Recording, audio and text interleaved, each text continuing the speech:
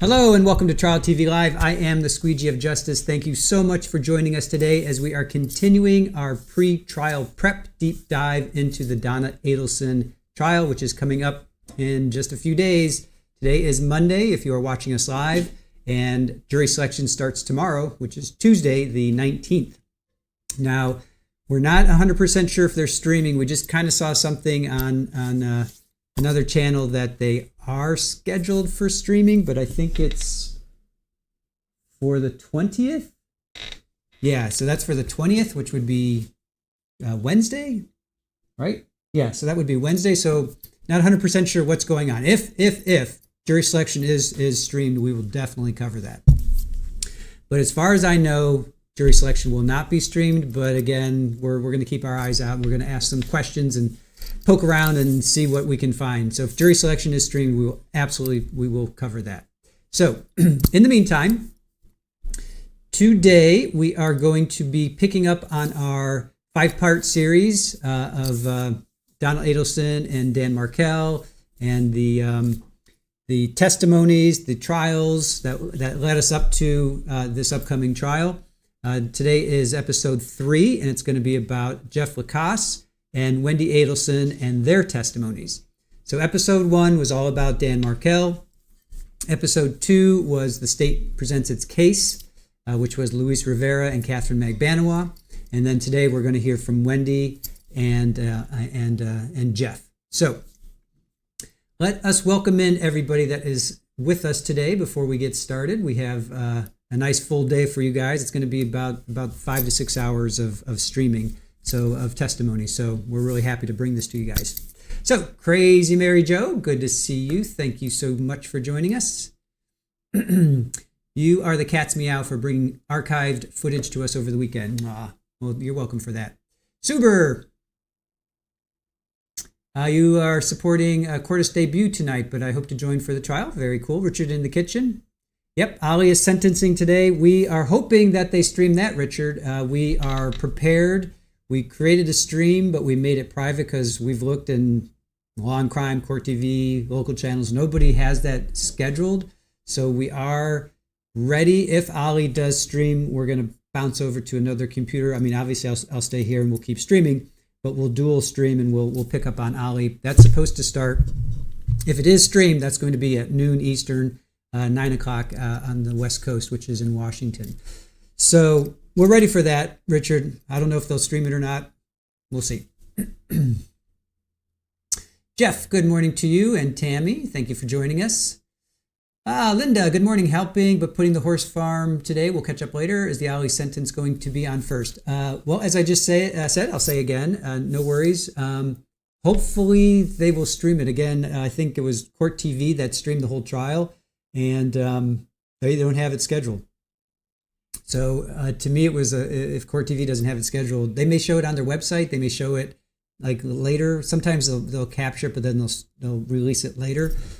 So if it's live, we'll grab it. We'll stream it on another computer.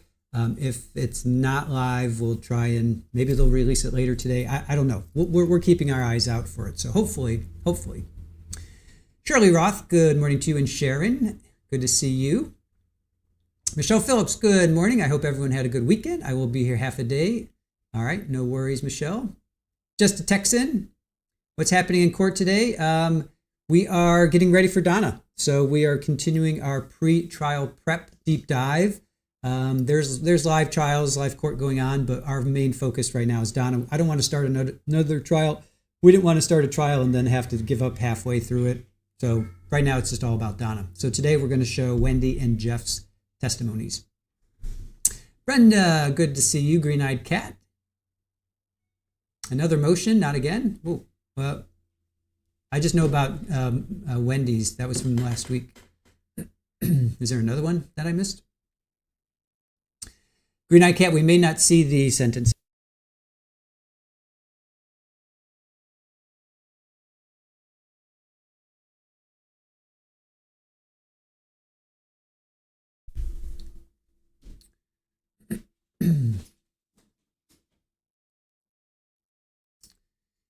Let's see. Lily Wayne, good morning to you.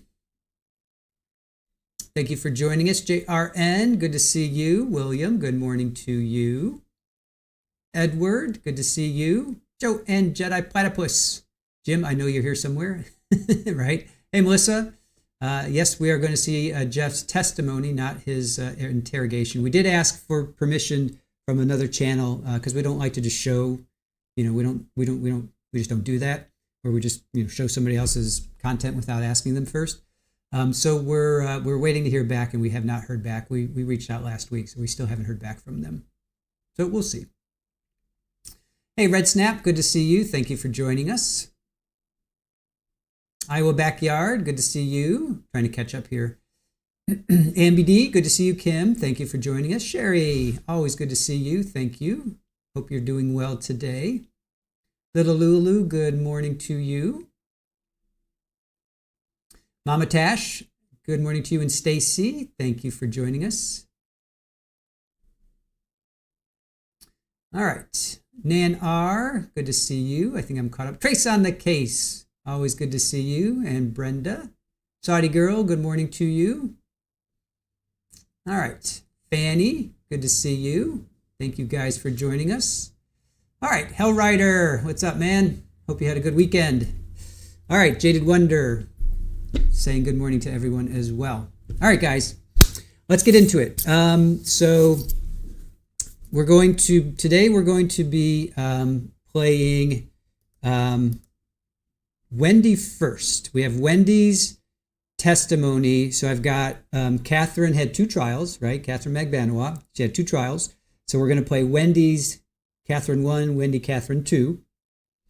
Then we're going to play Wendi Charlie. So Wendi testified in all 3. So we're going to play all 3 because I can't get enough of Wendi's testimony, and Miss Kappelman's cross is just, I love her cross. Then we're going to go back and we're going to watch Jeff and his Catherine 1, 2, and Charlie as well. No, I'm sorry, Catherine 2, we needed permission. So I can't play that one. And we also reached out to see if we could play his interrogations. So if we can get permission from the content creator from the channel, we'll play those. But they haven't talked to us. They haven't responded, I should say. So it doesn't matter. Right now, we'll have our hands full with Wendi. So all right, let's get to it. Let's get to it. Short Life, good morning, and Kelia, how are you? Short Life saying good morning. All right, guys, let's get to it. Oh, there's if you guys want this chart, Erin created this yesterday, or she made it available, I should say. So this chart, if you guys are interested, if you want that chart, if it helps you follow along, because I know there's a lot of people involved here. So if you want that chart, go ahead and check that out, or you can screenshot this, whatever you want. Stacy, is Wendi inconsistent in any of the 3? Well, let's find out. Let's find out. All right, let's get to it.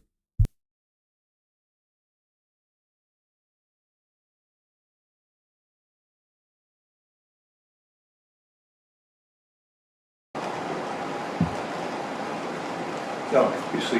Thank you, Judge. I mean, I'm not overly concerned about the deposition being a little bit late, but is her attorney here? I do not know the answer. All I know is that I made arrangements for Ms. Adelson to testify, and I'm going to have... They're here. Yes, Judge, they're here. No, I think you're asking about Mr. Rivera's attorney. No. Oh, Adelson. I'm sorry. Yes. So we need to have some discussion about immunity. Is she here? Let's have the witness take a stand. Should I call off my report? I would like to mitigate costs, and I don't think that we'll be able to... Wait a little while. I don't think we'll be able to complete the deposition today then, because we're going to lose the reporters at 6. Come on up, man. Place her under oath, please. Swear affirm testimony about giving this text for truth, whole truth, and nothing but truth, like God. And could I get your name for the record, please? Yes, Your Honor. At the podium. Good afternoon, Your Honor. It's John Lauro, Lauro, and I'm counsel for Ms. Adelson. All right. And it's my understanding that the state is requesting the court to compel Ms. Adelson's testimony. Is that correct, Ms. Kaplan? Yes, Your Honor. All right. And based upon that, Ms. Adelson, testimony you provide and anything derived from this testimony cannot be used against you, but you will be required to answer all relevant questions. Do you understand that? Yes, Your Honor. All right. Anything else you want to make? No, Your Honor. Thank you. All right. Anything else? Yes, sir. All right. Ms. Secretary, please.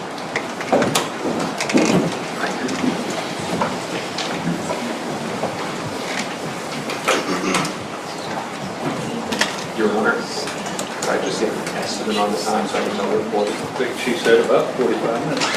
Would we then break after theirs and reserve cross for Tuesday? No. We're going to finish today with this witness. I understand. I don't believe that we're going to be able to do the deposition today. That's up to you. You guys can secure a reporter for us. We'll use our reporter. Oh, tonight you mean? Have to work on that. Don't know. Wait.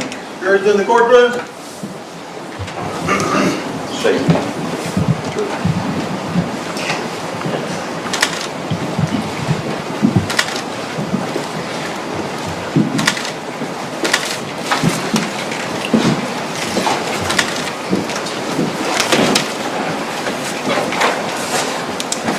Everybody be seated, please. Proceed, Ms. Kaplan.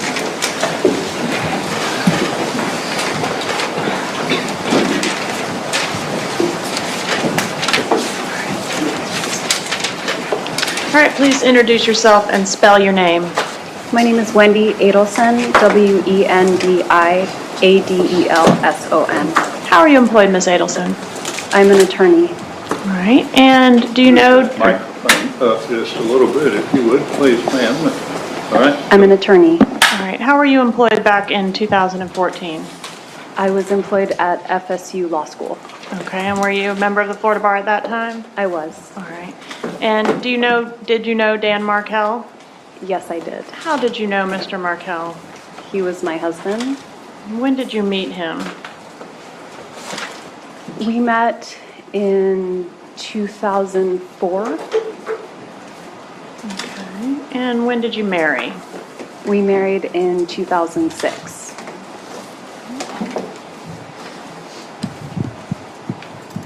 Did you ever live in Tallahassee? I did live in Tallahassee. When did you first move to Tallahassee? We moved to Tallahassee in the fall, August of 2005, and we lived in Tallahassee that academic year, so from 2005 until the summer of 2006, and then we spent a year living in Miami from 2006 to 2007, and then I lived back in Tallahassee from 2007 to 2014. Why did you move to Tallahassee the first time? The first time we moved to Tallahassee for Danny's job. He got a job at FSU Law School. All right, and what about the second time? And the second time we moved back to Tallahassee because he had tried to get a job at University of Miami Law School and it didn't work out. All right, so both times it was for his employment? Yes, Okay, did you like living in Tallahassee? I did. All right, and did you live on Trescott Drive? We did. Showing the 6 is that the home you lived in, the marital home you lived in here in Tallahassee? That was our home. And where are you from, Ms. Adelson? I'm from Broward County originally.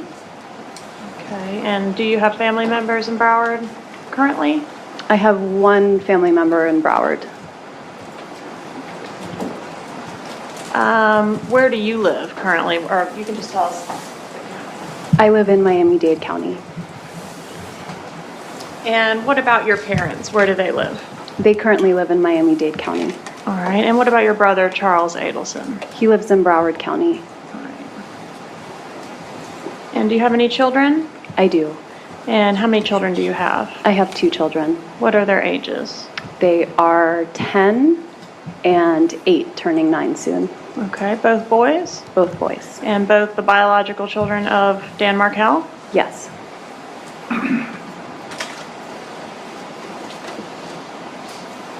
How are your family members employed, specifically your parents and your brother? My mom is not currently working very much. She helps out with my dad's office. My dad is a dentist, and my brother Charlie is a periodontist. And does your family have a dental practice in South Florida They do. that they own and operate? They do. Okay. Is your family in South Florida wealthy? And that's a relative term. Are you asking me to speculate? No, I'm asking if they're wealthy. You may, if you don't know, you say you don't know. It depends how you define wealthy. Okay. Are they millionaires? No.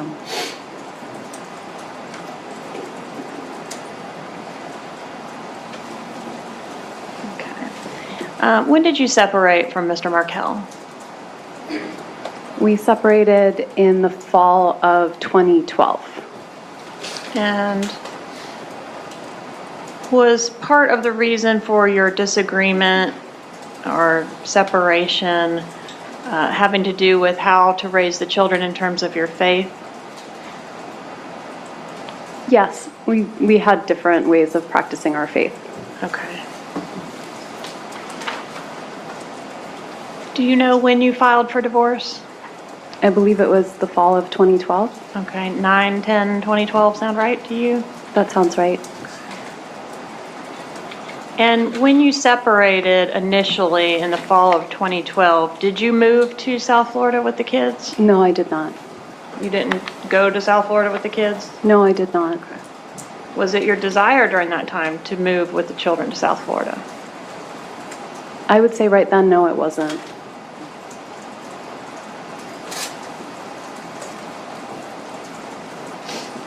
Are you familiar with a court order ordering you to come back to Tallahassee from South Florida? I'm not familiar with that. When you moved out from the marital home there on Trescott Drive, you lived at another residence in Tallahassee, is that correct? I did. And do you recall the address there? I do. 3303 Aqua Ridge Way. Okay. And was there a time during the time that you were living there at Aqua Ridge that you determined that you would like to move to South Florida with the children? There was. All right. And were your parents very involved in trying to facilitate that relocation? My parents were supportive of me moving to South Florida. Would you describe your parents as being over involved in your personal business? As compared to other people's parents? Yeah. I don't know.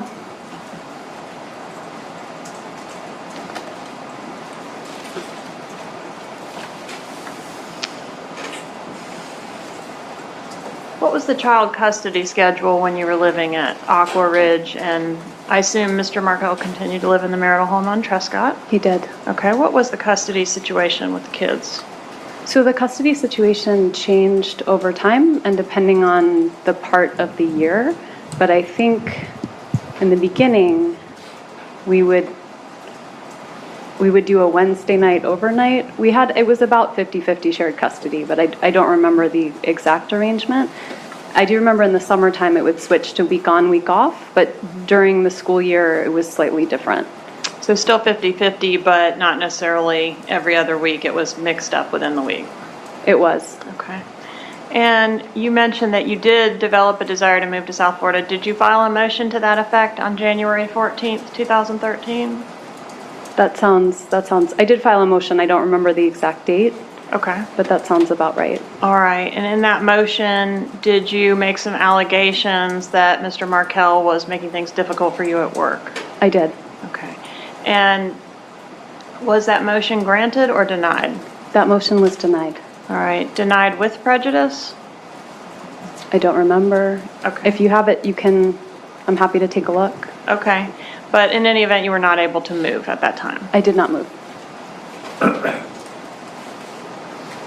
And were you upset about being stuck in Tallahassee? I was relieved. You were relieved. You wanted to stay in Tallahassee. I was happy at my job.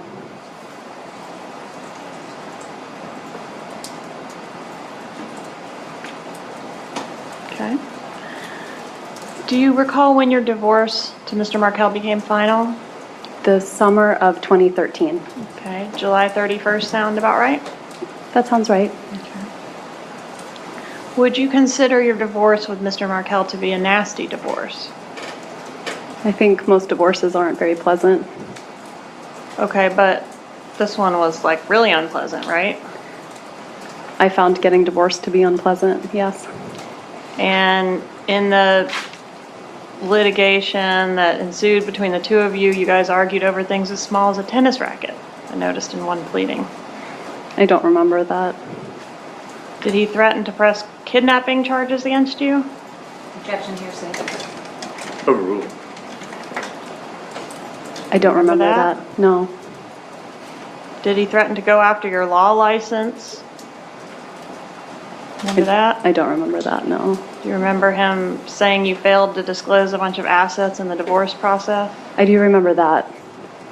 Okay, did you guys have any mediations as part of your divorce? We did have mediations leading up to settlement. 2 8-hour mediations, correct?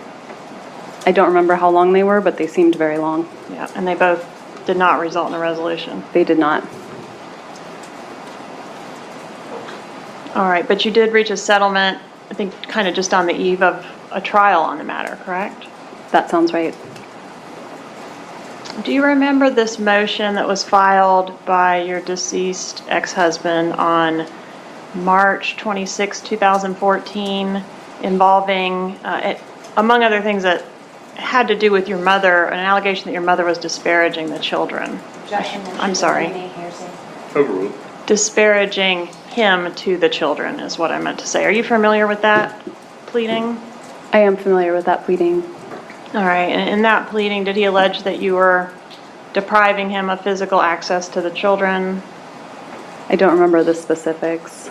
Do you recall whether he was complaining about you refusing to communicate with him about right of first refusal to the children during your time with them? I know he was frustrated about the Skyping. Lack of communication via Skype? It's hard between to you and the Skype children? with two toddlers, yes. All right, and in that motion, do you recall him being upset about an allegation that you let the kids eat non-kosher foods? I remember him being upset about that in general, but I don't remember whether it was an emotion or not. What does that mean, non-kosher foods? So kosher rules have to do with the separation of milk and meat, or dairy and meat. So non-kosher foods would be meat that hasn't been killed in a way that conforms with Jewish law, or the mixing of the two. And is observing those types of eating habits something that's important to you? It is not important to me. And was it something that was important to Dan Markel? It was important to Danny. And it was important to him that the children observe that way of eating, correct? It was. And in that motion, did he seek to restrict your mother's contact with the kids to supervised visits only? I don't remember, but if you'd like to show me the motion, I can take a look. Okay, but you don't remember that portion? No. All right. Do you remember the allegation that your mother made statements to the children that Grandma hates you, Hearsay. Hearsay. Overruled. Grandma says you're stupid, your father is trying to take my sunshines away, anything like that? Do you recall? No, but again, I'm happy to look at it if you'd like to show me. I understand. Do you recall that Mr. Markel was seeking sanctions against you personally in that motion? I don't remember that.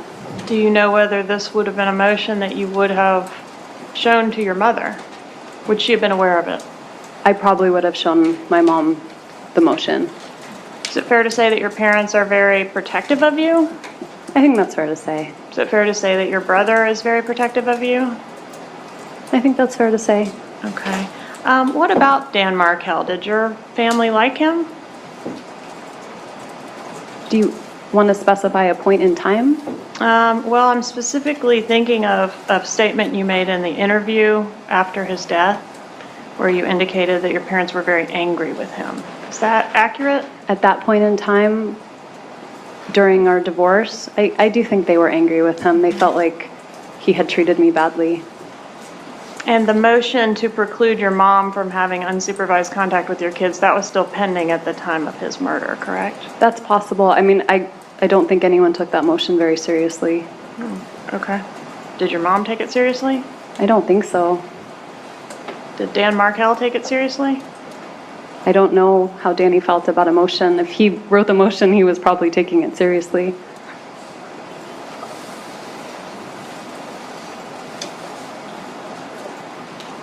I want to approach with some emails. Have you had an opportunity to review State's Exhibit 80? Your Honor, could I see what the state's of children? Please.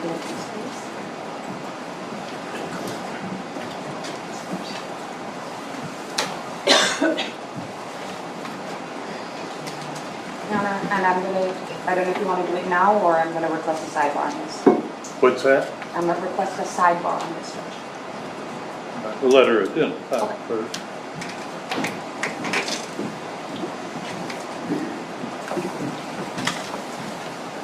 This is State's Exhibit 80. Just take a moment and flip through, make sure this is the exhibit you reviewed previously.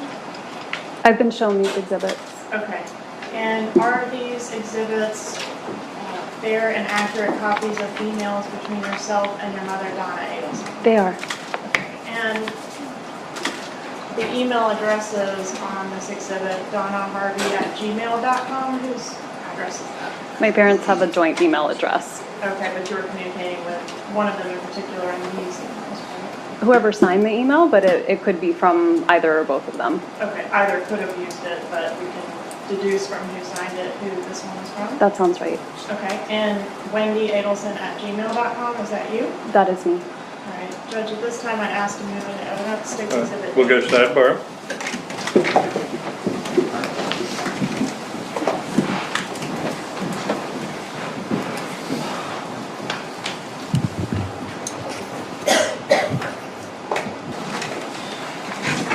Let me give a brief legal explanation to the jury. You've heard a number of hearsay objections about things that were said by Mr. Markel, things that are in these emails by another person who may not be testifying.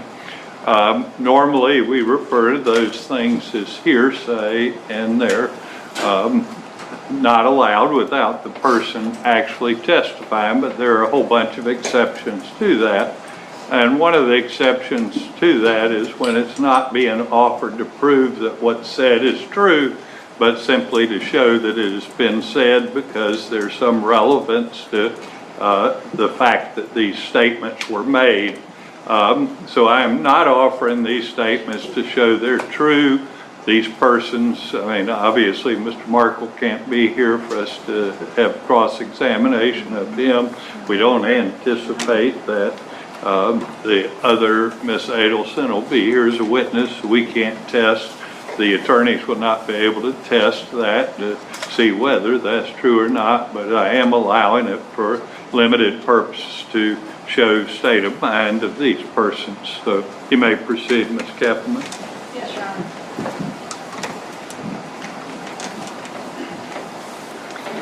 I noticed in the emails that your mother referring to, who I think is Dan Markel, as Jibbers. What does that mean?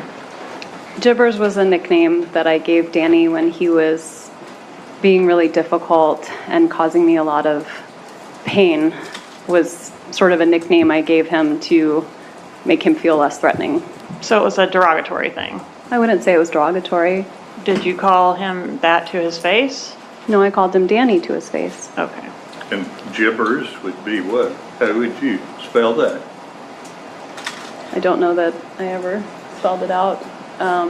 In the emails, I think it's spelled with a J, but I guess you could spell it with a G. Jibbers.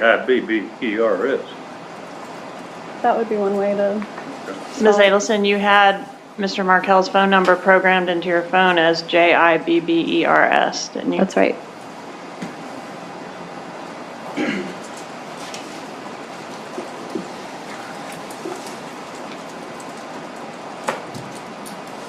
Do you know much about your brother Charles Adelson's business practices? I know that he does implant surgery. Do you know anything about whether he offers discounts for cash or does a lot of business in cash? I have no idea. Do you know if there's a safe in your parents' house that has stacks of cash inside? I don't know about a safe with stacks of cash. So you don't have a stack of cash in your parents' safe that's Wendy's stack? No. Okay. Did Charlie Adelson like Dan Markel? And again, I'm referring to the time frame before his death. I mean, I think he was also, he would listen to me when I would tell him about things I was upset about at the time with the divorce. So whether he liked him or didn't like him, he certainly was supportive of me. Okay, but he never expressed any dislike? No. Did he mention hiring a hitman to kill your husband? Objection, hearsay. Overruled. No.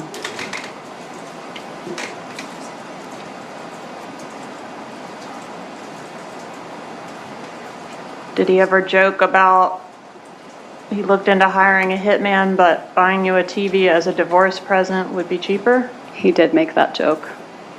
He tended to repeat himself, and sometimes he would make jokes that weren't very funny about all kinds of things. All right, and was that TV, did he buy you a TV as a divorce present? He did. And was that TV the same TV that was being repaired at your residence at the time that your husband was murdered? It was. Who made the arrangements for that TV repair? I did. Your mom didn't make those arrangements? I don't believe so.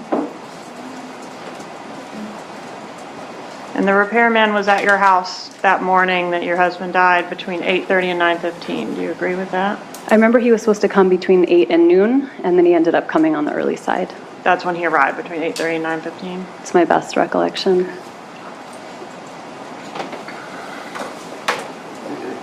Did Charlie ever say that he considered all possible options to take care of the problem being Dan Markel? Objection, hearsay, and, Oh. Your Honor, may I just have a standing objection so I don't keep You bet. interrupting Ms. Kathleen? Thank you. Did he ever say that? No. After the murder of Mr. Markel, did Charlie Adelson take you out for a celebration dinner? No. Do you recall any dinner shortly after Mr. Markel's death where you were with Mr. Charlie Adelson and vomited? I do remember that dinner. I'm sorry? Go ahead, I interrupted you. After Danny died, I was terrified that someone was going to come after me or my children and harm us as well. And so I didn't leave my house for about a month. And when I finally felt ready to leave the house and have dinner, I told my brother that I wanted to have dinner, that I was ready to finally go to a restaurant and eat a meal again. And I'd barely eaten for a full month, just out of grief and shock. And so that night, when I finally ate for the first time, they ended up taking a while before they sat us, and they sat us at the bar, and I had a drink, and I wasn't used to eating anything or drinking alcohol, and I threw up at the table. The only time in my life I've done something like that, but it was certainly not a celebration. And you never heard your brother refer to it in that way? No. Were you involved in any way in a plot to kill Dan Markel? No. Do you have any knowledge, other than the statements you said your brother made or the jokes your brother made, do you have any knowledge of anyone being involved in a plot to kill your husband? No. Do you know Catherine Magbanwa? I have met her before. How do you know her? We met one time at dinner when I came home, and my brother introduced me to her. And I think we might have gone to the beach once with her and a friend for a few hours. I'm going to show you what I've marked as State's Exhibit 36.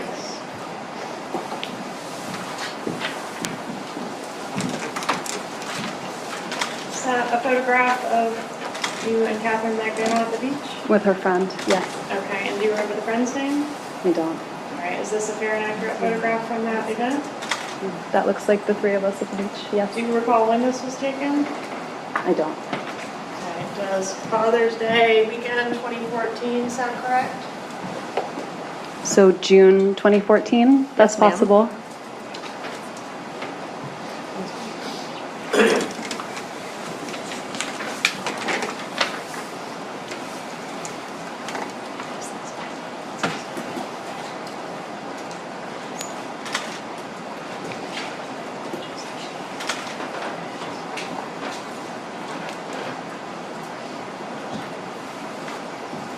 All right, would it refresh your memory to look at the data associated with that photograph? Sure.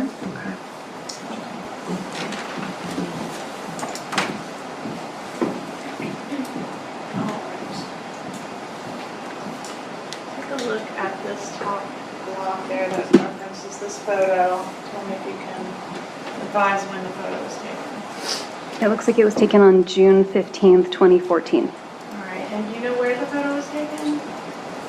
I think that's South Beach. Close to where your parents were living in the condo? Yes. And did you say how you know Ms. Magbanwa? She was dating my brother. Judge, at this time, I'd ask to introduce Stakes 36. Is there objection? None for Mr. Garcia, Judge. None for Ms. McDonald, Your Honor. It'll be admitted.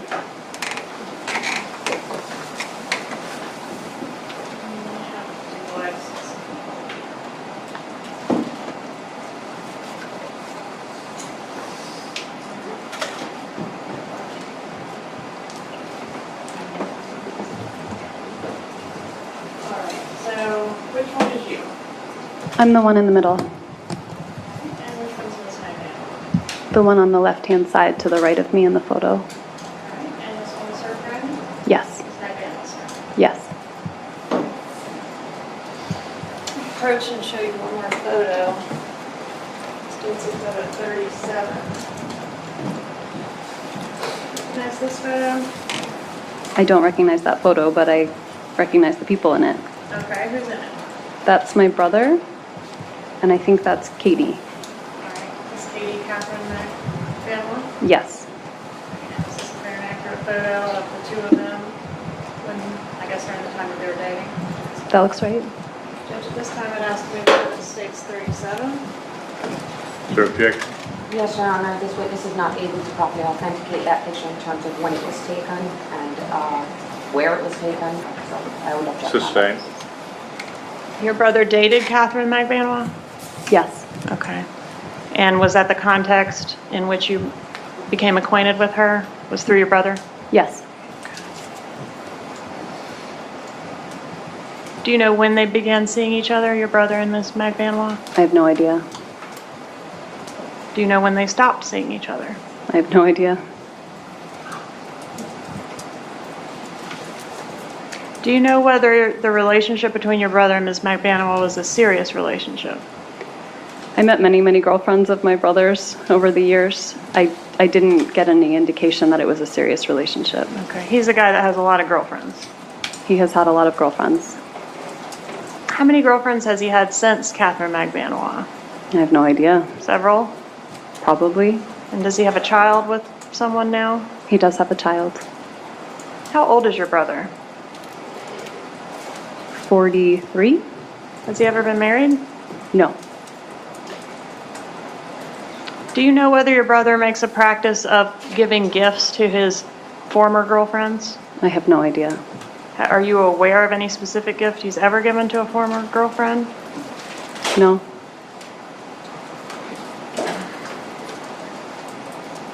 Do you know Sigfredo Garcia? No. Have you ever met him? No. I want to ask you about the week prior to Mr. Markel's murder, like June 30th through July 10th, 2014. Were you in South Florida that week? I know I was in South Florida for my father's 70th birthday. My dad's birthday is July 5th. I don't remember if his party was on his actual birthday or a little before or a little after, but I remember I went down for his birthday. Can you tell the jury whether or not you were in South Florida on July 1st, 2014? I couldn't say for sure. Okay, but it would I be may have traveled that day. I don't remember exactly when I went down. I only remember I was there for probably about a week and that I went down for my dad's birthday. But I couldn't tell you more exactly than that. Your dad's birthday's on the 5th? It is. What month? Of July?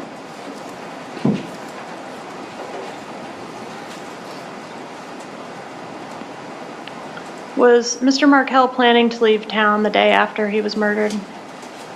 I believe he was. Do you know where he was going? I believe he was going to New York to visit his girlfriend. And how old was Mr. Markel when he was killed?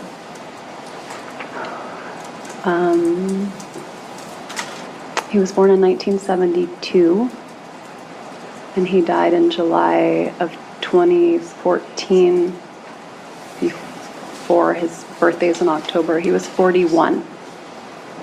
41 years old? Yes. Did law enforcement in this case analyze your cell phone? I gave them my cell phone. Okay. And in your cell phone, you have some contacts for Donna Adelson, Harvey Adelson, and Charlie Adelson, as well as Gibbers, who we've established as Dan Markel. Are all the phone numbers in your phone for them accurate phone numbers for those folks? I would imagine so. And I want to ask you about some recorded phone calls that were taken in association with this case. Did you have an opportunity to review a disc of some of those phone calls? I did.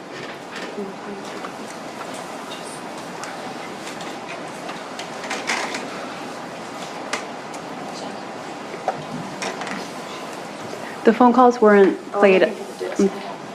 I'm sorry, hold on just a minute. Yep.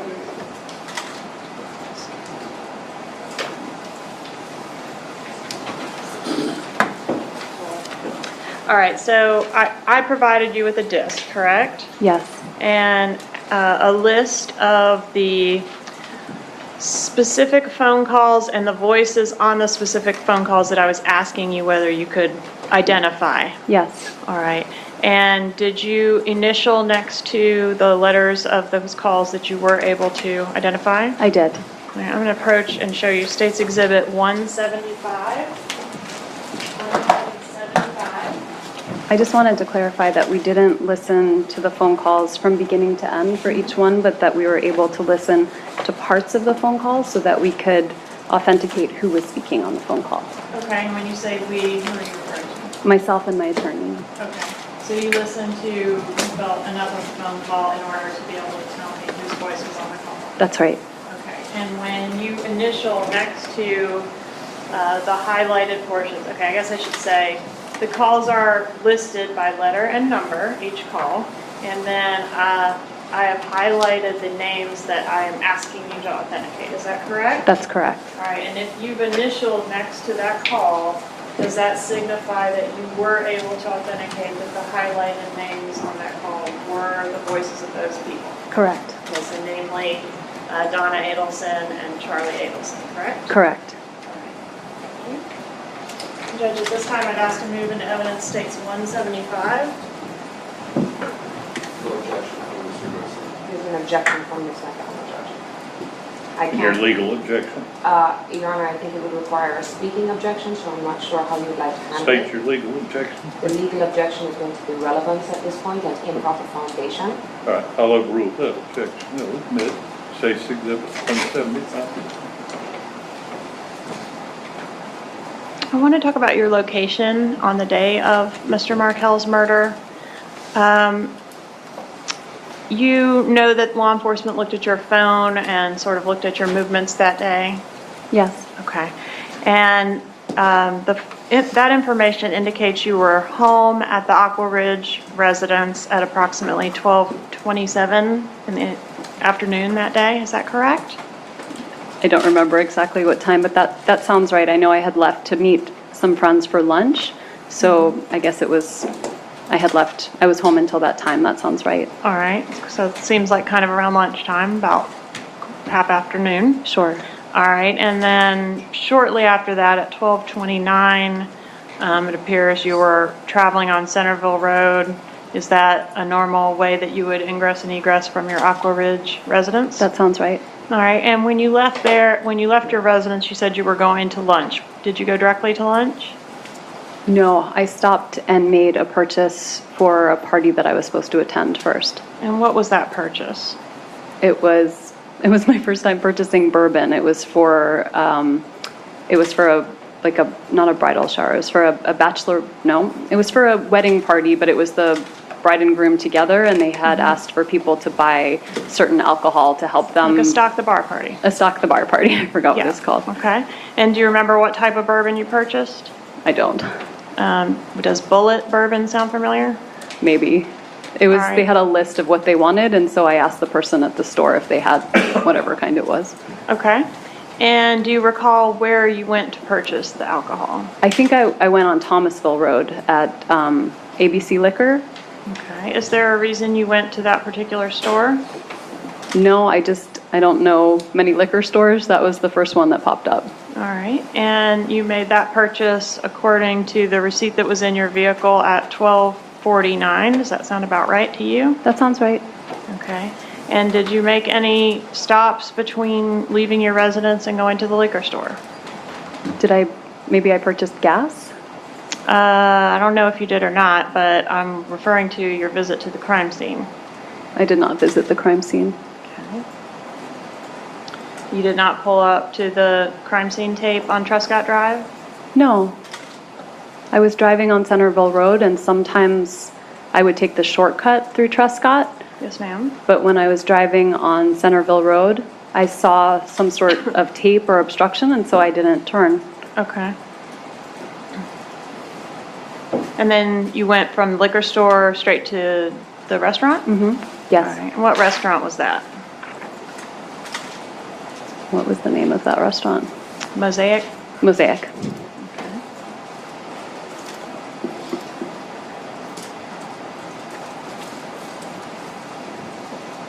Have you seen the photographs that were taken of your vehicle? I have not.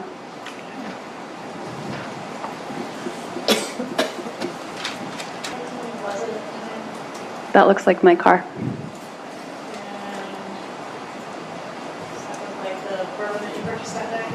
That looks like bourbon, yeah.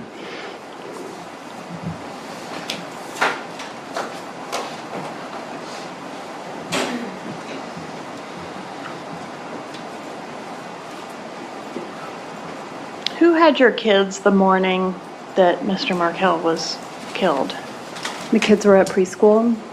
But I mean, at what home did they wake up that day? That morning, I think they were at Danny's house.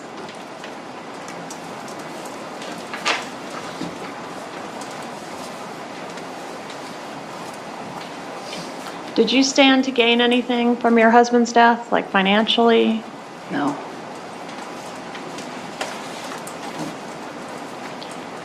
Do you know how much the lawyers that assisted you with the divorce process and litigation that followed the divorce, do you know how much they cost?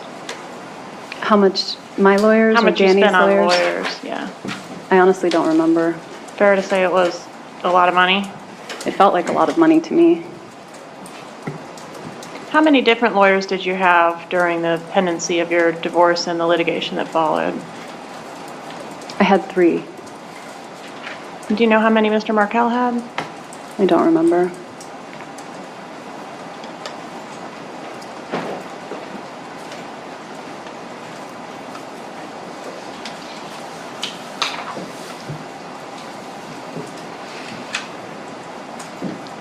Do you remember your mom suggesting a plan to offer Danny $1 million to allow the relocation of you and the children to South Florida?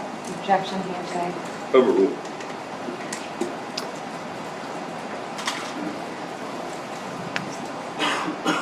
I'm sure I knew about it at the time that it happened, and then I had my memory refreshed about it recently.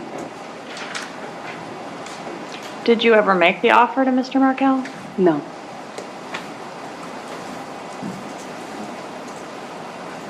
Did you move to South Florida after their father was killed with the children? So after he was killed, I packed a weekend bag and went to South Florida for what I thought would be a couple of days, maybe a week. My son's birthday was July 29th, and I thought we'd be back in Tallahassee by then. Did you ever come back? I did come back a few times, but not permanently. Okay, so you ended up moving there permanently. I wouldn't say it's permanent, but I'm living there right now. Okay. Well, it's been 5 years. It has been a while. I've been exploring options for employment in many different places. Okay. And when you initially left to go to South Florida, was that the same day as the funeral service for your husband? No. Was it the day after? It might have been the day after or the day after that. I don't remember.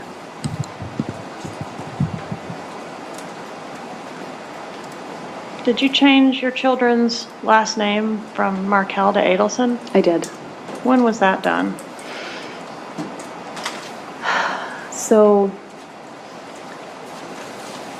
after Danny died, there was a lot of press coverage, and CNN put pictures of my children's faces unblurred on national television. Newspapers put their names without any consideration to the fact that they're children.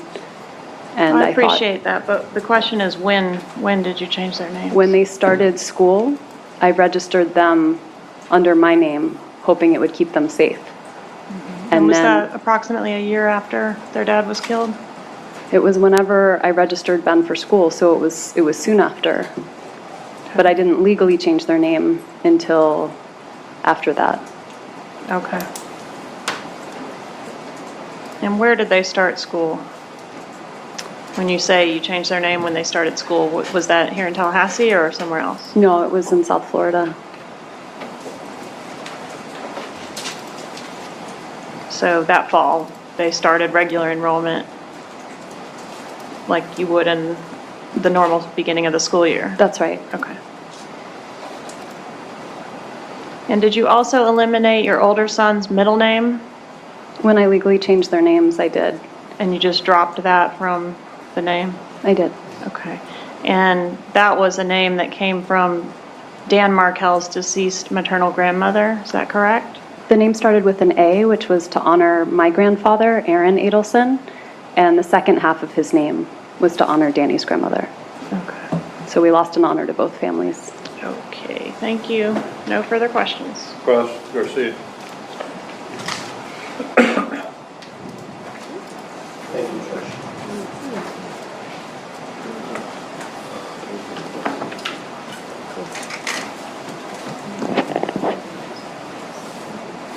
Ms. Adelson, I represent Mr. Garcia, and I'm going to ask you some questions, okay? Okay.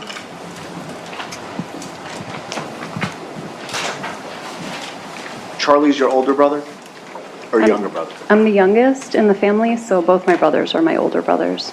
And how many years older is Charlie than you? He's approximately 3 years older. Would you describe your relationship with your brother as a close relationship? I would. And the brother I'm referring to is Charlie. And just for the record, all the questions I have with regards to brothers is going to be focused just on your brother Charlie, okay? Okay. Charlie graduated high school, He did. college, He did. dental school, He did. so he has a substantial educational background. Yes. Would you consider him to be book smart? He did very well in his classes. So that would potentially be a yes. yes. What about street smart? Do you think he was kind of street smart? I think he's good with people. And would it be fair to say that he has a wide range of friends, different types of friends? He has a lot of friends. Would you say, well, are there certain friends that he goes out nightclubbing with? I don't know. He doesn't talk to me about nightclubbing. Okay. Well, when he has social events, do you ever go out with him socially? I haven't in a long time. I'm pretty busy with my kids. But I have once or twice gone out with him. And is it the same types of friends that he goes out to these social events with? He would usually go with his roommate, who's, I don't think they're living together anymore, but they lived together for a while. Would you agree with me that your brother Charlie was I don't want to call him like a socialite, but he would frequent the nightclub scene? I honestly don't know that. So your single brother is a pretty handsome guy, right? I think he's handsome. Right. We've seen his pictures. Good-looking guy. Never been married, right? No. And what kind of car does he have? For a while, what does he have? What is he driving right now? Well, He let me- likes let me- cars. Like He has a lot of cars, right? And these aren't like Hondas or Toyotas. They're Mercedeses and Ferraris, right? he drove an unmarked police car for a while. But that wasn't my question. My question was, did he ever have a Mercedes? I think so, yeah. Okay, and it wasn't like a C300. It was like a 5 Series, right? I honestly don't know anything about cars. Well, it was the bigger Mercedes, right? It was big. It was the bigger one. And he also had a Ferrari, right? I know he had one really fancy car, but I don't remember what brand it was. Okay. So you're telling this jury that you don't remember if your brother had a Ferrari? Cars are really not important to me. You saw mine. I drove a minivan.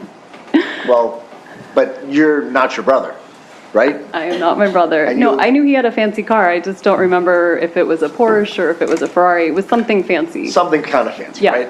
Okay. So you have a pretty successful brother, right? He's successful, yeah. And he likes to show off his success with his extravagant cars, correct? He likes fancy cars. Okay. Handsome guy, in good shape, right? He's handsome. And you indicated that he had a lot of girlfriends, right? Yes. Now, I know you didn't go clubbing with him, but were you aware that he would go to like Miami Beach a lot? I mean, Or South Beach? Sure. I mean, I couldn't say how often he went out or where he was going. It's just not something I would really talk to him about.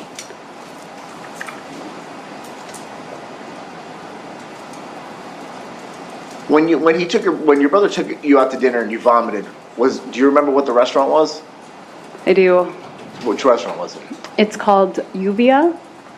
Okay, where's that located? It's on Lincoln Road. Okay, and Lincoln Road's in South Beach, right? Lincoln Road is in South Beach.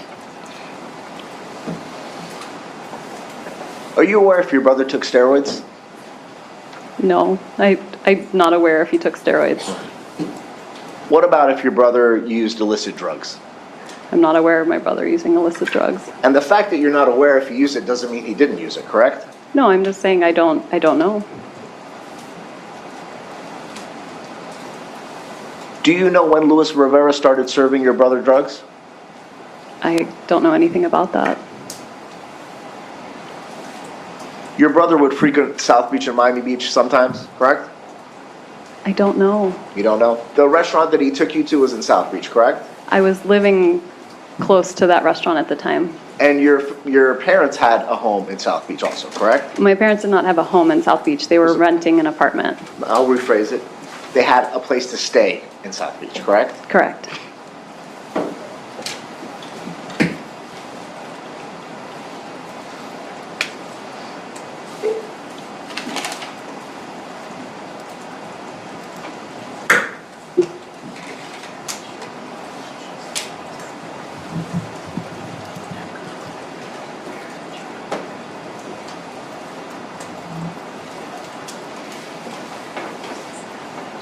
I have no further questions. Thank you, Madam. Thank you, Your Honor.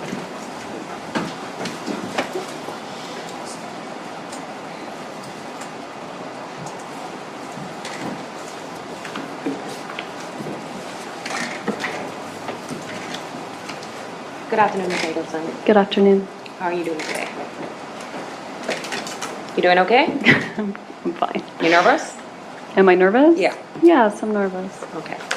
Now, you stated on direct examination that you are a lawyer, I am a lawyer. right? So you understand that the oath that you took before you took the stand, correct? Yes, You know the consequences of not being truthful here, of course. and you also have a separate obligation as an attorney to tell the truth, right? Of course. Okay.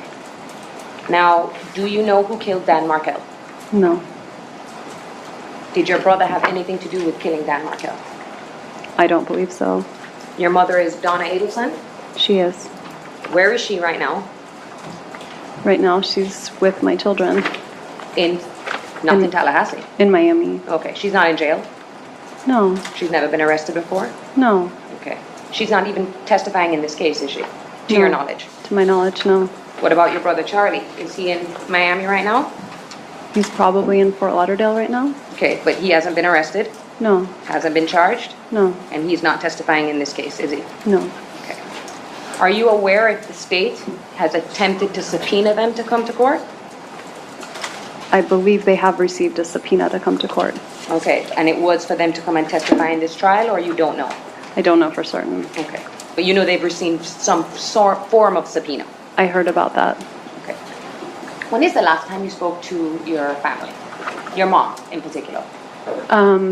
This morning, I called to check in on the boys. Okay. How is your relationship with your parents now? Is it estranged in any way, or you still have a good relationship with your parents? I still have a good relationship. What about your brother Charlie? I still have a good relationship. When is the last time you spoke to Charlie? Probably last week at some point. Okay. Now, you had mentioned that Charlie is a father. He is. When did he have his child? Is it a boy or a girl? It's a boy. Okay. He was born in December 2017. Okay. So about, I would say that's over a year after Miss McBanwell's arrest. I couldn't say. Okay. Do you know who the mother of that child is? I do. Who is she? You want her name? Yes. Her name is Bree Price. Okay. And is he married to her now? He's not married. Are they still together? Depends on the day. And do you know if he has any other girlfriends at this point? I have no idea. All right. Have you been keeping up with the media coverage in this case? I don't watch any media related to this case. Okay. So, but you are aware of the attention that has been brought on this case? I'm aware only because of the constant death threats that I receive, yes. Okay. So just to specify, you haven't watched any of the specials that have been on air about this case? I have not watched any of them. Do you know if your parents have watched any of the specials on this case? I advise them not to. They may have seen bits of them, but I don't know for certain. What about your brother Charlie? I don't know. Did you watch the state's opening statement in this case? I did not. You did not? I did not. Okay. So you're not aware of what the state's theory is in this case? I'm not. Now, you mentioned on direct examination something about listening to some recordings that the state provided to you. Yes. Okay. Is that the first time you ever listened to those recordings? Yes. Do you know what those recordings are about? There are many, many recordings. Okay. Did they give you all of the recordings? I don't know. I listened to what I was given, but I don't know if there's more. How much time did it take you to listen to the recordings that you were given? Again, I didn't listen to the entire thing, so probably about an hour to go through all of the recordings and listen to excerpts of each of them. Of each of them. So you're not aware if the state gave you all of the recordings that they provide, that they have in their possession? I have no idea. Okay. Did they have you listen to any recordings that occurred before April 19th of 2016? Sorry, 2016. So I'd have to see the document to remember the exact date on it. I do remember my birthday's in April, so I remember the dates being close to that, but I don't remember exactly. Did they ask you to listen to the phone call where Charlie Adelson is talking to Miss McBanwell about work? I listened to something. Object, Judge. Sustained.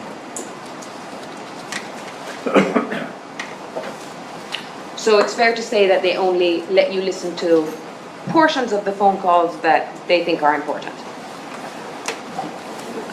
I was given conversations and I listened to some of them to authenticate voices, but I don't know.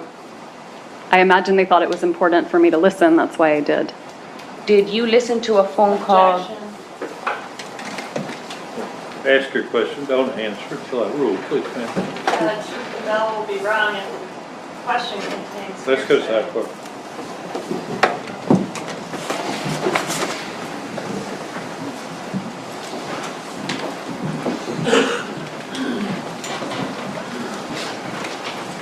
Needed to wake y'all up.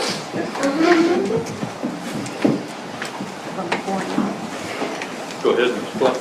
So the question was, Ms. Adelson, did they have you listen to any phone calls where it was a conversation between your brother and your mother, if you were able to identify any conversations like this? I think I did yes. Now, I want to talk about the circumstances surrounding your actual divorce, Okay, which I believe you said was finalized in 2013, right? yes, You just left your divorce papers on a mattress of Dan Markel in the house and left town. Is that correct? no. How is it that you delivered the divorce papers to him? I called him to let him know that I wanted a divorce. It wasn't the first time I asked for a divorce, but it was the last time. And told him that I would see him when he got home. Not home, but back to Tallahassee. And then I did leave the papers for him, but I didn't leave town. I was still in Tallahassee. Okay. So he was actually aware of that you were going to be seeking a divorce before you actually delivered the papers to him? I had asked for a divorce several months earlier. Okay. That's when we started going to counseling. And he told me that if I tried to get divorced from him, that I could leave with the clothes on my back and that he would take the kids and that I would be penniless. And so when I actually asked for a divorce, I thought it best not to be there. So is it fair to say that this was not a mutual thing between the two of you, that Danny did not want a divorce? I don't think he wanted to get divorced.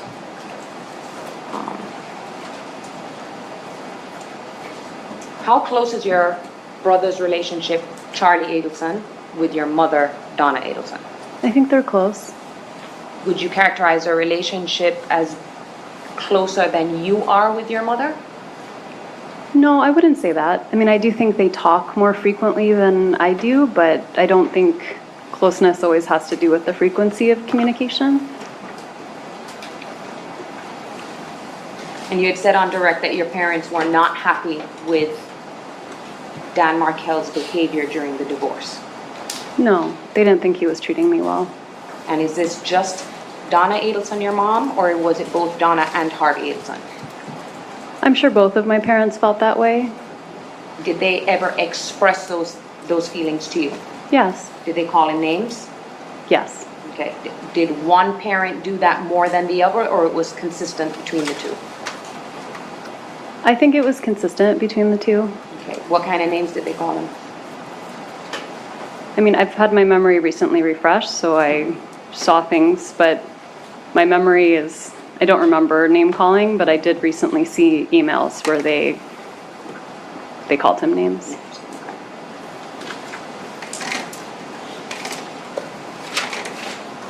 Now, after the divorce, you started dating I did. other people, right? When is it that you had your first, I wouldn't say serious boyfriend, but your first boyfriend after Dan Markel? Probably within a month. Okay. When did he, if you know, did he start seeing anybody else after the divorce? He did, but I don't know when it started. Okay. And is that Amy, or was it some other person? I know about Amy, but I don't know if there were other people before Amy. Did you know what, at the time of the murder, do you know what, if any, future plans Dan Markel had? I couldn't really say about his future plans, but I felt like by then he and Amy were pretty serious, and he was trying to spend as much time in New York as possible. Do you know if his intention was to, and it's only if you know, it was his intention to remain in Tallahassee, or do you know if he was planning to leave the state? I think he always planned on leaving Tallahassee. It was just a question of when. Okay. Do you know why? Did he have an aversion to Tallahassee, or No, just... it wasn't an aversion to Tallahassee. He was a very ambitious person, and so from the moment we arrived in Tallahassee, he was always looking for a stepping stone toward a better university where he could teach. And he took a very special interest in what he did, which is, he's a law professor. Right. He graduated from Harvard, and he studied criminal law. Right, that was his specialty. Okay. And did there come a time where you were dating someone by the name of Jeffrey Lacasse? Yes, You know who that is? I do. Do you remember when you started dating Jeffrey Lacasse? I don't remember exactly, but 2013. Okay. Do you remember how long you dated him for? I remember it was less than a year. but probably more than 6 months. Were you dating him at the time leading up to the homicide, which would be July 18th, 2014? We broke up a few weeks before Danny was killed, or a week or so. We broke up before Danny was killed. How would you describe your relationship with Jeffrey Lacasse?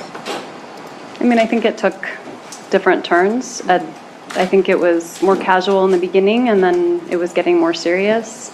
And then I was feeling more committed to the relationship. And then in late June, we had this big fight.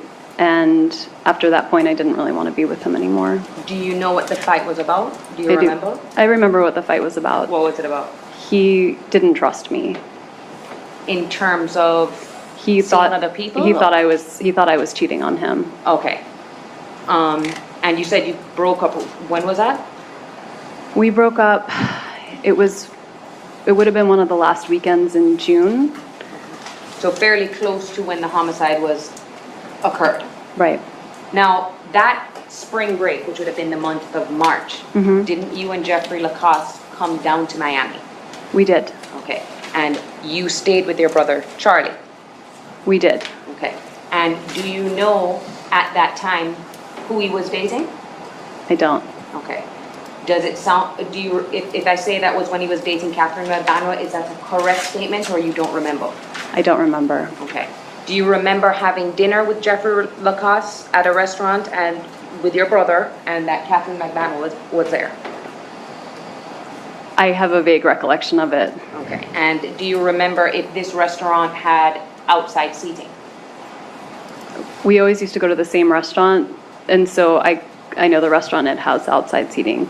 Okay. And when you met Catherine Magbanua, Charlie introduced you to her as his girlfriend? Probably. Okay. Definitely as someone he was seeing, right? I don't remember if he used the term girlfriend, but in a romantic kind of way. Okay. Not as just a friend. And am I characterizing Mr. Charlie Adelson correctly when I say, you had said he has lots of girlfriends? I've met lots of girls over the years, which is why it's hard to remember whether I had dinner with one person versus another. Do you know what his thoughts and beliefs are in marriage? Does he not believe in marriage? I don't think he's so pro-marriage, no. Okay. Do you know how many times you met Katie? We talked about the time on the beach, and then we've already now talked about a dinner. I remember vaguely those two. I don't remember any other time. Do you remember the name of the person that was in that picture with you? No. Okay. Does Yindra Velasquez Mascaro sound familiar? No. Okay. Now, you didn't have a really close relationship with Katie, right? No. Okay. Did you know that Katie has 2 kids? I did. Remember, Ms. Kawas, we're not going to get all the first names. Okay. Oh, I'm sorry, Judge, I apologize. Did you know that Miss Magbanua had children? I did know that. Okay. Did you ever discuss with Miss Magbanua the details of the divorce that you had before she even knew who your brother was? That wouldn't be possible because I only met her with my brother. Okay, so you didn't talk, your relationship wasn't a close relationship where you would talk to her about Dan Markel? No. Do you ever remember having a conversation with Miss Magbanua about Dan Markel and your divorce? It's very possible that I brought it up, but Nothing stands out? No, not at all. Now I want to talk to you about the time of the murder, okay? The day before the homicide, all right? Okay. You had talked about your custody situation with Dan Markel, that it was a week on, week off.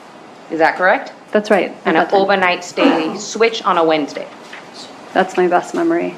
So a better way to describe it would be, if it's your week, you have the boys, but on Wednesday night they will sleep at Dan Markel, do an overnight sleepover at Dan Markel. Right. And then return them to you the next day. Or return them to school. And then you pick them up in the evening. Right. So the day of the homicide, do you remember what day of the week that was? I believe it was Friday. Okay. So the day before would have been a Thursday. Right. Okay. Do you remember what you were doing that day? I don't. Is there any way that you would have been walking down Trescott Drive with your 2 sons the day before his murder? No. don't live in walking distance, so there's no reason why I would have been walking down the street. No. You and Mr. Markel weren't on that kind of talking or speaking terms where you would be at the Trescott home and he wasn't there? No. Okay. You wouldn't go and take the boys for a walk on Trescott Drive? I don't think so, no. Okay.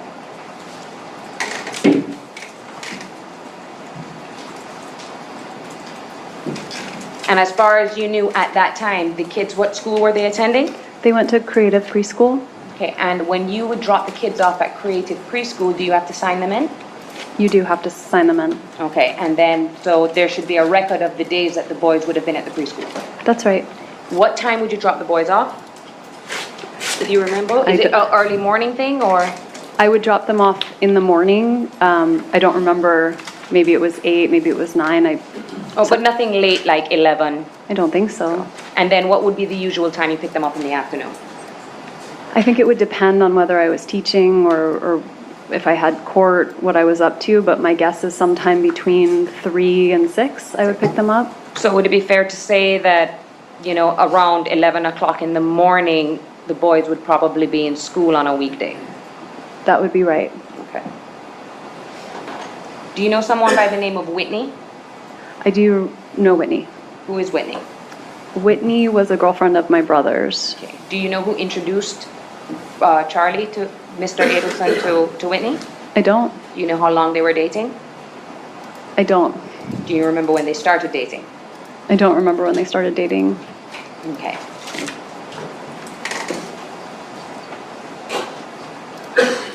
When did your brother buy you that TV? I remember having the TV in the house on Aqua Ridge. So sometime after the fall of 2012.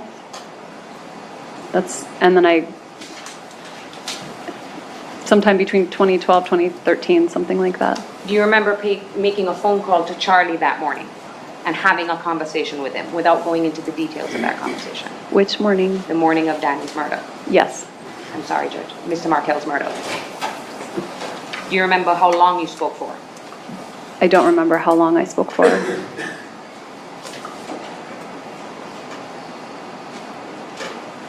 Now, you had described your brother as a talker. Is that fair to say? Yeah, I think I described him as more of a joker than a talker, but he does talk. Do you remember the circumstances under which he made that statement that the state talked about hiring a hitman, but instead I got you this TV? Who else was around when this statement was made? Well, he tends to repeat himself, so he kept repeating that joke because he thought it was funny. Okay, but do you remember the time frame of when that happened? Like, was this way before, you know, during the course of your divorce, or was this after? It would have been when he bought the TV. When he bought the TV. And that would be after the divorce. Well, not after I filed for divorce, right? But not after the divorce was finalized. So sometime after, I really don't remember when I got the TV, but maybe sometime starting with the fall of 2012, sometime around then, but it could have been 2013. Do you know, now your parents' apartment on South Beach, are they still living there? No. Okay, so they moved. They did. At the time, do you know how much their rent was in that apartment? I have no idea. You said they did not own that property? No. Okay. And now you said that you stayed in Tallahassee after the homicide. I stayed for a few days. Okay. And do you recall if Detective Isom tried to call you? After I had left? Before you left Tallahassee, but after the memorial service for Mr. Markel? He did not call me before I left Tallahassee, no. Okay. Did he try to call you? He called me when I was already on the road. Okay. About 4 hours away from Tallahassee. All right. Did he ever try to talk to you again? No. Has the prosecution? When is the first time the prosecution reached out to you to speak to you about what happened? I don't remember ever talking with the prosecution. Object, I have a question. Let's go sidebar.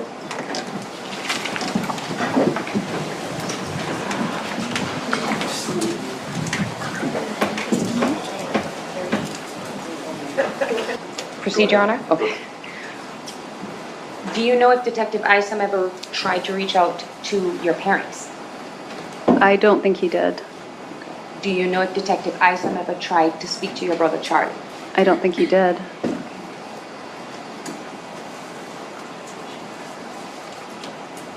Now, you are testifying today under a state subpoena, correct? Correct. And that state subpoena gives you immunity for your testimony, right? Yes. Can you explain to the jury, since you're an attorney, what immunity is? Immunity is freedom from prosecution. So that means that anything you say today can't be used against you if the state decides to arrest you later on. The state isn't going to decide to arrest me. Do you know if they consider you a suspect? I don't know. Now, the life insurance policy that the state was asking you about, have you received any money from the life insurance policy from Mr. Markel? I don't know if maybe in the beginning, the life insurance that Danny owed me about $100,000 when he died.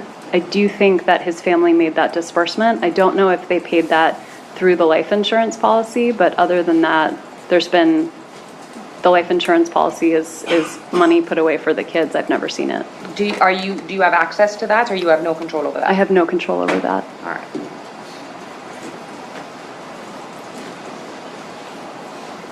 All right, and I have, where did you say, so your boys are now down in Miami with your mother, correct? At the moment, yes. Okay.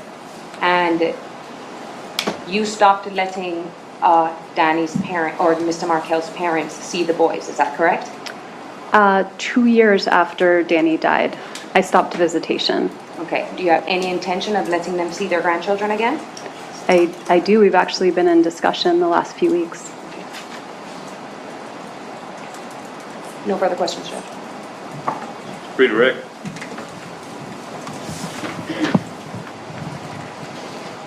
How many times have Dan's parents been able to see your boys in the last 5 years?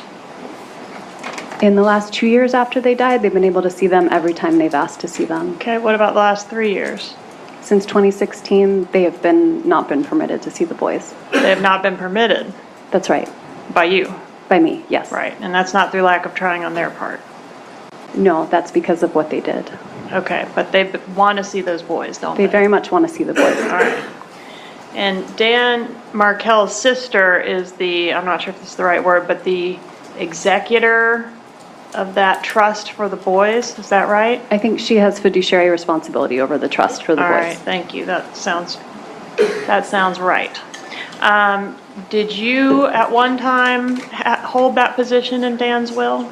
Oh, before we got divorced, I probably did. Okay, but sometime after the divorce, he changed that over to the sister. He must have, yes. Okay. And did you initiate proceedings to try to fight that decision that he made to make the sister the executor or the beneficiary, have the fiduciary duty for this money over you, to the disbursement to your children? Can you repeat can you rephrase the question for me? Did you initiate any type of proceeding at any point to try to contest or fight Dan Markel's sister being appointed as this fiduciary for the life insurance for the boys? I don't believe that I did. You did not? I don't remember doing that, no. No further questions? All right, any juror have a question of this question? If you do, write it down. We'll go sidebar.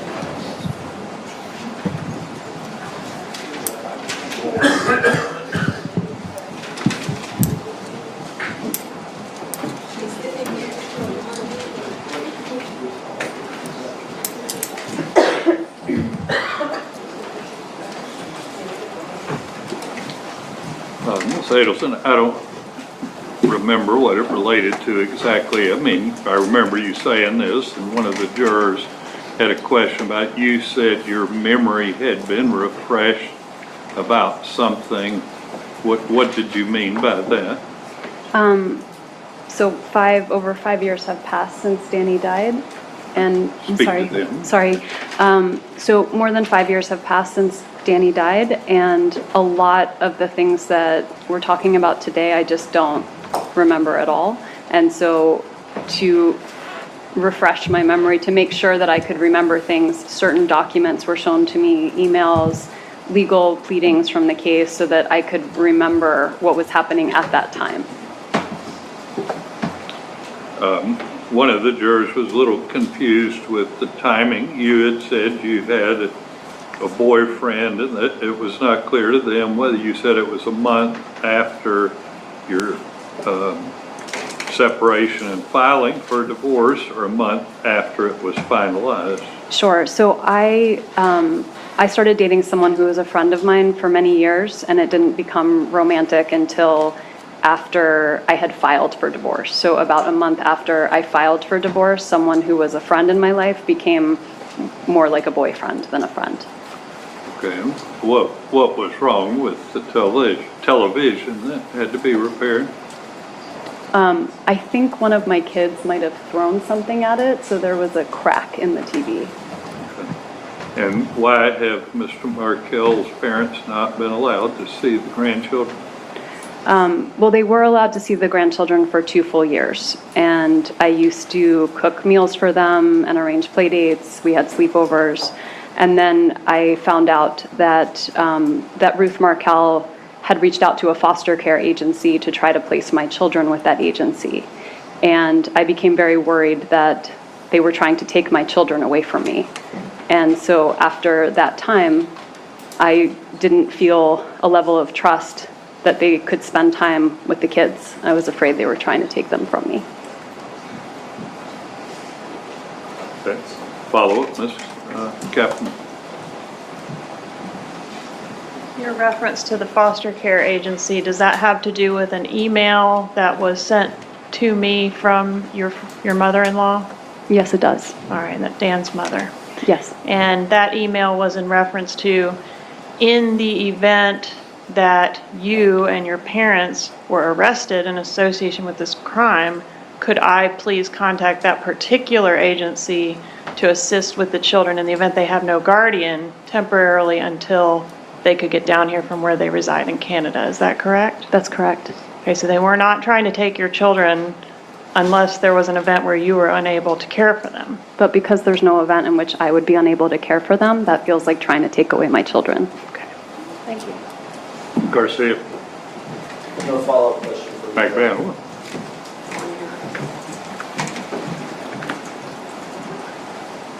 And this email about there being possible arrests of you and your family, that came right after Catherine McMahon was arrested, right? I don't remember exactly the timeline of that. Okay, thank you. Further, Ms. Captain? No, sir. All right, you can step down. Do we need to keep this witness any further? They are. Anybody need her any further? McMahon? One brief moment, Your Honor. Hold on a second, Ms. Adelson. Under subpoena, Your Honor. All right. You remain under their subpoena. Your Right, Honor, you. Ms. Adelson has a flight tonight at 7 p.m. May she return home and is Right. subject You to can recall. communicate with her about any arrangements if you need her to come back, but she's free to go at this point. Your Honor, we'll reach out to her attorney when we need to come back. All right, last thing you're going to get this afternoon is probably not what you want to hear. All right, so that is Wendi during Catherine's trial with Sigfredo. So that's Catherine 1, we're calling that. So next we're going to watch Catherine 2. So this is Catherine's second trial. So this first one was 2019. Catherine was retried in 2022. I believe it was May. I think the 2019 was October and the 2022 was May. I believe that was the case. So next we're going to watch her testimony in Catherine's trial number 2. And then we're going to watch her testimony for Charlie's trial. Then we're going to get to Jeff's testimony. So Jeff Lacasse is coming up. So definitely stick around for that. But for now, we're going to go to Catherine's trial number 2.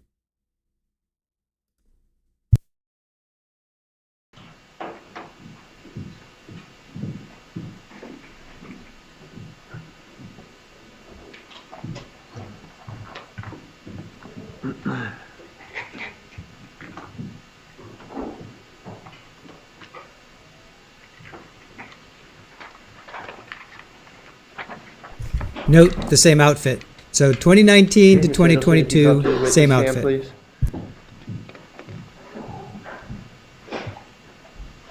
Before you have a seat, we're going to swear you in. Please raise your right hand. Respond to the clerk.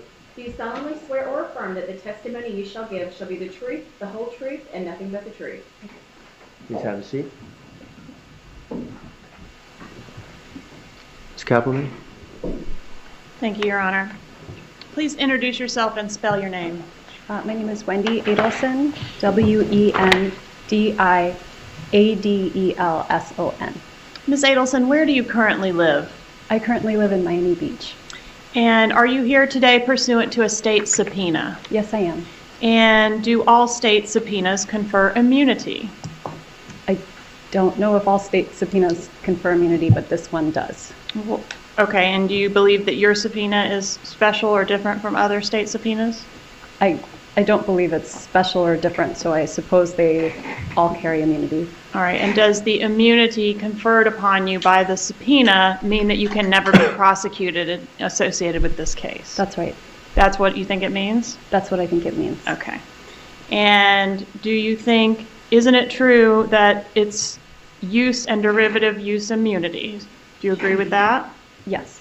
Okay, but not complete immunity from prosecution. Do you agree with that? That's different than what you just asked before. So I'm sorry, can you repeat the question? All right, so what I'm trying to allow the jury to understand is what sort of immunity you have. What is your understanding of what it means for you to have immunity pursuant to the state subpoena? So I have derivative and use immunity. And so in the future, a prosecutor couldn't use what I say here today against me. Correct. But you could be prosecuted. Just nothing you said here today could be used against you in that prosecution. Do you agree with that? I suppose so. Okay. Have you made any sort of special deal with the state attorney's office or with any law enforcement or government agent? No.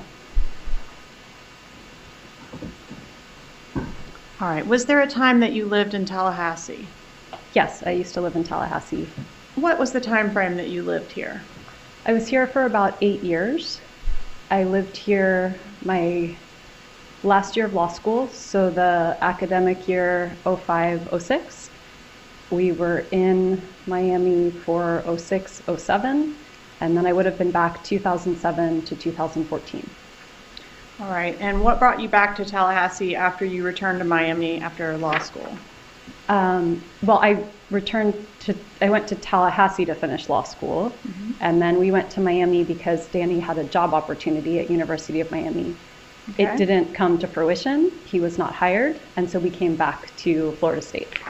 And so your husband had a job opportunity here at Florida State? Yes. Okay, and that's what brought you to Tallahassee? That's what brought us here. And you also had a job opportunity at Florida State, is that right? That's right. What was that job? I worked at the FSU Center for Human Rights, and at first I was a staff attorney. I used to represent victims of violent crime, asylum seekers, and victims of human trafficking. And then I taught various classes at FSU Law School. And then I ran something called a medical legal partnership. And how long did you do that? I was working at FSU for 7 years. All right, so basically the whole time you were here in Tallahassee. When I wasn't a student, I was working for FSU. All right. When did you meet Dan Markel? Danny and I met first online, and we met when I was starting my 2L year of law school. So that would have been 04, fall of 2004. And when were the two of you married? We were married in February 2006. Do you have any children in common? We have 2 children, All right, both boys? both boys. All right, during the time that you moved to Tallahassee, the second time to work here at Florida State, were you living with Dr. Markel the entire time as a married couple? I'm sorry, Dr. Markel? I'm sorry, Mr. Markel, Dan Markel, your husband.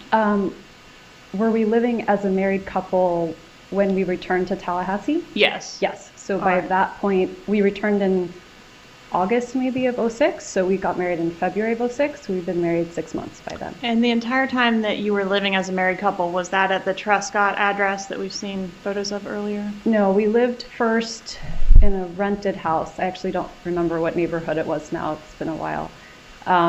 But we lived there until we bought our house. So maybe 6 months in the other location. I don't remember exactly how long. All right, do you remember what year you moved into the Trescott address?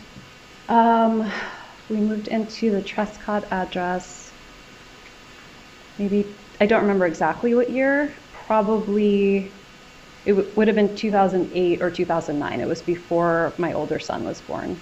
All right, and you were living there he was living there in 2014 when this murder occurred, correct? He was living there in 2014. And you were no longer living there? I stopped living there in 2012. All right.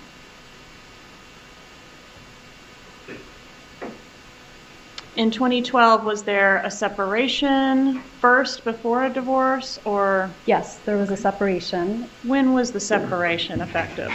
September 2012. And whose decision was it to separate? It was my decision. And was part of the reason for the separation differing views on how your children should be raised within the Jewish faith? I mean, that's certainly part of it, but not really a central decision. It was more just our relationship overall. I mean, Danny certainly wasn't, we were on different pages when it came to religion, but I wouldn't say that was... And that's what I'm specifically inquiring about, was that part of it? So I think your answer is yes, that was part of it. Sure. Okay, you are both Jewish, correct? Yes. All right, and both of you did agree to raise the children within the Jewish faith? Is We that did, correct? and we have. Okay, so what were the differences between the two of you on that front? Probably in the observance of keeping kosher. So I don't keep kosher, and Danny did, and that became difficult to do in Tallahassee and difficult to do with differing beliefs around that. Can you explain for the jurors what keeping kosher means? Sure. It's a separation of milk from meat. So you couldn't have a cheeseburger, for example, right? You couldn't have milk with a meat product. And the meat has to be killed in a ritual-specific way that's been blessed by a rabbi. And you're not supposed to eat shellfish of any kind, so no seafood. There's a lot more rules, but those are just some high-level ones. All right, and was it very important to your husband that the children be raised on a kosher diet? It was, yes. All right, and that was something that was not important to you?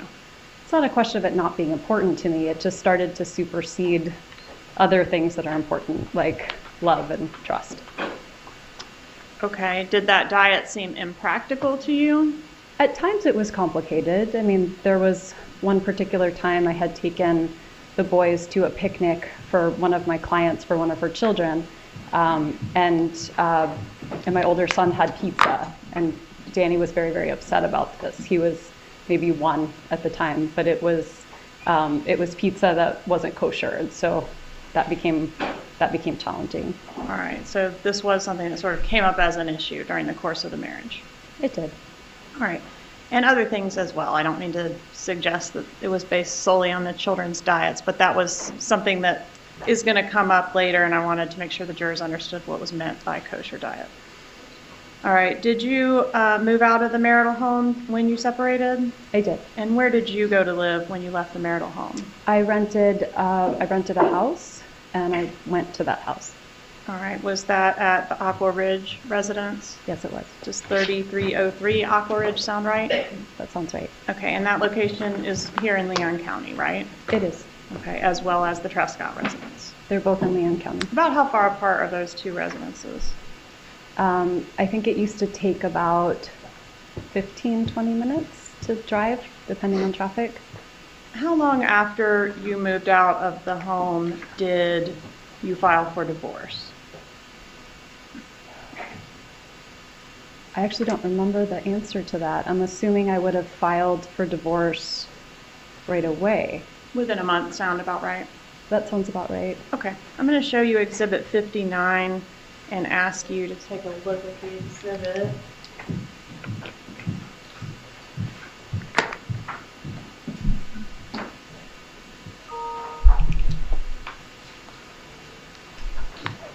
I do not expect you to look at every page of this exhibit, but I think you've had an opportunity to look at this exhibit previously a little bit, right? I don't have any memory of that. Okay, so this is the first time you've ever seen this exhibit?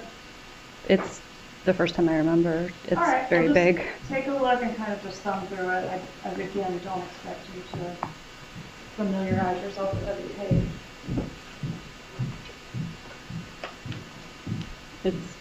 And my question, Ms. Adelson, you can look through it as much as needed to answer this question. She had a question. What was your question? It looks like it's about 800 pages long, so you want me to look I want through you to it? look through it as much as is needed to answer the following question. Does it appear to be a fair and accurate copy of your divorce file?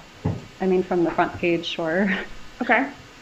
Do you thumb through it a little bit and just see if there's any reason to dispute that that's your complete divorce file from the clerk's office. It's certified if you want to take a look at the certification.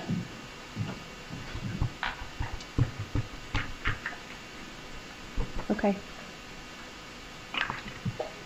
Thank you. All right, so I want you to take a look, if you would. Now remember, they were both lawyers, right? So they're going back and forth with motions after motions after motions. And Shore Life, this was, if you're listening, I told you, or I was talking to you earlier about, she had a binder, and I forgot which trial it was, but here it is. So it's the second, 800 pages. So she eventually puts it on the stand there in front of her, and this is just their divorce proceedings, their filings, their motions, and all that. So Shore Life and I were talking about this, so here it is. And again, they were both lawyers, so a lot of back and forth. At the petition, that is on State's Exhibit 59, pages 1 through 5. The one right on top? Yes, ma'am. Okay. All the pages should be numbered through, so I'm referring to 1 through 5 on the bottom right corner there. Mm-hmm. Okay, and that was your petition for divorce, correct? Yes. And so this was, would you agree that this was a contentious divorce? I think it was made much more difficult by Danny, who didn't want to get divorced, but sure, we can call it contentious. Not what we would classify as an amicable divorce. You hear about those. No, it would be not an amicable divorce. All right. And part of what you were seeking in your divorce in these documents in front of you was permission from the court to move with your children to South Florida. Is that correct? That was part of the overall divorce proceedings. All right. And specifically on pages 43 through 50, there's a petition to include a request to be allowed to relocate with minor children. Is that correct? Yes. All right. And why were you seeking to move to South Florida? I was seeking a place that would be stable and permanent for the kids and me. Danny never planned on staying in Tallahassee. It was just a question of time before he moved to New York to be with his girlfriend or had dreams of being at Harvard. So Tallahassee was just a temporary stopping point. I wanted a place that was permanent for us, where we had family support. And why did South Florida seem like a place of permanence to you? Right. I mean, because we had family support, because I work in immigration, there were a lot of career opportunities for me there. Are you from South Florida? I am. Okay. And when you say family support, what family resided there? My mother, father, and brother. Was the relocation to South Florida the most important part of your divorce? No. Was it your most non-negotiable term? No. Okay. But it was very important to you? I wouldn't say it was very important to me. Was it very important to your mother? She was much more looking forward to having her daughter and her grandchildren home, yeah. All right. you would take a look for me at page 46, paragraph E. Just read that to yourself and let me know when you've had an opportunity to read that.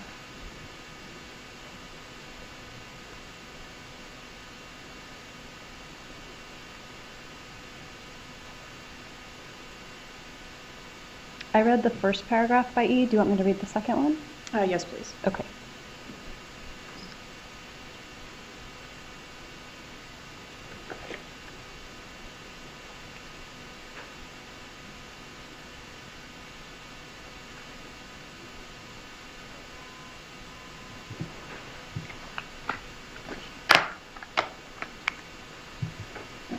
And in those paragraphs, Ms. Adelson, are you alleging that Mr. Markel has created a hostile work environment for you at the Florida State University College of Law?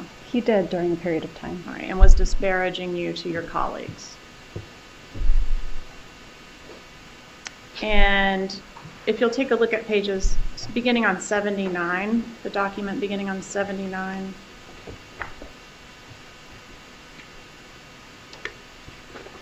And the question is this Mr. Markel's 23-page response to your motion to relocate? You're asking me, is this his response to your motion to relocate? Yes, it looks like it. All right, and it's quite verbose. Would you agree with that? I imagine it is. At some point, Danny fired or alienated all of his attorneys and started doing his own legal work. So fair to say he was adamantly opposed to you taking his kids to South Florida. Yes, he shared all of that here, which is different than the conversations we had. But that's what he filed. What he filed is what the judge sanctioned him for. All yes. Right. And in that filing, I'm specifically referencing to page 82, where Markel states that the sole stated reason the wife seeks to relocate with the party's minor children is so she can be closer to her parents. My understanding is you don't agree that's why you wanted to move. It wasn't the sole reason why I wanted to move. Okay. But you do agree it was a reason. It was absolutely a reason. I wanted to create some stability for my kids, and having family around helps have a more stable environment. Is it fair to say that your mother, Donna Adelson, was following these divorce proceedings pretty closely? She was definitely being a little bit over-involved, yeah. She was pretty invested in your personal life. Is that fair to say? She is one of those moms, yes. All right. And we talked about your mom, Donna Adelson. Who's your father? What is my father's name? Mm-hmm. Harvey Adelson. And where do Donna and Harvey live currently? They live in Miami. All right. And are you still very close with your parents? I am. All right. And do you still live in close proximity to your parents? I live about a 15-minute drive away. And where did they live at the time that Dan Markel was killed? They lived in Coral Springs, Florida.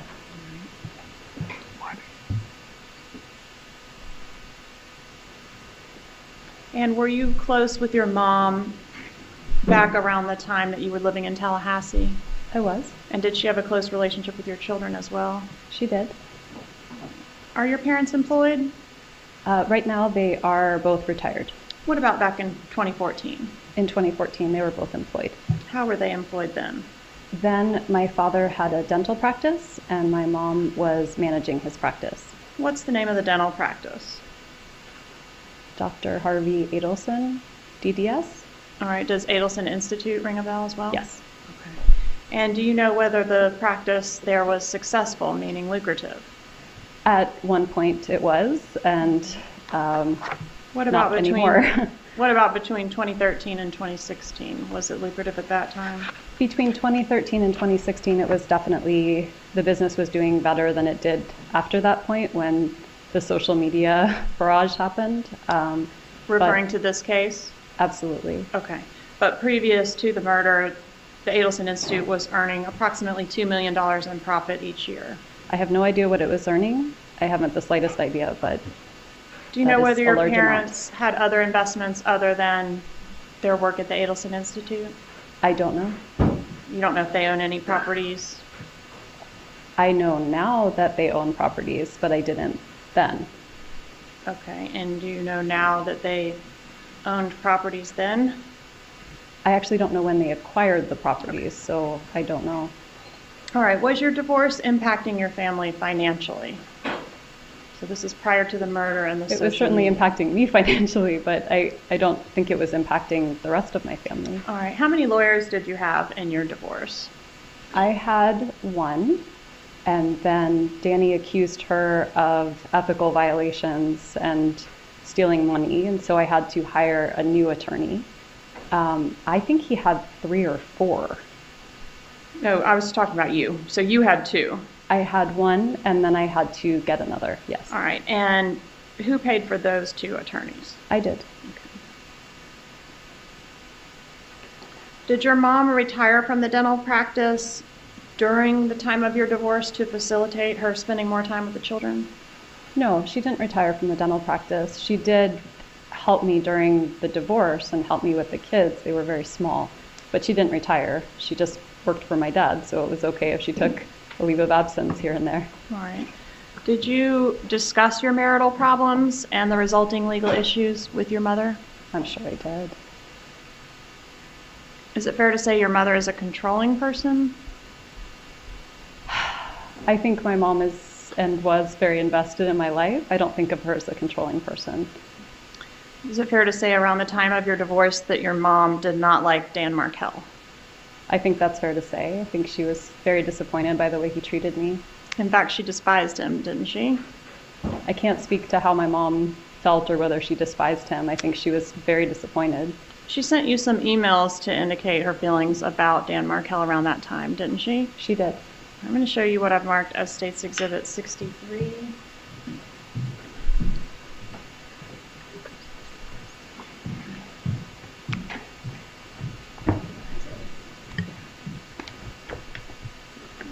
We'll come back to this, but we can kind of move it to the side. All right.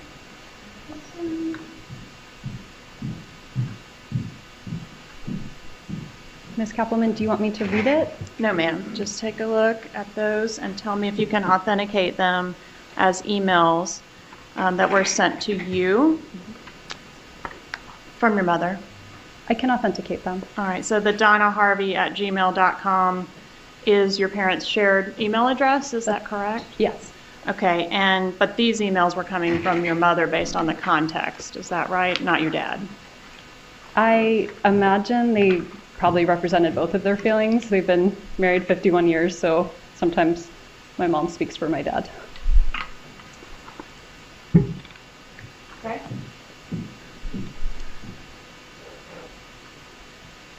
All right, so there's one, I believe it's on top there, dated May 3rd, 2013. Was that about 3 months before your divorce was finalized?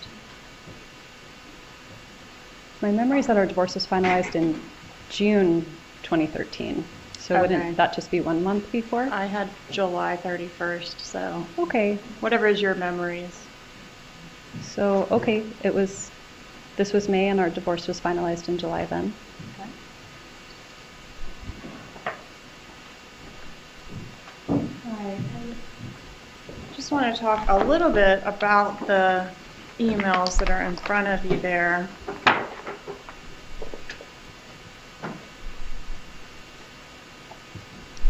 So on that first email dated May 3rd, 2013, page 1 of 5, in the second real paragraph, does your mother indicate that the most important Objection. part of your divorce is Objection. relocation? Hold on a second, Ms. Kappelman. I don't believe this item is in evidence, Your Honor. The items have not been admitted into evidence at this point, Ms. Kappelman. Correct. All right, so I don't want you reading from them if they haven't been admitted into evidence. All right. Ms. Adelson, did your mother indicate to you that, to her, the most important part of your divorce is Objection, relocation? Your Honor, objection. That's sustained. Okay, Judge, at this time, I would ask to approach. Sidebar of the witness. Sidebar. Oh, I'm sorry. Your Honor.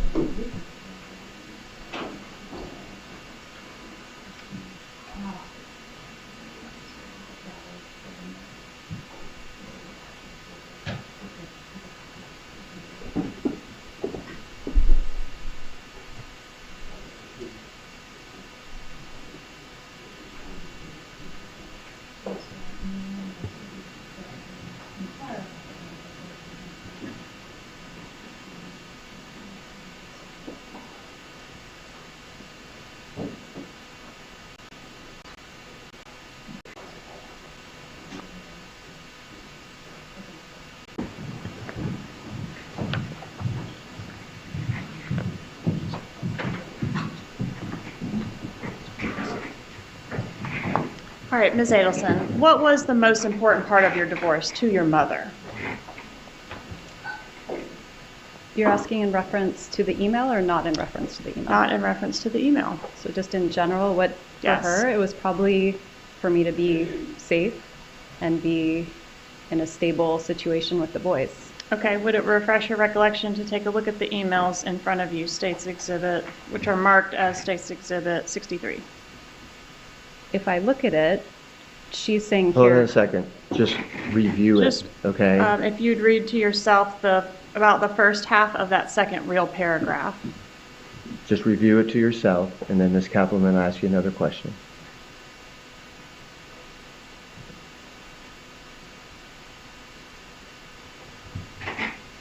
Okay. All right, does that refresh your recollection about what your mother felt was the most important non-negotiable term of your divorce? It does. Okay, and what was that? That was relocation. And did your mother, I think you said she was very unhappy with him. Did you agree that she despised him? I can't speak to whether my mom despised him or didn't. She was very, very disappointed with the way he treated me. Okay, and did she ever call him names? I don't remember her calling him names. Would it refresh your recollection to take a look at the emails for that? I'm happy to. Okay, if you'll take a look at page 1, about halfway down. Just read those few sentences there, and then I will draw your attention to page 2 when you're ready. Actually, you know what? For refreshing purposes, I'm going to approach with my copy.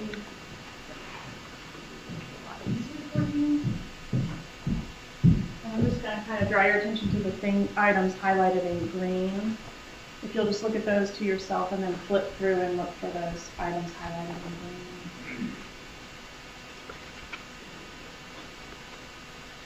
green. Okay. Do you want me to flip through the whole thing? No, go through and just to yourself look at the items in green. It's a lot to expect with no PSA and proper refreshment. I know. I don't want to, like, we're not sure. We're not sure. Yeah, record purpose.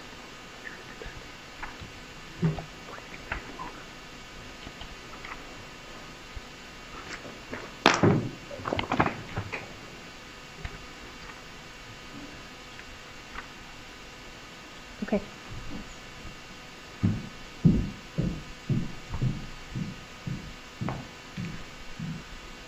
Did your mom ever refer to your husband as an asshole, Yes. a bully, Yes. a zealot, A religious zealot. Yes. a jackass, Yes. a religious extremist? Yes. What about gibbers?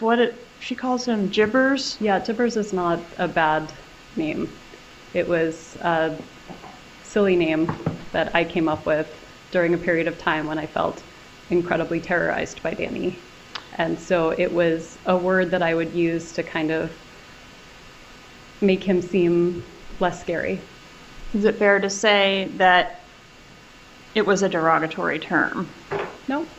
Okay, but you came up with it directly in relation to him terrorizing you. I did. It was a way to take the steam out of a situation I found scary. I wouldn't say it was derogatory. I just think it was. And when you say scary, are you alleging physical abuse? I'm not alleging physical abuse. All right. What types of things did your mother suggest that you could do to try to coerce or acquire the ability to relocate your kids to Miami? She suggested that I could change the religion. Of who? Of my children. And why would that affect the relocation effort? Because religion was so important to Danny that would be a real hot button thing. Okay. And did she ever suggest that you could bribe your husband to allow the relocation? She did. And how much money did she suggest that she and the family would be willing to put up for such a bribe? So I just saw the bribe reference, but I didn't see the amount, if you want to show me. I will refresh you on that. In just a moment to find it myself.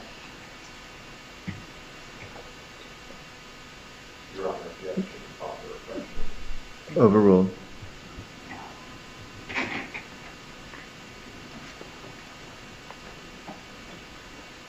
I'm referring to page 15 of the document.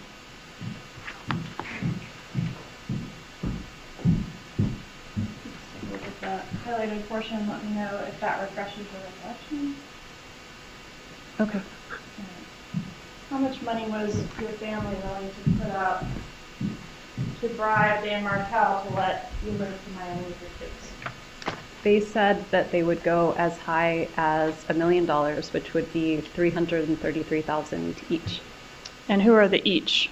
My mom, my dad, and Charlie.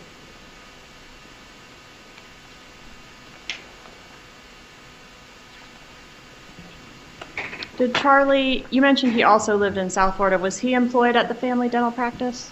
He worked there sometimes. And what type of work did he do? He is a periodontist, so he would sometimes do implants or surgery for people.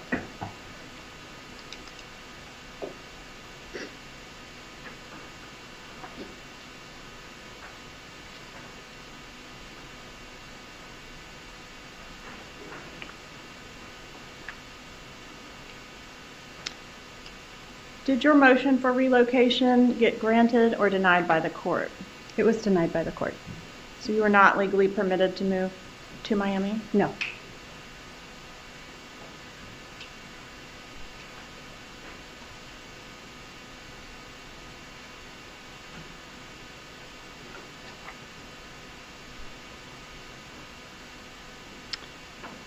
Did you have an alternative? You mentioned previously that there was a hostile work environment at Florida State University as a result of your husband. Or your ex-husband at this point, was the failure to be able to relocate, did that cause you to remain in that environment?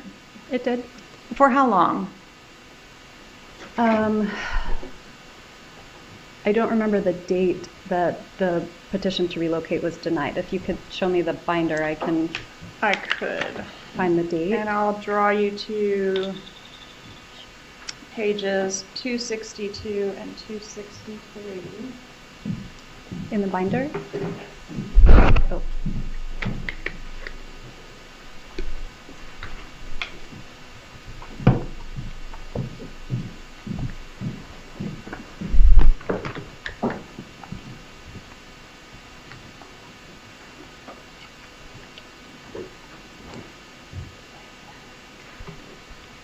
Okay, so the order was on June, no, what's the date is?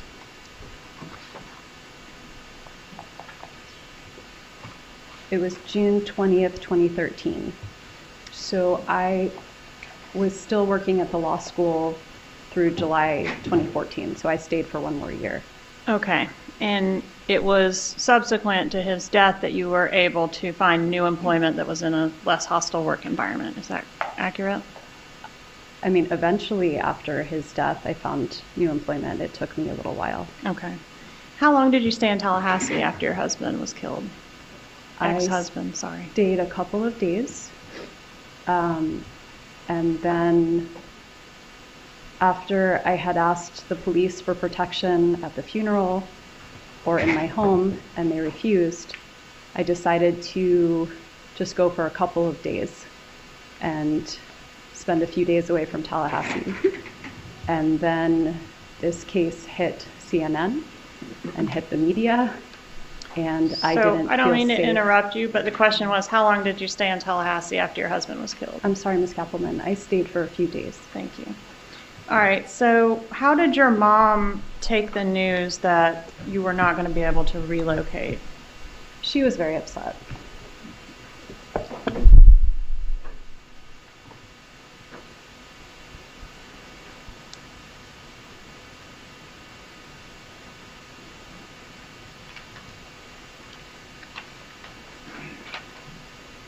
One moment, please.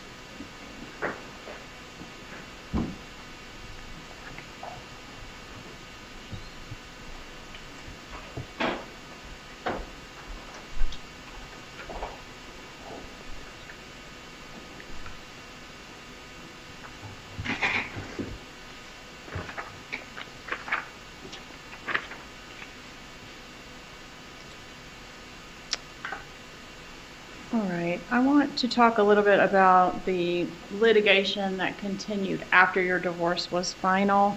Was there a motion to enforce the marital settlement agreement and hold Dan Markel in contempt of court filed by you? Yes. All right.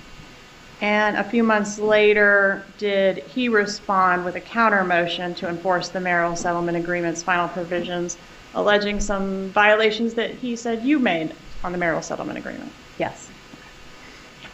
And these filings are pretty venomous. Is that a fair characterization? Not on my part. Well, on both your parts, right? No, ma'am. Okay. And he accuses you of various things, lying about your financial affidavit and things like that. Would you agree? He does make those accusations. They were completely baseless, but yes. All right. And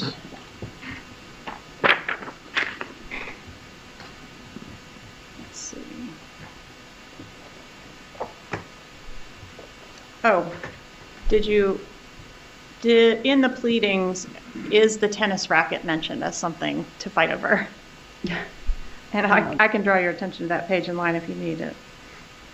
I imagine it could have been. You can draw my attention if you like, and I can confirm. Okay, but no reason to argue about the fact that a tennis racket is mentioned specifically in your divorce documents. No. I mean, that sounds like some of the nonsense that we argued over, sure. Okay.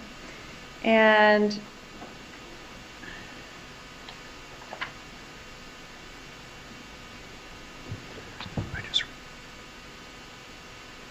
was there a motion? I want to draw your attention specifically to this motion. It's on page 441 of that document in front of you, Exhibit 59. This motion was filed by Dan Markel on March 26th of 2014, so shortly before his death. I see it. Okay, what was that motion? Former husband's counter motion for enforcement of MSA on parenting issues and motion for contempt and sanctions. And in that motion, did he allege that you were violating the marital settlement agreement in a variety of ways? Yes, it looks like he did.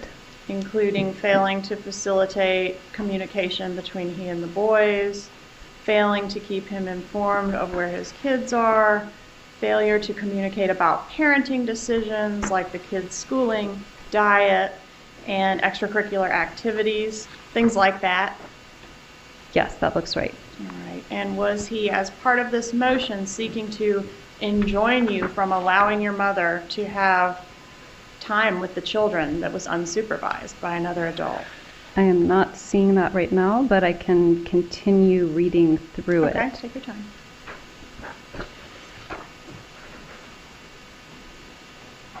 Actually, oh wait, still going. Is this a question that you need refreshing on? Did your husband make these allegations? You don't have an independent recollection of that? I don't have an independent recollection. Okay. He made a lot of allegations that weren't true, so I need All to right. look through to figure out which ones we're talking about. Okay. Okay, I see it. I see what you're referencing. All right, so in that filing, Dan Markel alleges that your mother is disparaging him to the children, correct? That is correct. And he was seeking a court order saying she couldn't have contact with the kids unless there was another adult present, correct? I see that here. I don't think I took it seriously at the time, so it didn't really lodge in my memory. Did But your mom take it seriously? No, Was it ever ruled on? I don't know. If it were, it should be here, right? Yes, ma'am. Is it here? No, it's not. It was scheduled to be ruled on in August of 2014, right? I don't know. I don't know when it was scheduled for. I do know that nobody took it very seriously. Okay, so your mom wasn't worried about that motion being granted. Okay.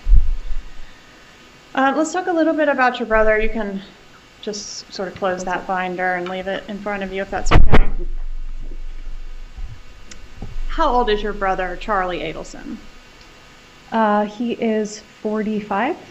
Is he your older or younger brother? I have two older brothers, so he is one of the two older brothers. Are you closer to one more than the other? Yes, Which one are you closer to? Charlie. And has that always been the case, or just since this case?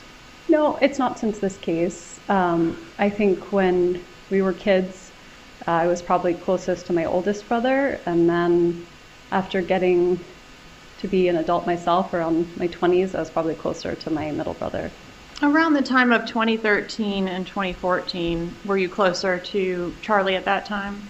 I would say so. All right. And are you aware of any connection at any time between your brother Charlie and any gang members? No. Did your brother use drugs?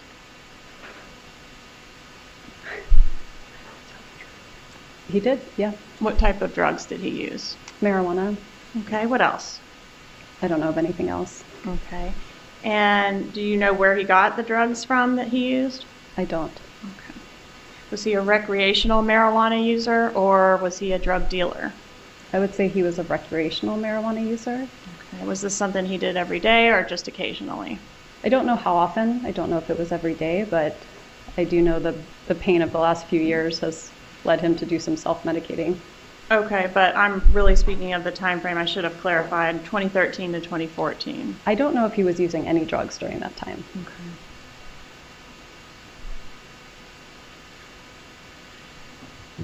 But you became aware of it subsequent to the incidents that we're here about today? That's right. Okay.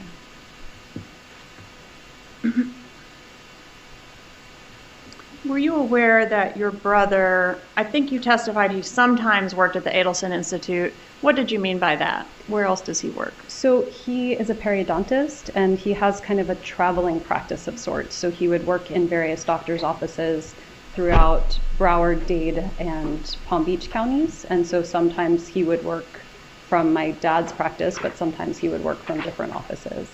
I don't know how often he worked at which one. I just know he worked at various offices.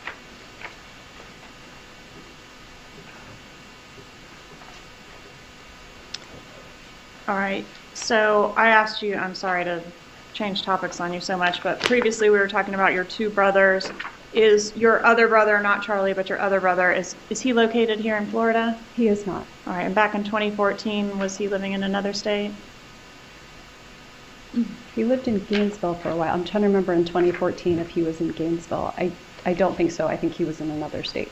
All right, so been in another state throughout the incidents we're here about today? I believe so, yes. Okay.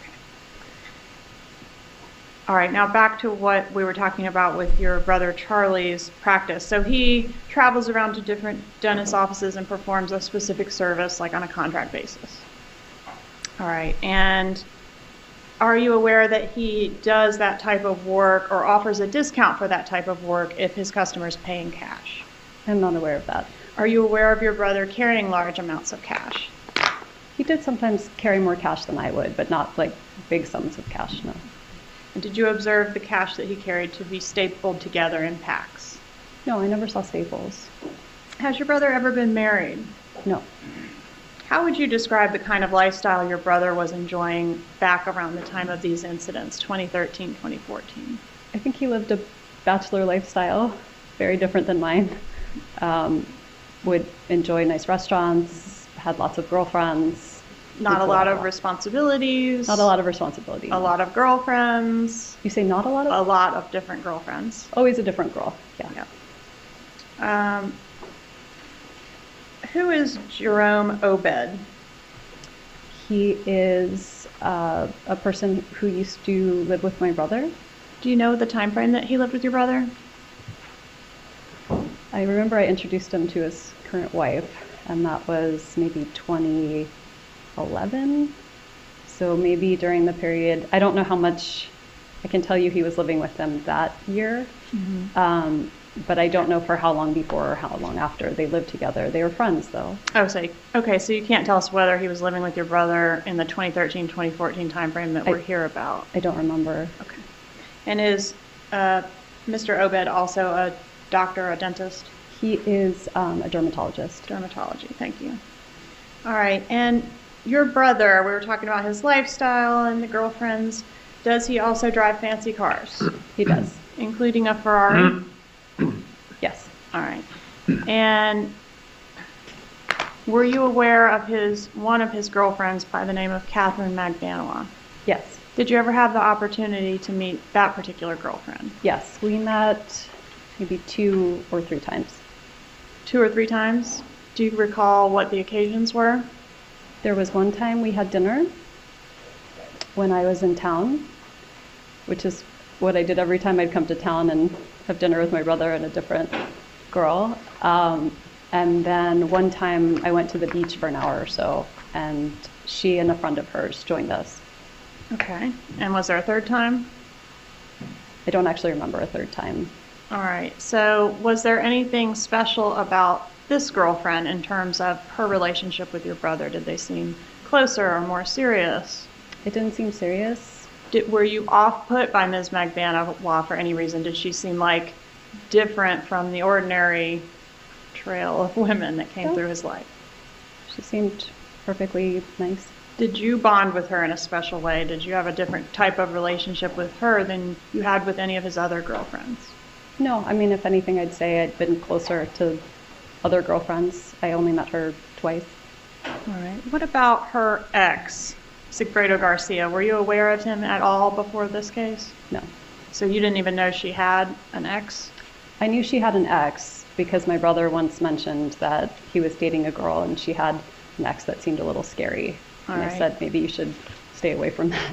Yeah, and so the ex, did you have specific knowledge about why he was a little scary? No. And did Catherine Magbanua ever tell you anything that was specifically scary about him? No. Were you aware of your brother having any communications with the scary ex-husband? No, only that my brother seemed a little scared of him, but I don't know that they talked or didn't talk.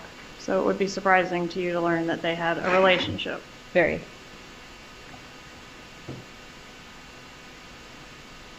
What about your ex-husband, Dan Markel? Did you ever know him to be involved with any type of drug activity or gangsters, anything like that? No, Danny consulted on criminal law cases, so I do remember there being a case involving Orthodox rabbis that were engaging in some very violent activity, and that had me concerned, but other than that, no. Okay. Not in his personal life? No. Okay. Was your brother Charlie, or is your brother Charlie, protective of you? He is, yeah. Did you discuss your marital problems with him back during the time of 2013, 2014? I did. Is it fair to say that in the time frame leading up to the murder of your ex-husband that your brother did not like your ex? I think it's fair to say. I mean, I also think it's fair to say he wasn't particularly concerned with it. He was leading his own life and not really focused on mine. But your mom was really focused on yours. My mom was focused on mine. And your mom was in the ear of your brother quite a bit, same as she was with you, right? I don't know about how much she was in his ear or not. Did your brother ever mention hiring a hitman to kill your ex-husband? He never mentioned hiring a hitman. He told one bad off-color joke where he said he had bought me a TV when I got divorced and said it was a present, and made a very bad joke and bad taste that it was cheaper than hiring a hitman. And was that... I'm sorry, I cut you off. Oh, that's okay. What else were you going to say? I think that was it. All right. Was that a joke that your brother made one time or more than one time? He has a tendency to repeat himself, so everything he says multiple times. Do you know how many times he said it? I have no idea, but definitely twice at least. And it was your understanding that he had not made any actual efforts to hire the hitman? Yes. But you did get a TV as a divorce present? I did get a TV.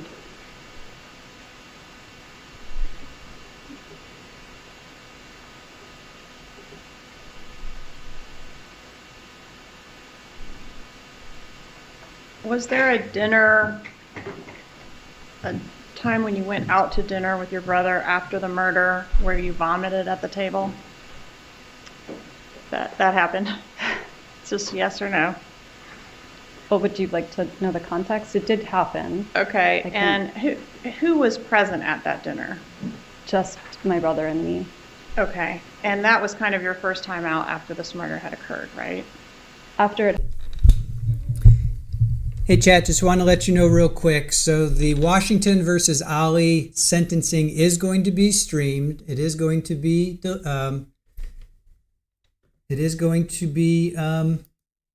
It's going to be streamed, so we're going to stream it. So I'm going to be dual streaming. I'm going to be over here on this computer, going to continue playing here. We're not going to go anywhere with this, so we'll keep playing Wendi. And then, but if you are interested in watching the Ali sentencing, that's going to go happening at noon. It is being streamed, so we are going to pick it up. So I will be over there as well. So we're going to dual stream.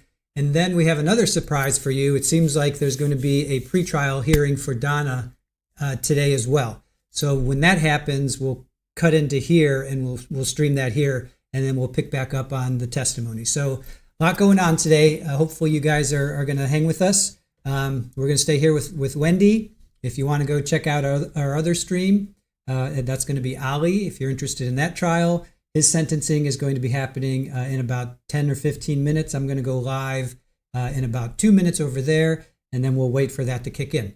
So that's what's going on right now. So back to Wendi here. If you're interested in Ali, you can join us over there, and we will see you guys on both streams. It happened I couldn't eat for several weeks, and then I was completely terrified to leave my house. So this was the first time I tried to leave the house and eat food, and that is how it ended up. I threw up. At the dinner table, in a restaurant. Yes. Yes, Donna's hearing is going to be at 1:30 Eastern. So 1:30 Eastern, so that's like another hour and a half here. So we'll cut into this wherever testimony is here. Probably we still have about another hour left. So we might time it. We might time it where we can cut in right at the right time. So yes, we're gonna pick up Donna's pretrial here on this stream here. Ali is going to be over on another stream. Yes, it was very embarrassing. How long after the murder was that incident? Probably about a month or so. Was the dinner intended to be a celebration of the fact that your husband was murdered? Absolutely not. Did your brother refer to it as a celebration? I highly doubt that. Could that have been one of his jokes that was in bad taste? He may have been celebrating the fact that I was willing to leave the house. Right. Were you involved in the plot to kill your husband? Absolutely not. Did you have knowledge of the plot to kill your husband? No. But you suspected that your family was involved? No, I did not suspect that my family was involved. Did you mention in your interview with law enforcement that you suspected that your family could be behind this? I think I speculated about lots of things during the 6 hours I spent with law enforcement without an attorney present trying to help them solve this murder. Yes, I said all kinds of things. Right, and one of the things you said was that your family very much disliked him and that you thought it was possible that someone had done this on your behalf, unbeknownst to you. I did say I thought someone might have done this on my behalf, yes. And who did your brother know that had connections that could get something like that done? I have no idea. Do you know Catherine Magbanua? I have met Catherine Magbanua twice, as I mentioned. She was your brother Charlie's girlfriend at the time of this murder, wasn't she? I believe Objection so. asked and answered. There may have been other girlfriends Overruled. there at the time. All right. Wait a second. Okay, now answer the question. Specifically at the time of the murder, Catherine Magbanua was your brother's girlfriend at that time, correct? I think so. Okay.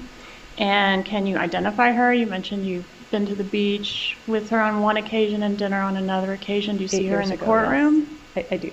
Could you please point her out and describe what she's wearing? She is sitting over here. She has on a striped blouse and a blazer. Let the record reflect the witness has identified the defendant. You mentioned that your brother Charlie had a lot of girlfriends. Did you meet all of his girlfriends? I highly doubt I met all of them, but I met a lot of them. All right. And specifically in reference to this defendant, did you talk to her on the phone ever separate from your brother? I have no memory of ever doing that. I don't think so. Okay, so it wasn't like you had become girlfriends or had an independent relationship with her. You only saw her secondary to visiting your brother? Twice. On 2 occasions. I'm going to show you State's Exhibit 35.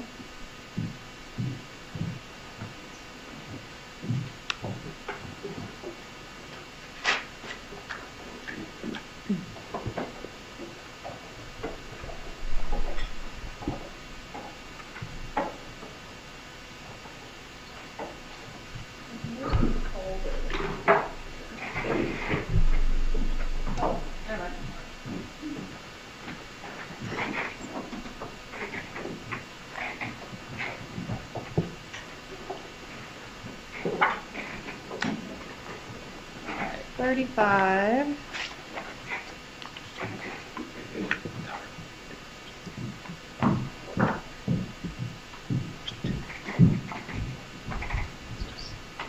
This one.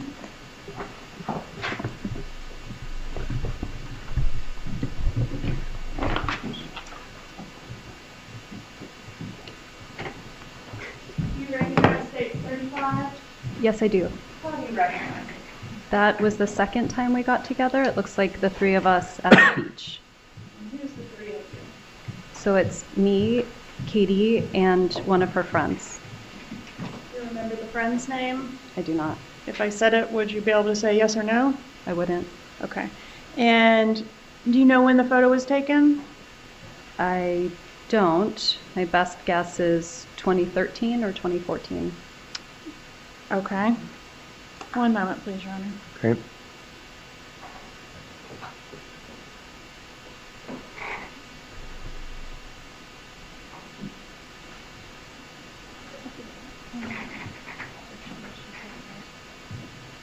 Do you recall going to Miami for Father's Day in June, right before Dan Markel was murdered? I don't have a strong memory of it, but it sounds like something I might have done to visit my dad. Okay. Did you previously testify in reference to this same photograph or a similar photograph? Yes, I have. Okay. And did you testify at that time? Objection, Your Honor, and proper impeachment. We're fine with We'll some. return to it, Judge. All Just right, give me a that's minute. sustained. All right. And did you have any contact with this defendant since the murder in any kind of way, any communication? No. Did you have any contact with her in any way on the day of the murder? No.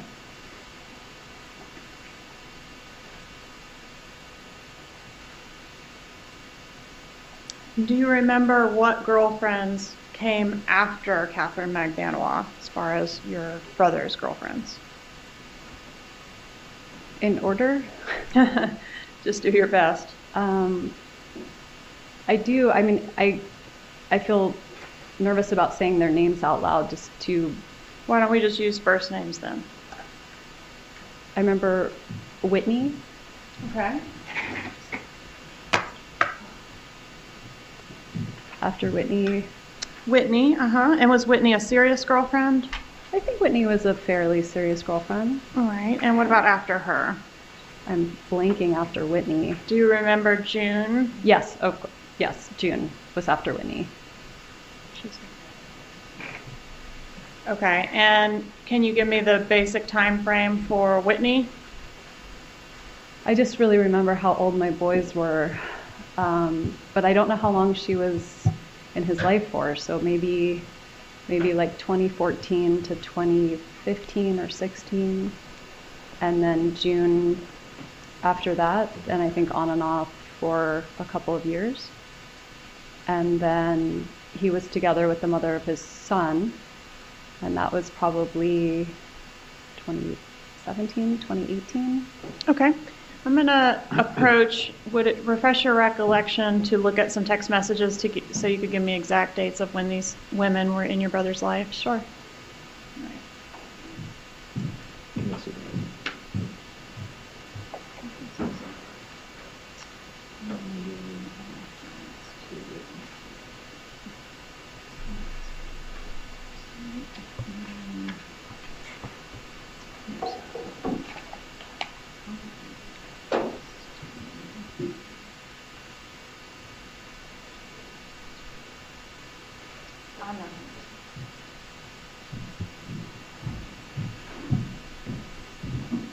Right.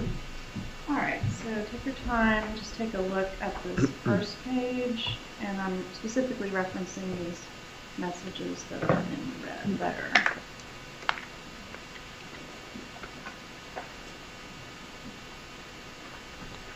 So help me understand though, this is a message between. Just take a minute and sort of take your time and look at Oh, it. I'm using this to figure out who he was dating when? Yes. Okay. And you're just gonna take a look at it and tell me if it refreshes your recollection. If you can't figure out what it is or if it doesn't refresh, then you let me know. Okay. Right, so it looks like he was with Whitney in 2014, 2015. Okay, and But- the specific dates? I mean, it just means that they're in touch with each other. It doesn't mean that they're dating. Okay, and when were they in touch with each other? specifically? It looks like he's telling me Whitney is trying to get back together with him in Objection, May. Your Honor.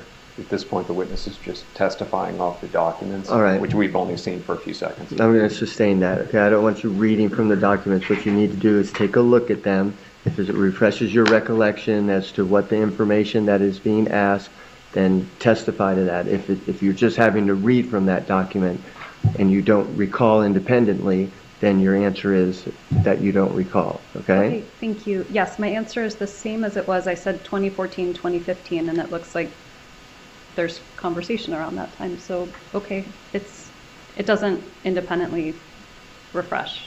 Okay, let's take a look at a couple more and see if they're more helpful. Let's see that one.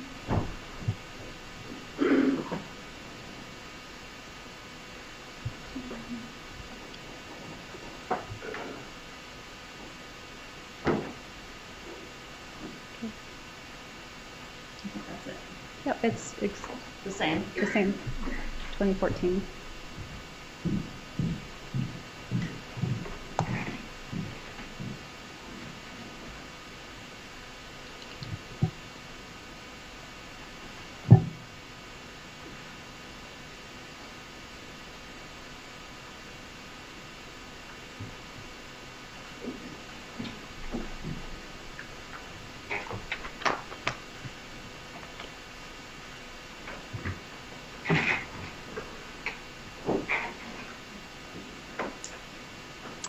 All right, so 2014, 2015 for both of those women.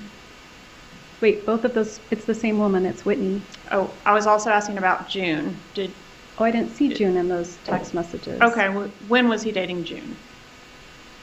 It's a guess, but I think it was around the same time, maybe 2015, 2016. Okay, so is it your recollection that it went Magbanua, then Whitney, then June? As far as people that I met. Okay.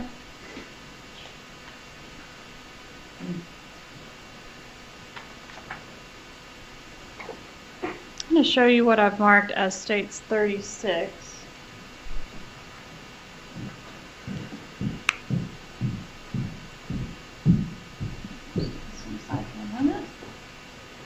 Do you recognize state 36? I think I've seen this picture before. Okay. And do you recognize the people in the picture? I do. Is it a fair and accurate photo of the folks in the picture? It looks like them back in the day, yeah. Okay, and do you know when the photo was taken? I don't. All right, who is in the photo? It's my brother and Katie. Your brother Charlie? My brother Charlie. Okay. And Katie, the defendant in this case? Yes, ma'am. All right, and is it fair to say this photo was taken during the time that they were dating? It definitely looks like it. And what was that time frame? I don't know the time frame of when they were dating. Okay, were they dating at the time of this murder? If we've already I believe so. established that, okay. And is this how they appeared around that time? Is it accurate in their appearance? It seems so. Nobody has any, like, weird facial hair or doctor. I don't know. It looks like I imagine they looked at that time. Okay, and you saw them at that time, around that time, because you went to the beach and you I had dinner. did. Yeah, I mean, it's been 8 years, so they look different. They look different now? Yeah. Okay, but that's how they looked back then. Probably, yes. All right, Judge, at this time, I ask to move into evidence states 36. Any objection? One brief moment, Your Honor.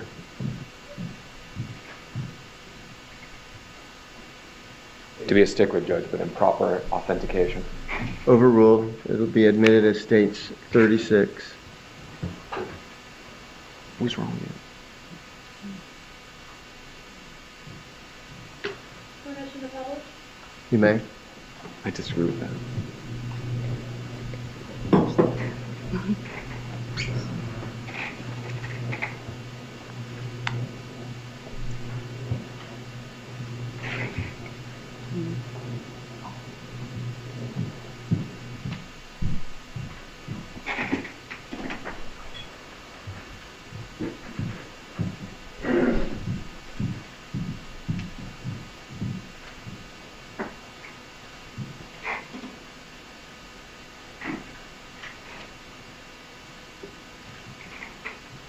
you know of any specific gifts that your brother gave this defendant during their relationship? I don't. What about after their relationship? Are you aware of any gifts they were after the conclusion of their relationship? I am not aware of any gifts between them. Were you aware that she was on the payroll at the Adelson Institute? I know that she worked at my dad's office for a while, so it would make sense that she was on the payroll. And what duties did she perform there? I have no idea. Okay, and when you say she worked there, did she physically went there? I really don't know. And did you ever work at the Adelson Institute? I did, in Okay. between my master's and my law degree. All I did right. And filing. did you see Catherine Magbanua there when you were working there? No, that was 2003.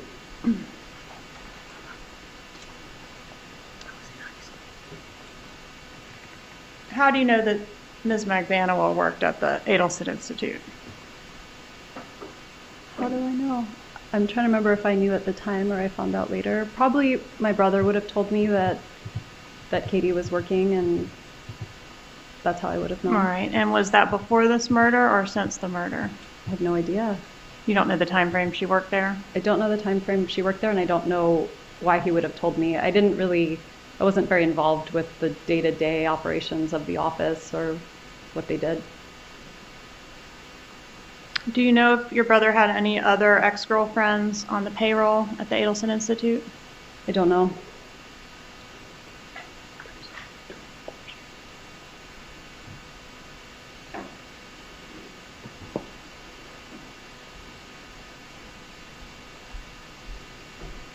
All right, let's go to the day of Dan Markel's murder. What were you doing that day? I was at home that morning. I was working on a couple of pieces of writing. I was waiting. I remember the Geek Squad was coming to fix my television.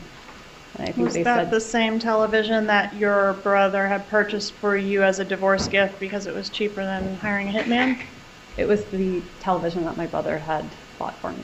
All right, and did your mother, Donna Adelson, arrange from Miami for the Geek Squad to come to your home that morning to fix No, the I TV? did. Would it refresh your recollection to review some text messages regarding that issue? Hold on a second. Objection, Your Honor, improper impeachment. The witness gave an answer. Overruled. Approach. Counsel? Can I take a look at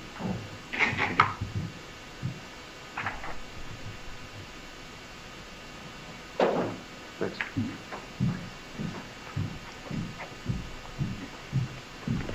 All right, and I'm looking at the items in yellow, but feel free to review the whole document.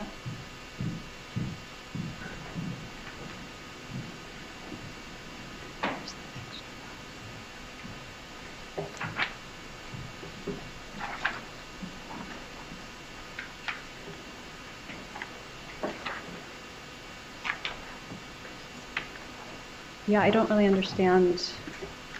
It's my best recollection that I set up the appointment for them to come. Mm-hmm.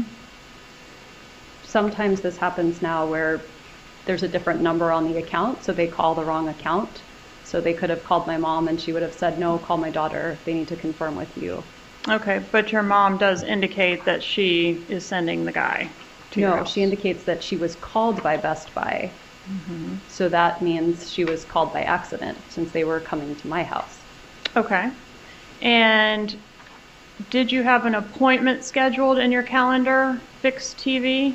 I did. I thought they were supposed to come sometime between 8 and noon. And then they came pretty early, I think, 9 or something like that. All right. And did you delete, shown on the far right column there if you need to refresh your recollection, but did you delete that appointment to have the TV fixed?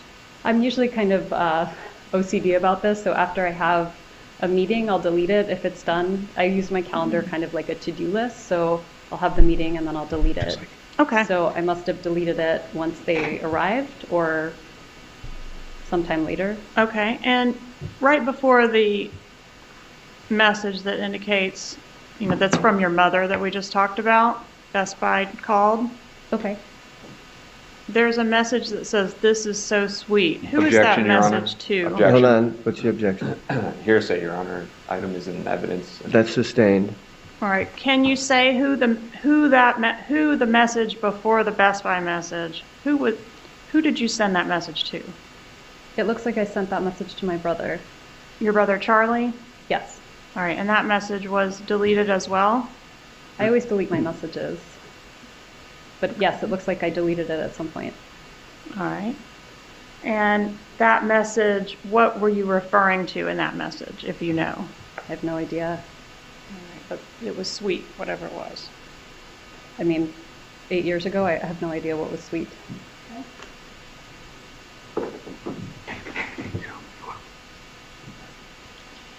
So did Best Buy show up and repair the TV that morning? They showed up and they tried to repair the TV. But I needed to make a call of whether it was worth repairing or whether I should just get a new one, because the repair costs I remember being expensive. And this was, how old was the TV at this point? I don't know. I don't think it was very old, just a couple of years. Well, it was given to you as a divorce present at the time of your divorce, right, in 12? Right, so it wasn't that the TV was old. I think one of the kids had thrown something at the screen, so it cracked it. Okay, but the fix was done in 14, or the attempted fix? The attempted fix was in Okay. 14. All right, so the repairman did show up that morning, correct? Yes. Okay.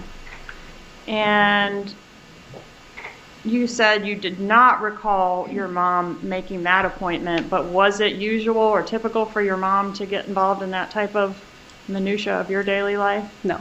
It would be unusual if she did that.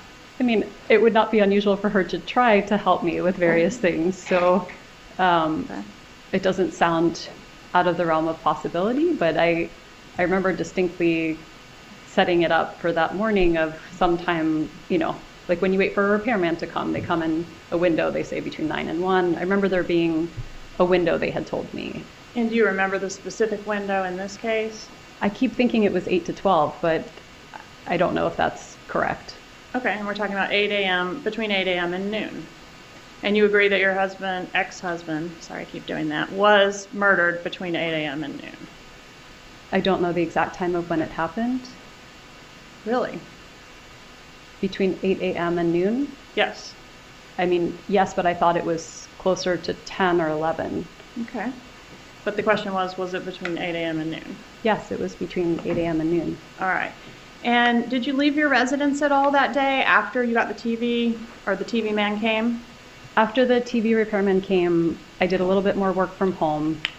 I talked to a couple of friends, and then I made plans to have lunch with 2 friends that I frequently saw on Fridays. And we made kind of a last-minute plan to have lunch. And then I had a few errands to run before I met them. So I did that. I picked up gas. I picked up something I needed for a party that night. And then I went to meet my friends for lunch. All right. And do you know what time you left the residence that day? I don't. My guess is somewhere around noon.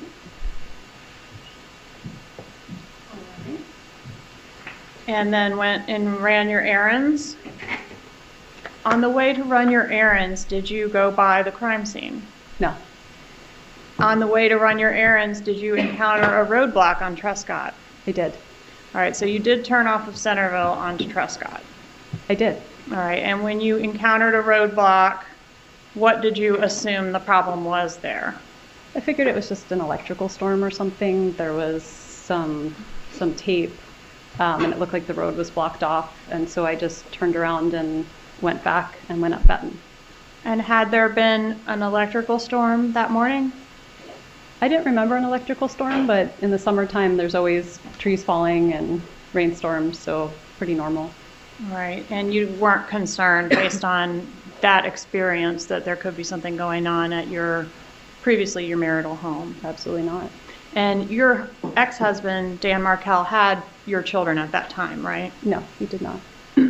Okay, so you had your children at that time? No, my children were at preschool at that time. Right, but who took them to preschool that day? Danny would have taken them to preschool. Okay. So it was his day? He was killed on his parenting day. It was the day he would have brought them to preschool and I would have picked them up. All right. Did they spend the night with him the night before? They did. Okay. And you hadn't seen your children yet that day when you encountered the roadblock? On Friday, no. Okay.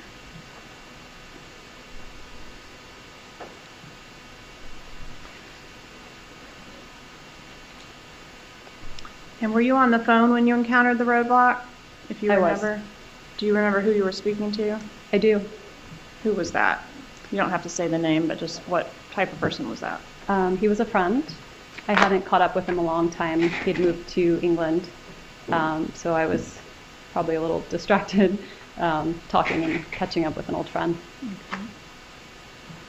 And when you encountered, at the time that you encountered the roadblock or shortly thereafter, did you call the daycare? No. Did you call Dan Markel? No. Did you do anything to reach out to any of the players that we've talked about in this case? No. Did you communicate to anyone that there was a roadblock? I didn't. I would have had no reason to do that.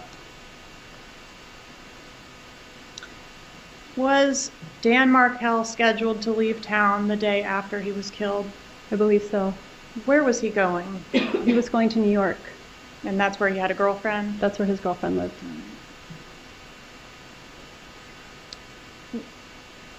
Do you know how the killers knew that Dan Markel was planning to leave town the next day? I have no idea. You didn't relay that information to anyone? Absolutely not. Did you have WhatsApp on your phone at the time? I really don't know. I have it now. I don't know if I had it 8 years ago. Did you communicate with anyone on WhatsApp or similar technology to relay any information about the murder of your husband? Absolutely not. Do you know if your brother Charlie had WhatsApp at the time? I have no idea. Did you communicate with him through WhatsApp? If I had WhatsApp on my phone, then maybe I did. I know I had friends who lived around the world. At that time, WhatsApp was more of a technology used to talk to people internationally. So I know the friend I was talking to was in England. If I had WhatsApp, I would have used it to call him.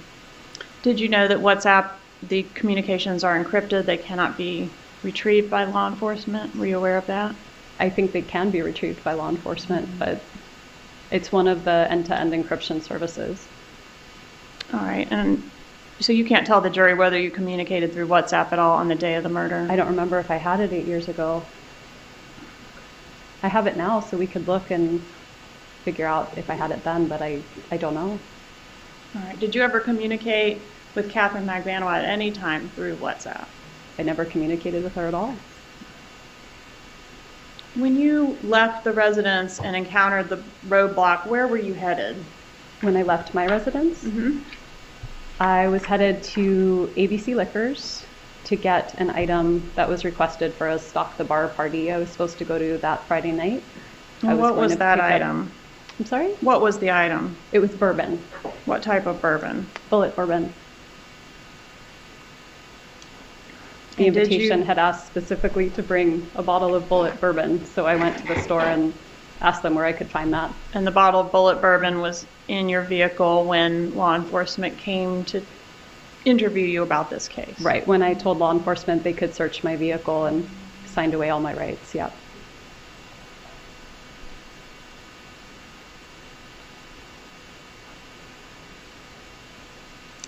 After the murder of Dan Markel, was it your practice to tell people, just acquaintances and peripheral people in your life, that he had been involved in an accident?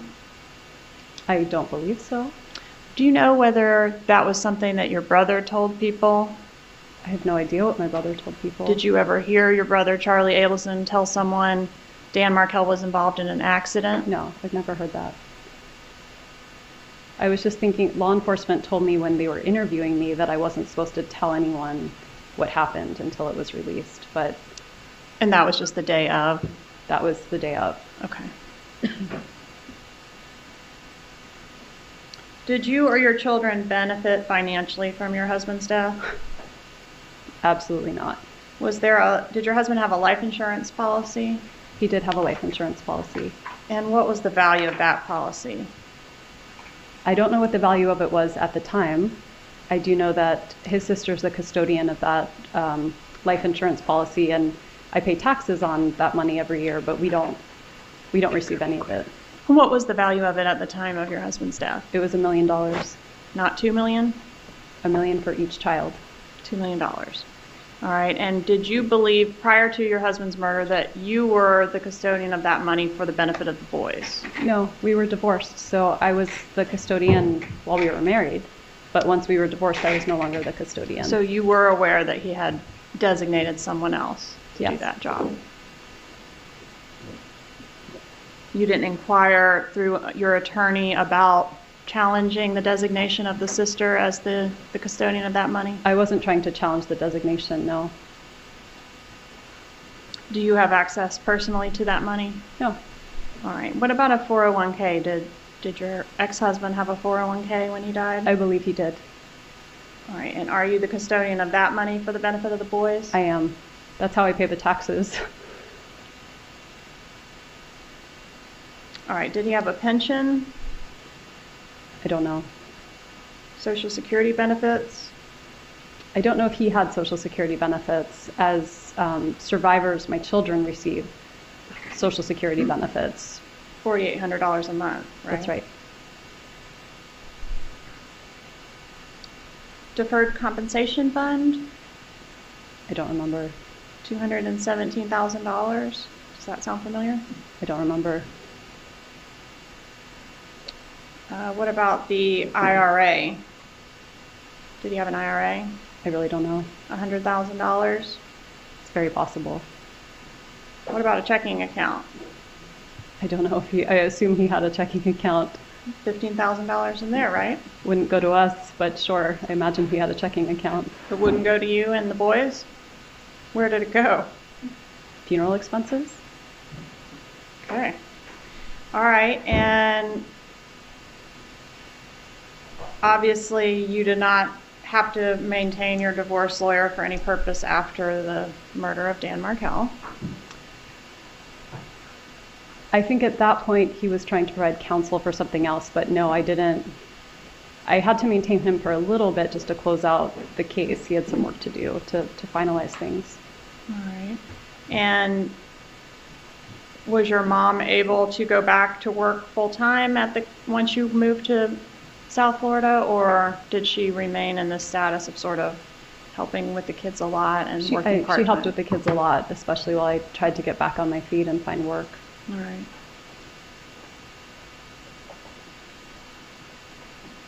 Have you ever returned to Tallahassee to live after, you said you left about 2 days after the death? I've never come back to live. I came back to give a talk, I think twice. And then I came back for a friend's wedding. I came back for a friend's bar mitzvah. So probably came back 4 or 5 times since. Right, but the question not is to reside. I'm sorry, Ms. Kappelman. I haven't lived here. Okay. Since I left. You've lived steady in South Florida since that date? I have lived in South Florida. Okay. And who has full custody of your 2 boys? Me. And does your mom have any issues with having access to your boys, or does she have full access to your kids? I mean, there's no issues with access, no. How often would you say your mom sees the kids? I think it depends on the week, but probably at least once or twice a week. How old are your boys now? They're 11 and 12. How old were they when their dad was killed? It was 10 days before my older son's birthday, so he was almost 5. And my younger son was 3.5.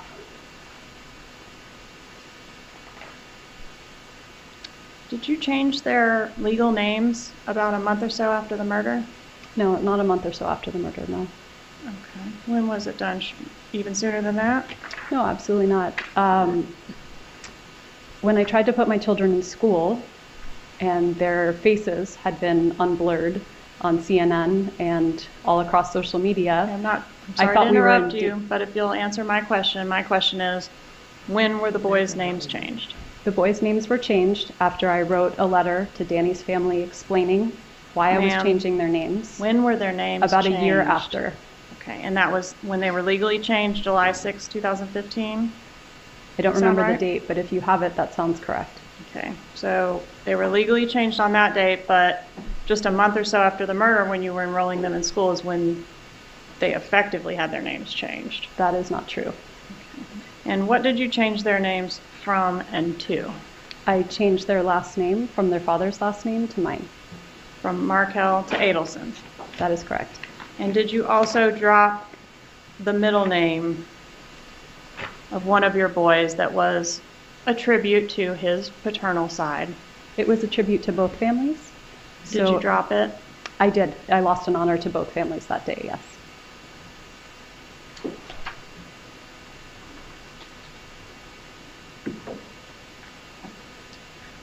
Do you want the culpable parties in this murder held accountable? Absolutely. And even if it involves your own family? Absolutely. Do you recall giving an interview with law enforcement on the day that your ex-husband was murdered? I recall sitting with law enforcement for 6 hours. Yes, I recall. And did you tell law enforcement something different in that interview about the culpability of your family? I'm sure while I sat for 6 hours completely traumatized that I said all kinds of things. All right, and was one of the things you said while you sat for 6 hours completely traumatized that you wanted the culpable parties held accountable unless it was your family? I don't believe I phrased it like that, and I think you're taking my words out of context, but sure.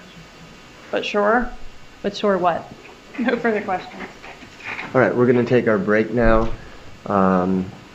So it'll be about a 10-15 minute break, allow you to stretch your legs, use the facilities. And so the deputy will take you back. Remember, no discussion about the case or any testimony that you've heard. You can leave your pads on your chairs, and we'll be back to continue the testimony in about 15 minutes, okay? Just wait one moment. Okay? All right, you guys. So that we're going to jump right back in. We've got about 30 more minutes. Now, there's going to be a Donna Adelson hearing at 1:30 today, you guys. So we will break here, and we will go watch that. So we're going to definitely follow and cover that. So don't worry about that.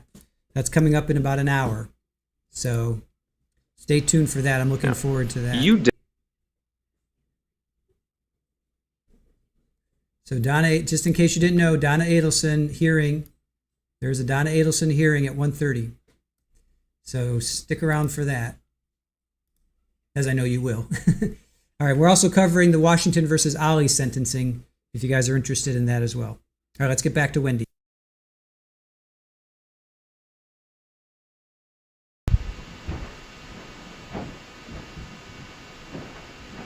Please be seated.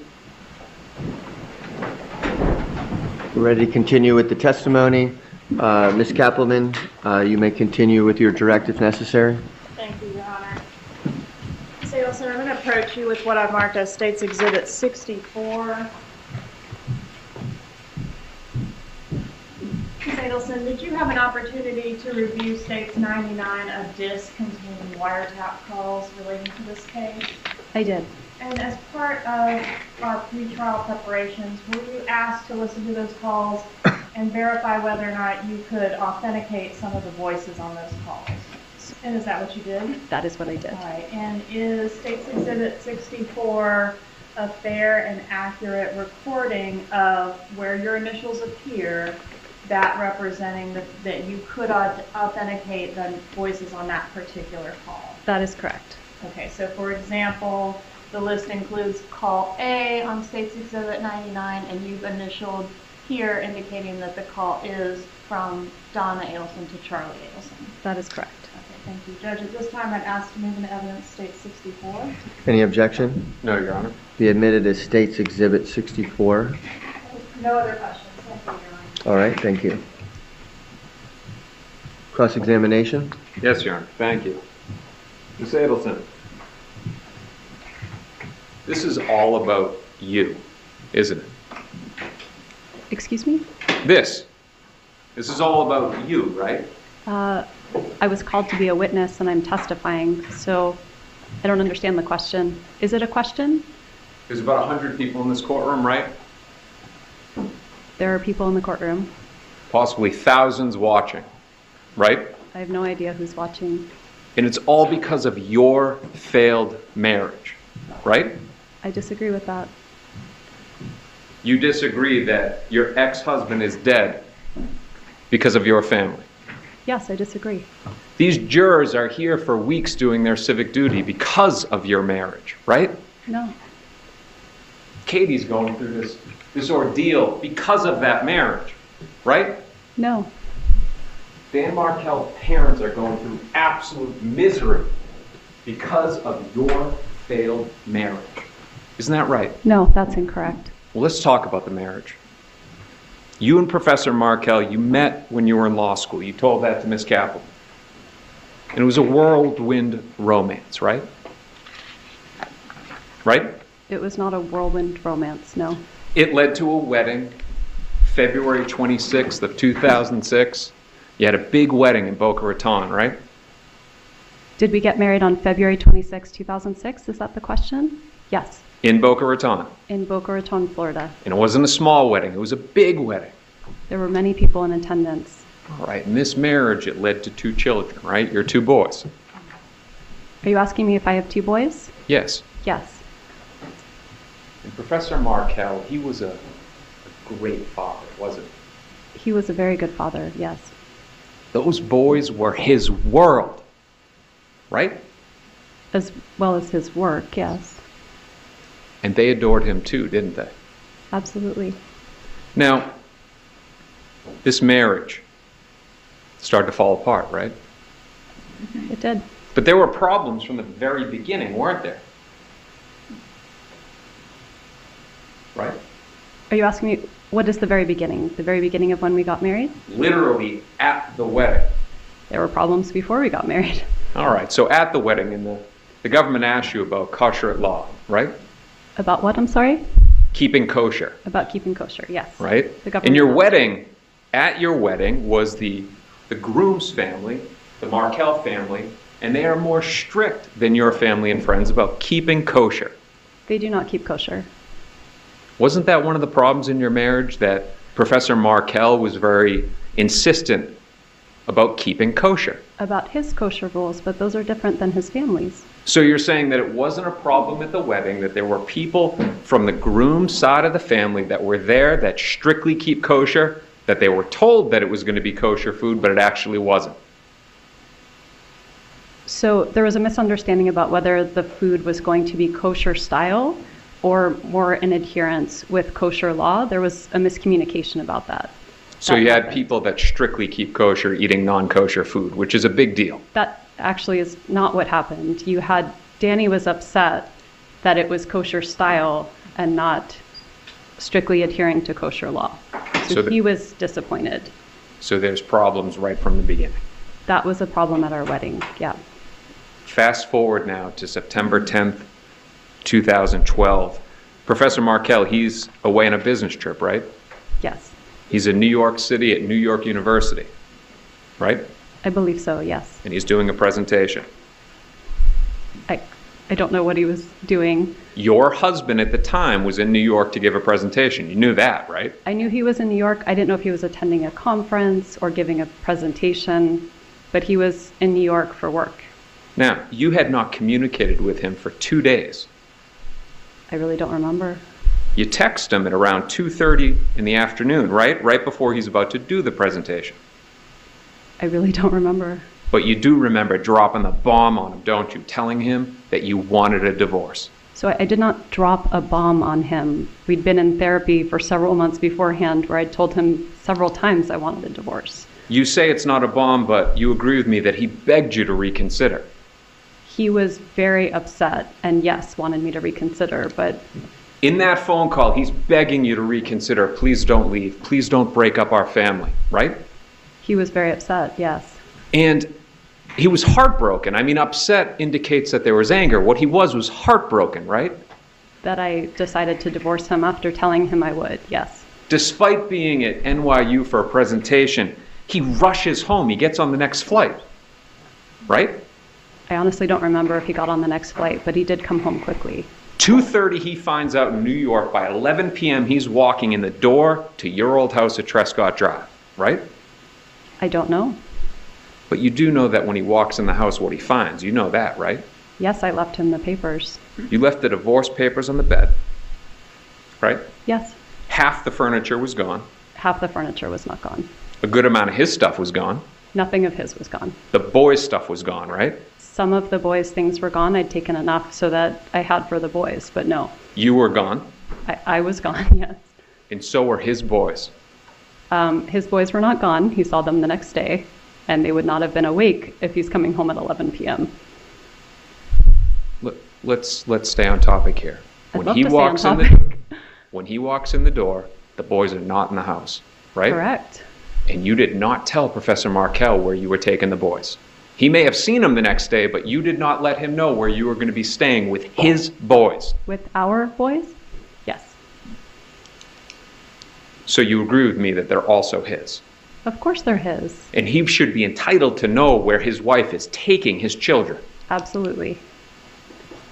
That's not all you took, is it? Excuse me? You two had a joint checking account at Schwab, right? We did. And you went into that account before you dropped the bomb, and you took out half of that account, right? Correct. Roughly $350,000. Half, yes. Of our joint account. $350,000. I don't remember the amount, but yes. You know that it was in the hundreds of thousands. I really don't remember the amount, sir. Is it that insignificant of a sum to you that you I'm don't not saying remember? it's an insignificant sum. I'm saying I can't attest to the amount that was there. I'm going to tone it down now. You were unhappy in the marriage, right? That's why I got divorced, yes. And it happens. Marriages fall apart, right? Yes. But you complained constantly about it, didn't you? No, I don't think I complained constantly. To anyone that would listen. No, that's not true. You agree with me that you complained to the one person that would actually do something about it. I don't understand what you're asking. Your big brother, Charles Adelson, you complained to him about how bad Professor Markel was and how much you hated him and didn't want to be in a marriage with him. I definitely talked to my brother about how unhappy I was in my marriage. If that's the question, then yes. Let's Is talk that the about question? Yes, that is a question. You talked to your brother, Charles Adelson, about how bad your marriage was. I did, yes. Let's talk about it. Government asked you about Charles Adelson. He's an intelligent guy, right? He is smart. Yeah. He's both book smart and street smart, right? I would say so. You would say that he's a talker. He does like to talk. He's got the gift of gab, so to speak. I wouldn't say he has the gift of gab, but he does talk. He knows what to say in the moment. I wouldn't say that's true either. You would say, though, that he is. Now, you were asked questions about, drug purchasing and stuff like that. You would agree with me that he's also street smart. I mean, I think he has common sense. And that he lives life to a certain extent on both sides of the track. During the day, he's doing periodontal work, whatever that is, crowns, root canals, whatever that is. He's doing that during the day. At night, he's out with friends, he's buying drugs. He's living life on both sides of the track. I don't know about that he's out buying drugs. Now, let's talk for a second about WhatsApp. And as an aside here for a second, the government asked you the question if you used WhatsApp, right? You remember that? I remember them asking me, yes. On the day that Professor Markel was killed, you went in for the interview, right? I talked to the police. And you also gave them your phone for them to inspect. Absolutely. All right. So the determination of what, if any, WhatsApp was being used, they would have from the download they did that day of your phone. Sure. Now, would you be surprised to learn that your brother used WhatsApp? No. You would agree with me that WhatsApp, and you explained it well, is end-to-end encryption. Correct. In your lay opinion, if you can explain to the jurors, just in case they don't know, what that means. I know that it's something we use at my work because essentially it has the ability to keep things more private. I also know that nothing's actually private and that anyone who wants to can uncode the messages. So that's what we tell people at our work. So the thought is with WhatsApp, if I use my phone and I call somebody, the call could be listened to. If I text somebody, it's recordable, right? I think so. But with WhatsApp, you can send messages or have phone calls where there's no record of it. I don't think that's true. I think there is still a record of it. But the belief and the thought, I'll withdraw that question. Your lay understanding, though, is that the footprint that it leaves is much less than that of normal communications. I think it's different, but I think it still leaves a digital footprint that's easily uncodable. If you were to send a WhatsApp message to Ms. Kappelman, it would show that a message was sent, but it would be hard to get what the content of the message is. I don't think that's true. All right. Let's talk about your brother's jokes now. You don't deny that he joked about hiring a hitman. He did. You don't deny that he repeated this joke. He did. And he made this joke right before a hitman murdered Professor Markel. I don't know that to be true. Okay. He made the joke right before, and I'll leave out the hitman part, Professor Markel was killed. He made the joke the morning that I talked to him. Yes. Can you think of one person in this world that would actually hire two people to go kill Professor Markel other than your family? Your Honor. Ms. Adelson, please address me and answer the question. It calls for an unbelievable amount of speculation. I mean, I'm responsible for coming up with, that's the prosecutor's duty, no? To figure out who's responsible. You just said a moment ago that you disagree that hitman killed Professor Markel. That's what you said, right? So my question to you is, if you're able to say, well, it wasn't hitman, then who? Tell this jury. Who on this planet would have wanted to kill Professor Markel? I have no idea. All right. Let's get into that a little bit. But I want to make sure that's clear. This joke is made right before Professor Markel is murdered, right? The joke was made many times. It was made right before Professor Markel was murdered. Yes or no? Yes.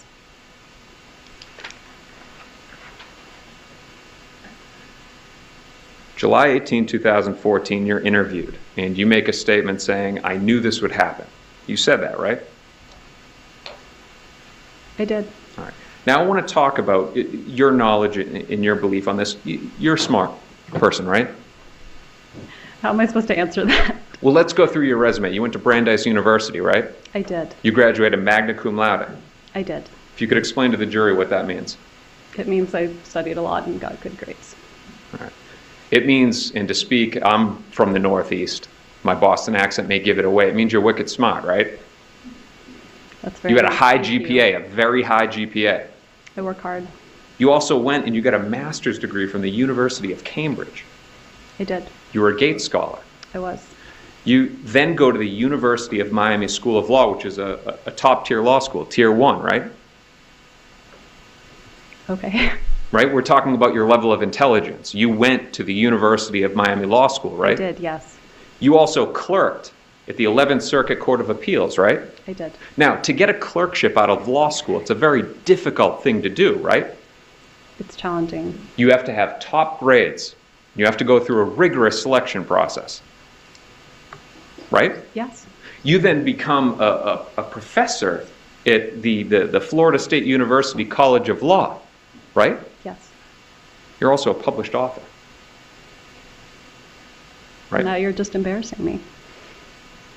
Why are you embarrassed that you're a published author? I don't like talking about myself. Is it because the book that you wrote discredited Tallahassee and spoke ill of it? The book did not discredit Tallahassee. It wasn't about Tallahassee. Let's stay on topic and ask the question again with everything that we just went through. You're a smart woman, right? I am a smart woman. There's information about this case everywhere. You'd agree with me on that, right? I'd been advised by my lawyer not to read it. All right. Now, we're not talking about reading stuff. There's podcasts, Also not to listen. TV shows, Also not to watch. articles. Don't read. And so you've made the decision. Now, you're a lawyer yourself too, right? I am. And you made the decision, I'm not going to look at any of this stuff. Correct. I don't want to know what happened to the father of my two children. Not I don't want to know what happened. How can you say you love those boys if you don't care who killed the father that they loved? Of course I care who killed the father that they loved. Then why won't you look at the stuff? I've been advised not to. Are you afraid that when you look at it, you're going to realize that your brother did this? I am not afraid of that. Now, of course, you've, and we won't get into privileged communications, but you've spoken to your lawyer about the case. How are we not getting into privileged communications? Yes, I've spoken to my lawyer about the case. You're very intelligent. You have one of the top defense attorneys in the country, a former federal prosecutor, John Lohr, right there in the blue suit, right? He is my attorney. You're telling me with all of this at your disposal, your intelligence, his experience, and all this information, that you don't care to find out who it is that killed Professor Markel? This is not that I don't care to find out. My job is to take care of those boys, and that is what I do. I don't see how it helps take care of them to go reading and watching and soaking up all of the horrible information that's out there. You don't realize that you could be helpful in finally untangling this to give this jury the truth about what happened to Professor Markel? I have been nothing but helpful since this started. To what happened to their son? By you looking at it, you are at the center of all this, but you won't look at anything to help in the process. I've done nothing but help in this process. You came here and testified. I came here and testified. I spoke to the police for 6 hours without anyone present. I signed over my cell phone, my car, my house, everything, my computer. What else do I have or know that you haven't seen? You came here because you were subpoenaed and had no choice. Correct. Right? This is not fun. I would not do this by choice. You've been inconvenienced.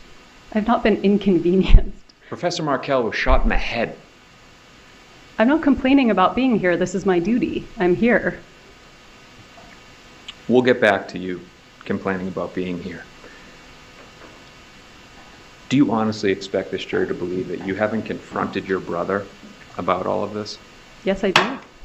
Yes, you did confront him? Yes, I do expect them to believe that I did not confront my brother because I didn't. Or maybe you don't need to because you know the truth in this case. You already know it. That he went behind your back, right? Did not happen. Just like he has done with past boyfriends. He's done that in the past where he's gone behind your back when you were having problems in a relationship and dealt with it himself. No. Miss Adelson, you understand that until you expose your brother what he did, that everybody's going to consider you as guilty. You understand that, right? What is the question that you're asking me? You understand that until you expose your brother and explain what he did, that he went behind everybody's back, that he hired a hitman to murder your ex-husband, you'll remain guilty in the eyes of the world. I can't speak to the eyes of the world. I can only know that I have done nothing wrong. Or maybe you are guilty. I am not guilty. So, a witness in this case, and I'm not going to get into their testimony, but one of the hitmen, the convicted hitman, implicates you.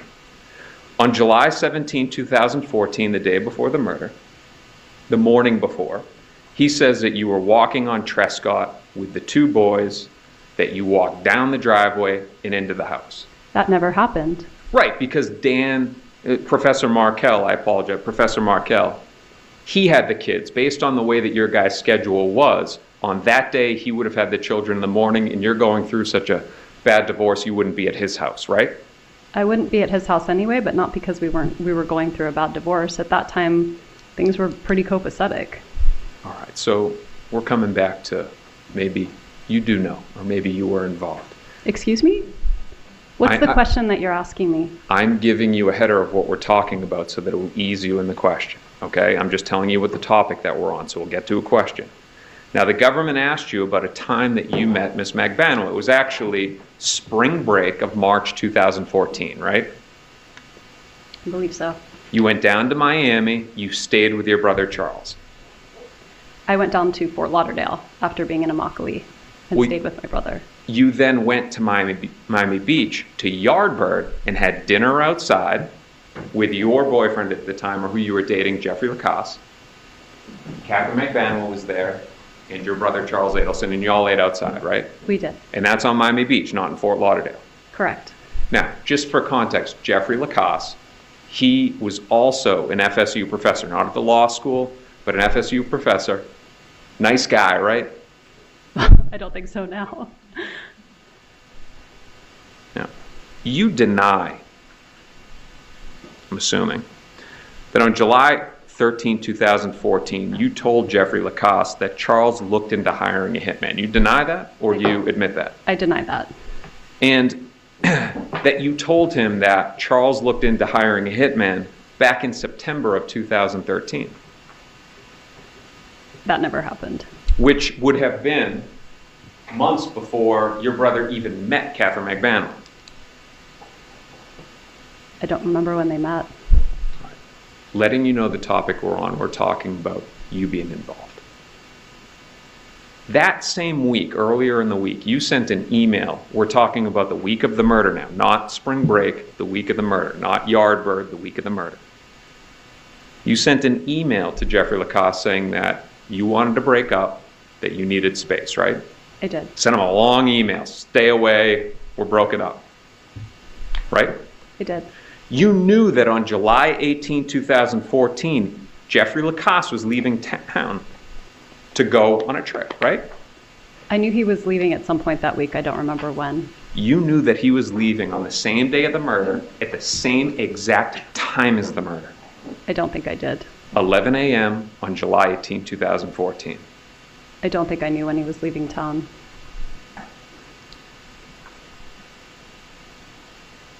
It's a good way to put the blame onto somebody else. You'd agree on that, right? If it happened, it would have been a good way to put the blame on somebody else. I have no idea when he was going to leave town. Your interview, July 18, 2014, you said, you know, my brother, he joked about hiring a hitman. Perhaps that was you just planting a seed to divert the attention of law enforcement away from you. It was not. Let's jump off topic right now and talk about your boys' names. That in the time after the murder, you changed their last names from Markel to Adelson, right? A year later, yes. Why? I was scared Of what? of someone coming to attack them. So it's a year later, you won't look at anything because you don't want to know what's going on in the case. And the thought is, well, they're going to be protected if they have my last name and not Markel, right? Yes. Now, years later, arrests are made. It's clear who committed the murder, Sigfredo Garcia, Luis Rivera. The Adelson name has been dragged through the mud. Why haven't you continued to protect your boys and changed the name back? I will be changing I'm not going to change the name back. I don't think that will help. One day I'll change all of our names. The government asked you about immunity, so let's get into that. You explained that as an attorney, you understand that when the government gives a subpoena for somebody to testify, that it conveys immunity, right? That's my understanding. My knowledge of criminal law dates back to 2003 when I took a semester in law school. So forgive me. Graduated law school, right? This isn't my area of law. When you clerked on the 11th Circuit, it was with Judge Jordan, right? I did immigration appeals. Yeah, but you still dealt with criminal stuff as well, too. Very little. So your understanding, though, is it doesn't mean they can't arrest you. They just can't use what you say here against you later on. So you're protected. Correct. And you needed that to testify, right? It's just given to testify. It's not a question of whether I needed it. It comes with testifying. You fear being charged by them, so you need to have that protection of I your don't words. fear being charged for a crime I didn't commit, no. Now, y'all had this nice exchange where it was pleasant, but there's actually tension between you and this office, right? No. They recently had your brother Charles Adelson arrested, and he's in custody, right? Correct. For first-degree murder. Correct. And there's no tension? It's very uncomfortable to be here. It's hard to tell where the tension is coming from. They've discussed your involvement in this case. They insinuated it on the direct examination. There's no tension? Lots of media insinuates that I did something I didn't do too. I can't feel tension towards every person in the world. That's funny. I thought you didn't look at anything. I don't, that's why. But you know that you know about the media, but you don't know about the media? I know about the media because it keeps me from employment. It keeps me from lots of things in my life. I'm aware of what's there, but I don't read the minutia so I can sleep at night. Ms. Adelson, 5 minutes ago you said you don't look at any of that stuff. I Now don't ask you a look at question. it. Let me finish. Sure. 5 minutes ago you say you don't look at any of that stuff. Now I ask you a question, you say you look at stuff. That's not actually what I said. I said I'm aware that it exists, but I don't read it. I don't listen to it. Then how do you know that they're bashing you? You just told me they are. I did? Yeah. How about this? We'll come back to it. You can think up a better answer, okay? I'm not thinking up an answer. I'm telling you the truth. I'm sorry if you don't want to listen to it. Your basic understanding of criminal law, though, you know that if the defense gives you a subpoena, you get no immunity. Correct. Correction, improper question. I'm not going beyond that question. All right, that's the only question you can ask on that. If I give you a subpoena, you don't get immunity, right? Correct. Now, let's talk about your parents. The government asked you about your mother father, Donna, and Harvey, right? The government could do the same and subpoena them so that this jury can watch them get questioned, not nicely how Ms. Kappelman questioned you, but to be cross-examined by me. Objection, improper question. I'm going to sustain that. Ask a different question. Are your parents here in Tallahassee right now? No. Are they back in Miami? Yes. Do they have any plans of coming here this week or next? I don't think so.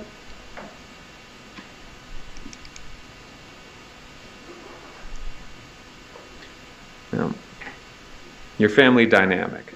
It is your mother and father, Harvey and Donna. There's you, you're the youngest, Charles, and then the oldest, Robert. Right? Correct. And he's a doctor up in New York. Correct. Now, the government asked you about the relationship, and you're like, we don't talk much. It's actually much deeper than that with Robert, isn't it? We don't talk At all. at all. And the reason is because your parents were so difficult about the woman that is now his wife. That is not the reason why we don't talk. I'm not talking about the reason why you don't talk. Let me clarify it. The reason why your parents don't talk to him. That's not the reason why they don't talk with him. Are you saying to this jury that there wasn't a problem where they outright objected to his marriage of a woman that was not of the Jewish faith? That was initially what happened, and then there was actually a beautiful reconciliation, and they're very happy about the marriage. Robert and his wife, not your family. Robert and his wife and our family were very happy about Robert's marriage. So what happens is that Robert is in love with a woman. Your parents object. He breaks up with her and then dates a Jewish woman, right? And then they got married and divorced, and then he got back together with the person he wanted to be married to. Yes. With his true love. Yes. But there was a lot of tension in your family because of your family's involvement in the kids' marriages, right? Yes.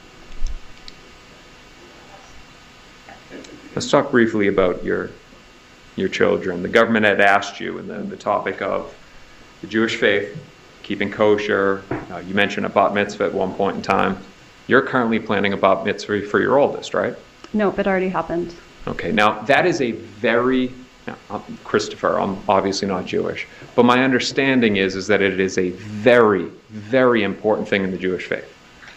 It's a very important milestone. And for those that are very conservative in the Jewish faith, those that keep kosher, so to speak, it's even bigger. I don't know that it's more important to one segment of Judaism over another, but it's an important coming of age ceremony. It's where a boy becomes a man. Did you invite Dan Markel's parents, the kid's grandparents? I did. You invited them? I invited them, yes. When was the last time they saw face-to-face their grandchildren? April 20th, Of this year? just now. And you agree with me that it had been years since 2016 since the last time they had seen them? The visit stopped when they threatened to put my children in foster care, yes, but up until that point, they did have visits. But you got no problem letting them see your brother Charles, right? I'm sorry? You have no problem letting them hang out with your brother Charles, who's now sitting in custody for first-degree murder. Well, they can't see him now, can they? No, they can't, but I'll ask the questions. For years, they weren't able to see their grandchildren despite their pleading to you to see them. But you let them, let me finish, but you let them hang out with your murdering brother, right? The children were permitted to see their grandparents. I cooked for them. We had play dates. They had sleepovers. When a letter surfaced that they were trying to have my children placed in foster care, the visits stopped. My brother never threatened to put my children in foster care, and if he had, the visits would have stopped with him too. You say you love your boys. I do say I love my children. Don't care about the father that they loved. What I happened? never said that I don't care about the father that they Then loved. look at some of the discovery and help figure it out. Excuse me? Then look at some of the evidence and help figure it out so that more lives aren't ruined by this. I seem to not Mr. DeGoes, understand. you need to ask a question now. You're making statements now. You need to ask a question. Understood, Your Honor. If I could have one brief second to check with co-counsel.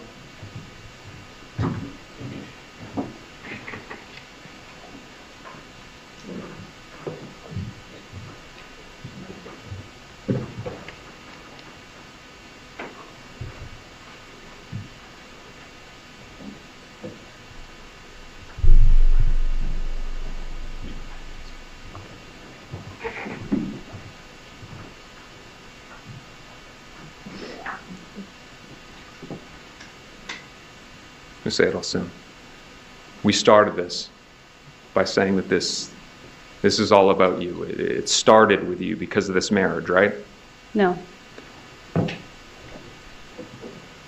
Well, you had tried to say that, but I don't agree. Ms. Adelson, I'm going to make one final attempt through questions to implore you. You understand that you can't protect your brother Charles, who's going through this case, and protect yourself at the same time. You understand that, right? I'm here to share the truth with you. I don't know how to answer the question. Then please end the madness and share the truth. Will you please share the truth with this jury? I've been sharing the truth since I walked in here. I've done nothing but share the truth. You know what happened here, despite your claims to the jury that you haven't looked at anything, you haven't discussed with anybody, and you haven't confronted your brother. You know what happened here, right? I do not know what happened here, and if I did, I would have shared it with the police 8 years ago. You know that your brother went behind your back, don't you? I do not. Like he always does. This is something that he has always done, isn't it? It is not. You found out after that your brother had done this and gone behind your back. That's why you were thrown up at that dinner, right? No, it's not. You know that it didn't involve Katie either, right? I don't know anything about... If you're not going to say all of that and finally give the truth, why don't you just admit to this jury that you're guilty? Because I'm not guilty. One brief moment, Donna.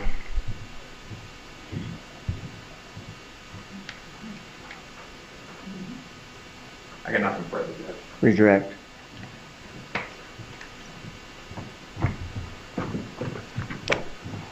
Adelson, you were asked about the reason why you stopped contact for a period of time between your ex-husband's parents and your children.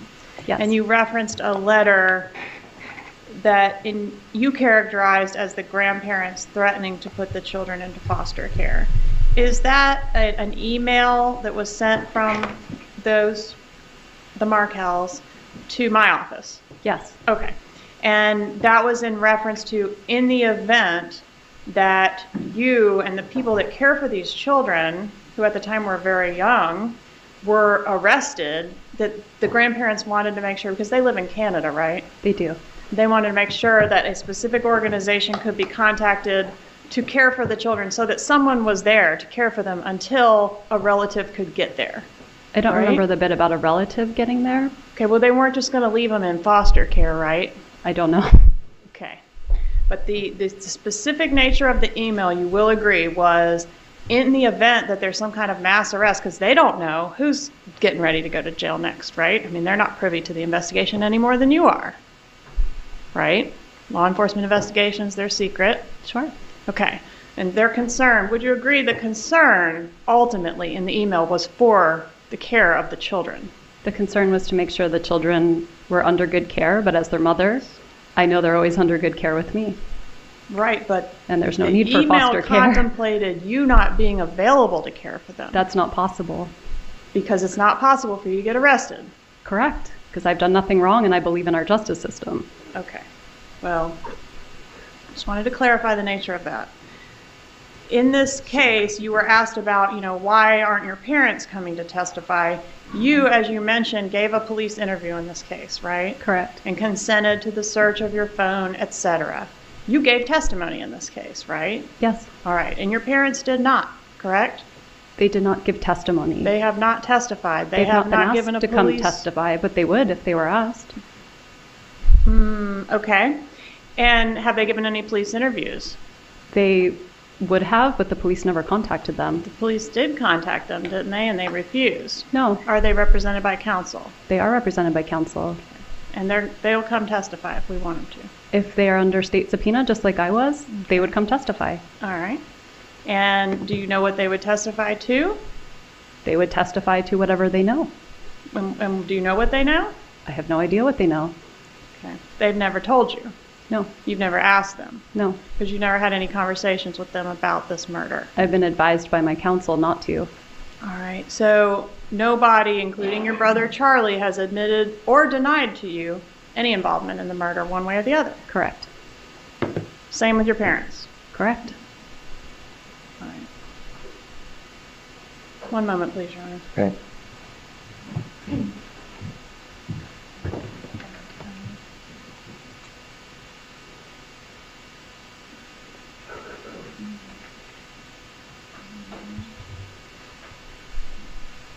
Nothing further, Your Honor. Thank You want her subject to recall? No, sir, she's free to go about her business. All right, you're free to go. Thank you.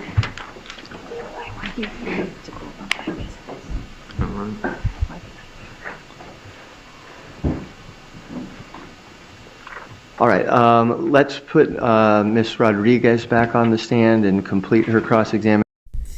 All right, so that concludes Wendi for Catherine's trials, right?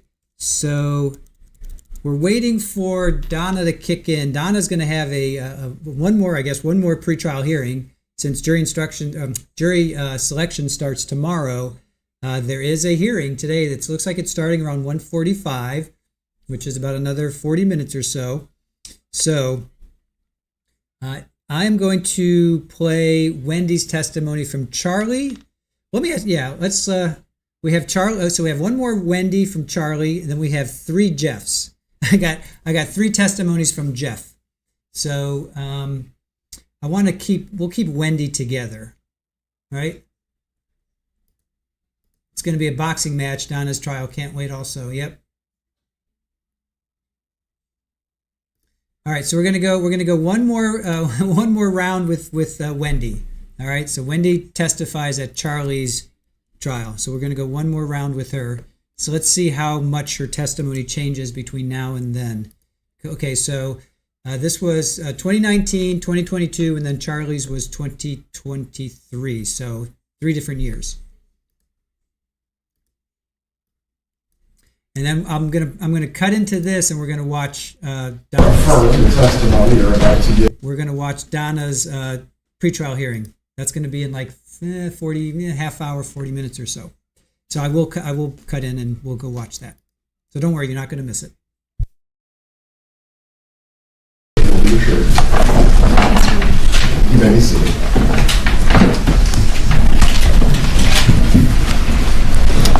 Ma'am, please say and spell your name. Wendi Adelson, Wendiadelson. Where are you from, Ms. Adelson? I'm originally from Coral Springs, Florida. And where do you live now? I currently live in Miami. How are you employed? Now kind of part-time. I do asylum work, and I fundraise for nonprofit organizations. Are you an attorney? By training, yes. Okay. How long have you been a member of the Florida Bar? Since I graduated and took the bar in 2006. And are you here today pursuant to a subpoena? Yes, ma'am. All right. And that subpoena confers use and derivative use immunity to you, so nothing you say could be used against you in the future. That is correct. Okay. That doesn't mean you have full immunity from prosecution, but nothing you say here and nothing derived from it could be used in that prosecution. Is that your understanding? That is my understanding. Okay. Did you know Daniel Markel? Yes. How did you know him? We were married. When did you meet Mr. Markel? We met in the fall of my second year of law school, so fall of 2004. And where did you meet? We met in Washington, D.C. He was working there, and I was looking into a summer job in Washington. When did you get married? In February of 2006. And when did you live here in Tallahassee? We lived in Tallahassee my 3rd year of law school, so from August of 2005 until I think around maybe May or June of 2006. And then we moved to Miami for a year because Danny was interested in working at the University of Miami. Mm-hmm. He did not get the job at University of Miami, and so we moved back here in 2007 and lived here until 2014. Where were the two of you employed during the time you lived here in Tallahassee? I was employed at the FSU Center for Human Rights, and Danny was employed at FSU Law School. Were you both professors at FSU College of Law? Yes. And were you living on Trescott Drive at that time? When we were married, we lived, I think we rented a house before that, but at some point, maybe in 2008, we moved to Trescott Drive. And is that the home that he was still living in at the time that he was killed? That is correct. Okay, and you were no longer living there, is that correct? I was no longer living there. All right, at the time he was killed, you two had children together, yes? Yes. And how many children did you have? We have 2 children. And what are their ages now? They are 13 and 14. What about at the time of their dad's death? At the time of their dad's death, they were 4 and 3. When did you separate from Professor Markel? In the fall of 2012. Whose decision was it to separate? It was my decision.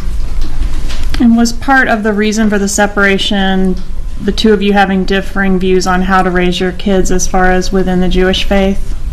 I mean, it was a small part, but it was part of it. Okay, that seemed to be something that came up a lot in your communication, so that's why I ask about it. What was the difference of opinion on that? I mean, when we first met and started dating, Danny wasn't as observant or as religious as he became over time. And so the difference in our perspective on raising kids was about dietary choices and attendance at synagogue, things like that. So in general, he wanted to raise the children more strictly in terms of the faith than you. That is correct. Did you move out of the marital home while Mr. Markel was away on a business trip? I did, yes. All right. And did he know that you were moving out when he left for the business trip? No, he did not. Where did you go when you left the marital home? I rented a home in Tallahassee. Where was that? Do you remember the address? Aqua Ridge Way. 3303 sound right? That's right. Okay. And what was the custody arrangement once you moved out of the marital home?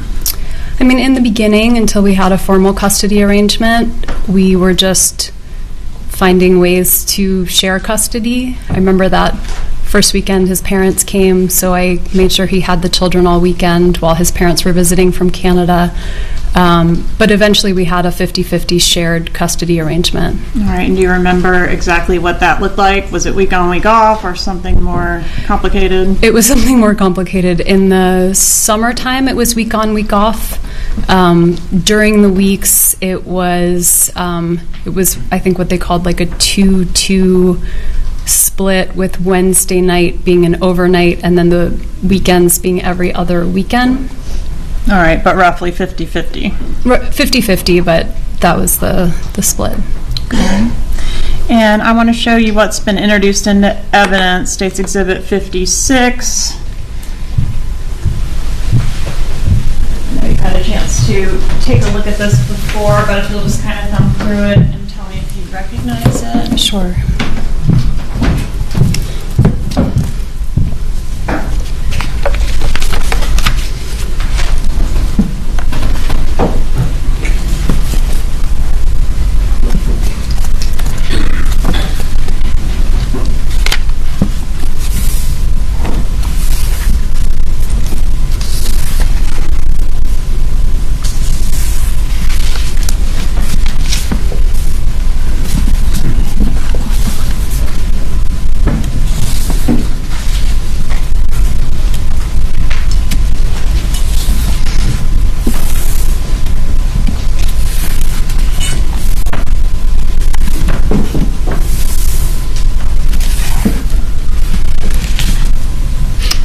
Do you recognize the exhibit? I do. Is it a fair and accurate copy of your divorce file? It looks like it, yes. All right.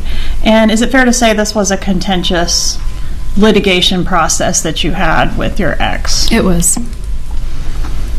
And I want to ask you about a specific filing in there. It's on begins on page 43. And it's in reference to a filing on January 14th of 2013 where you were looking to relocate with the minor children. Do you recall that particular filing? I recall the filing. You said 43. I'm not sure Oh, okay. Yes, ma'am. Yes. On the bottom there should be page numbers for you. Yes.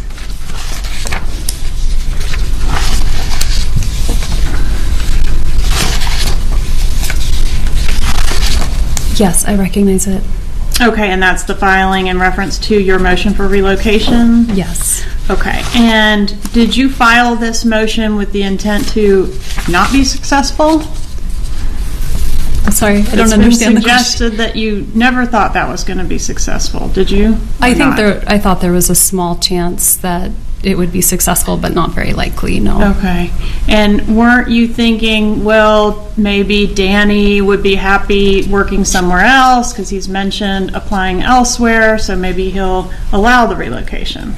Were you thinking that? Well, he and I talked about the relocation. So when we talked about it, he thought, well, if I can live nearby in Miami, that might work, and then I could commute to FSU. I didn't mean for him to leave FSU, but he wanted to leave FSU at some point, so that was just a matter of time. So you thought it might be successful?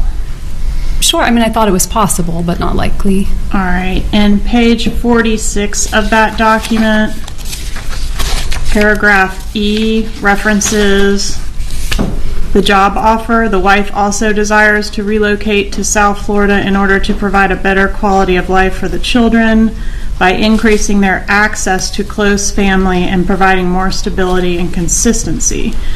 Who is the close family in South Florida? The close family would have been my mom and my dad and my brother. And which brother is that? My brother that's here today. Charlie Adelson? That's correct. Okay. What's your mom's name? My mom's name is Donna. Donna Adelson?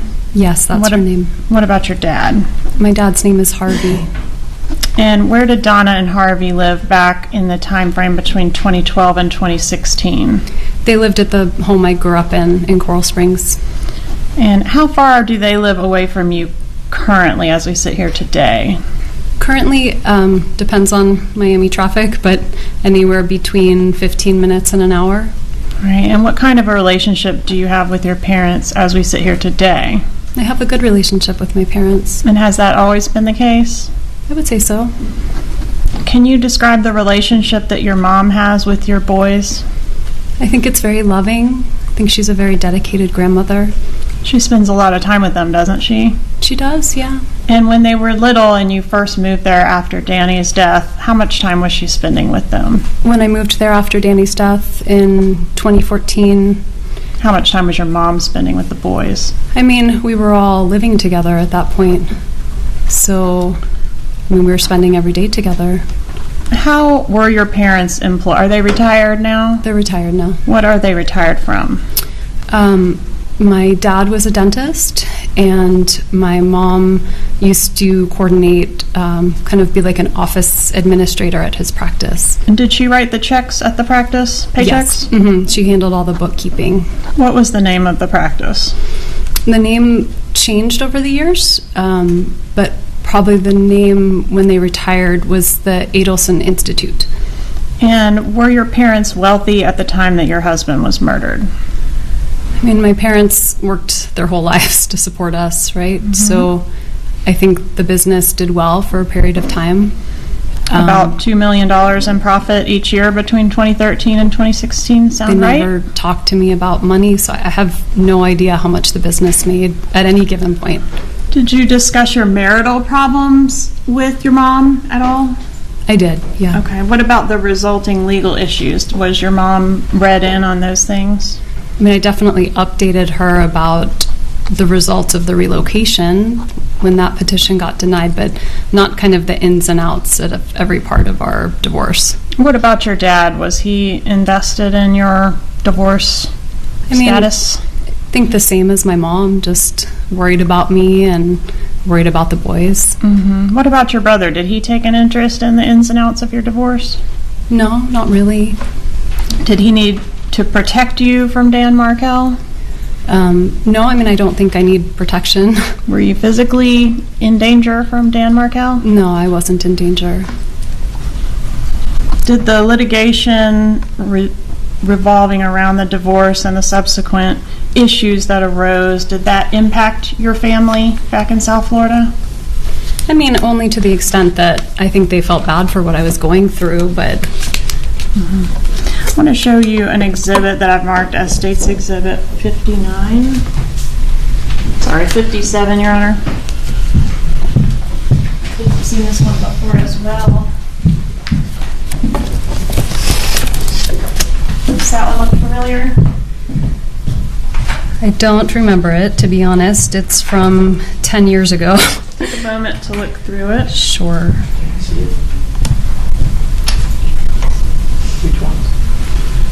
When you're done, I'll let opposing counsel take a look at it, but go ahead and let us know when you're done reviewing it.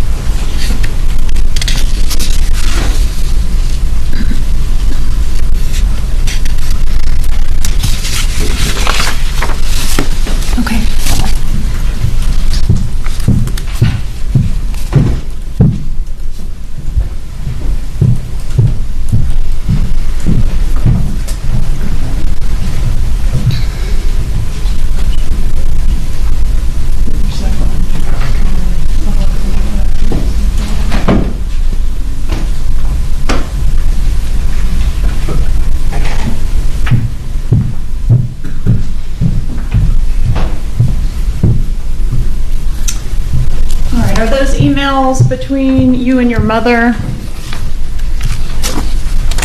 I don't think I responded. I think they're just emails from my mom to me. No? Okay, mostly all from your mom? Yeah. Okay, and the email address says, I think it's something like Wendi Harvey. Can you tell from the content that it's your mom typing rather than your dad? Yeah, the email's Donna Harvey, my two parents' names, so they've been married over 50 years, so they have a joint email address. So it's from both of them. Okay, so what I want to draw your attention to is page 2 of that exhibit, that first paragraph there above the word response. Did you have an opportunity to read that? I read it real fast, Kinda but scanned. I can read it. And what I want to draw your attention to is specifically the part that reads, your father has made numerous trips by plane for weekends and changing the patient schedules around so he can continue to spend significant time with the children. Did you? Are you objecting, Mr. Rauschenbaum? I just didn't hear it getting it into evidence. Judge, at this time I'd ask to move this exhibit into evidence, which is number I've already forgotten. No objection. It's 57. 57 is admitted.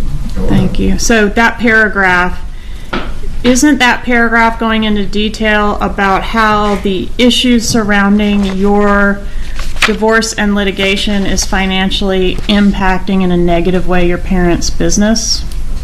That's what my mom says here, yes. Okay, and it also says Additionally, this loss of income affects my family because my older brother, also a dentist, purchased the practice from my father in mid-July 2012.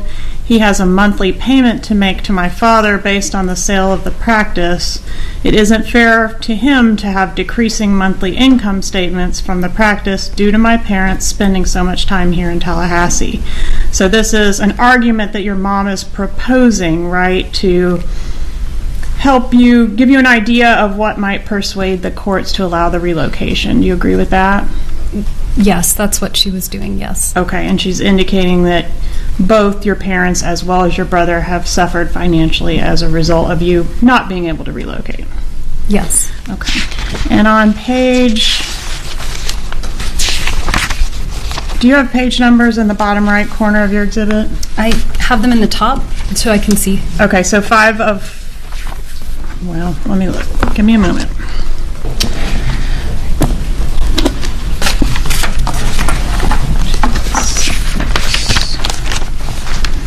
So it'll be the second email in your packet, page 1 of 3. Okay. Do you see that? I see that page. Okay, and there's a rest of your life highlighted or underlined in the center and in bold. Do you see that? Yes. Okay, right before that, it reads, however, the rest of your life and consequently Dad's, mine, and yes, even Charlie's will be affected by how well you can perform/act before July 31st. You need to be a good actress when you, or you can be a good actress when you want to. I've seen you in action. You need to put on the performance of your life. Jibbers hasn't beaten the Adelson family yet. Who's Jibbers? Jibbers, she's referring to Danny. And was Jibbers a name he went by or just something you called him behind his back? Jibbers was a silly nickname that I gave him during the divorce proceedings when he was being pretty scary and threatening, and it kind of made me feel less scared of him. Okay, so not something you called him to his face? No. But that was a word that was only used to describe him? Yes, it was a nickname. Okay. So in this, again, your mom is referencing how everyone's life is being affected by this relocation, including your brother, Charlie. Do you agree with that? That is what she said, yes. All right. Is your mom overprotective of you? Yes. All right. And is it fair to say she's, a little on the controlling side?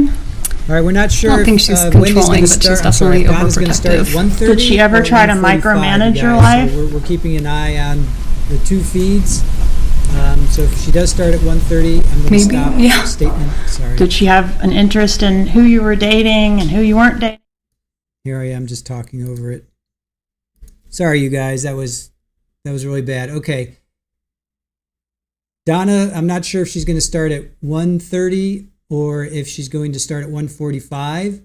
So I have my eyes on the one that's starting at 1:30. So when that does start, don't worry, we'll jump right in. So don't worry, you won't miss anything.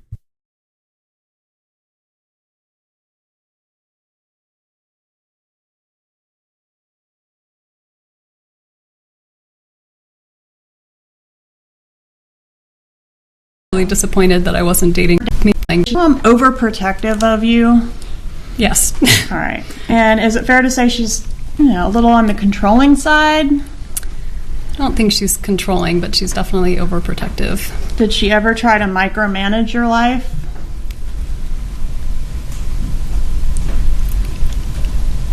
Maybe, yeah. Did she have an interest in who you were dating and who you weren't dating and who you should be dating when you were single? I think she was usually disappointed that I wasn't dating more. Okay. For example, isn't it true that she would not let you drive to and from Tallahassee to South Florida? Well, I used to drive before I had the boys, but they were young, and she preferred to come with me and give me some extra support. So what would that look like if you were going to take a trip to South Florida? Would they come up here and get you, or? No, sometimes I would go myself with the kids, but I was breastfeeding both of them, so it usually looked like me breastfeeding a child while I entertained the other in the Okahumpka rest stop. So it was a lot. It was helpful to have some backup.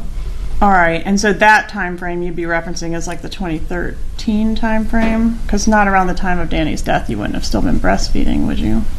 If Lincoln was 3, no, I would have stopped maybe the year before. Okay. So maybe And was it 2012, 2013. okay? And wasn't it true that around the time of the death they were still doing this practice where they would prefer to drive you to and from South Florida? I mean, not every time, but sometimes.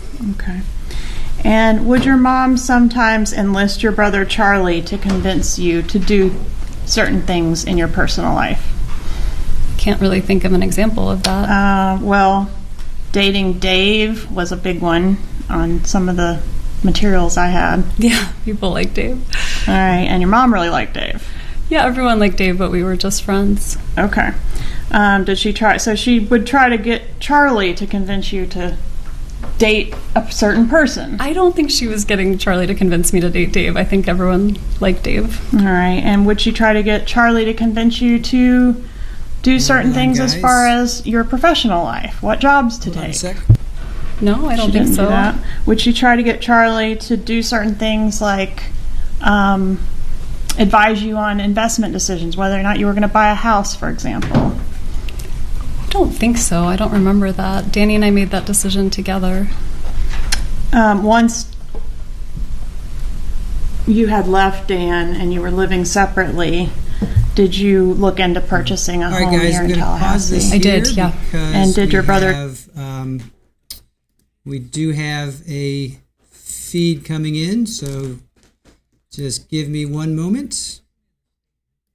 Give me one moment. We'll come back to Wendi. Just give me a moment and let me get this feed up for you guys.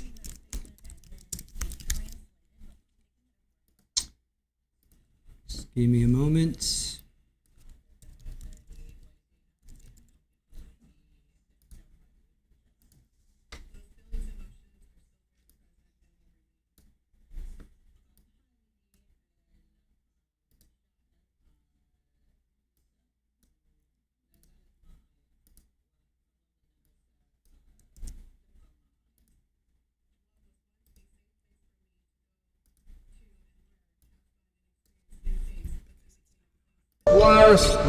Lauren's ready to transfer her college credits, but she's stuck repeating a course she's already passed. This class again? Until she transferred to University of Phoenix. The issue as to immunity, we cannot confer immunity to her, Judge. Our client defied as something. Our client defied as something. Understand the argument. If you will, that she, yeah, so the other matters to her, Judge. Other matters to her, Judge. From her as she is, there may be other issues where she could testify to something that she's not taking a chance. If Are we correct, Judge Wheeler? trial that we can't. Are we correct, Judge Wheeler? That we can't. It was also decided Of our she could testify to cross taking a chance. which could be used by Judge Fisher. There could be other immunity. Ms. Pina in second. To get testimony, but I will now that by the something that to any my client with the argument you're making. she's going to say something. The issue as to immunity, we cannot confer immunity to her, Judge. We agree with that. We can't. But there may be. All right, it looks like I can't, sorry you guys, I can't really interact with this the way I want to, so we're going to wait for it to come up on a proper feed. So just bear with us, you guys. Just bear with us. We're doing our best, okay? We're doing our best here. So just bear with me. We're doing our best to get this to you guys, so just hang in there. We're doing our best to get this to you guys. Please just bear with us.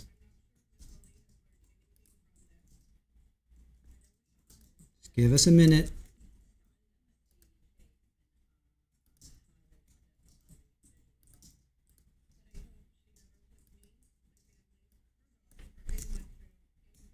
And just give us a minute here.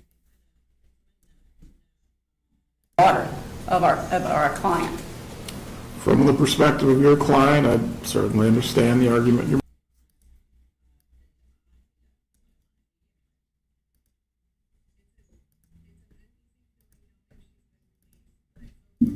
and see where this comes in. Looks like we didn't miss too much. Okay, here we go.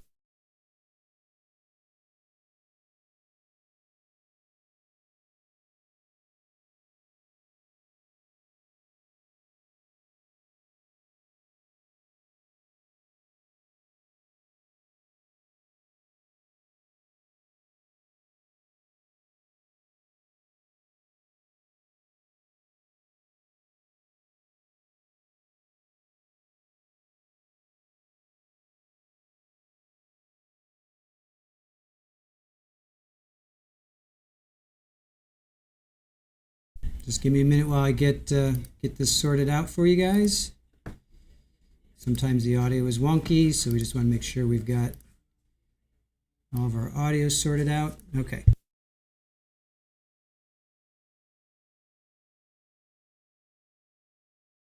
Concerning the defense's subpoena, as far as placing a statement on the record, I don't know if any of the parties have a position concerning you placing a statement on the record, but similar to the other trials in this matter, I do not have an issue if you do so prior to the testimony of your client.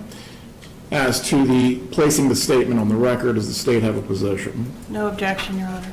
Does the defense have a position? No position, Your Honor. Concerning placing a statement on the record, Mr. Loro, you will be permitted to do so, or another member of your firm, before your client testifies. As to the motion to quash the defense subpoena, does the state have a position? No, Your Honor, no position. Does the defense have a position? Yes, Judge. Go ahead. May I stay here? You may. Judge, the issue here and the concern that we have on behalf of Mrs. Adelson is there have been two prior rulings in the homicide of Mr. Markel. One came from Judge Hankinson, and then another one came from Judge Wheeler. What Judge Hankinson ruled is that the immunity conferred by the state subpoena extended to cross-examination, and we believe that's an accurate statement of the law. However, Judge Wheeler limited cross-examination to only what the state brings forth on direct. This is a premature at this point, Judge. We have her under subpoena, and we may want to elicit testimony from her.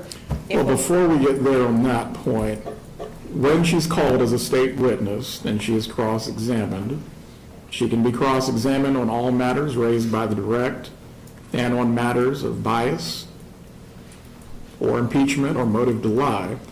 All matters that she can be cross-examined on pursuant to the rules of evidence extend under that state subpoena.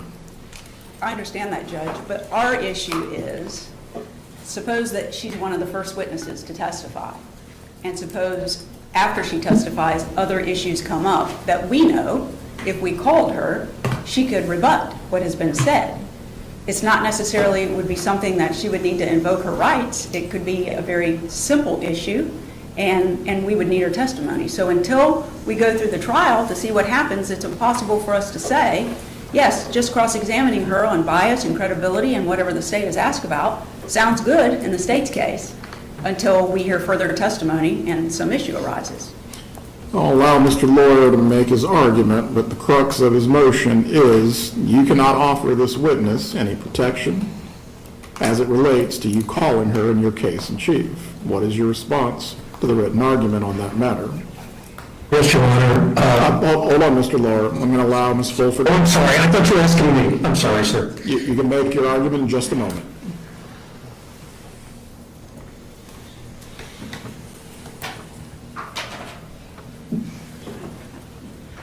So the issue as to immunity, we cannot confer immunity to her, Judge. We agree with that. We can't. But there may be other issues where she could testify to something that she's not taking a chance, if you will, that she's going to say something that could be used against her in the future. There could be other matters that are raised in the trial that we simply want to get testimony from her as. She is the daughter of our client. From the perspective of your client, I certainly understand the argument you're making. Mr. Lawyer, you may argue. Yes, Your Honor. This issue was addressed by Judge Wheeler in the second McBanawar trial. It was also decided upon by the first DCA in July 2025 when the DCA ruled that the procedure used by Judge Wheeler was entirely correct and the subpoena in that case was quashed. It was the same issue that the defense raised, where they wanted to cross-examine my client pursuant to a defense subpoena, which conferred no immunity at all on Ms. Adelson. I indicated to the court then, as I will now, that Ms. Adelson will assert her Fifth Amendment rights with respect to any relevant question asked by the defense. So the only result of the defense procedure would be to have the client's daughter take the stand and invoke the Fifth Amendment in front of the jury. And that the court decided by Judge Wheeler that that would be inappropriate. And we would ask the court now to follow the same procedure as Judge Wheeler and follow the same procedure that was upheld by the first DCA just 1 month ago. Does the defense have any remaining argument on this matter? Your Honor, respectfully, the issue that was ruled on or concerning the subpoena and quashing the subpoena, Ms. McBanawa did not make that argument below. She did not join the state's motion. So the first DCA did not rule that Judge Wheeler followed the proper procedure. My understanding is that the first DCA held that she had not preserved the argument.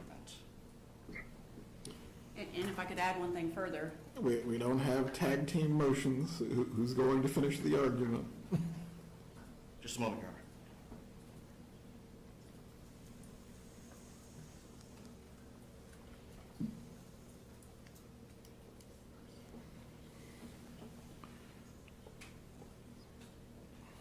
Your Honor, factually, we're in a vastly different circumstance. Our client certainly has information, knows information about her daughter that Ms. McBanawa would not have ever been able to know. And so it's our position that it's premature. The Fifth Amendment question, the courts have ruled, should be done on a question-by-question basis. So your expectation is for me to ask the question, she will make some sort of signal, I'm invoking, the jury is to be removed, and then we do this for the entire defense direct? No, Your Honor. What I would suggest is that if we get into this posture, and absolutely cross-examination may be sufficient, but if we get into the posture of needing additional, I would suggest that potentially proffering the questions, and then she and her counsel can advise the court if she intends to invoke her privilege at that time. Mr. Laura, last word, and then I will rule. Yes, Your Honor. The statement by counsel is patently incorrect and false. This issue was raised by Ms. Carras in the McBanawa trial. She preserved the issue. She made the same arguments that these defense lawyers are making now. It was wholly rejected by Judge Wheeler and wholly rejected by the first DCA, and we respectfully request that Your Honor follow that ruling here. There is simply no question that the defense could ask that is relevant to this matter that Ms. Adelson, my client, would answer. She's invoking her Fifth Amendment. All right. Having reviewed the applicable authority on this issue and also reviewed the prior transcripts on this matter that were also ruled on by Judge Wheeler concerning this same subject, I am going to adopt a similar ruling. The defense cannot give the witness immunity as it relates to any matters in which she would testify under and could properly invoke the Fifth Amendment privilege. No witness can be called to the stand simply to invoke the Fifth Amendment, as there would be no basis for this witness to take the stand and give testimony on a relevant matter that also could not affect her ability to also endanger her own Fifth Amendment right. I am going to grant the relief that is requested. If we need to revisit this issue for any purpose where the defense believes there is a line of questioning that will not go to the Fifth Amendment privilege of the witness, we will at the appropriate time, but I do believe it is the proper ruling at this point to quash the subpoena. Mr. Laura, I believe that concludes your motion for today. Again, when it's time for your client to testify, you may place your statement on the record. Thank you, Your Honor. Good day, sir. To you as well. That concludes the public portion of the hearings for this afternoon. We will take a brief break. and then resume with the in-camera matters. The courtroom is to be cleared by all non-parties at this.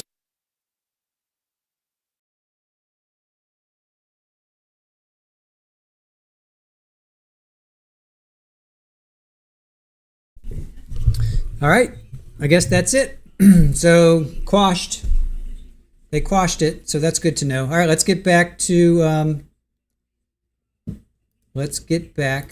this. Let's get back to this. So that was quick. So we'll get back to this now. So she does not have to testify for the defense.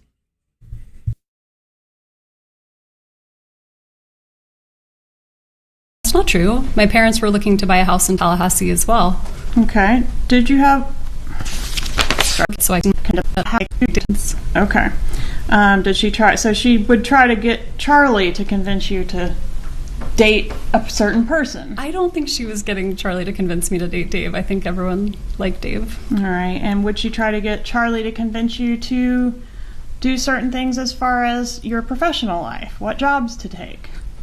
No, I don't think so. Do that. Would she try to get Charlie to do certain things like advise you on investment decisions, whether or not you were going to buy a house, for example? I don't think so. I don't remember that. Danny and I made that decision together. Once you had left Dan and you were living separately, did you look into purchasing a home here in Tallahassee? I did, yeah. And did your brother Charlie convince you not to do that?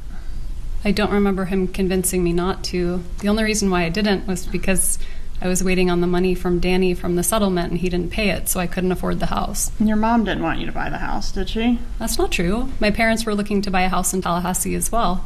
Okay. Did you have... Strike. Generally speaking, does your mom manipulate the personal lives of her children? No.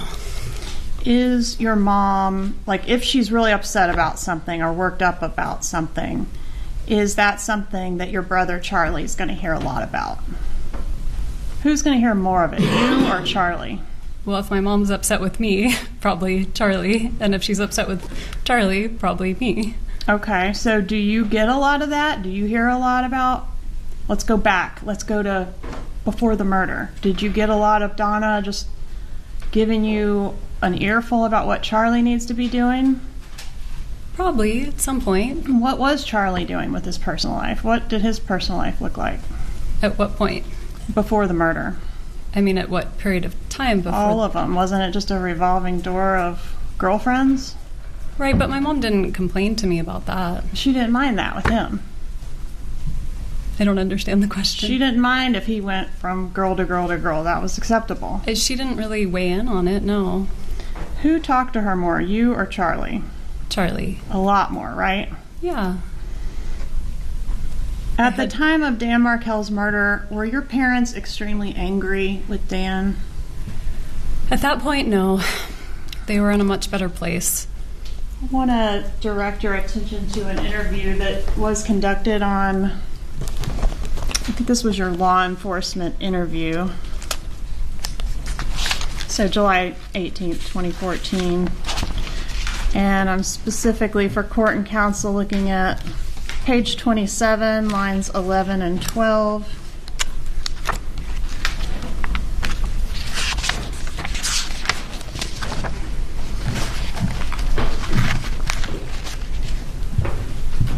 And I've got it open to the page, but you can flip around if you need to familiarize yourself. Sure.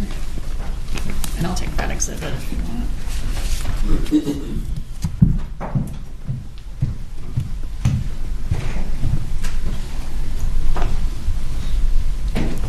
Do you want me to flip through or just look at this one page? If you'll just look at that one page, well, I mean, not that reminder. 27.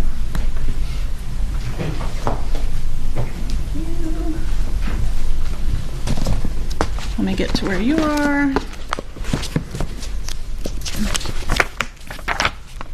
So page 27 there, lines 11 and 12, and I've got it highlighted for you. Yes, It says, Ms. Adelson, my parents are, very angry toward him. Is that true? Isn't that what you said? Your parents were very angry toward Dan. Can I read the rest of the sentence? Sure. So I say, my parents are very angry towards him, but even when they're around my kids, they would never say a bad word about my kid's father. And then on page 288, line 24, through page 289, line 1, and that's going to be,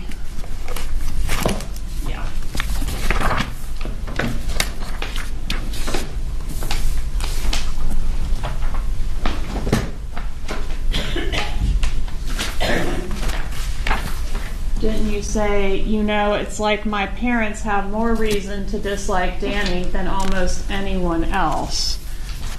Is that what you said? That is what I said. And that's because he hurt you, right? And I was saying that in the context of talking to law enforcement for hours and hours and trying to help them figure out who might be responsible. Right. And who did you tell them might be responsible? Well, I told them many, many people. But are you asking about this particular moment right here? You told them your family might be responsible. Or potentially someone to do with a former student or his current girlfriend. I mentioned lots of people that I thought could be responsible. Okay. And of the lots of people that could have been responsible, your family was one of them. Yep. Because they might have done this thinking it would help you. I mean, that's what happened, right? I'm sorry, I don't understand the question. Your family had your ex-husband killed to try to help you, didn't they? No, that's completely untrue. And back to the divorce, the petition where Danny is responding to your petition for the motion to relocate, are you familiar with that filing, or do you need to take a look at it? I need to take a look at it. All right, it's going to be page 79 through 101, and this is back to our exhibit 56.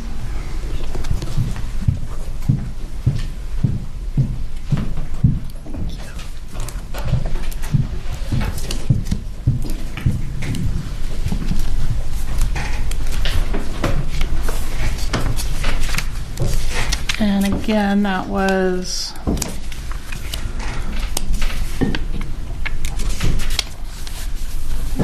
the filing begins on page 79. I'm specifically interested in 82.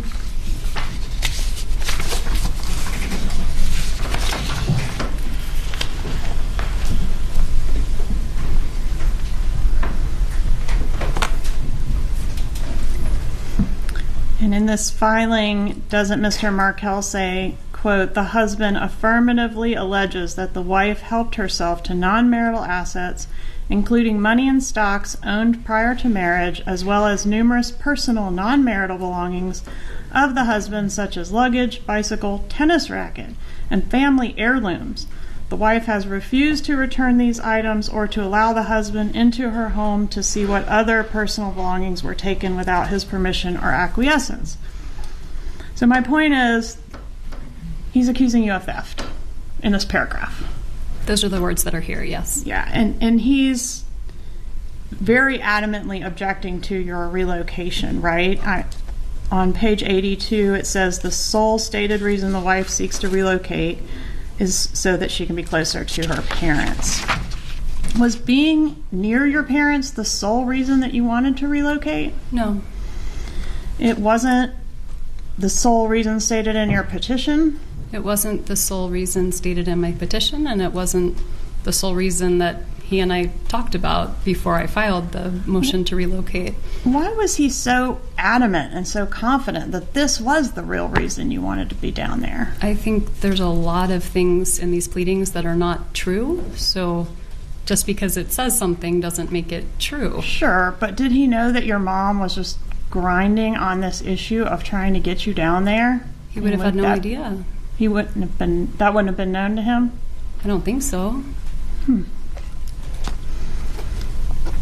But he was accusing you in these pleadings of all kind of stuff, right? I mean, I'm not saying it's true, but hiding financial assets, failing to disclose things, kidnapping his kids in the middle of, his business trip, all those sorts of things, right? Yes, you said lots of things.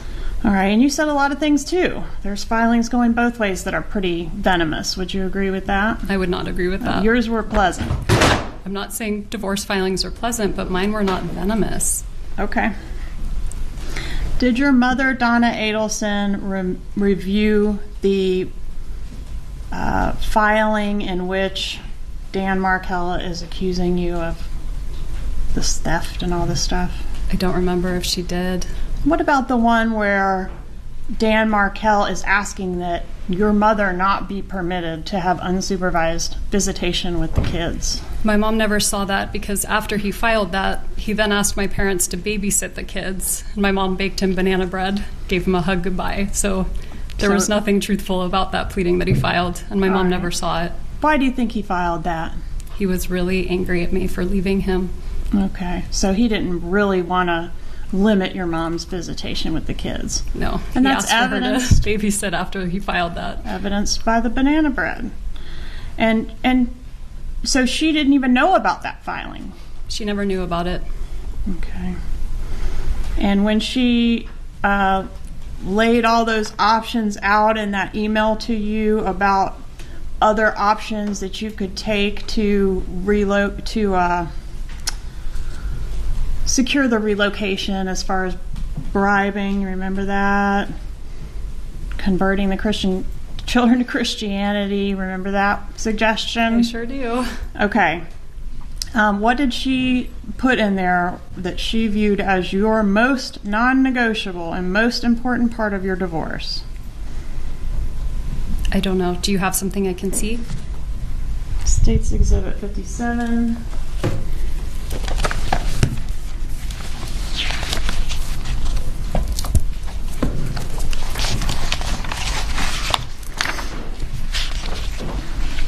And it is page 1. Page 1, paragraph 2.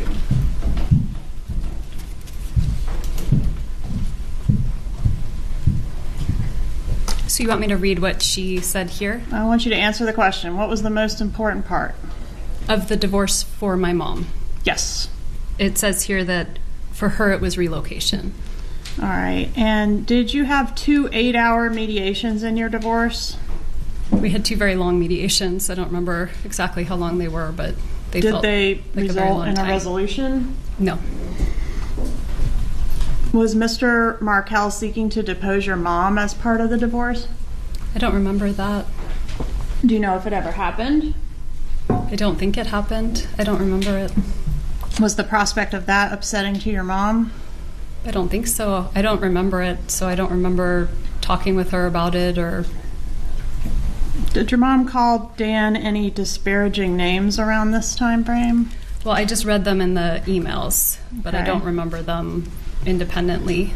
Okay. Did she call him an asshole? Yes. A narcissist? Yes. A bully? Yes. Religious zealot? Yes. Bastard? That I don't remember. Page 5. Okay. Is it page 5 from the first email? Yes, if you'll just go through by the physical pages.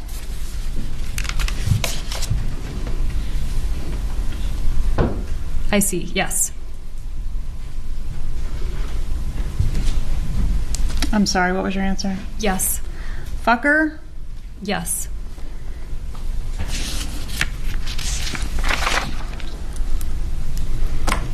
But in all the filings made on your behalf by the different lawyers that you had, and all of the emails that your mom sent, he was never described as abusive. I mean, he was described as emotionally abusive, yes. Can you show me where he was described as emotionally abusive in any of those items? Well, not by my mom, but in the pleadings. Okay, show me that. It's going to take me a while to find it. Okay, well, it's You want me not to- in there, but you can get back to me Well, with it. it is in there. Objection, Your Honor. The comment. She's not testifying. Hold on, please approve. So would you have to review the whole file in order to find that, or could you give us a starting point of which filing it might be located in? It might be under the petition to relocate. It might be under the initial divorce proceedings. Okay. It wouldn't be in emails from my mom, but it would take a while to find it. It might be in the depositions. Okay, did you view yourself as being stuck here in Tallahassee once the relocation was denied? I didn't. I mean, I had a really nice life here. I did not view myself as being stuck. Would you please turn to page 176 in that exhibit in front of you?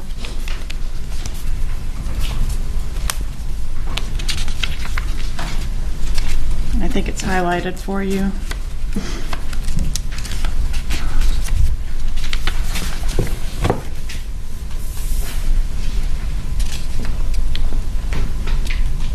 Did you describe yourself in that filing as being stuck in Tallahassee?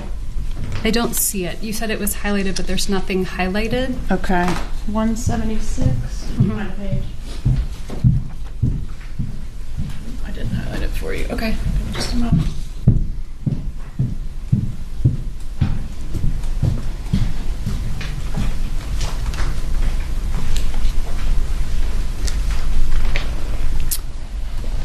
I see the word stuck. I found it. Okay. So did you describe, at least in one occasion, being stuck in Tallahassee? No, can I read the sentence? Sure. So it says, the husband has made it difficult for the wife with her colleagues at her current position due to his statements and actions, and the husband's intent is to relocate to a larger area at some point. So the wife is merely stuck in Tallahassee until the husband decides that the time is right for him to leave. All right. Meaning, and had he accepted a job anywhere else by the time that he was murdered? no, he hadn't yet been offered a job, but he was always looking. Okay. So he was just going to move and just let you have the kids at that point? He probably would have done what I did, which is have a conversation and see if it was a place that made sense for both of us to live. And would you have moved to wherever he got a great job and started a new life there? Potentially, yeah. Okay. Did you like Tallahassee? I did. And you said, I think you did say this, but let me clarify. Was your mom aware of the order denying relocation?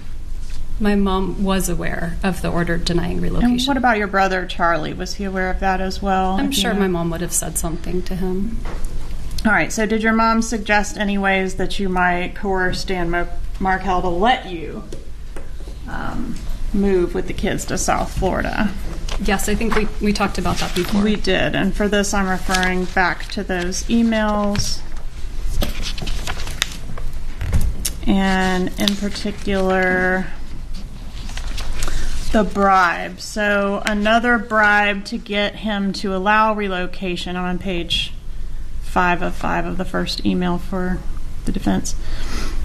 Another bribe to get him to allow relocation should be the offer of plane tickets so that he can fly back and forth, right? So you're going to potentially offer this big monetary benefit that would allow him to fly back and forth to work.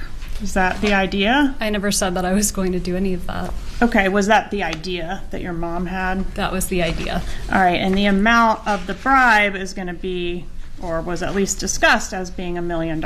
Is that right? That is what they said. Okay, and did you agree with that? No. Would that have worked? I have no idea if it would have worked, but... You think he might have taken $1 million to let his kids go? Well, he wasn't letting his kids go. He would have moved to South Florida, and he would have commuted back and forth to his job. So, maybe. Well, then why wasn't it offered? Because I didn't want to do it. All right, what about the idea that you could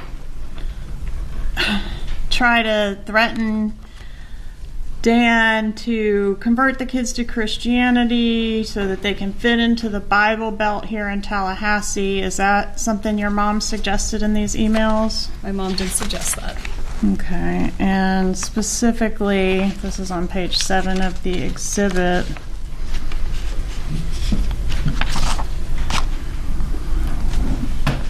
Let Jibbers know that your children will be baptized in the Catholic Church. Have a picture made of them in front of the church, all that kind of thing. That's what your mom suggested at one time? She did, yes. Okay, and did you do any of those things? No, I don't even think I responded to it. Do you know whether the defendant, your brother Charlie, was supportive of the plan to convert them or pose as converting them to Christianity? I have no idea. I don't think he was particularly involved in this round of my mom's emails. On page 11 of the exhibit, there's an indication from your mom that Charlie at least has discussed this with her and maybe is somewhat supportive. Charlie brought up a good point when he said that Americans were dropped behind enemy lines during World War II wearing Nazi uniforms to get what they wanted. They had a job to get done, and they did what they needed to do to accomplish it. You have a job to get done in a very short time frame to accomplish it. If you dressed your kids up in Hitler Youth uniforms and brought them down here, I could care less if it was an act of defiance that would show Jibbers that he's, all caps and bold, not in control. So it just seems like your mom was pretty extreme about this situation of getting you relocated. Can you agree with that? Yeah. All right, and Charlie was at least consulted on it or had offered some information about it. Well, that was my mom's rendition, so I don't know if that's what actually happened or that was her perception. Sure. Were you involved in the effort to consult a lawyer about the bribe and whether that was going to be legal? I wasn't the lawyer consulted in that. No. Were you involved in consulting a lawyer with your mom? Okay. Do you know for sure if any financial offer was or was not made to Dan Markel? I couldn't say for sure if they made it to Danny without me knowing, but I don't think so. Is that something they would do, is try to negotiate with him behind your back or deal with this situation behind your back? I don't think so. I think I would have known. Danny probably would have told me. But you definitely didn't extend any of these offers or threats? No.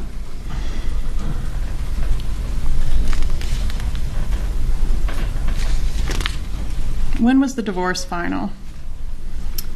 The summer of 2013.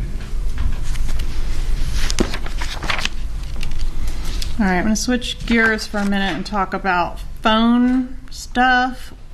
Was your cell phone collected by the police in this case after Dan was shot? I gave the police my cell phone and asked them to search it if it could be useful. All right, and around the time of the murder, was your number 954-803-0079? It was.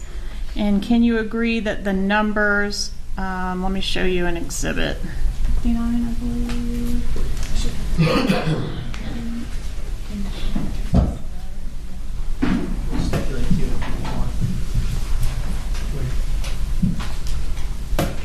You will? Okay. Well, I want to explain what it is.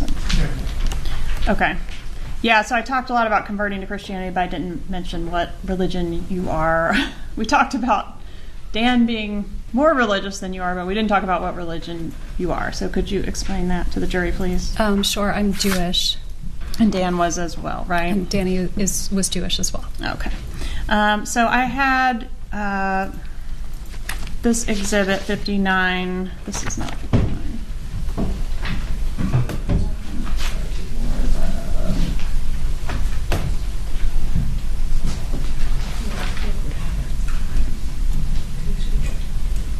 Yes, that's what we did. One moment.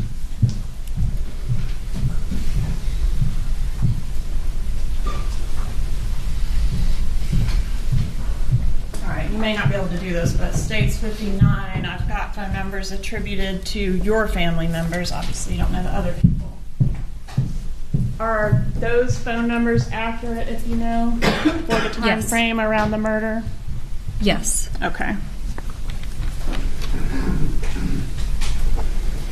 All right, and then you are also familiar with the wiretap that was conducted in this case? Yes. And did I provide you a disc labeled Disc 107 and ask you to review some calls and see if you could authenticate the voices on those calls? Yes. All right, and for that, I made you a little spreadsheet, which I've marked as 61. And were you able to initial by each call indicating that the highlighted names are the voices of the people they purport to be? Yes. Judge, at this time I ask to move to evidence state 61. Any objection? No objection, no. State 61 is admitted.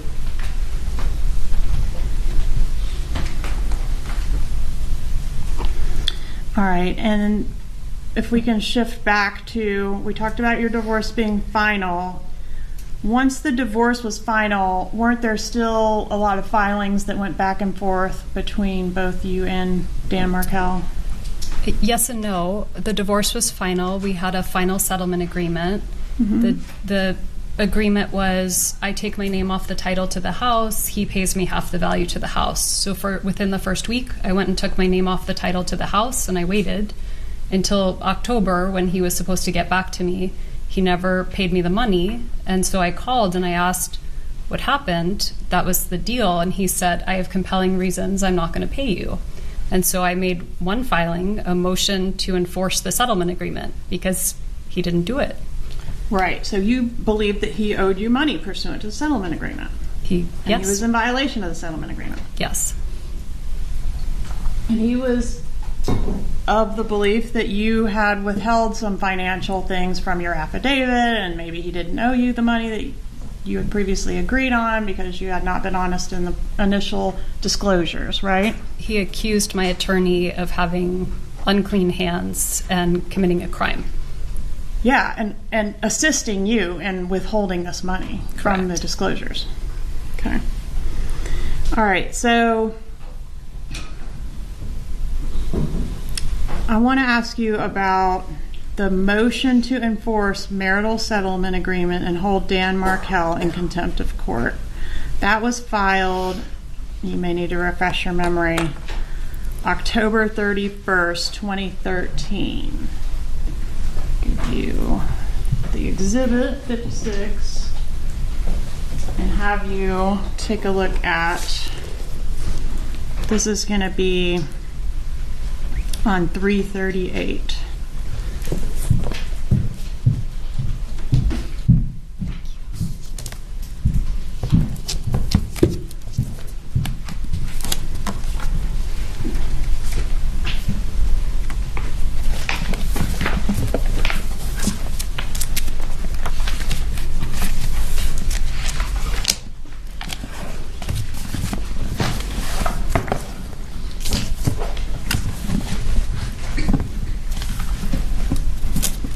All right, could you just read the title, the caption of that filing? Motion to enforce marital settlement agreement and to show cause why the former husband should not be held in contempt of court. What does it mean to be held in contempt of court? It means not to be doing what the court has asked you to do. What can happen to you if you're held in contempt of court? I don't know, really. Could you be jailed? I don't know. All right. And when was this filed? This was you filing it, right? I mean, you're the client. Right. You're asking that he be held in contempt. And you don't know what that means? I mean, at the time I filed, which was 10 years ago. Oh, okay. Well, refresh your recollection with the document. It goes through 340.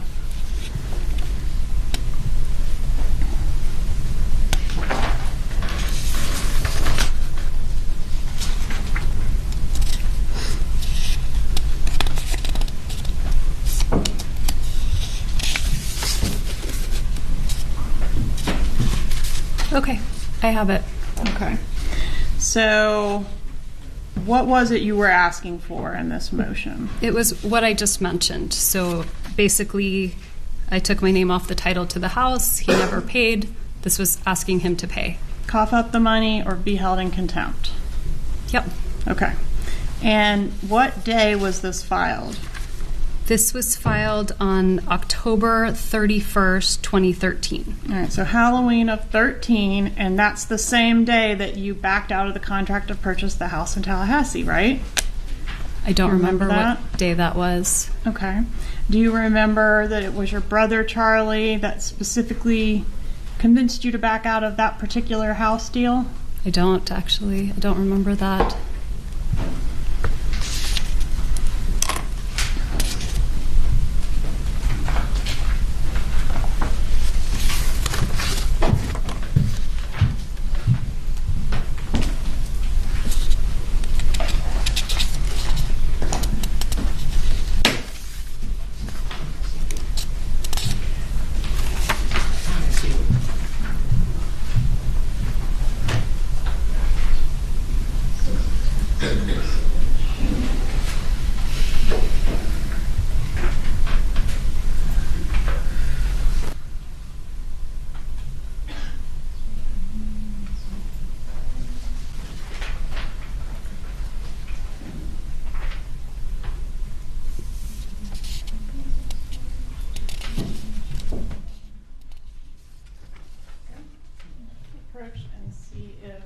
these text messages to refresh your recollection. Okay.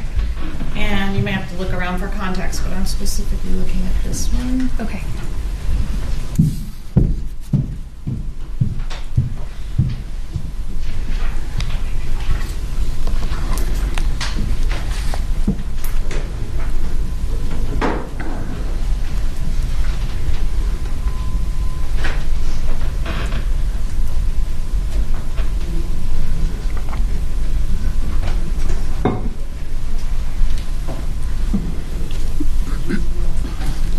Okay.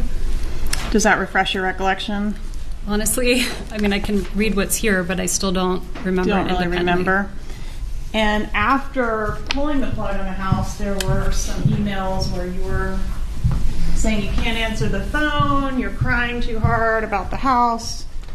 Like you seem genuinely upset about pulling the plug on the house, but now you don't remember it? Well, it's been 10 years, so a lot of terrible things have happened since then. It's hard to remember. Don't recall. I really liked the house and was excited about it, but it was more than I can afford at the time. That's what I remember, is talking with the real estate agent and having her say we'd find another house, and it wasn't the right one. Would you have any reason to dispute that occurred on Halloween of 2013? No, it probably did. I just don't remember. Okay, and then a few months later, on February 14th of 2014, there was another filing. I want to draw your attention to page 379. I'm ask you what that document is. Do you want me to read the title of the document? Yes, please. Former husband's counter motion to enforce marital settlement agreements, financial provisions, and incorporated motion for sanctions. Do you remember this filing? I don't remember this filing, but in anticipation of my testimony today, I refreshed and reread it. Okay, and he accuses you in this filing of breaching the marital settlement agreement in various ways, right?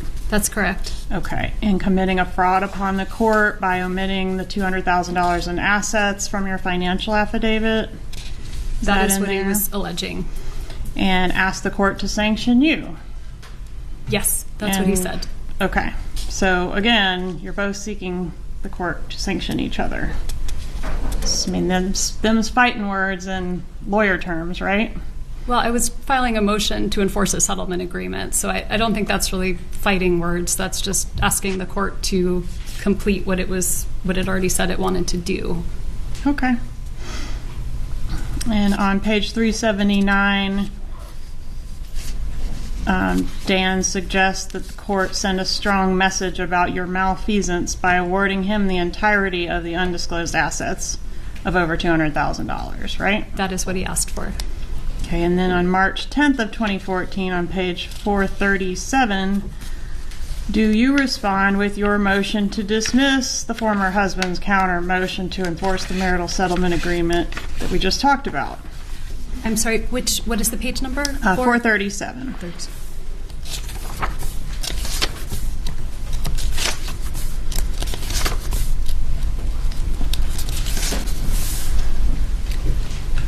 I'm not familiar with this, but do you want me to read through it? Could you read the caption aloud, please? Sure. Motion to dismiss the former husband's counter motion to enforce marital settlement agreements, financial provisions, and incorporated motion for sanctions for failure to state a cause of action, and motion to strike as a sham pleading, and motion to strike as redundant, immaterial, impertinent, and scandalous pleading. And then if you'll go to page 439, do you see a paragraph that begins, the vast majority of the former husband's motion?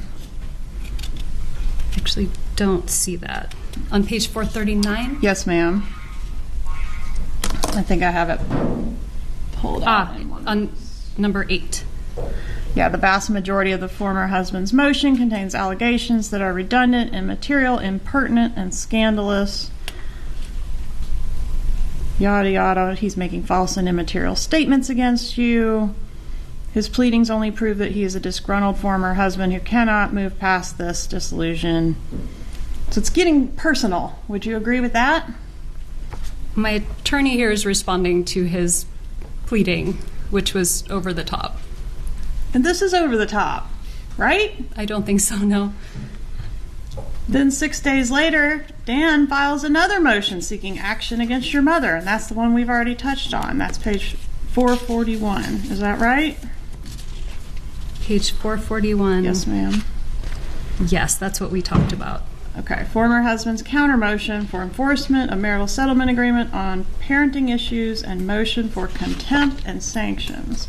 Here he's alleging, again, more violations of the marital settlement agreement, including communication between he and the boys. He wasn't happy with how much communication was happening, failing to keep him informed of where his kids are, failure to communicate about parenting decisions like the kids' schooling, diet, and extracurricular activities, and refusal to provide him access to the kids on their birthdays. So he's complaining about a lot of things associated with this, not just money stuff, it's parenting stuff too, right?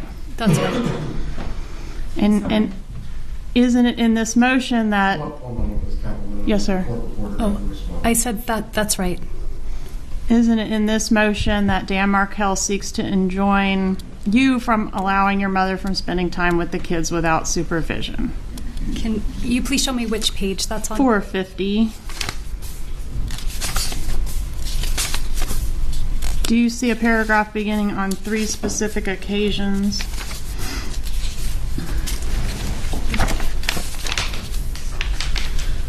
Yes, I do. Could you read that, please? 8A, on 3 specific occasions in November 2013, the children informed Mr. Markel, "Abba, Dad, Grandma says you're stupid." When queried as to why Grandma, the maternal grandmother, would say such things, the children replied jointly that it is because she says you are trying to take her sunshines away from her. And continue, please.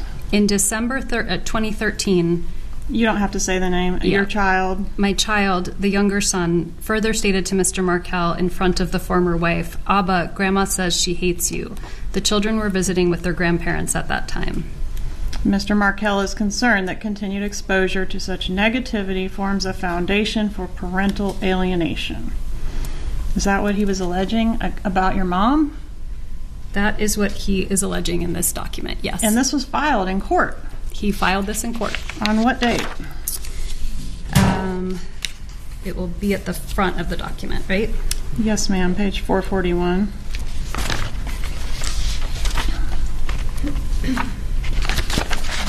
This was filed on March 26th, 2014. And this was the filing that never got ruled on, right? I don't believe there was any ruling on this. And that's because Dan Markel was killed before the hearing, right? I don't know when it was scheduled for.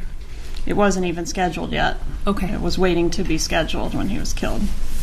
Is it fair to say your mom was worried about this motion? No, my mom never knew about this motion. And as I mentioned before, Danny asked my mom to babysit after filing this motion, so I don't really believe anything that's written here. Well, you forwarded this motion to your mother. I don't believe I did. Via email. In fact, you forwarded this motion to 12 different people. Your mom, Jeffrey Lacasse, Renee Griggs, Tova Walsh, Morgan Honeycutt, Gary Cohen, Miguel Edmondson, Trey Hubler, Robert Adelson, Rachel Frank, Jared Reich, and some MEHULNYC at yahoo.com. So if you weren't worried about this, why'd you send it to all these people? I couldn't really say. It's been a long time. And then a couple days later, we know what happened. So this was in March. So a couple days, I sent it to people in July when Danny was killed. You sent it a couple days later. I sent that email to 12 different people. In March. Yes. Maybe first email. Kappelman, you can resume your examination. Thank you, Your Honor. I want to talk a little bit about your brother, Charlie. Is he an older brother or a younger brother to you? I'm the youngest of 3, so I have 2 older brothers. They're both older than me. All right, and he's the middle child, Charlie? That's right. All right, and are you closer to Charlie or to the other brother? I'm closer to Charlie. How much time were you spending with Charlie back in 2013 and 2014? Not a lot of time. I was in Tallahassee. He was in South Florida. Did he work a lot? He worked a lot, yeah. And did he work at one location or travel around? He would travel around. He worked at multiple locations. Was he pretty successful in his job? Yeah, he came up with a great business model for what he did, and he worked really hard and was very successful. Was your brother known to carry a lot of cash? I mean, he had cash on him sometimes. I never saw large sums of cash. Did you ever see stapled cash? I never saw stapled cash. Were you familiar with his practice of stapling cash together in stacks? No, I never knew about that. Was your brother Charlie protective of you? I mean, when I was a little kid. Yeah. What about as an adult? As an adult? I mean, not particularly. Is it fair to say that during the year or so leading up to the murder of Dan Markel that your brother did not like your ex? I mean, I don't think he probably didn't like him, but I also think he didn't spend a lot of time thinking about him. Did he ever like him? Yeah, I mean, I think they got along fine. Did your brother ever mention hiring a hitman to kill Dan Markel? No. I'm going to turn your attention to your law enforcement interview, and I'm referring to page 25, lines 13 through 15.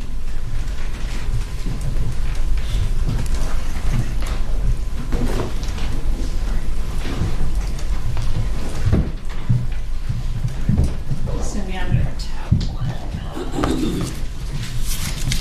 So this tab here. Okay. All right, so page 25.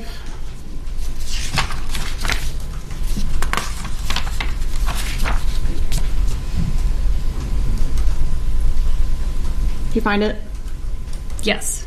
Quote, "It was always his joke. He said, I looked into hiring a hitman and it was cheaper to get you this TV." Is that what he said? That was a joke that he made, yes. And hiring the hitman, that was to kill Dan Markel, right?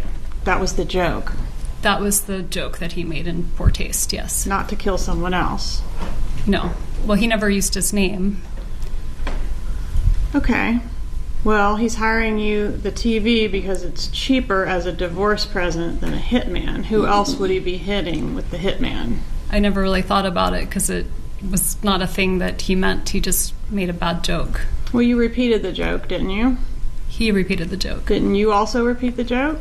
To other people? Yes, like Jeff Lacasse. I never said that to Jeff Lacasse. You didn't tell Jeff Lacasse that your brother got you that TV as a divorce present because it was cheaper than hiring a hitman. I may have repeated that joke in the context of the TV, yes. All right, and who is Jeff Lacasse?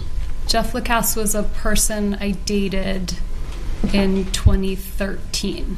And did you tell Jeffrey Lacasse shortly before the actual murder that your brother really had looked into hiring a hitman? I did not.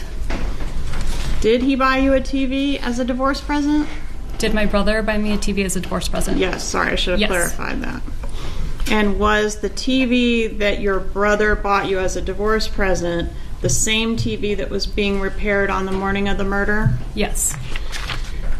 Did your mom text you that morning that the repair guy was coming to repair the TV?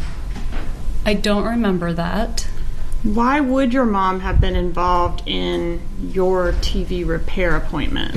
Because I didn't purchase the TV. The TV was a gift that my brother paid for, but my mom went and got it and he reimbursed her. So the contract would have been under her name and her number. So when the repair guy was coming, they may have called or texted the number on the account instead of my number. Okay. And after the murder, do you recall going to a dinner where you got sick at the table?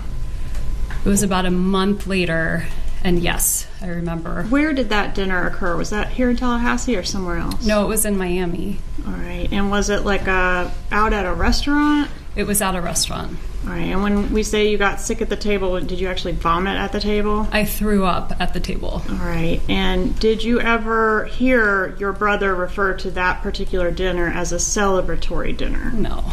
Did you tell Jeffrey Lacasse that your brother called that a celebratory dinner? I did not. Was that a... One moment, Ms. Calhoun. Yes, sir. The objection. Hearsay. Overruled. Was that dinner a celebration of the murder of your ex-husband? Absolutely not. That dinner was the first time I left my house after over a month because I was terrified. And if it was a celebration of anything, it was a celebration that I was willing to leave the house and eat a meal. Do you know Catherine Magbanowa, or have you ever met her? I have met her. Did you have an independent friendship with her, or did you only know her through your brother? I only knew her through my brother. What was her relationship to your brother? They dated at some point. Was there anything unusual about her as a girlfriend from your viewpoint at the time? No. So she seemed like a typical kind of girl that he would date? She did. Did you meet all his girlfriends? I don't know. I met many girlfriends. Okay. Did you meet Whitney Kick? I did. Okay. And Whitney Kick was after Catherine Magbanowa, correct? I believe so. All right. And there's a photograph, I'm sure you recall, of you on the beach with Catherine Magbanowa. Do you recall when that photo was taken? I do. It was Father's Day 2014, so 9 years ago. June 15th of 2014? That sounds right. So about a month before the murder? That sounds right. Where was this photo taken? It was in Miami. I went down to visit my dad for Father's Day. Approaching and showing you what I've marked as states 35. Is this that photograph, and I've attached the data associated with it? Yes. Okay. Is fair and accurate copy of that photograph? Yes. Judge, I'd ask to move into evidence states 35. Any objection? No objection. States 35 is admitted. Permission to publish? You may. Publish 35.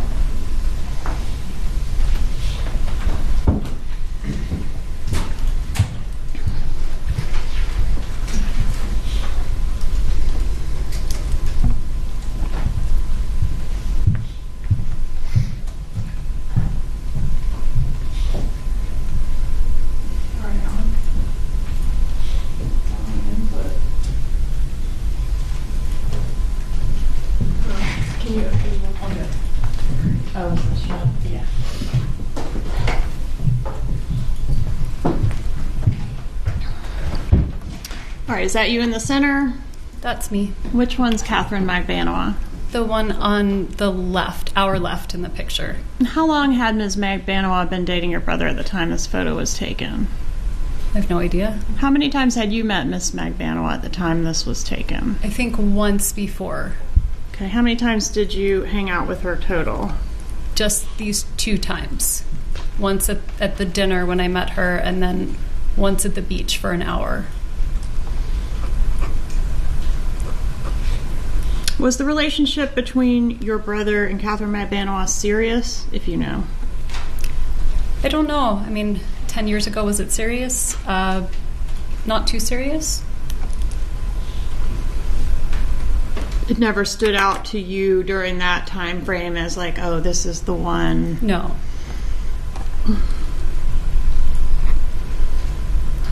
All right, so you mentioned you thought Whitney Kick was after Catherine Magbanowa. What about June Mchinda? Do you know which one that is? When you say, do I know which one that is? She's not in the picture. No, ma'am. You're one of your brother's girlfriends, June Mchinda. Do you know her? I met someone named June. Okay, and would you agree that was also after Catherine Magbanowa? Yes, that would have been after. When did you learn that Catherine Magbanowa was blackmailing your brother for the murder of your ex-husband? Today. So he never told you? No. You testified in Catherine Magbanowa's murder trial last year, didn't you? I did, yes. And she was convicted? She was convicted, yes. Of murder? Yes, of murder. Of murdering Dan Markel? Of murdering my children's father, yes. A crime for which she apparently is innocent because she was just a conduit for Sigfredo Garcia. Did you learn that today along with all of us? Well, I learned that someone made that argument. I don't know whether it's true or not true. Okay. You have no knowledge of it. I have no knowledge. In all the years this has been pending. In all of the years this has been pending. Your brother has known who killed your child's father, and you didn't know. I did not know.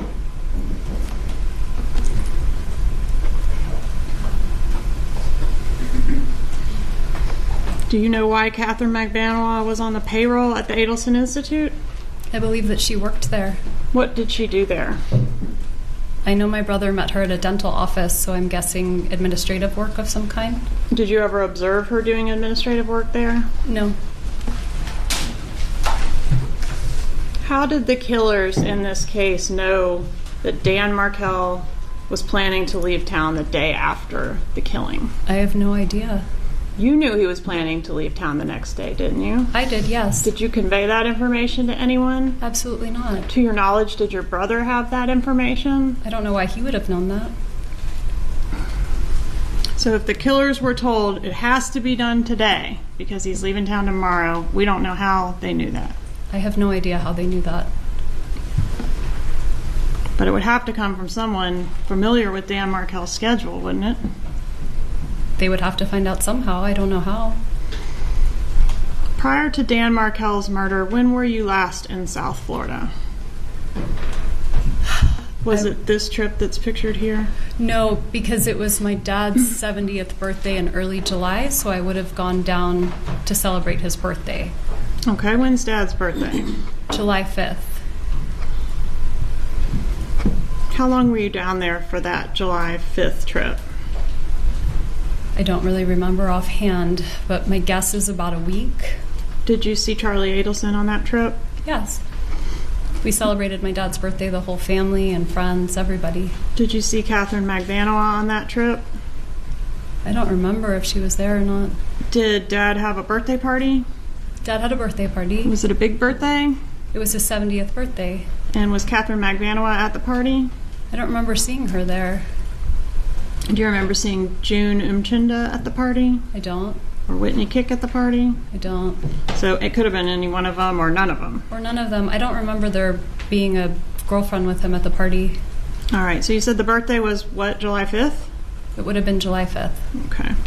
And do you know on what day you celebrated? Maybe his birthday, if it was... I felt like it was a weekend, so maybe if July 5th was a Saturday, then it was on his actual birthday. Okay, tell me about the event. You said there were family and friends there, about how many people? Maybe like 50 people. What was on the menu? We had paella.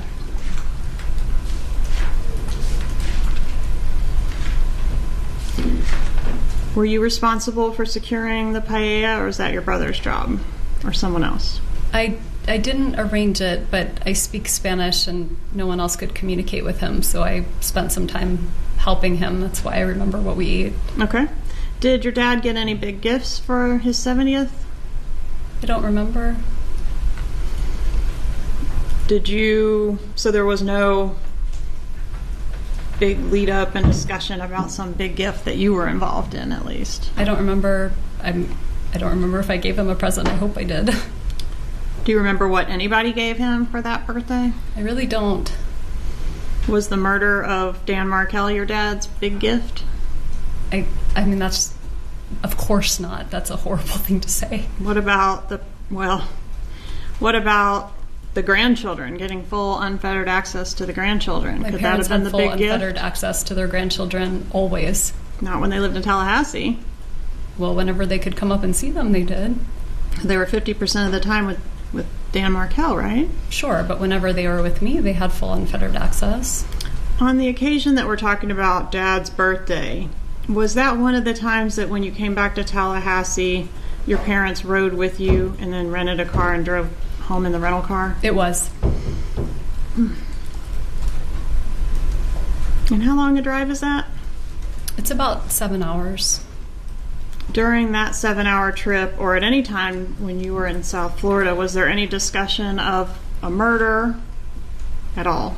No, absolutely not. Any discussion of what to do about Dan? No. Any further discussion about bribing, converting to Christianity, any of those strategies? No, that ship had long sailed. Any discussion on that trip about the pending motion to preclude your mom from having contact with the kids? No. What was wrong with the TV that was repaired the morning of the murder? I think one of my boys might have thrown something at it. There was like a little crack in the TV. How long had the TV been broken at the time that it got repaired? I honestly don't remember. Could it have been a long time, quite a long time? No, it could have been, I mean, I would be completely speculating. I don't remember how long it was broken for. Do you remember who repaired the TV? Yes, it was called the Geek Squad. Do you remember the window that the Geek Squad gave you for when they were going to be at your home to do this repair? I do. I think they said it was 8 to 12 or 9 to 1, something like that. Okay. Would you agree with me if I told you it was 8 to 12? That sounds right. All right. And do you recall what time the repairman actually arrived? No, but I remember they came on the early side. Okay. And was the repair done? No. Why not? Because I called my brother to find out how much a new TV would cost versus how much the repair cost, and it didn't make sense to repair it. It's cheaper to buy a new TV. Yep. The records indicate the repairman was there for about 45 minutes. Does that sound accurate to you? Sure. That's my best. Sure. Why was he there for that long, just to tell you, like, this thing can't be repaired, or it's cost prohibitive to repair? Do you remember? I don't. My guess is he was there to try to see how he could repair the TV, and then he gave me an estimate, and then I found out what the estimate compared to the cost of a new TV would be. Who paid the repairman? I did. The repairman, you're familiar with his statement that you seemed really upset that day. What were you upset about? I have no idea. Were you upset that day? I don't remember being... Oh, yes, I was upset that day. I was upset. I remember Danny wanted to take the kids swimming, and I wanted to pick them up earlier in the day. Okay, and so nothing to do with the TV. I don't think so. I probably wasn't that upset about the TV.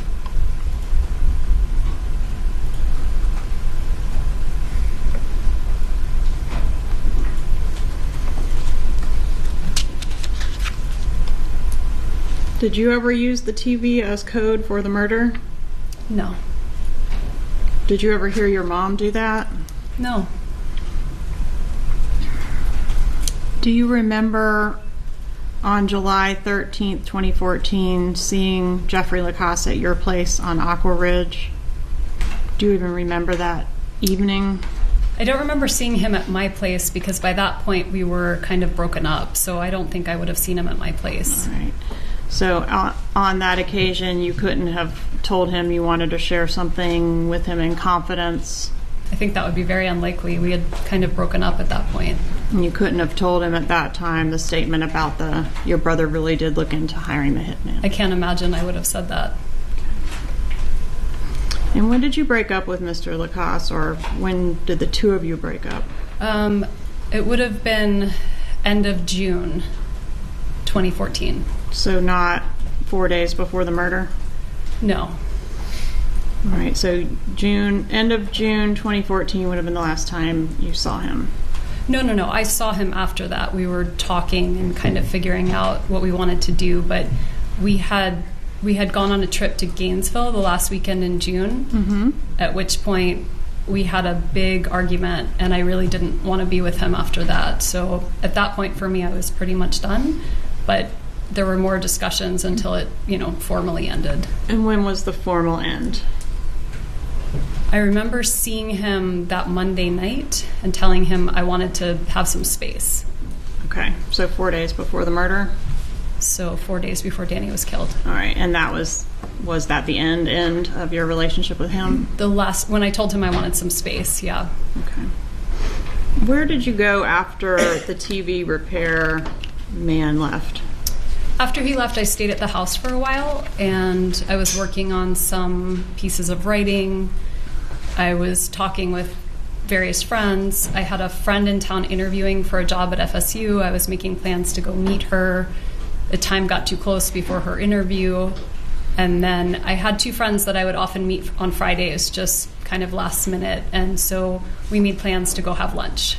All right, so what time did you leave the house to go have lunch? I really didn't remember offhand, but I refreshed my memory and saw it was sometime around 12:45. Okay, so it makes sense that you might have left your residence at about 12:30? Sure. Okay. And did you go to the crime scene or very near the crime scene on your way from your residence to, I guess, to lunch or to wherever you were going next? No, I did not. So you never turned on Trescott Drive that day? I went to turn on Trescott Drive, but I saw that it had been blocked off by some tape, and so I just kept driving on Centerville. Okay, and when you had to turn around at the tape, right, to go back out? I think I tried to turn right, and it couldn't turn, so I would have made like the kind of turn, like a K-turn, and kept going. Was there a roadblock there with? There was tape. Yeah, and an officer was there? I didn't see an officer, but I did see a car. A law enforcement marked vehicle? Okay. Did you have any contact with the officer? No. Okay. Did you do anything after that to try to find out what was going on down that roadway? No, I just assumed it was weather, or maybe a tree fell. Had there been bad weather that day? No, but it was summertime and there's electrical storms and trees fall, so that would have been pretty normal for summertime. Where were your kids supposed to be at the time that you encountered that roadblock? They would have been at school. And that's at the Creative Preschool? That's right. Who took them to preschool that day? Danny. And who was supposed to pick them up from preschool that day? Me. All right. So did you know for sure that they had made it to preschool that day at the time you encountered the roadblock? I just assumed. I mean, if they hadn't made it to preschool, Danny would have let me know, but... Did you attempt to call Dan Markel when you encountered the roadblock? No, I didn't think anything of it. I didn't think it was related to the house. Had you talked to Dan Markel or your kids that morning? My kids know, but that would have been normal. And Danny and I tried to get in touch with each other, but we left. We were trying to figure out where Ben was going to go to kindergarten at the time, and we left voicemails for each other, but didn't get to talk. Okay. Did he leave you a voicemail message that morning? He did. Okay. I asked you earlier about him being scheduled to leave town the day after he was killed. Do you know where he was planning to go? He was going to New York to see his girlfriend. Right. The message that he left you that morning, do you remember what he told you in the message? I mean, I think it was about our son's school. Mm-hmm. Other than that, I don't really remember. Okay. Included in that was it included in that message that he was heading to the gym and was going to be at the gym between 9:15 and 10:30 that morning? I really don't remember, but that sounds like it could be what he would leave. Okay.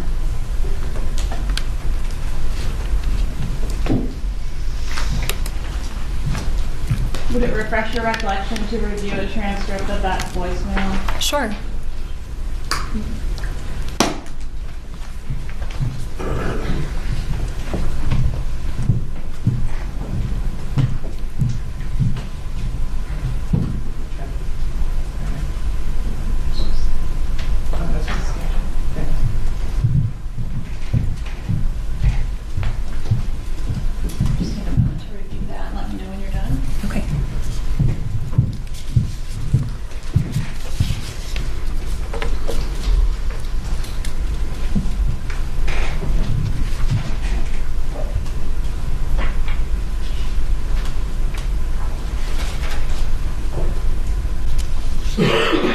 Okay.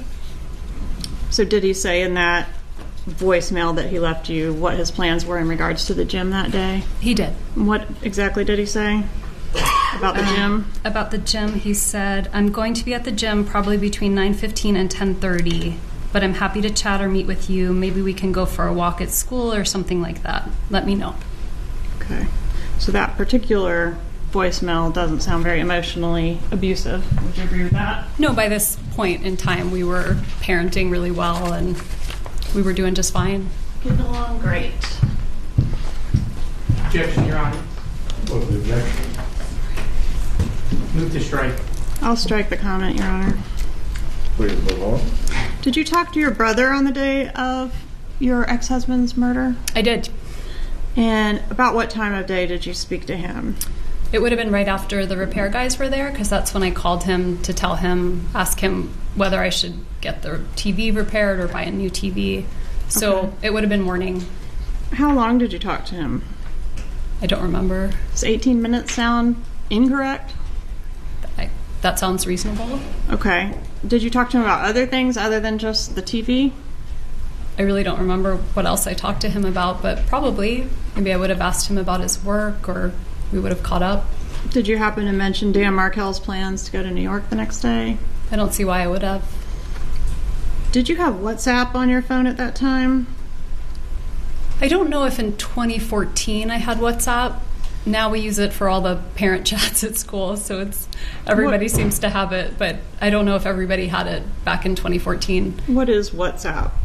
WhatsApp is kind of an app you would use for texting.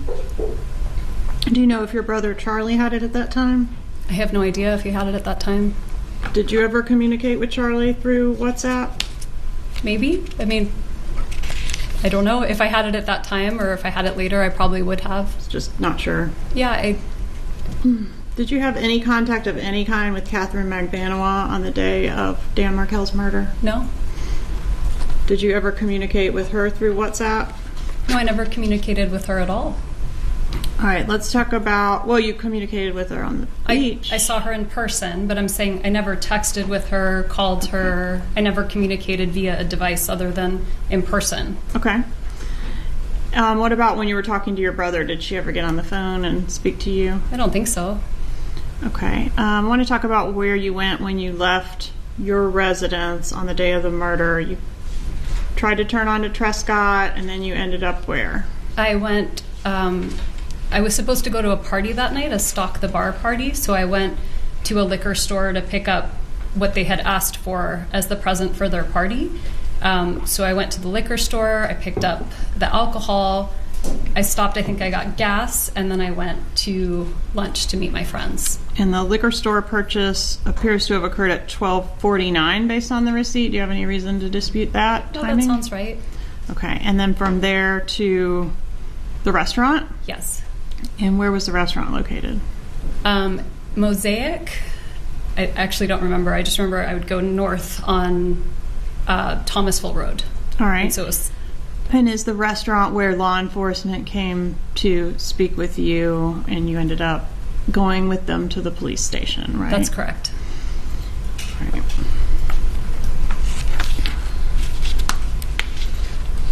Do you agree or disagree that there have been some financial benefits to you and your boys as a result of Dan's death? I disagree. When did you decide to change the names of your children from Markel to Adelson? So after Danny's murder, there was a lot of news. It just hit the media, and there were news stories everywhere. And Nancy Grace on CNN put pictures of my boys with their faces unblurred, just pictures of them. Mm. And I was terrified. And so when they started school, I started school with my last name, thinking that would keep them safe, that they wouldn't be associated with the murder. Wasn't the Adelson name in the press just It as was much not in the as press. Markel? Not yet.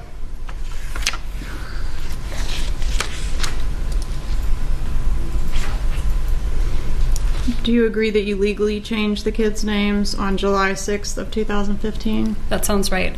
So it was actually a year after the homicide. A year after.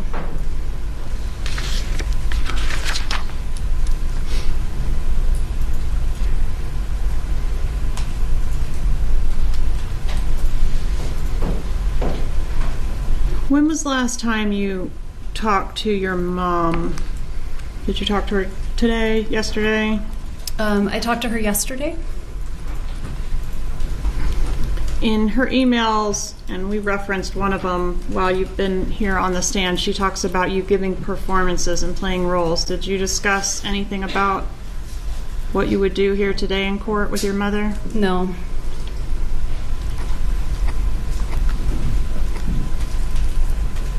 Were you involved in any way in the plot to kill your ex-husband? Absolutely not. Did you know it was going to happen, but maybe not know the details? I knew nothing. Is that why you went to the crime scene on the day of the homicide? I did not go to the crime scene on the day of the homicide. Do you know who all was involved in the murder? Well, I learned today, but at the time, no. Okay. Have you ever privately confronted your brother about his role or possible role in the murder? My attorney has advised me not to have conversations with anyone in my family about the case.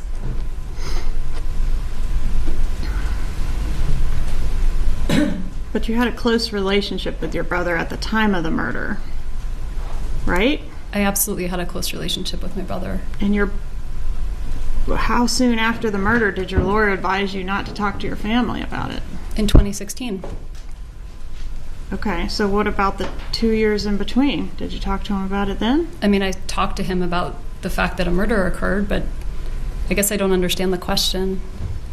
But you never talked to him about the suspicions you raised in the law enforcement interview that your brother might have done it? No, I did not.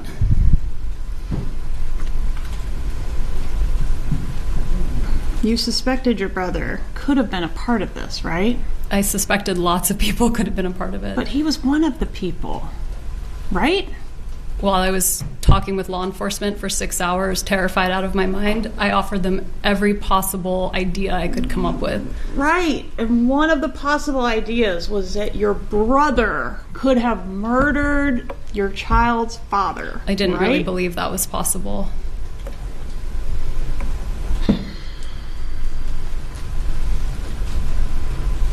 Was part of the plot for you to be able to have plausible deniability about this? Absolutely not. Is it better for both you and your brother if you don't know the details of this? I don't even understand the question that you're asking me. When did you first become aware that you might be a suspect in this case? I mean, as the ex-wife, I assumed I was a suspect from the beginning.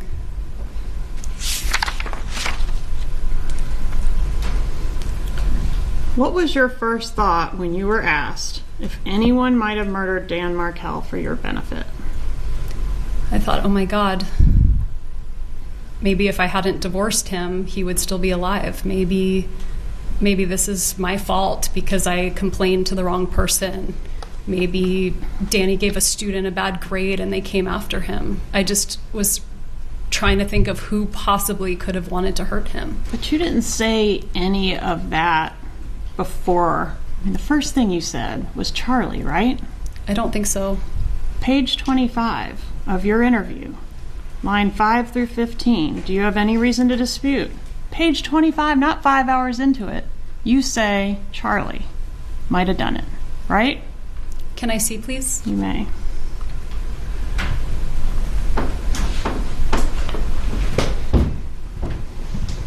This is going to be tab 1, page 25.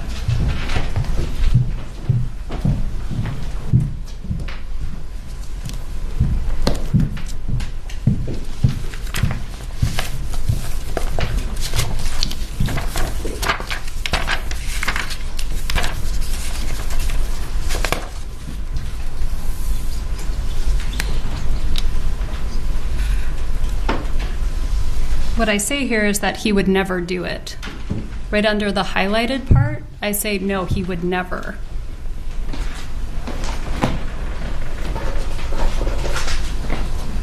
You need a copy? No.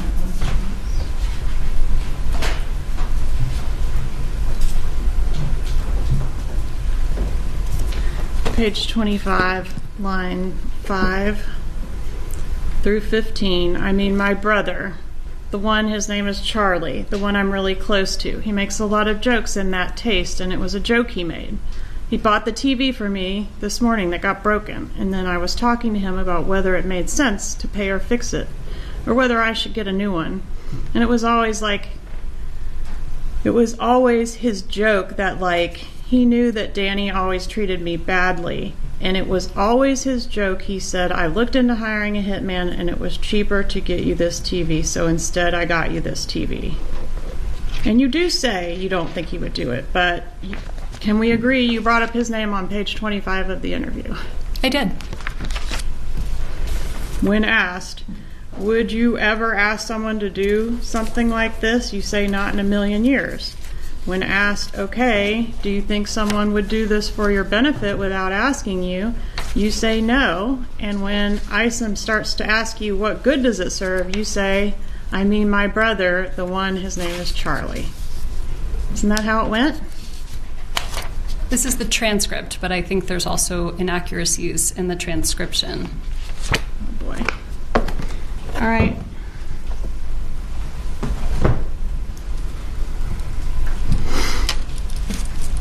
Do you want the culpable parties held accountable for murdering the father of your children? Absolutely. I'm grateful they're already in jail. But not if it's your family. It's not my family. I mean, somebody hired them, right? Not necessarily. Somebody paid them. I learned something this morning. Yeah, me too. You didn't want them held accountable if it was your family members. Didn't you tell law enforcement that? That's not what I told law enforcement. What did you tell law enforcement? I told them that the person who did this should be held responsible and that I had nothing to do with it. Page 122, lines 7 through 12. If somebody tried to kill my ex-husband, they should be prosecuted to the full extent of the law. The investigator says regardless of who it is, and your answer is, I mean, it would be different if I thought it were my brother. But I don't think it was my family, is what I said. Different now, isn't it? No, it's not different. That's exactly different what I today, said isn't right it? here. No, that's not No right. further questions. Cross-examination. Judge, may we do a sidebar first? Very briefly. Very briefly.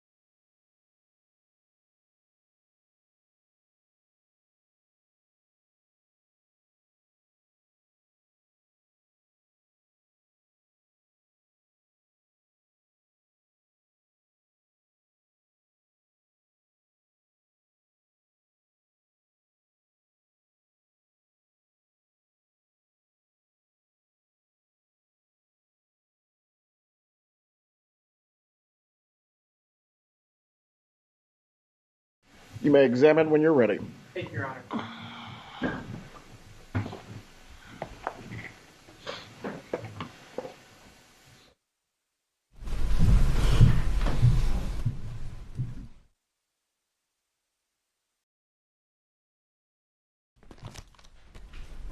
Can I move some of this stuff? Yes.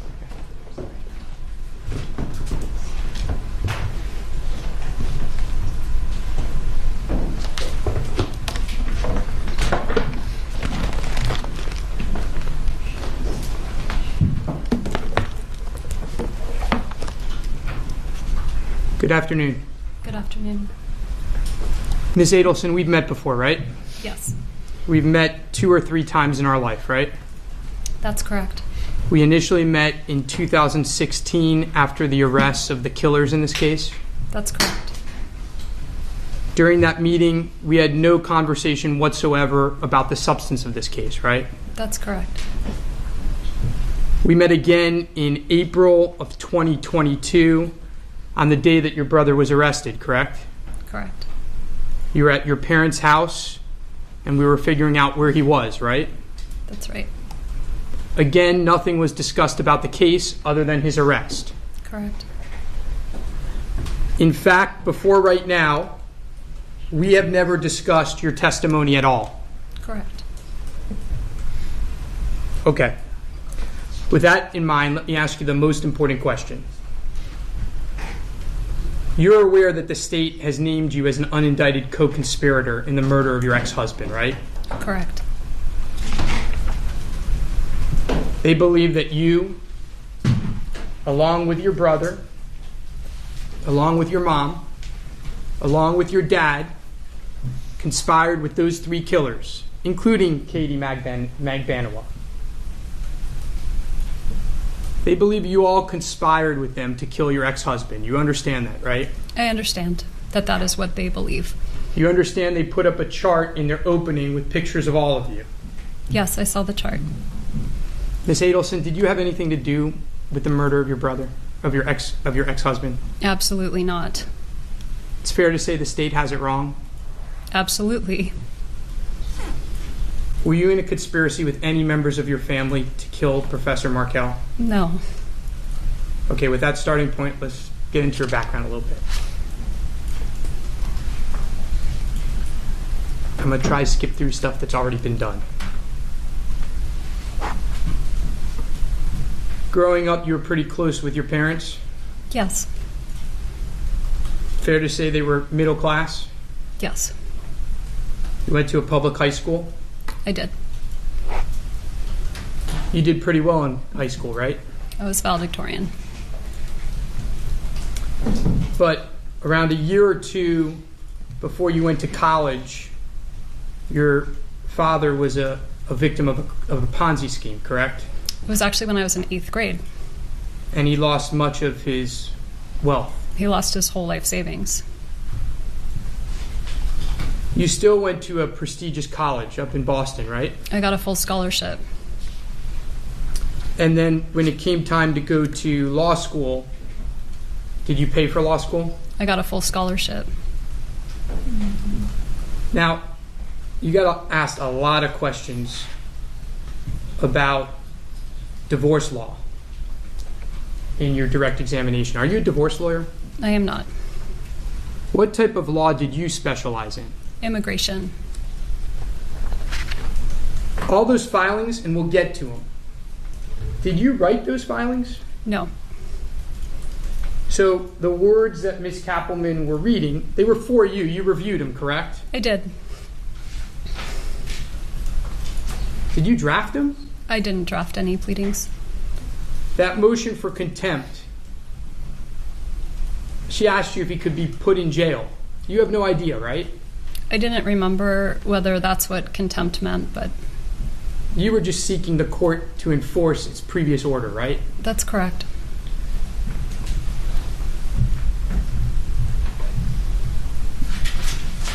Now remember you said that during these filings, this is the same exhibit, that you thought you talked about some other things and Ms. Kappelman said, nah, it's not in there. Remember that? I do. I'm gonna, can I borrow that binder?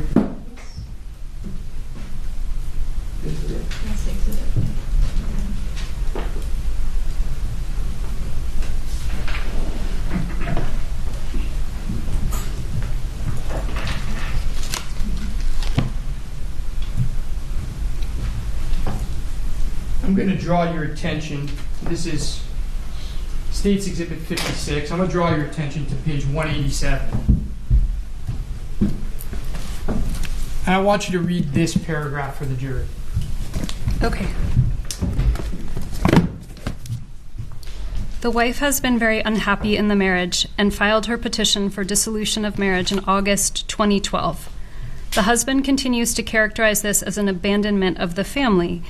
At no time has the wife abandoned the children. She is divorcing the husband due to her unhappiness with him and the marriage, and she only moved out of the home because she knew the husband would not.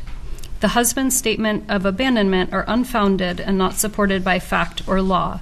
He is simply having difficulty accepting her decision.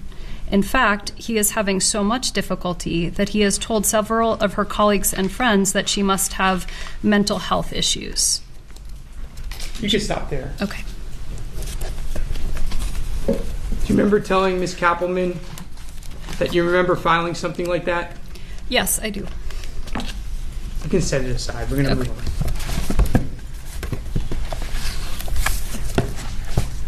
When did you meet Professor Markel? We met in Washington, D.C. in the fall of 2004 when I went up to D.C. to interview for a job. Where were you living at the time? I was living in Miami. When did the relationship get serious? Well, because it was long distance, it kind of got serious pretty quickly because it's a commitment to date someone long distance. So we started dating, and then I think over Thanksgiving, he came and spent Thanksgiving with my family, and by then it felt pretty serious. Do you recall if you introduced him to Charlie? I would have at that point. I don't remember introducing him before that time, but he would have met my whole family then. What did Charlie think of Professor Markel? I honestly don't remember his reaction, but... Were they buddies? No. They really had nothing in common, right? No, they had nothing in common. Now, you got engaged pretty quickly, is that fair to say? We did, yep. And I think you described how you ended up in Tallahassee, how you did your last year of law school in Tallahassee. Is that correct? That's correct. And then you had 2 children? We did. During the marriage, did Professor Markel get along with your parents? Yep.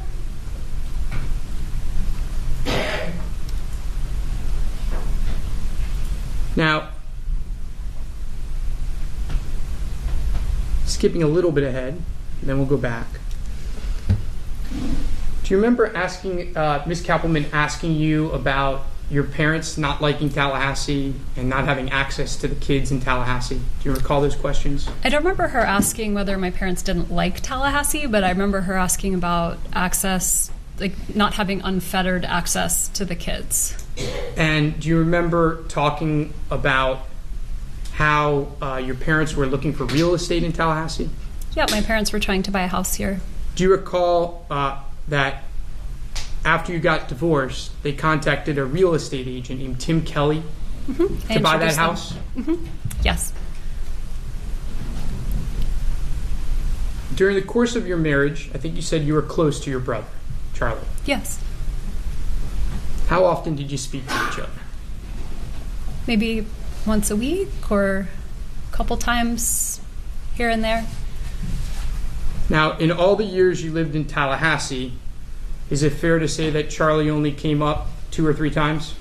Yeah, he came up for the birth of both boys, so definitely twice. And then I think he had an internship or a job in Alabama for a little while, so he came by then. But so maybe 3 times. Now, you described that there came a time when you and Professor Markel started to have some marital issues. That's right.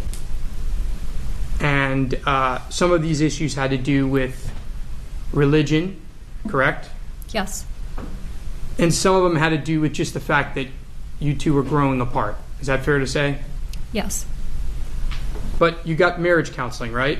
We did. How long were you in marriage counseling for? I think about 6 months, maybe.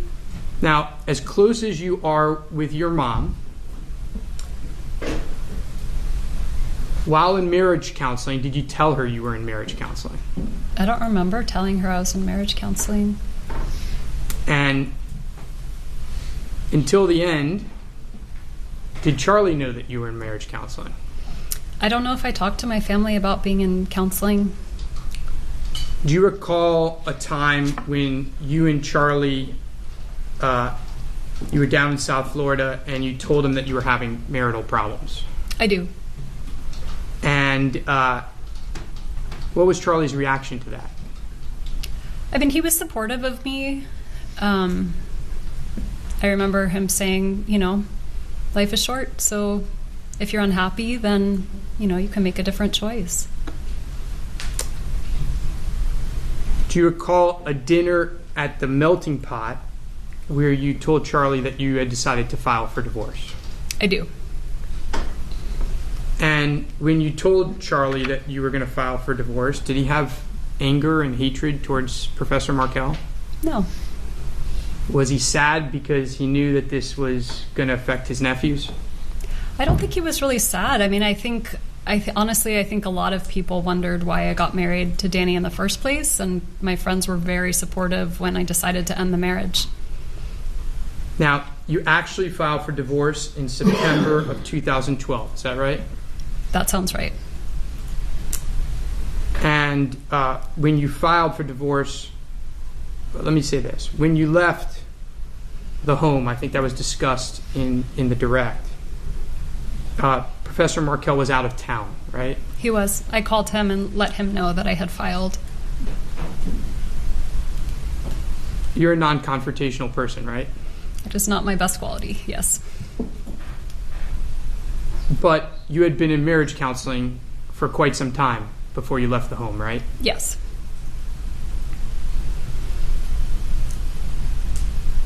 Before you left the home, did you have a place to live? I did. So there was some planning, correct? Yes. Charlie had nothing to do with those arrangements, right? No. And that's when you moved into the Aqua Ridge house? Yes.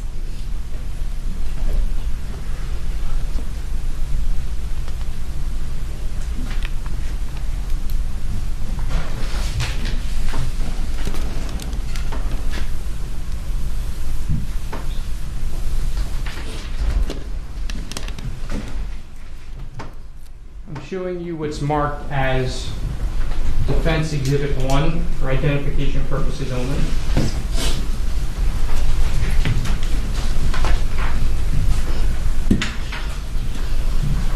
May I approach, Your Honor?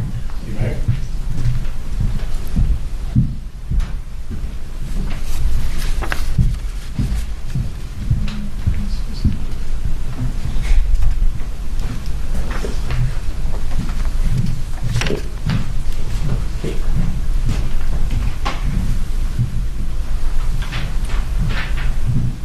Do you recognize the email addresses on this document? I do. Is that your email address in July of 2012? It was my work email address, so that makes sense. That must have been my email. Does this look like an email that you could have received from your mom? It does. I don't remember this email, but it does look like an email I could have received. Judge, I would move this into evidence as Defense Exhibit 1 at this time. Is there an objection? Objection, hearsay. This is an email between your mom and you in July of 2012, right? Yes. And just pointing to just under paragraph 2, I just need to know that I can legally take my children and move to another location. There was concern that you wanted to make sure that you weren't breaking the law, right? Correct. What can I legally remove from the house to the new location? There was concern that you wanted to do everything within the law, right? Correct.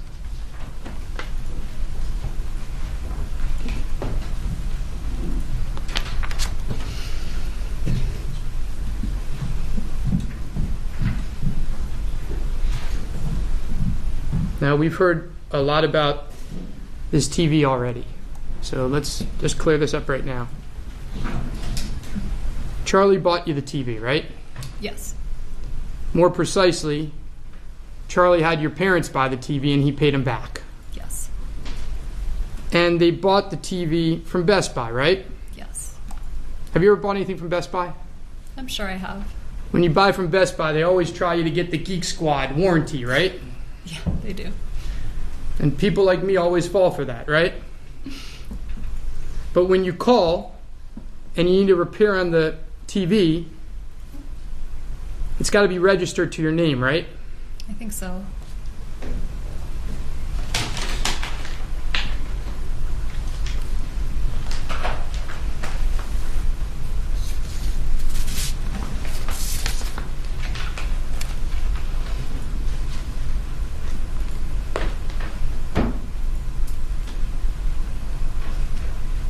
Do you know if the Geek Squad was registered to your mom and dad?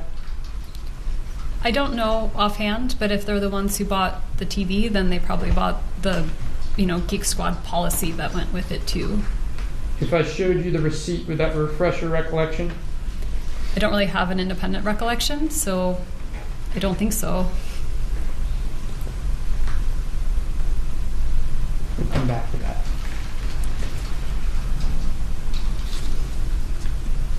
Now, Charlie made that joke many times, right? He did. He never told you he actually looked into hiring a hitman, right? No. Did you think he was serious? No.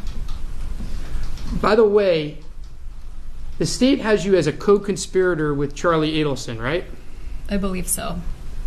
But they also have you, according to them, blurting out during an interview that your alleged co-conspirator did the murder. Does that make any sense? I don't understand the question. Let me rephrase. They have you guys as co-conspirators. They think you did a murder together. Right? I think so. That's what they believe. If you did a murder together, why would you have blurred out a statement like that? I clearly would not.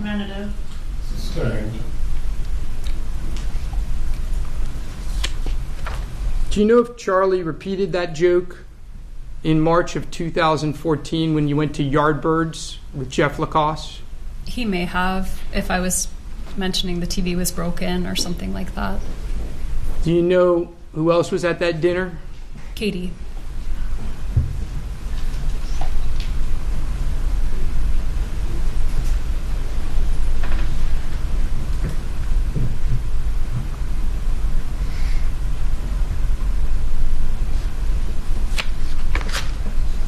During your divorce,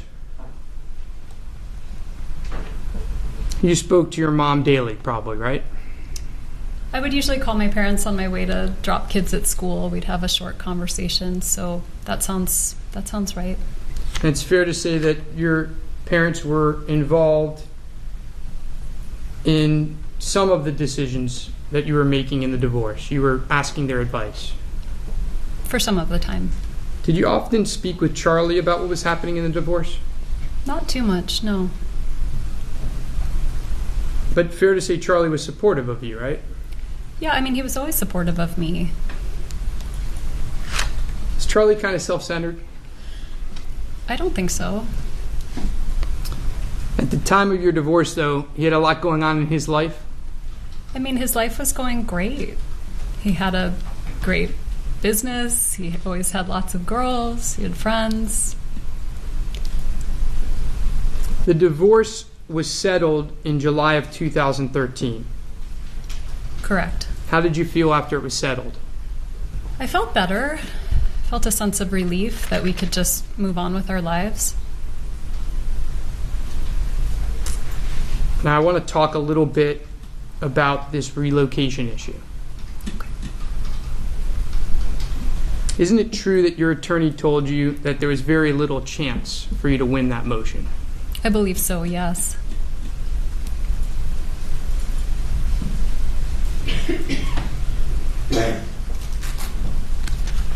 Where were you working in Tallahassee? Let's go backwards, actually. In 2007, when you were married, where were you working in Tallahassee?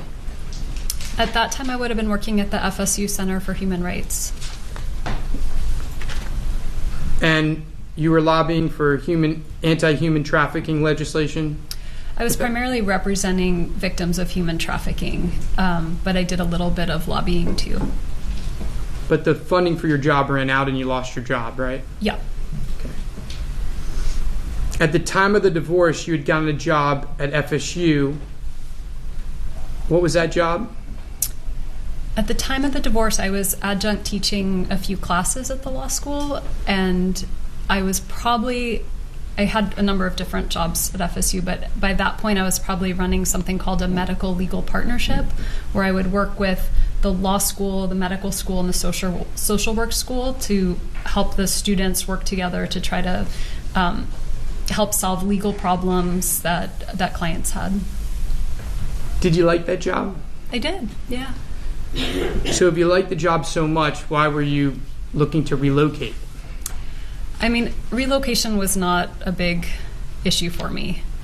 I probably never would have thought of it a friend suggested it to me that it might be helpful. Maybe I would get more time with the kids if I could relocate.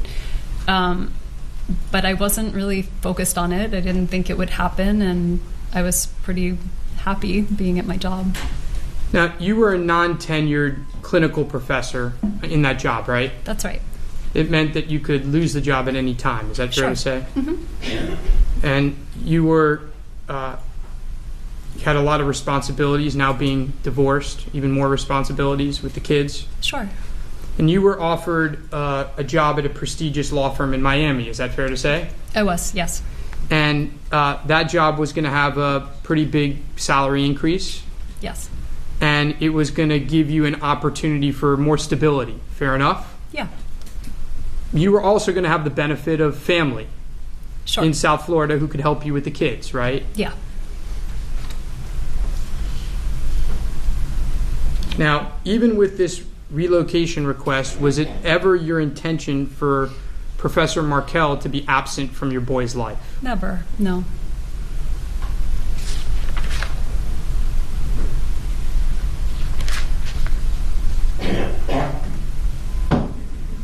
Okay. When you lost the relocation motion, I think it's fair to say that your mom and dad were pretty upset.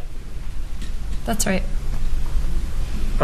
It's fair to say that your mom came up with some crazy ideas. Totally bonkers, yes. Okay. We saw the email about conversion of the kids, right? Yes. By the way, did you ever do any of that? No. So you never dressed the kids up, you never baptized them, you never took a picture of them? No. Okay.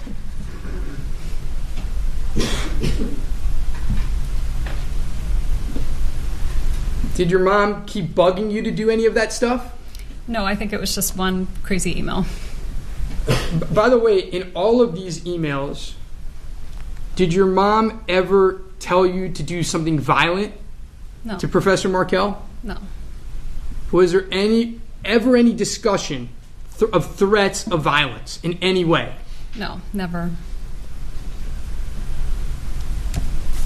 Mr. Rauschenbaum, I'm going to permit you to ask one more question, and from there, we're going to go into recess for the evening, but your examination of the witness will go into tomorrow. Have you ever heard of the Prof's blog? Sure. Remember those questions that Ms. Kappelman asked you about how people could know about Danny traveling on the weekend of his murder? Remember those questions? I do, yes. Would it surprise? What is the Prof's blog? It was a blog that Danny started with some friends to talk about the law and legal theories and to kind of have conversations in space with other law professors. I'm showing you it's marked as Defense Exhibit 2. And this will be quick, Your Honor. I promise. I was going to say, we went from 1 to 5 real quick. It'll be quick. Please show your exhibit to the witness.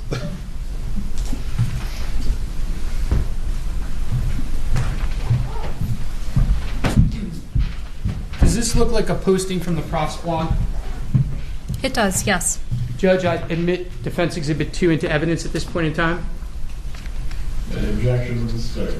I'd like to take a look at it first, Your Honor. Oh, here you go.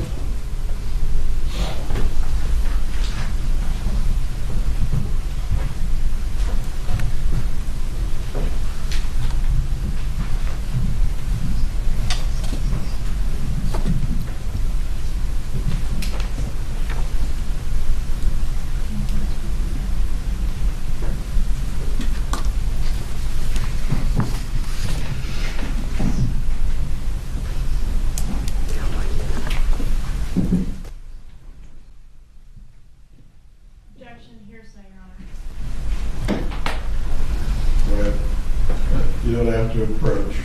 We're going to handle this without computers. I'll ask one last question, and then we can, if you would, we can handle. One means one, not five. One means one. Do you know if Professor Markel would frequently post his travel schedule on his prof's blog? He would post it on his prof's blog and on his Facebook. That's my one question, Your Honor. All right, that concludes Wendy's testimony. I'm going to get us into Jeff's testimony straight away, so we don't miss anything. Let's get going with Jeff's testimony. All right, so now we're going to go to Jeff Lacasse's testimony. This is from Catherine Magbanawa's first trial.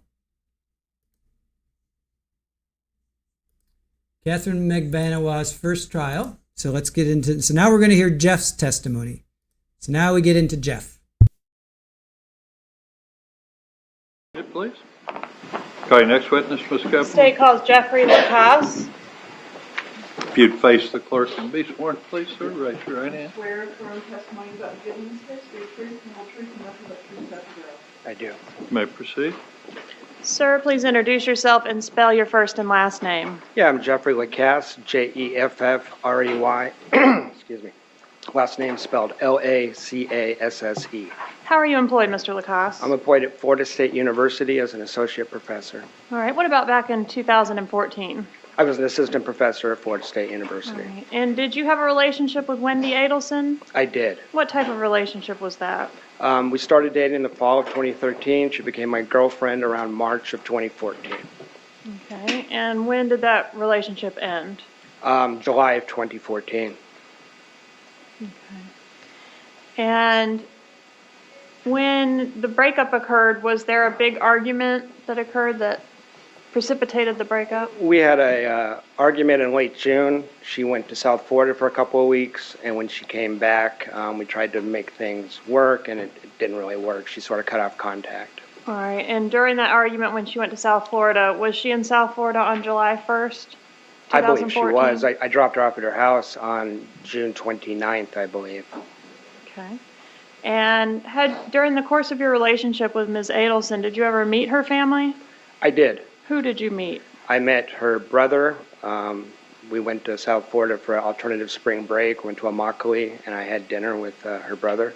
And I met her mother at her house just very briefly, maybe 10, 15 minutes at dinner. And when I would pick her up and the kids were there with the grandparents, I would have just a couple moments interaction with them. I didn't have a lot of contact. Okay. And what about Catherine Magbanawa? Did you ever have an occasion to meet her? Yeah, I went to dinner with her. I believe it was on March 11th when we went over there to meet Charlie. Okay. So who was present at that meal on March 11th? And that's 2014? That's correct. It was myself, Wendi Adelson, Charlie, and Katie. Charles Adelson and Catherine Magbanawa. Thank you. What about Sigfredo Garcia? Did you ever have an occasion to meet him? I did not. I've never met him. Was Ms. Adelson very close to her parents and her brother Charlie? Extremely close. I want to ask you about June 4th, 2014. Do you recall an event that occurred that day that was unusual? Yeah, I remember a couple of unusual occurrences on June 4th. Could you tell us about that, please? Yeah, I had met Ms. Adelson at the Red Eye Coffee Shop in Midtown for a coffee about 1 or 2 o'clock in the afternoon. We were going to talk about our relationship a little bit. And she canceled a trip we had planned to California to visit my parents, which was scheduled for July 11th to 17th. All right. And was she acting strangely that night? Yeah, that night she was a nervous wreck to the point, I couldn't put my finger on why at the time, to the point where she lived kind of way up Centerville where there's no convenience stores or anything close, and I actually took about 35 minutes and drove to a convenience store to get her Pepto-Bismol because she was such a nervous wreck and had a real nervous stomach that evening. Okay. And did she ever tell you what the problem was? No, she's very nonspecific about it. All right. Were you aware during the course of your relationship with Ms. Adelson about her efforts to relocate to South Florida with the children? I certainly was. All right. And were you in her life when she learned that the court was not going to permit her to take the children to South Florida? No, our first date was September 27th, 2013. So that was a topic of conversation on our first couple of dates, but it was in the past when we discussed it. All right. And was Ms. Adelson happy about the fact that she was not able to relocate? No, she was quite bitter about it, actually. It was, as I said, a topic that came up, that tone came up on those first 2 dates. All right. Did she make any statements to you in reference to her brother considering options to take care of this problem with her not being able to relocate? Yes, she did. Okay.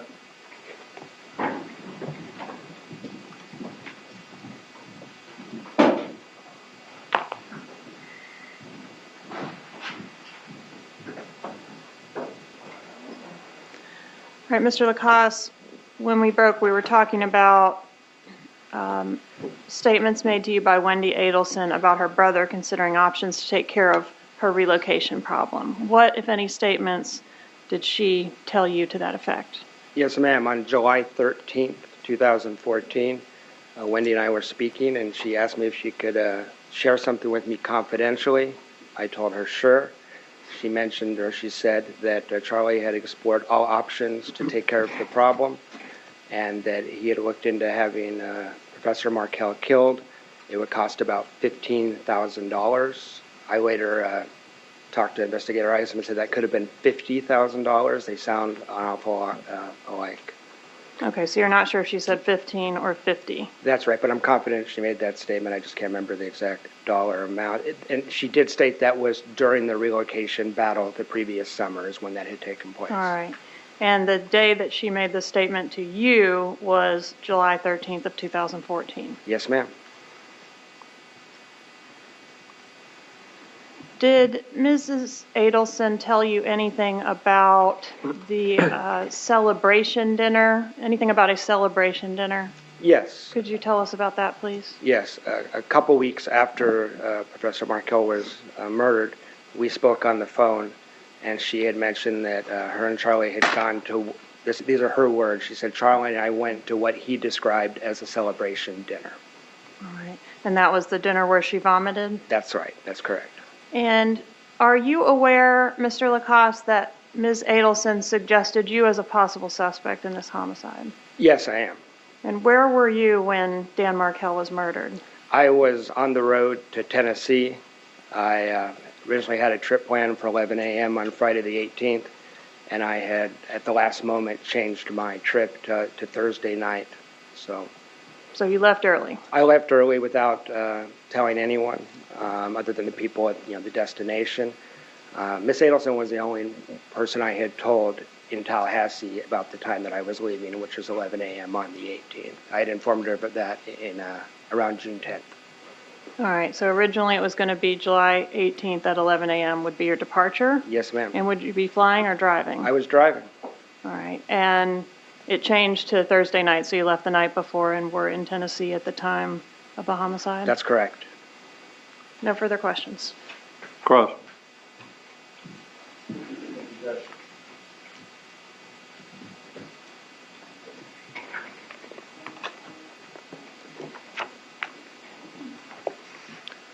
Still morning. Good morning, sir. How are you? Good morning. Pronounce your last name for me again? Lacasse. Lacasse. Okay. Just want to make sure I got it right. Mr. Lacasse. So Wendi Adelson knew you were leaving, well, you told her you were leaving Friday morning. Friday morning at 11, we had discussed it because we had some plans that got canceled, so we had discussed it in some detail, actually. And your plan was to leave Tallahassee and to drive northbound? Thomasville Road, eastbound, yes, sir. Sure. Let me rephrase that. I'm sorry. Yeah. So your plan was to travel north of Tallahassee to Tennessee, correct? That's correct. And you told Wendi that, hey, listen, I'm going on this trip and I'm leaving Friday morning around 11 a.m., correct? That's correct. And do you recall what time the actual shooting took place? I believe it was right around 11 a.m. The same exact time that you'd be leaving the area? That's correct.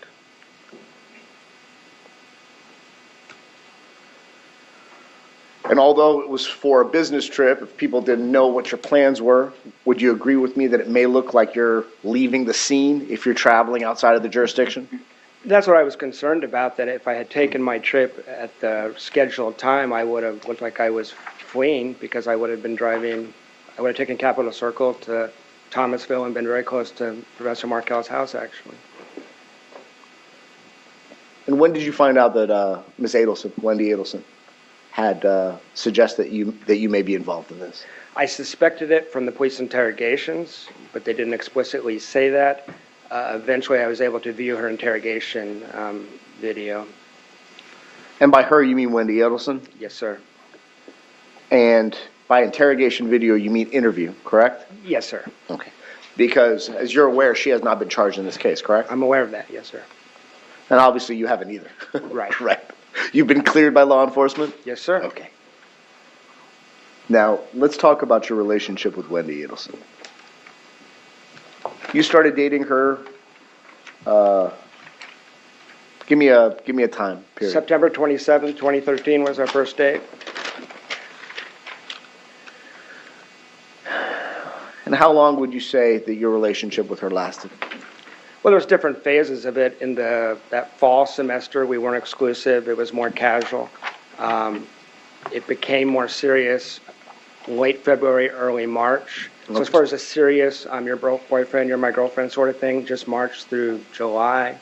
Okay. So you started casually dating in September of 2013, and it got more serious at the beginning of 2014, correct? That's right. Okay. That's right. And how did you meet Miss Adelson? How did you guys first have a date? Yeah, through mutual friends. Okay, so it wasn't like on a social media dating app or anything else? No. Okay.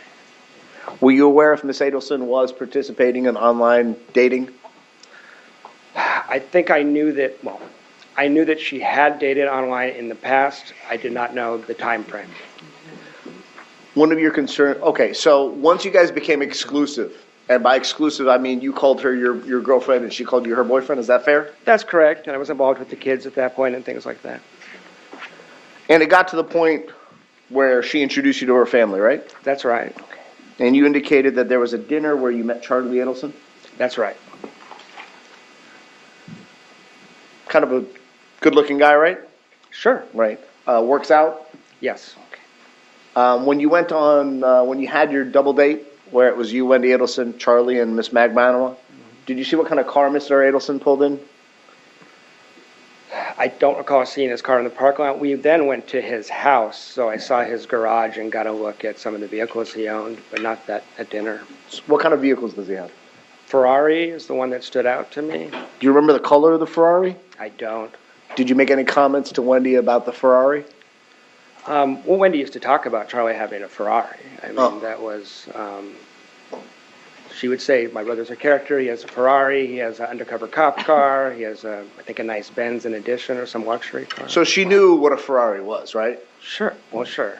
So it's not like, she didn't say he's got a Porsche and you saw a Ferrari, right? No, it was a Ferrari, and I actually remember discussing the cost of maintenance with Charlie. There were some downsides to having a Ferrari. Yeah. So, yeah. It's tough. So, pretty extensive car collection, right? He had multiple cars, yeah. I don't know exactly how many. And did you learn what he did for a living? Yeah, I knew he was a periodontist from speaking with Wendi. And was that the only night you had direct contact with Mr. Adelson, Charlie Adelson? That's the only contact I ever had with him that night. Did he appear to have, did he appear to be intelligent?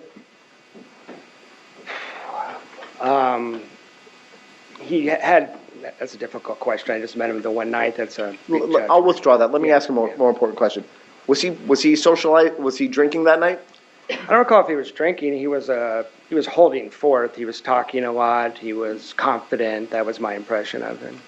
He was talking a lot? Yes. Did you ever see him go to the bathroom? I don't recall. Did you ever see him, was he perspiring more than a normal person would during dinner? This is 5 years ago. I don't remember. We were outside, and it was, not cool that time of year, but yeah. Okay, so you're outside in like an open area restaurant? Yeah, we were at the Yardbird on the patio. Okay, the Yardbird in South Beach? Mm-hmm. Okay.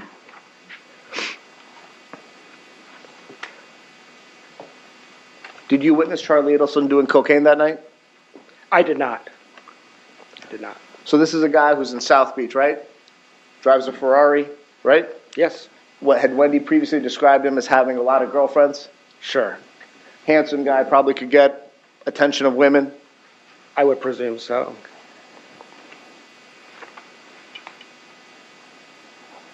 But your only face-to-face meeting was that dinner, correct? Well, that dinner, and then we went back to his house and hung out in his hot tub for a little while, but that was it. And during that time that you went to his house to hang up in the hot tub, did you see him ever go to the bathroom, or was he ever outside of your personal space? Yeah, I think all of us were in and out of that hot tub at various points because we were sitting there a little while. At any point did Charlie Adelson... Now, look, you're a law professor, correct? Professor of social work, actually. Correct. Okay. I'm sorry. You're a professor at the university, correct? I apologize, not law professor. Yeah. You're an educated person, correct? Sure. You'll agree with me that a layperson wouldn't solicit you to commit a murder, correct? Objection. Argumentative. Sustained. I'll re-ask this. Did Charlie Adelson ask you to kill Dan Markel? Did Charlie ask me to Did he kill him? ask you? No. Of course not. And Mr. I apologize. I'll withdraw the of course not. And you'll agree with me that at no point did you give him any reason to believe that you would be someone that would do such a nefarious act, correct? No. Okay.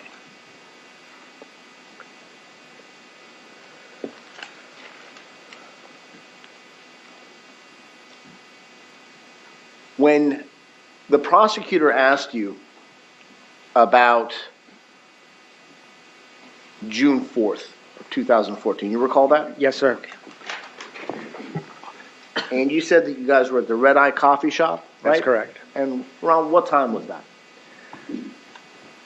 I had a hair appointment at 2 or 3, so it was at 1 or 2. And so in the early afternoon... Could have been as early as 12:30, sir. 12:30, yeah. Okay. So around 12:30 on June 4th, 2014, correct? That's correct. You indicated that she was and by she I mean Wendi Adelson, that she was acting unusual? That's correct. Would that be a fair assessment? Yes. Did you ask her what was wrong? I did ask her what was wrong. It was very nonspecific. That happened with Wendi quite a bit, where she was upset and there was not an exact name put to why. Was she upset often? Yes. Would she get these kind of physical reactions often, that her stomach would hurt or that she would ask you to get her medicine? I got to know her better in the spring, so I saw more of it than I would have in the fall. That was the only time I can recall that was not an average thing. I think that's why I remember it, because it was unusual. And you said that you drove about 35 minutes to get her medicine? Yeah, it could have been 25, 35 minutes, but where she lived was not convenient to run to the store, so it was a discussion like, do we want to do that? It's all the way down there, and she was so nervous. I thought, no, I'm going. So. Did she go with you? No, she did not. She had the kids that night, so she stayed with the children. Did she make any kind of doctor's appointments shortly thereafter, to your knowledge? Not to my knowledge. Now, you indicated that you guys became boyfriend and girlfriend at the beginning portion of 2014. Is that a correct statement, sir? Yes, sir. And when would you tell the members of this jury that your relationship with her ended? Well, that's a little complicated. On July 14th, we went on a date. And when I got home, she had sent me an email saying, I need a week to think. Please don't contact me for the next week. And so that was the Monday before Professor Markel was killed. And then we didn't talk for maybe 10 or 12 days after the murder. So I assumed it was, internally, I assumed it was over, that night. When you get an email like that, you're probably figuring it's over. But in subsequent phone calls, she acted as if it was still a slightly open issue. And we closed that down by phone calls that, obviously we're going to move on here. Did you ever question her loyalty to you in your relationship with her? With regularity, yes. And when you say with regularity, when did you first become suspicious? Now, let me ask this question first. You were concerned that she was seeing other men, right? I was. Okay. And when did you first start getting this concern? Probably March, April timeframe, I started to wonder. So not too long after we became a couple, I guess what I was wondering is, have we really become a couple, or is she still doing what she was doing before? That was So kind of was it like, did you find like text messages or direct messages on social media that made you kind of go, what's going on here? No, I didn't see any text messages or anything on social media. Her behavior was just erratic. She would disappear. She would get home very late at night. So there were signs like that. Would you talk to her about it? I tried to. Okay. So let me ask it this way. Yeah. Did she understand that you were concerned about her being loyal to you, or your relationship being a monogamous one? To be completely honest, I think we kind of pussyfooted around that until we had that big fight at the end of June. That's what that argument was about. Let's talk about that big fight. Yeah, sure. Why don't you walk the members of the jury through what happened? Yeah, I had taken Wendi to Gainesville with me. I was teaching in the off-campus program at UF for the weekend, so I took her with me. I'm sorry, was it just you and her, or did she bring the kids? No, it's just me and her. So like a romantic getaway to Gainesville? Well, work/pleasure. I teach during the day. She works in a coffee shop. We have dinner with friends at night, that kind of stuff. You know, It's a nice area down Sounds there. nice. Yeah, it was nice. And weekend started off fine. The Saturday night, we sort of got into it over this stuff. I confronted her about the fact that I suspected that she had been seeing other men. Okay, so let's talk about that. Yeah. So you're at dinner? We were actually up in the hotel room. The night was basically over. It was pretty late. It was 9 or 10 o'clock at night when this discussion happened. Okay. And had she had any alcoholic beverages at that point? We both had, but I think just 1 or 2 glasses of wine a couple hours earlier. Just socially with dinner, maybe? Yeah, that was okay. There was no more drinking than that. And did you say, listen, I think this, that, or the other? Did you have any specifics, or were you just giving a vague, I'm concerned about where this relationship is? The latter. I was pretty specific. I told her I was very concerned. I was particularly concerned because the way she had framed our relationship was, you're not just becoming my boyfriend. I have children. I'm a mother. It's like I was auditioning for the job of husband and father is actually sort of how it felt in retrospect. So I bonded with the kids pretty tightly, and as you can imagine in a relationship, that kind of discussion gets more complicated when you're serious and there's kids. And she had been talking about me moving in. She had told me not to buy a house. She had told me not to buy a Jeep, that I needed to buy a vehicle that 2 car seats could fit in. So it sounds like you guys were heading down that path. Yeah, hence why I raised the issue, because I had some intuitions that everything wasn't quite right. Her behavior had been a little erratic, and I was worried about moving in and ending up in a really bad situation, actually. So would it be fair to say that she was saying the wrong things, but her actions were speaking louder than her words? That's not a bad summary. I was getting 2 very different messages based on behavior or what she was speaking to me, what she was saying. Yeah. Did that argument or that discussion, did you feel it the next morning? What do you mean by feel it, sir? Was she acting any different the following morning? Oh, the next day was probably the most awkward car ride I've ever had in my life. We rode from Gainesville to Tallahassee. She was crying. I was very upset. It was a very awkward 3-hour drive. It's a 3-hour drive? 3 or 4, however long it is to Gainesville. Okay, from Gainesville to Tallahassee, yeah. However long that was. Yeah, exactly, sorry. And this was in June, you said June 20? That would have been June 29th, that's the Sunday, the last Sunday in June. 2 weeks later, on July 13th, Wendi tells you, or Wendi has this discussion with you that the prosecutor elicited, right? Yes.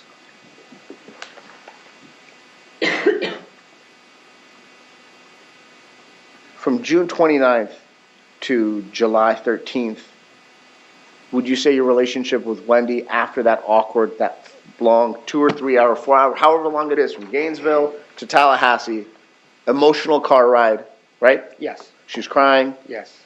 Upset. Yes. And I would assume, well, let me strike this.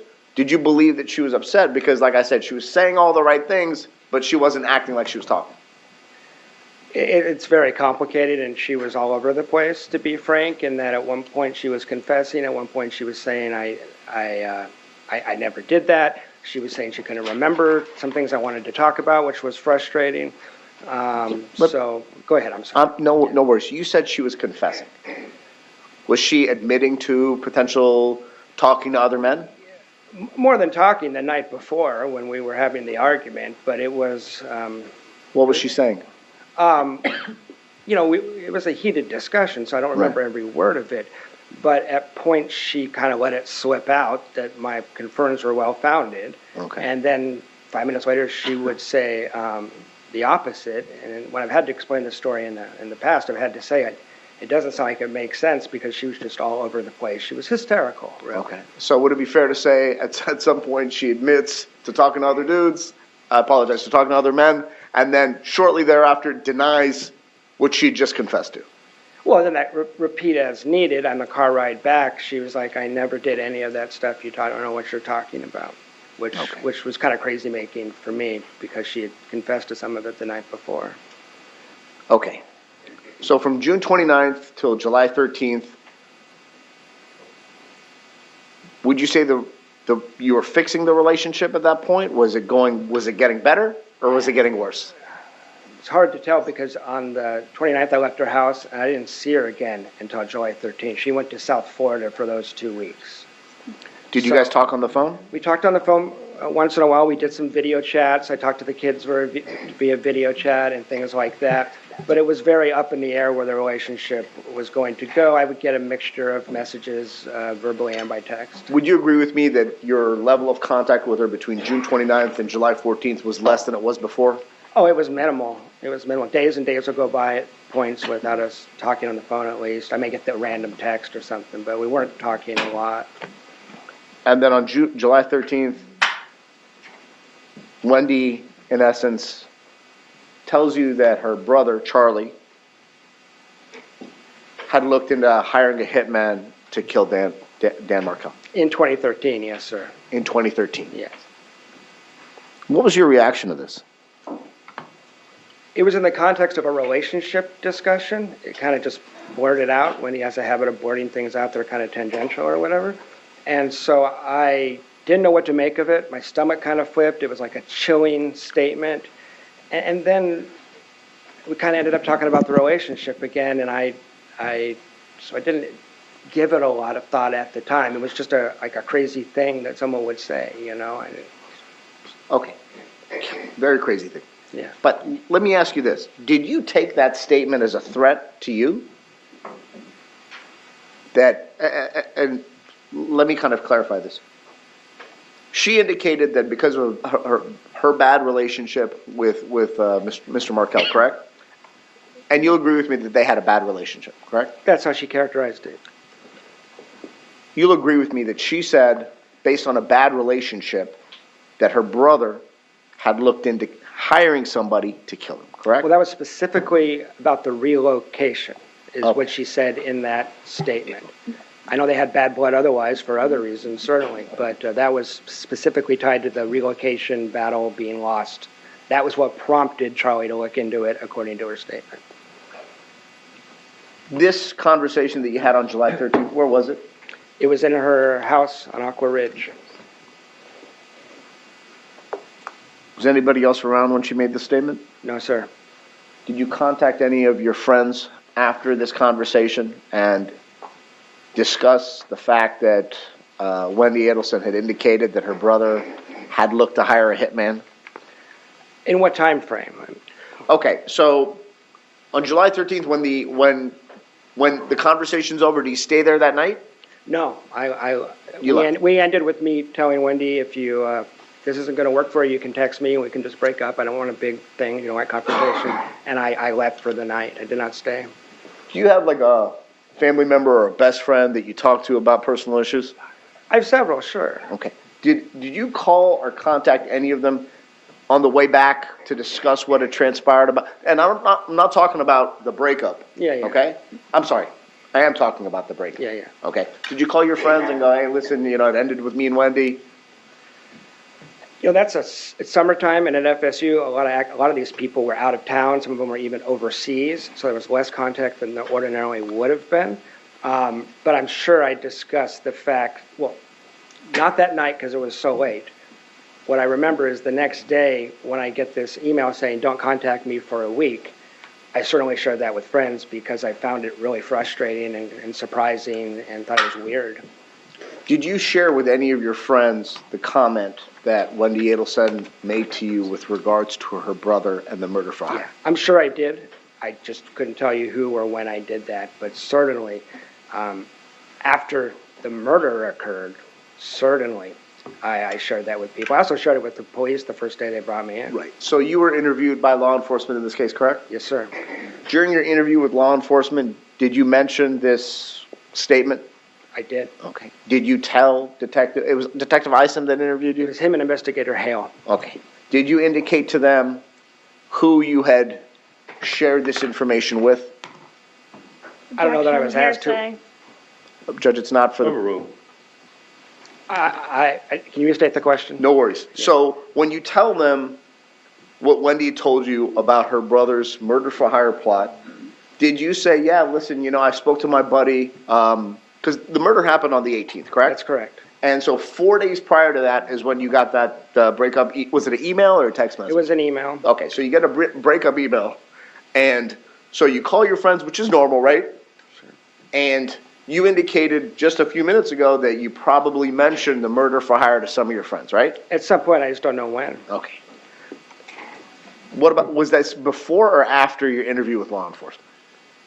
Was what before or after? Your discussions with friends. Well, after I had told it to the police, I certainly discussed it. I'm confident, I may have done it before as well, I don't recall that. But after I told the police that, I did share that with some people confidentially, yes.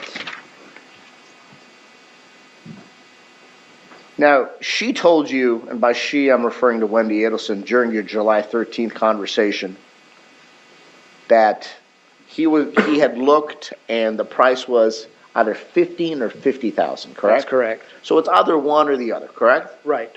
And would it be fair to say, based on your testimony, that she said that price was too high? No, she didn't offer any further context or explanation. It was kind of a thing that was blurted out. And then literally 20 seconds later, she started talking about something else, and I can't recall what that was. I think it was the relationship stuff that I was very focused on. So out of nowhere, she tells you Charlie was going to go look to hire a hitman. It was going to cost $15,000 or $50,000, and you don't go back to that. I don't know that it was out of nowhere. I believe preceding that was a discussion that if anything ever happened to Danny, she would move to Miami. I think I've spoken to the investigator Isom about that previously. And listen, I have to ask Mr. Lacasse, at no point did you contact law enforcement after you heard of this threat so they could contact Mr. Markel to see if there's any need to protect him in any way, shape, or form? I didn't. Okay.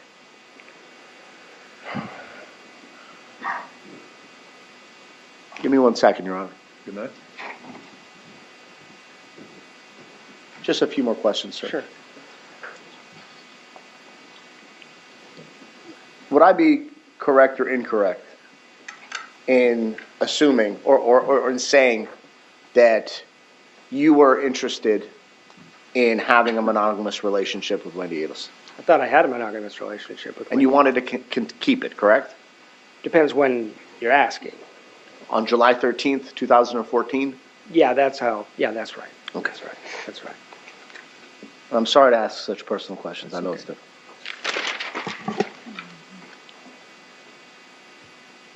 Did you think it's unusual? Well, let me ask this. At some point, did you ever see a picture of Dan Markel? Sure. Do you think that there's a resemblance between yourself and him? Everybody always says that. When I was dating her, no one ever brought it up. I see it from the pictures. In real life, I was never told that while we were dating. And as you indicated before, you're also a professor? Yes, correct.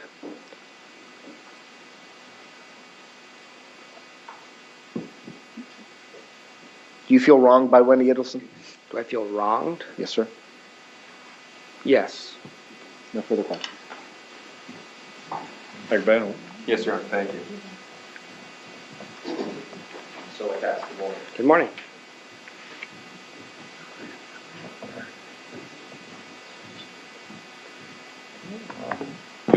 I'm about to ask you are about the investigation into you, not that we believe you're a suspect, okay? I understand. You would agree with me at the beginning of the case in July 2014, there was a thought that you were a potential suspect. That's what I've been told, yes. You were contacted by the police. I was. You came in, you were interviewed. Yes, I came straight from my trip into the TPD station. 3 separate times you were interviewed, right? Yes. Now, they didn't handcuff you at gunpoint and drag you into the station, right? No, they asked me to come in, so I came in. Voluntarily went in? Yes. You told them what you knew? You explained the information, right? Yes. Eventually, you helped them get bank records to show where you were. It was in Tennessee, right? Yeah, I believe it was cell phone records and a receipt from a Kmart that had surveillance video of me, was my understanding of it. So they get your bank records. They see a transaction at a Walmart, right? Yeah, credit card records, yes, sir. Yes. There's then a receipt. Mhm. And then they go actually to the Walmart, get their surveillance footage that shows you there. Yeah, it was a Kmart, but yes, sir. And then you were cleared. That's correct. You would agree with me that they objectively investigated you. Yes. Now, had they not gotten the bank records, the Walmart video, or anything like that, one could paint a picture that you were involved. Just the fact that you left town right when the murder happened and you had this connection. Well, except that I wasn't in the state at the time of the murder, so how could I have done it? So that's... What we're talking about here is that somebody could paint the picture Okay. without all the evidence.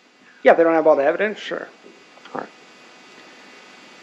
Let's go to something you said on direct talking about June 4th. Yes. And you appear to have a very good memory of all the instances. You said that Wendi had the kids on June 4th, the night of June 4th. Yes. You spent a lot of time with Wendi, spent a lot of time with the kids. You knew their daily schedule of the boys, right?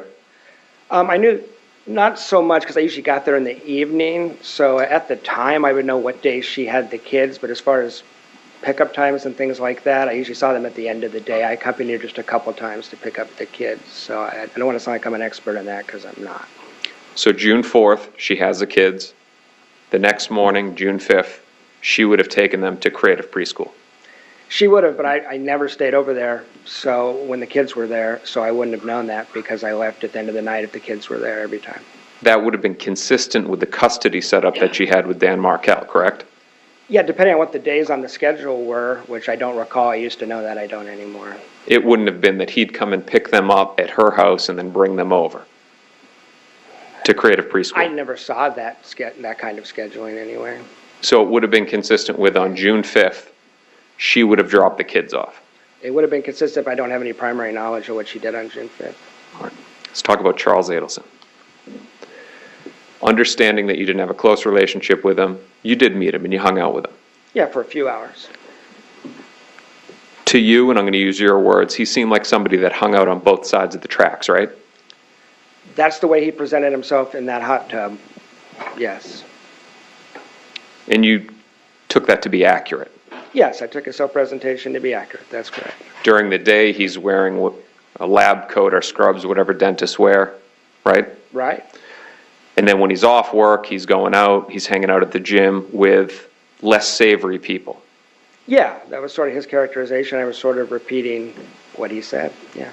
In your words, less savory individuals. Less savory, gritty. I don't remember his exact words, but gritty, something like that. I don't remember his exact words, but yeah, that's how he presented himself in that hot tub. It seemed to be almost a braggadocio kind of thing, like, look at me, I'm on both sides. Yeah. And you took him to be a street smart guy. I did. He had friends that were ex-special ops. Yes, that's what he said. Yeah, that's what him and Wendi said, yeah. His gym friends that to you almost came off as nefarious? Well, yeah, and I don't remember the details at this point, but he was talking about deals they were doing. There was a lot of hinting and innuendo. But yeah, you're accurately presenting how he presented to me. Let's go now to the dinner on March 11, 2014. Sure. It was outside. It was on Miami Beach. Yeah. If you remember, and you may not, do you remember seeing a pickup truck with two gentlemen outside of the restaurant watching you guys? No. Let's go now to July 14th, 2014. Okay. Now, you had met Catherine McBanwa several months prior to that. Yeah, I met her in March. So March, April, May, June, July. Wendi is opening up to you and saying what her brother had looked into doing, right? I think you're talking about the 14th. You're talking about the 13th, I think. July 13th? Yeah. Okay. Yeah, go ahead. So July 13, 2014, she's talking about her brother hiring a hitman. She's giving you incriminating details, right? Yes. Never said anything about the involvement of Catherine McBanois, right? No, it was 3 sentences, so no, she didn't. All right, let's talk about now the options that he looked into doing to take care of the problem, right? Right. On direct examination, the state attorney's office asked you what year it was.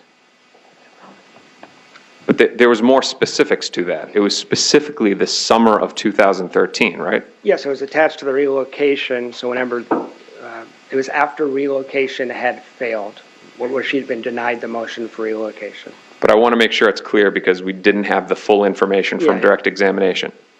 What Wendi told you is that her brother looked into hiring a hitman in the summer of 2013. That's correct. And that would have been before he even knew Catherine McBanois.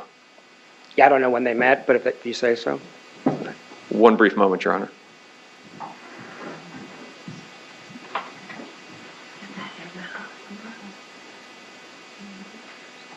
No further questions, Your Honor. Thank you. Redirect. Yes, Your Honor.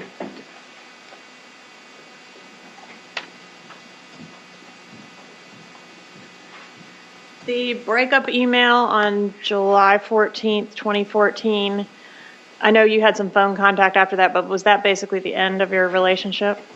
That's the last time I ever saw her. Okay. We did have some, it was in August. It was after, we didn't talk between then and after the murder. Okay, and you never got back together and resumed your relationship? Oh, no. No further questions? All right, did you ever have a question of this witness? Write your question down. We'll go sidebar.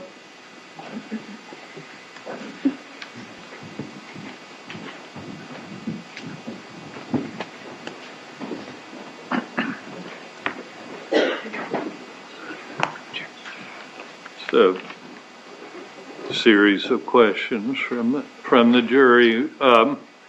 The email, the July 14, 2014 email, was that on a FSU website or a private website? Do you have any recollection? I think that was from Wendy's Gmail account.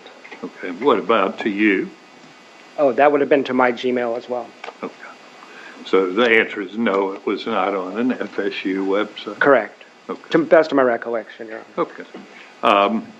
Did Ms. Adelson indicate that she wanted to relocate to have the children full-time?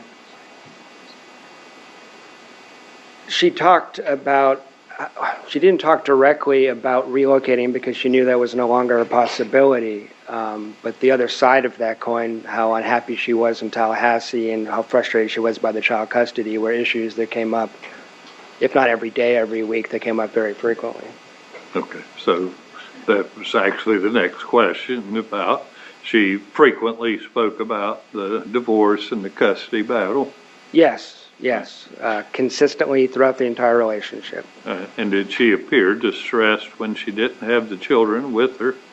Sometimes, yes. Yes. What kind of vehicle were you driving back in July 2014? I was driving a 2004 four-door silver Nissan Sentra.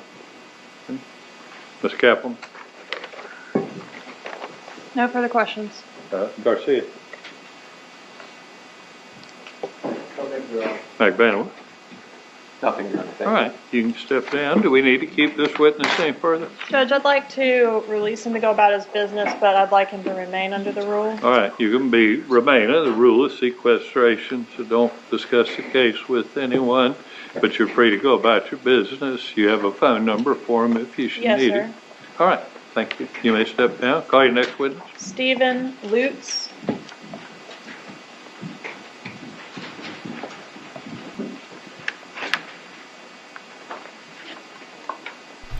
All right, so that is it Come for up here, please. Jeffrey for Catherine Magbanawa. Now, next up, we're going to see him from Catherine's second trial. So next up is going to be Jeff Lacasse. Testimony, Catherine Magbanawa, trial 2. So this one is longer. This one is a longer clip. This one is just over an hour. So let's check this one out.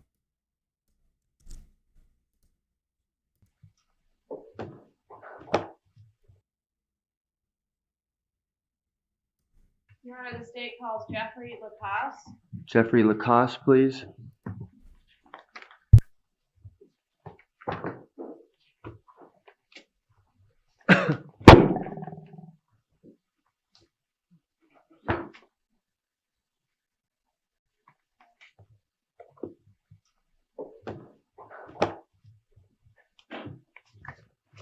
Good morning.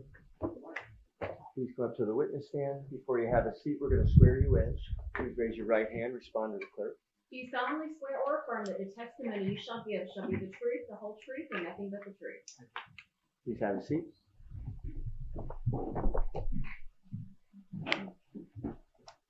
Sir, please say your name and spell your name.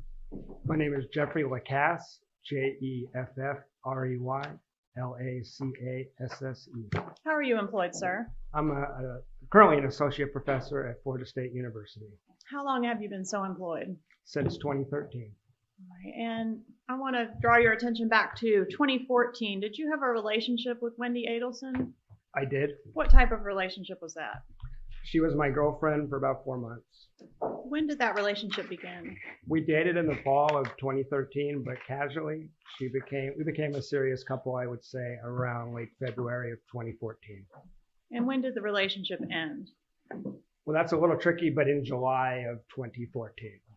All right, and during the time that you were together with Ms. Adelson, did you become aware of her recent divorce? I did. On our first couple of dates, that was the topic of conversation. That's in the fall of 2013. All right, and did you get an impression as to what type of divorce that was or how it would be characterized? An extremely contentious divorce.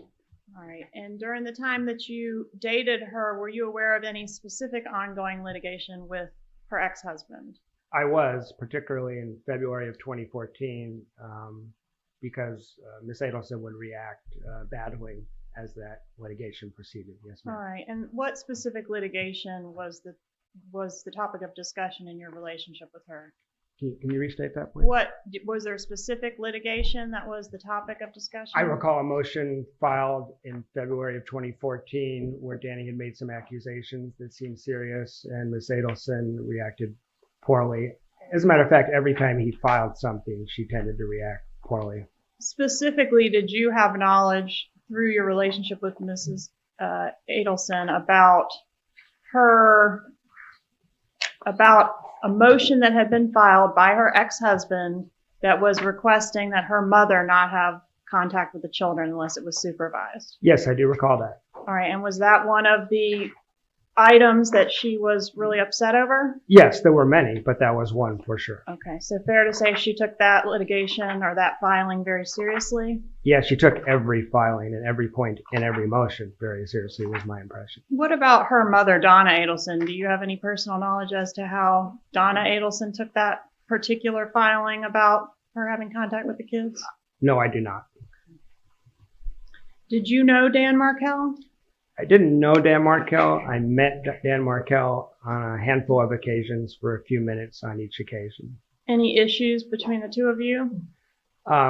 No, I mean, he was my new girlfriend's ex-husband, so I was listening to Wendi Adelson describe him in terrible terms regularly. But in terms of us having an actual conflict, no, ma'am, never. No negative words ever spoken between the two of you? you? Oh, no, always very polite and cordial to one another when we interacted.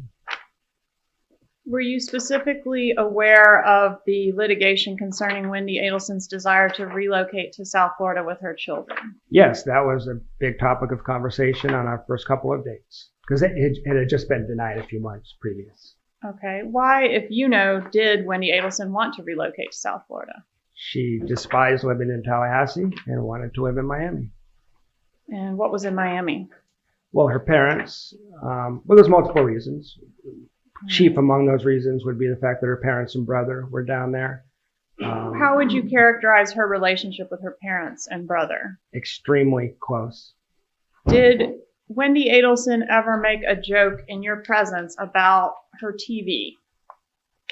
Yes, ma'am, she did. In October of 2013, the first time I had went to her house on Aqua Ridge, and we were going to watch a movie, she made a joke, which she characterized as her brother's joke, but she was the one telling it, that, her brother had looked into hiring a hitman, but a TV was cheaper. And I heard her repeat that joke at a later occasion.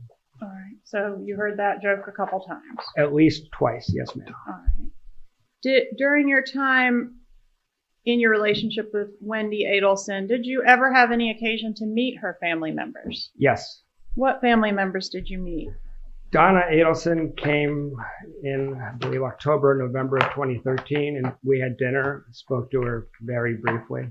All right. Is that the only family member? No, I also met Donna and Harvey would travel up here, and I would have very limited small talk with them because they took care of the kids when we would go on a date. But I didn't have a lot more interaction than that because there was sort of a secretive thing they seemed secretive in nature. When we would return from one of those dates, Wendi Adelson would never invite me inside the house. And when we were all in a group setting, say at the circus or downtown Get Down, Wendi and I would talk. The parents would be over here, and they just never said much to me. All right. So they didn't have too much interest in you, it seemed. No, they were polite but cold. All right. And what about in Miami? Did you ever take any trips to Miami? I did take one trip to Miami with Wendi in March of 2014. And what family members did you spend time with on that trip? We met with her brother, Charles Adelson, and we stayed at his house for one evening.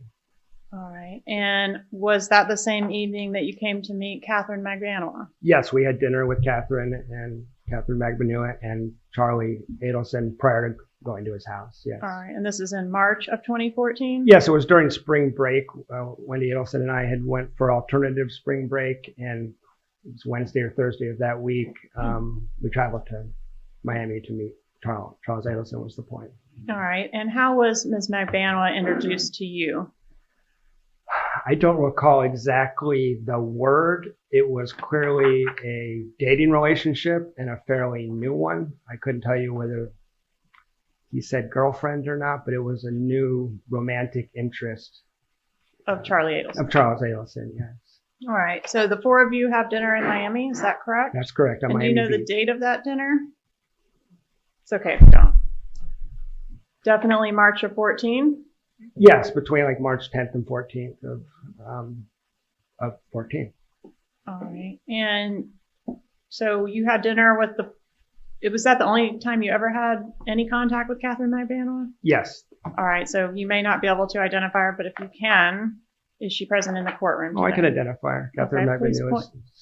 Please point her out and describe what she's wearing. Catherine Magbanua is sitting in a dark suit between her attorneys, who I recognize as Christopher DeCoste and Tara Kawas. All right. Thank you. Let the record reflect the witness has identified the defendant. When you and Wendi Adelson had dinner with Charlie Adelson and Catherine Magbanua, did you get the impression that this was the first time that Wendi had ever met Magbanua? I got that rough impression because I don't recall a great deal about that meeting, but I do remember some getting to know you talk that would have been abnormal if they had a long-standing relationship. So they were talking about their life situations and such in an introductory way. Yes, ma'am. Okay. And did Wendi at any time express to you any particular enthusiasm about this woman as opposed to any of her brother's other girlfriends? Yeah, prior to the meeting, she seemed very excited about the fact that her brother was dating Catherine. All right. And was that surprising? Yes, a little bit.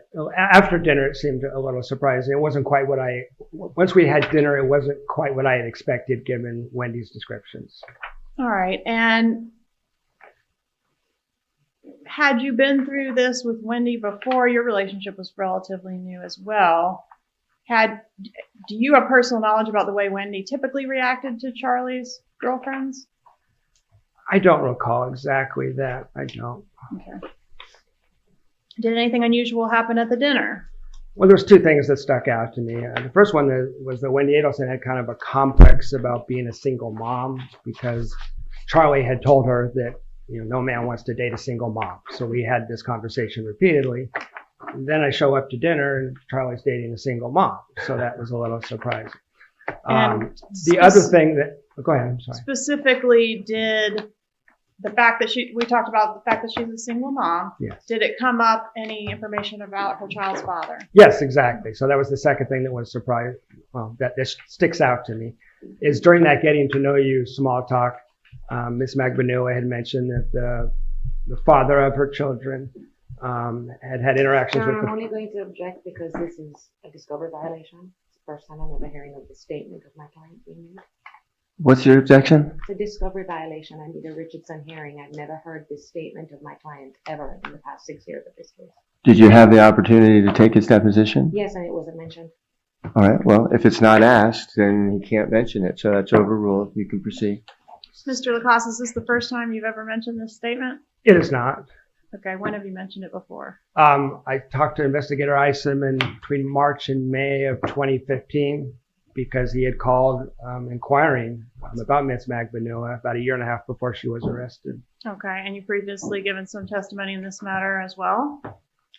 Wait, again, please. Have you previously given testimony in this matter, the same case? Yes. All right. Yes. And what statement, if any, did Ms. Magbanua make about her child's father? Yeah.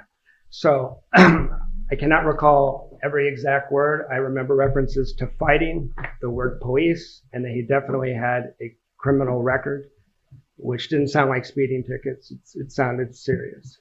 Okay. And you never had the opportunity to meet her child's father, did you? No, I never met him. Okay. Did Charlie participate at all in that conversation? We were all there. We were all engaged. But he didn't specifically say anything relevant. Like, I don't recall hey, anything. I know that guy. No, for example. Did not say anything quite like that I recall. This is Okay. a dinner at, almost 9 years ago now. So, yeah. I know. Do you recall who paid for dinner? Charlie did. And do you recall how he paid for dinner? I do not. All right. Do you know whether Charlie carried large amounts of cash? I do not know if he carried large amounts of cash. Wendi mentioned the fact that he certainly stored large amounts of cash in shoeboxes in his home. All right. And did you know, or do you know, whether or not Charlie Adelson runs a cash business? That was what I was told by Wendi Adelson. Okay. All right. So what happens after dinner? After dinner, we go to yogurt, had a quick dessert, and then Miss Magbanua departed, and Wendi Adelson drove me to Charlie Adelson's house, at which point I do recall observing that she was unusually jittery and being strange. I didn't know what to make of it at the time. And we're talking about Wendi Adelson. Yeah, Wendi Adelson driving me to Charlie's home. All right. So when you go back to Charlie's house, is it just you and Wendi and Charlie there? Yes, as well as Charlie's then roommate, Jerome Obed, was there as well. All right. And that's the dermatologist? Yes. Okay. And so during the time that y'all were hanging out at the house after dinner, did the topic of Dan Markel come up? It did. In what regard? Well, he didn't go anywhere with Wendi without hearing about Dan Markel, so it wasn't atypical, but there was talk about the divorce, the post-divorce litigation. There was negative talk about Danny. I recall Charlie getting a little heated up in the hot tub about Danny. So y'all were in the hot tub? We were in the hot tub. And Charlie was expressing some negative words against Dan Markel? Yes, strong negative words. And I also had a constant stream of comments from Wendi about what Charlie thought, that Charlie hated Danny's, guts. Okay. I want to talk about the incident that occurred at the coffee shop on June 4th of 2014. Does that sound familiar to you? Yes, ma'am. What happened at the coffee shop? Was that here in Tallahassee? That was at Red Eye Coffee. I had met Wendi for a cup of coffee. I had an appointment in the same building later, so we just met up. And a couple of things happened on that day, but at the coffee shop, Wendi canceled a trip that we had planned for her to come meet my parents in California, which was scheduled for July 11th to 17th. And she said she canceled that trip because she was concerned we wouldn't get back on the in time to pick up the kids on the 18th, which didn't make a whole lot of sense. But we then discussed, rescheduling the trip. It wasn't anything I objected to strongly or anything like that, but it was weird. The plan originally was for you to return to Tallahassee on the 17th? Yes. And then for her to take custody of her kids from Dan Markel on the 18th? Yes. Okay. And she canceled the trip because why? Because our flight might get delayed in the middle of summer and we would get stranded and not be able to be there to pick up the kids. And she had to pick up the kids on the 18th. Okay. Did you see her later that night? Yes, I went to her house and hung out with her and her children that night. All right. And was there anything unusual about her behavior on the night of June 4th, 2014? Definitely. She was a nervous wreck.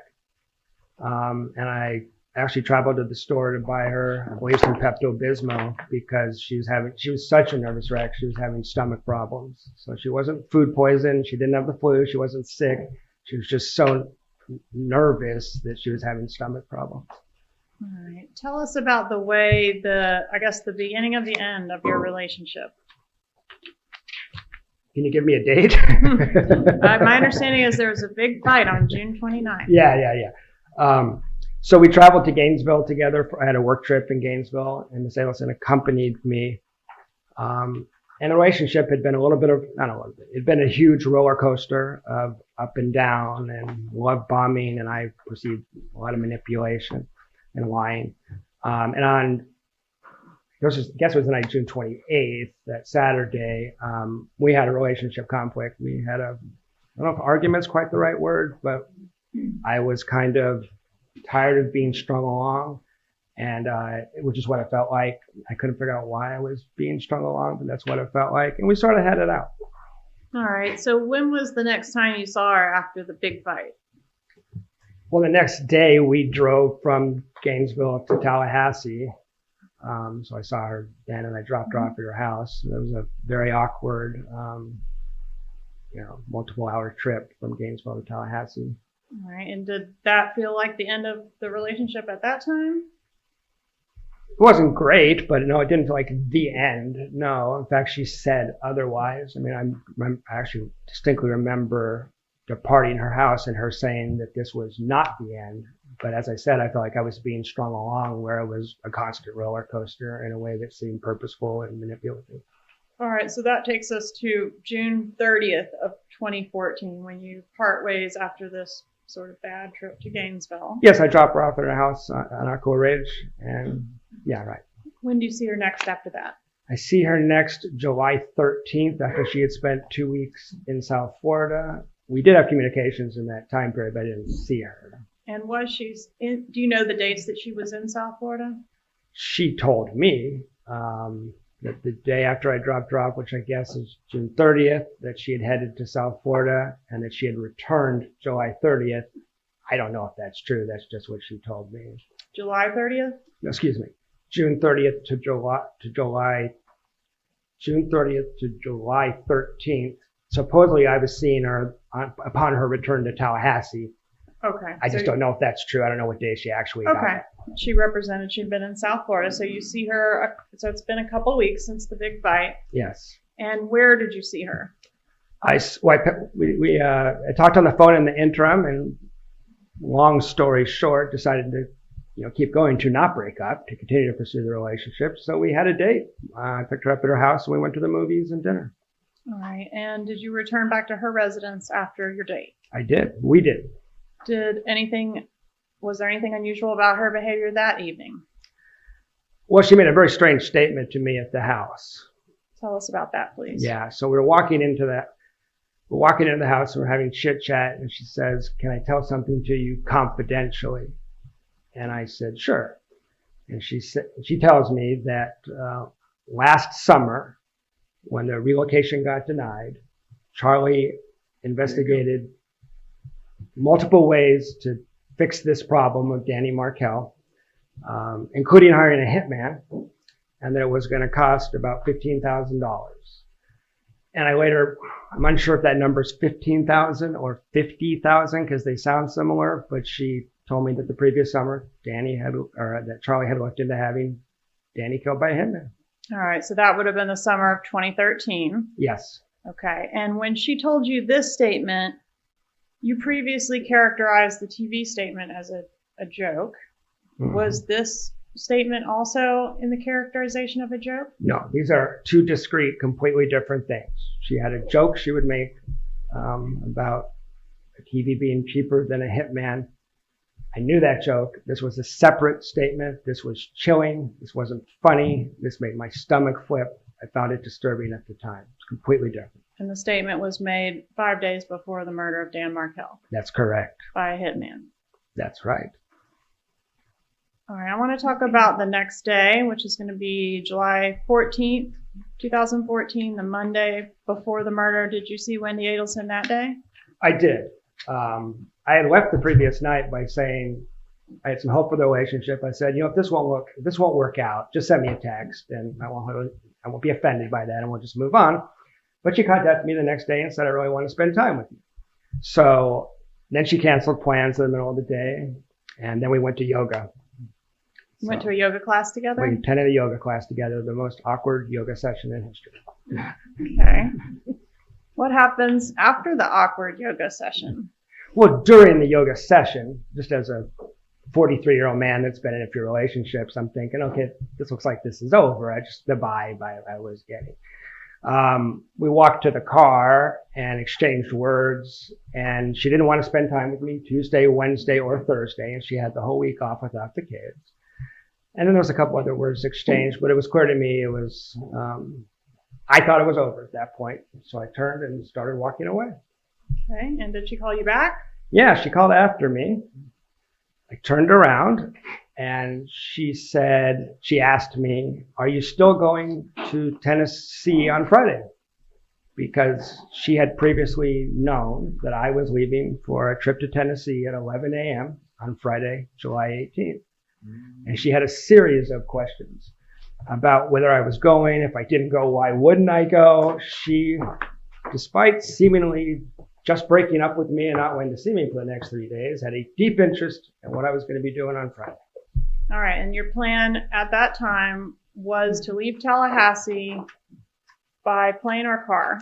By car at approximately 11 a.m. And Wendi Adelson and I had discussed that in some detail previously because of other plans that eventually got canceled. But she was the only person aware, other than the people in Tennessee, that that's when I was leaving. And had you followed that plan, is it correct that you would have been departing Tallahassee and getting on I-10 at approximately the same time that the killers were? Yes, not only that, but I would have driven within probably a couple miles of Dan Markel's house. All right. And what type of vehicle would you have been in had you gone with that plan? At that time, I was driving a 2004 four-door metallic gray Nissan Sentra. All right. And are you familiar with the suspect vehicle in this case? I am. And would you characterize your vehicle as similar in appearance to that vehicle? Yes, especially in profile, yes. And are you aware that in her law enforcement interview, Wendi Adelson suggested you as a potential suspect? I am aware of that. And did you cooperate with the police in this case? Yes. When I came back from Tennessee, they called me. I came in immediately and cooperated with them from the very beginning. And were you able to provide an alibi that eliminated you as a suspect from committing this murder? Yeah, pretty solid one. They had me on videotape at a Kmart in Tennessee a couple hours after the murder, using my credit card with my cell phone showing me there. So it was pretty good alibi. And is that because you did not follow the plan to leave at 11 a.m. on July 18th? That's right. I left the previous evening about between 6 and 8 p.m. I changed my plans. I didn't tell anybody except the people at the other end. I certainly didn't tell Wendi Adelson we weren't speaking. And so I was already out of the state by the time of the murder.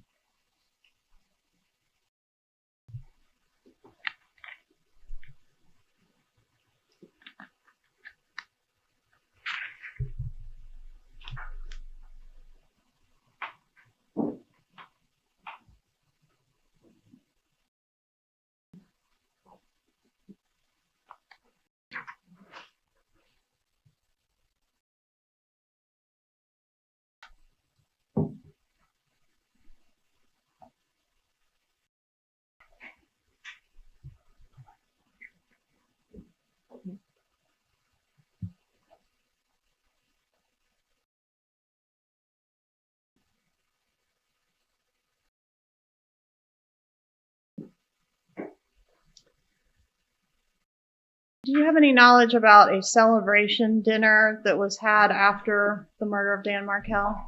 I do. I eventually spoke to Wendi Adelson on the phone about 10 days after the murder. I had a couple of phone conversations with her. And in one of them, she described attending what Charlie Adelson described as a celebration dinner. And was that the dinner where she vomited at the table? Yeah, she said she hadn't eaten food in so long that as soon as the food hit her stomach, she started vomiting. All right. And were these couple phone calls after the homicide the last contact that you had with Wendi Adelson? Yes. No further questions. Cross-examination. Thank you, Your Honor.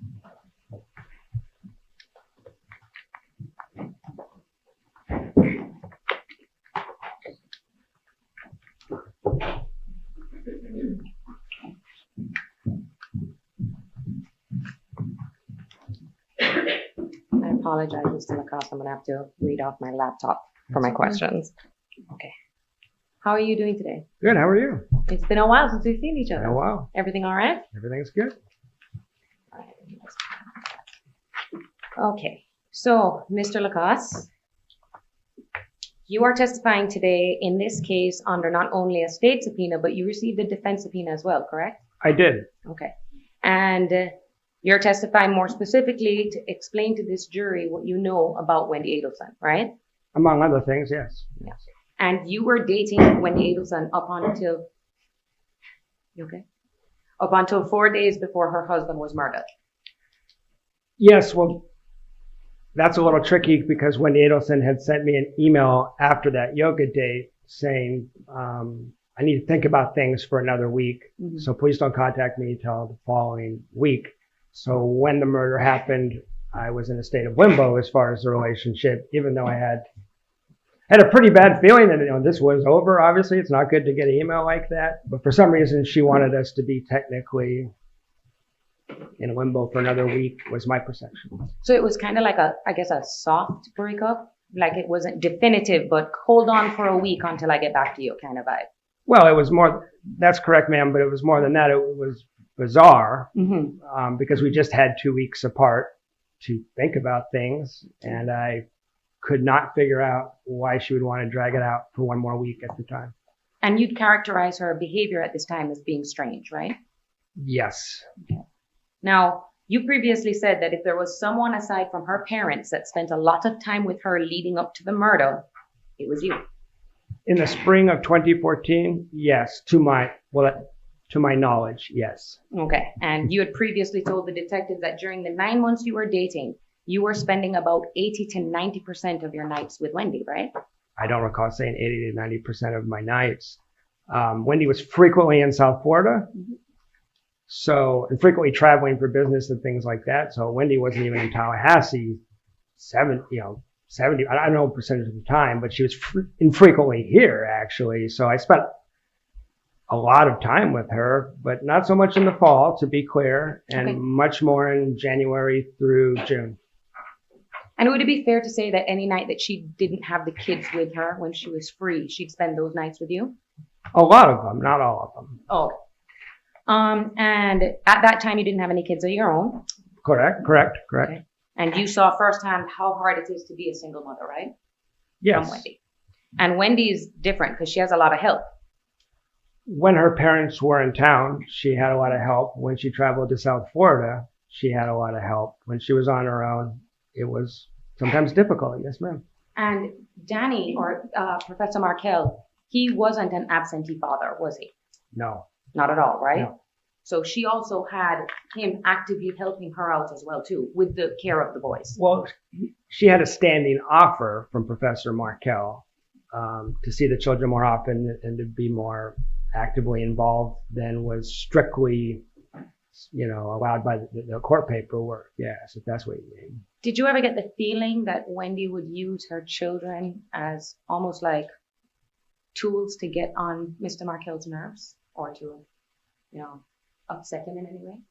I hate to say this about a mother, but I saw her doing that in multiple domains, including as bait for me. I mean, I saw her doing that in multiple domains, yes. And you got close to the boys too, right? I did. And whenever we had a fight or a problem, Wendi always invoked the children. That was her Her go-to excuse? That was her way to continue stringing me along, it felt like, because I had grown very close to the children.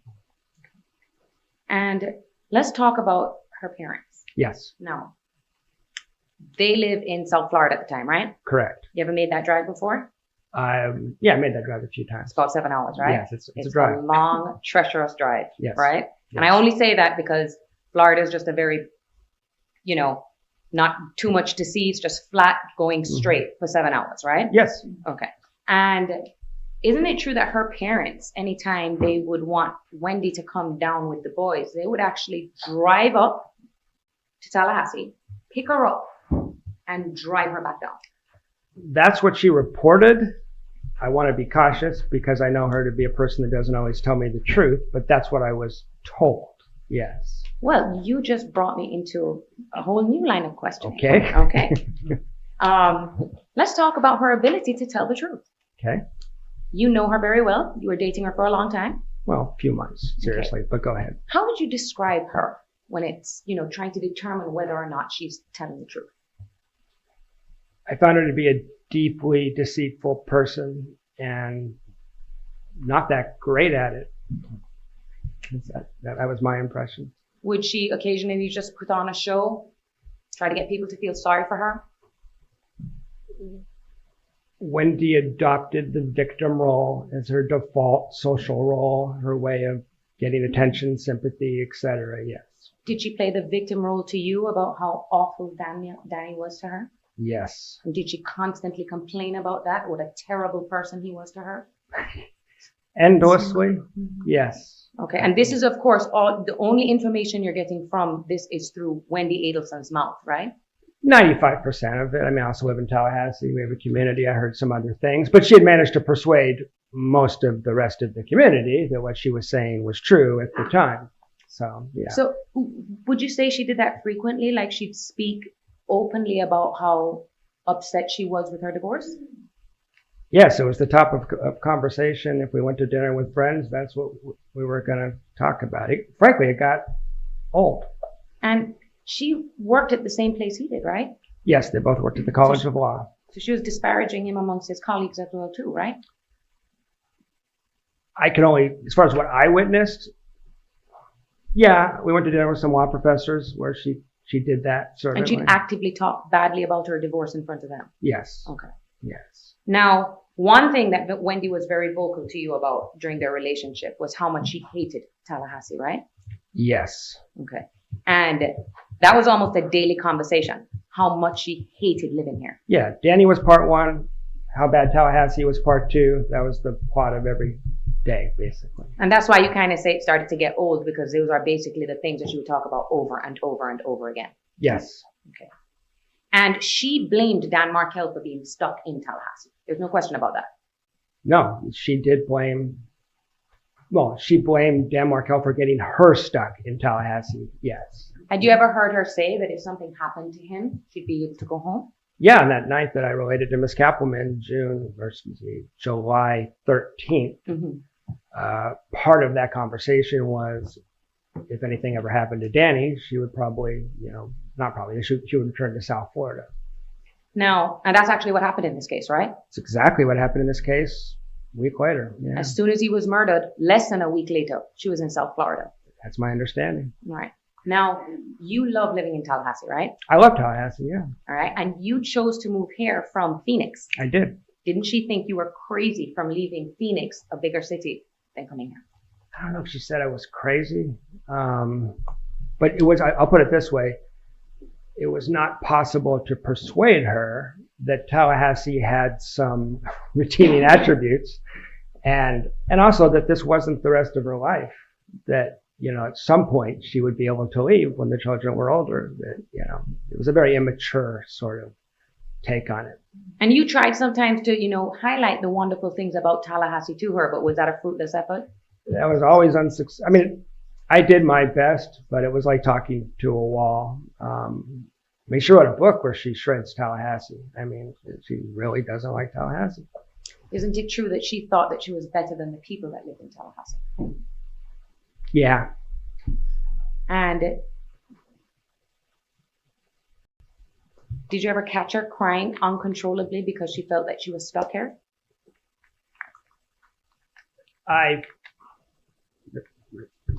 Multiple crying episodes. Yes, she would cry sometimes because she was stuck here. She also used to cry, especially in the months preceding the murder, for no reason that I could discern. It was just crying. Did you ask her and she just wouldn't give you an answer? Yeah, that was Wendy's typical pattern, to be very non-specific. Okay. And then, so, I've already asked you these. Did Wendi explain to you that Danny was emotionally abusive to her? She used that term very frequently. And at the time, as the boyfriend, I sort of accepted that. You were taking what she said as true? Yes, it's a new relationship. But in retrospect, I can't think of a single thing she ever described that I would consider emotionally abusive. She did tell you once, though, that, well, she felt this was emotionally disturbing to her, that Danny would make her sit in silence if they were to drive down to South Florida. She would drive, he would be in the passenger seat doing work, and that she would complain to you that that's something he would do, would make her sit in silence on the 7-hour drive. Yeah, she said he did that one time, and I don't know if that's true or not, but she did say that, yes. And to be clear, this is just coming from Wendi Adelson. You have no evidence to support that what she's telling you is the truth. I don't. Okay. Now, did she describe him as a complete control freak? That rings a bell. Okay. Yeah. And did she ever describe him as an absentee father to you? What she described was that during the marriage, he was not quite as involved with the children and arguably would meet that label. And then after the divorce, became very engaged with the children, which instead of seeing that as a positive, she saw as a rather annoying inconvenience that he wanted his share of the time with the kids. Now, Wendi was in her mid-30s when you two were dating back in 2014, right? That's right. Would you describe her as being self-sufficient? No, I think I described her in past police interviews as a highly dependent person who seemed to struggle with adult decision-making and would often seek advice on things that you might expect from a 15-year-old or an 18-year-old, but not a woman in her mid-30s. So that's right. And did your relationship with Wendi, was it so tumultuous that you actually ended up having to see a therapist about your relationship with her? That's correct. Would you also describe her as having a public persona, being one way in public and another behind closed doors? Yes, superficially charming, but I had reported to the police that just a characteristic I found disturbing. We would have dinner with some people, the door closes, and people gossip, but it was like a 180 flip, and it would be vicious and very mean-spirited at a level that... Completely different from how she was a moment before. Yes, not a way I talk about people, yeah. Okay. Now, and you'd say she's a good actress, she's good at putting up a facade for people. Now, she's also admitted to you that she has lied in a deposition before, right? Well, that's tricky because she may have lied about lying in a deposition. Okay. she told that to you, right? She did, but my understanding is she lied about that. So there's lies on top of lies. So it could be a lie about a lie. And maybe a lie about, yeah, it gets real confusing with, but it brings up an important point. She really enjoys mind games. And so I think that might have been a little bit of a mind game. Oh, okay. So she may have just been throwing that out for some other ulterior purpose. I don't know why she would disclose to me that she lied in a legal proceeding as an officer of the court and then turn out not to have lied in it. I mean, I got 100 stories like that. No, and I would ask you, it would be as an attorney. Yes. I mean, it would be a violation of her ethical duties as a lawyer to lie under oath, right? Right, but then I go to the police in my first interview and I go, wow, I really got one for you. She told me she lied in a deposition, and my understanding is she didn't. So there's a plotting kind of thing going on here. All right. So have you previously described her as a pathological liar? Yes. Now let's talk about the one time that you came down to Miami. Yes. And met Charles Adelson. Yes. Okay. So let's be clear. You met Charles Adelson once. Correct. You met Catherine McBanwell once. Yes. All right. And that was on that date that we talked about. Yes. All right. So let's talk about that. So,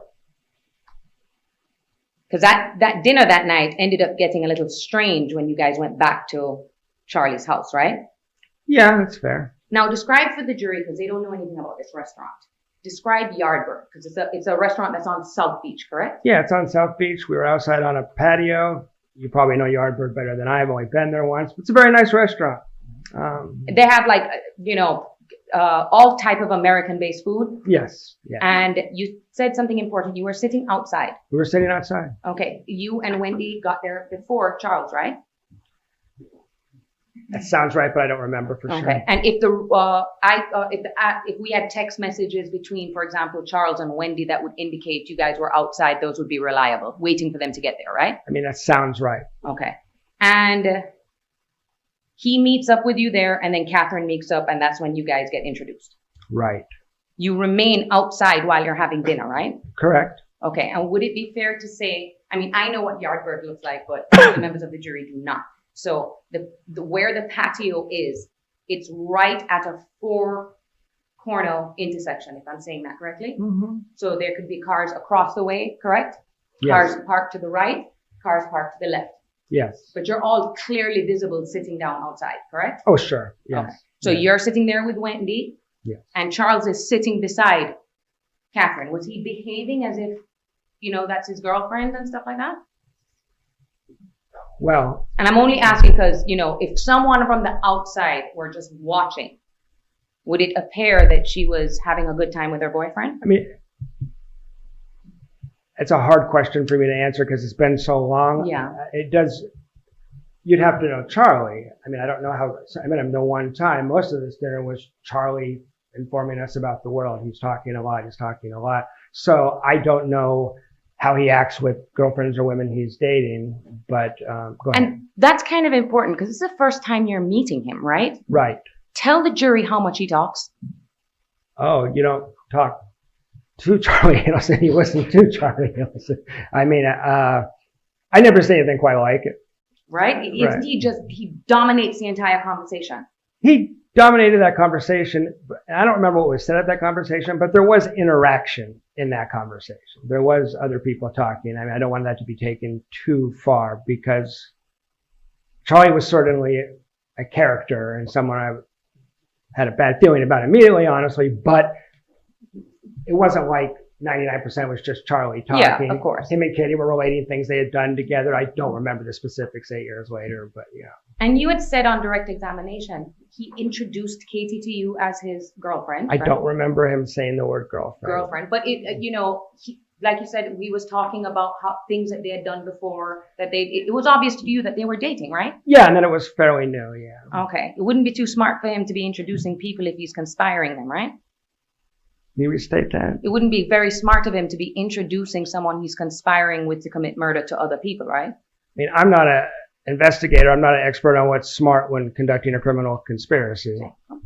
So let's talk about now so you're all sitting outside. It was nighttime, right?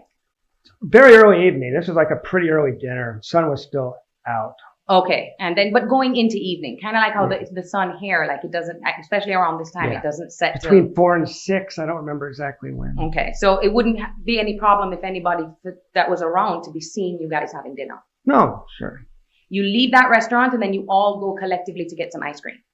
Yeah, but Yogurt. I don't have real clear memories of that, but we walked to a yogurt place and that wasn't very long, and then we headed to Charlie's house. Now, how did you guys get to Charlie's house? Were you and Wendi in the car by yourself? Wendi had driven a rental down from Tallahassee, and she was driving. So Charles got into his own vehicle and drove and met you back at the house? Yes. Okay. And so you and his house is in Fort Lauderdale, correct? Yeah, he's on Well Harbor. That's right. So it would be at least a 40-minute drive, 45 minutes. Just if you can remember, it's not a quick 10 minute drive. It wasn't like 5-10 minutes. It was a ways. Okay, and then so you go up to the house and you and Wendi go inside, right? That's right. Now, Catherine doesn't come back to Charles's house, right? No, Catherine returned to her own house. She went back to her own home. Yeah. But then Charles comes back and then you, Charles, and Wendi all sit down in the hot tub. Right. I think we talked otherwise as well, but we spent a couple hours in that hot tub. Yeah. Okay. And this is where I think you said this is when he starts talking about some very weird things, right? Yes. Okay. He was very braggadocious, is a word you've used. He was. And wasn't he kind of like talking about inappropriate, for example, he was talking about inappropriate sexual things he's done with girls, was one of the things he talked about, right? Yeah, that one in front of your sister. Yeah, I was fairly stunned by him talking about sexual sadism in front of his younger sister. Yeah. You're sitting right there. He's kind of talking to you, but this is things he's discussing in front of his sister, right? Yeah. Okay. And then he also talked about going on trips and sleeping with young girls in other countries, right? Don't think that was in the hot tub. That was information related from Wendi to me during the relationship. Okay, but sorry, I apologize. But she was aware of that. Like, she's telling you how her brother is? That he goes to other countries and sleeps with really young girls? Yeah, and she's supposedly a human trafficking activist, so it's pretty bizarre. Okay. And he also talked to you at this, and in this hot tub, when you guys are talking, did he come across as being like, trying to brag that he was a person that has friends on two sides of the tracks? Yeah, that's a nice summary overall. I don't remember a lot of the specific details, but he was more street smart or more street, if you know what I mean by that, than I would have expected from a millionaire Miami dentist. Yes. Okay. And was he doing that more in the hot tub than how he was when he was at dinner with everybody? I don't remember much of the dinner, so I can't really make a comparison. Okay. But the hot tub incident kind of stands out. The hot tub stuck out. Yeah. Okay. And did you describe him as being very cocky, arrogant, and narcissistic? Yes. Okay. And he also talked about and this is the first time he's met you. He was talking about what he does with his finances, right? Yes, he was bragging about financial crimes, essentially. Basically like, I'm a dentist by day, but I also dabble in these other things that I'm not supposed to. Yeah. And was bragging to you about that. Yes. What kind of impression did that leave with you? Well, when Dan Markel was murdered, I went to the police immediately and said, you need to be investigating Charles Adelson. Said that on the 3 days after he was murdered. So. And that is what I wanted to talk to you about. So when you only met him once, and the first time that you heard that the police wanted to talk to you, you immediately... Now, let's talk about that. How did you find out that the police would like to ask you some questions about what's going on? I was called. He was murdered on July 18th. Right. I was on my way back down south to Tallahassee, and I received a call from TPD asking me to come in, and I actually drove straight to the station. When they called you on your phone, and did they identify themselves as Yes. the Tallahassee Police Department? Yeah, Investigator Corey Hill. Kale. Okay. And he actually said, I'm with the Tallahassee Police Department, and we would like you to come in and answer some questions, right? Something to that effect. Did they tell you what it was about? I don't recall, but I don't know that he needed to.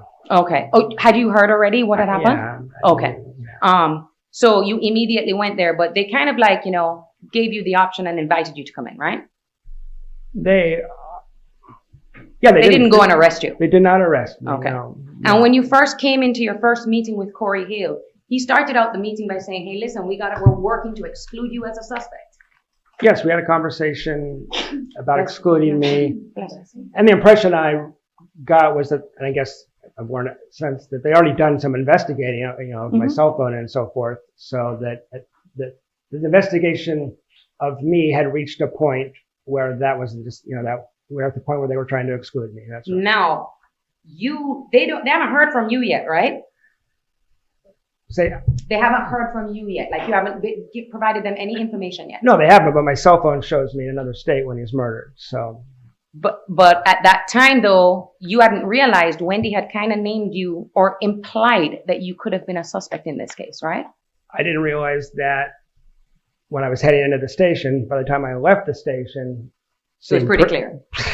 I mean, no one said that word for word, but I'm not stupid, and I could tell pretty quickly that, yeah. You'd agree with me. People don't have to say things directly sometimes. You can just leave little crumbs and you can pick up on what they're trying to get at, right? I mean, sometimes, and I'll say this. I was never quite sure until I was able to view Wendy's interrogation video, in which case it became 100%. I suspected that previously. I thought maybe. But once I saw her video, there it is in black and white. So. Now, you, even though now you know they considered you as a suspect, you walked into a room at Tallahassee Police Department, correct? Yes. And they reported you, right? Yes. I mean, now we don't have to go back in 2014 to wonder what it was that you said. Right, I guess. It's there in black and, well, not black and white, but in color. So. Yeah, my first interview was video recorded, the first interview I did with them, yeah. So was the second one, right? You mean the one the 21st? I have July 21st, July 23rd, and March 6th. Yeah, so I had a videotaped interview the 21st. I had a videotaped interview the 23rd where I came back and added Wendi to the list of people I thought they should be investigated. Okay. But on that first day, even though you'd only met him once, you thought it was imperative for you to tell these detectives, if you're going to look at someone, you need to look at her brother. I did that reluctantly. I was worried about my safety, but I did. That's right. That's correct. Yeah. You were even in that point, even though you'd only met him one time, asked if you could speak to them off the record, right? Yeah, I got a feeling about Charlie. I had a bad feeling. And explain to the jury, it wasn't that, oh, I want to tell you something that, may be bad for me. I'm scared that Charlie may come back and do something if I call him out. Yeah, it's also just caught in the crosshairs of a criminal investigation, which is like being thrown into a weird movie. It's a very bizarre sort of thing. I didn't know how realistic that threat would be, but I thought Charlie was potentially a dangerous person. And this was, like I said, and I'm going to stress it, only after meeting him once. Yeah, about 4 hours is all it took. Oh, 4 hours. All right.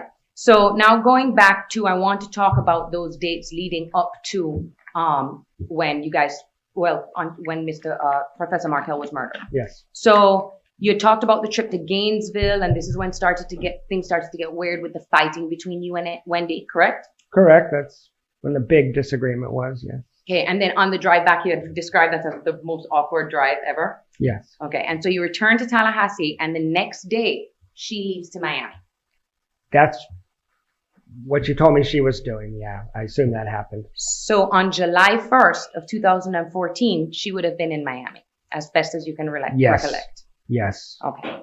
And all the way up until July 13th. Yes. All the time she's texting with you, communicating with you while she's in Miami, right? Yeah, we had 5 to 10 communications, some phone calls, some video chats with the kids. She was cleaning out her childhood room in Coral Springs. I remember video chatting with her and the kids. So yeah, that's right. Nothing in those communications indicating to you that something was amiss? That she was going to probably come back and the next day ask to take a week break? Oh, I mean, we had some heart-to-hearts. I got these long emails. This is what I'm talking about being strung along. This is what I'm referring to. It would make sense. You have the big fight, you break up. It wasn't like that. I'm getting texts that say, I miss you. I'm getting 1,000-word emails. We're having video chats with the kids. We're on the phone. And it seemed like we were going to work things out, which is why that breakup date is so hard to pin down. Which is why it was so odd to you. It's extremely strange. So she gets back to Tallahassee, and on the Monday before Dan Markel is killed, that's when you guys have dinner, right? What's the calendar date, ma'am? I know it is the 13th. The 13th is the dinner. I tried to go back 5 from. So that's, July 13th we had dinner and saw a movie. That's correct. Okay. And you watched the movie Neighbors. We did. Excellent movie. Okay. And another thing she did that was, and you had spoken to the Miss Kappelman about this, is that she specifically, after you guys broke up or after the yoga session on the Tuesday, that she specifically asked you about your travel plans on Friday. That's correct. Okay. And you actually thought that was strange because you're getting the vibe that we're breaking up, but now you're asking me where I'm going to be on Friday at 11 a.m. Which is why I went to the police on July 23rd and highlighted that as the first of many suspicious things I thought they needed to know. And you'd agree with me that at the time when you first spoke to the police, and I mean, it's common sense that your memory of the details of everything that went on in 2014 were better in 2014. Mostly, although I also, mostly. Like if we went into details about what you did Monday, Tuesday, Wednesday, Thursday, Friday, you'd know back then better than you do now. As far as memory, yes. but I also reviewed all my text messages and emails when I came back and talked to the police a few months later, and that did raise things that I did not remember in July. And so you would agree with me that first time you probably weren't properly equipped to give them all the details. You needed to go back and review things, right? I think I gave them the important details on those first 2 days, which is Charlie and Wendi Adelson need to be investigated. But there were other details that I uncovered as I thought about it. It's also a pretty traumatic situation. It takes a little bit to get your head on straight, to think straight, obviously. Now, so you leave Thursday, but you never tell Wendi that you're leaving on Thursday, right? No, I did not. So as far as she knew, you were leaving on Friday at 11 a.m. Yes. All right. And you'd agree with me that had it not been for your credit card receipts, the Walmart video, and other things, you probably could be sitting at a table between two lawyers, right? I mean, if I had left town without a cell phone, not entered a store, not used a credit card, things could have been more complicated. But this was in 24 days. It's a pretty unlikely scenario, it seems like to me. I worried that there was an effort made to, make it look as if. But there was also 10 other reasons that would have, that word exculpatory. There's 10 other reasons why I couldn't have done it that we didn't even have to go to because we had this videotape of me at a Kmart. You didn't even have to go there because they gave you the opportunity to give everything over and for you to, explain your side of the story, right? Well, they filed search warrants. That's what it wasn't. I mean, they got a search warrant again? That's Did they tell you that before they spoke? My understanding is they had search warrants for cell phones and financial records or some sort of court paperwork. I'm not a lawyer, but it wasn't as simple as I show them your cell phone and let you walk away. I showed them that to show, look, I didn't do it. And they did additional investigation after that. Okay. But you'd agree with me that had you had to get those things, I don't know, maybe 2-3 years after, they may have disappeared. There probably may not have been a video. If your cell records, for example, if you have Sprint, they only hold them for 2 years, right? Yeah, I don't know anything about that. Okay. But at the time is when you probably should be gathering as much evidence as possible before, it goes stale or expires, right? Again, I'm not a criminal investigator. And I'm only asking based on common sense. Well, I hope I have some common sense. I mean, but maybe I don't. I'm a college professor. It doesn't always go together. That sounds right, but I worry that I'm giving you opinion based on no expertise on law enforcement or investigations whatsoever. I want to stick to what I know. No, and I appreciate that, Mr. Lacasse, because I don't want anything to come across. I want not to an be expert. able to explain 100% to the jury. Now, another thing I wanted to make clear is that statement, the joke that Wendi made about, oh, my brother had joked about looking into hiring a hitman, but got me this TV as a divorce person. It was cheaper, right? Well, that's the joke, not what I would call the chilling statement. Right. I'm talking about the joke. Yes. She told you that he said that the summer that they were divorced, right? Say that again, please. That would have been in the summer of 2013, correct? I don't know when the joke started. If Wendi told a joke once, she was one of those people you probably hear it 10 more times. So I don't know how long she's been telling that joke, how many times she told it. But you'd agree with me that if, based on what she's saying to you, that they would have been around the time of the divorce that he made that representation or Yeah, I joke. just don't know when she started telling that joke, although I heard it for the first time in October of 2013.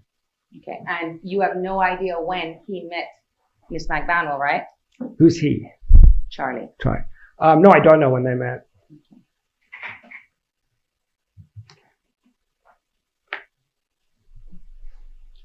And that one time that you were sitting there with Charlie, did he at all, I think you had mentioned it, he was vocal too? They were talking about Dan Markel in the hot tub? He made some comments about Dan Markel that I can't recall word for word, but it was clear he was not a fan. That he was very upset with Dan Markel. Yes. Now, when you said Katie had referenced talking about her ex-husband, right? Or ex-boyfriend, however she referred it, father of her kids. Yes, I recounted the little that I recall, which is that of course. He had a criminal record and the word fighting, the word police, and that's all I remember. It seemed fairly serious. Did it come across that she was still with him, or was she speaking about him like he was her ex?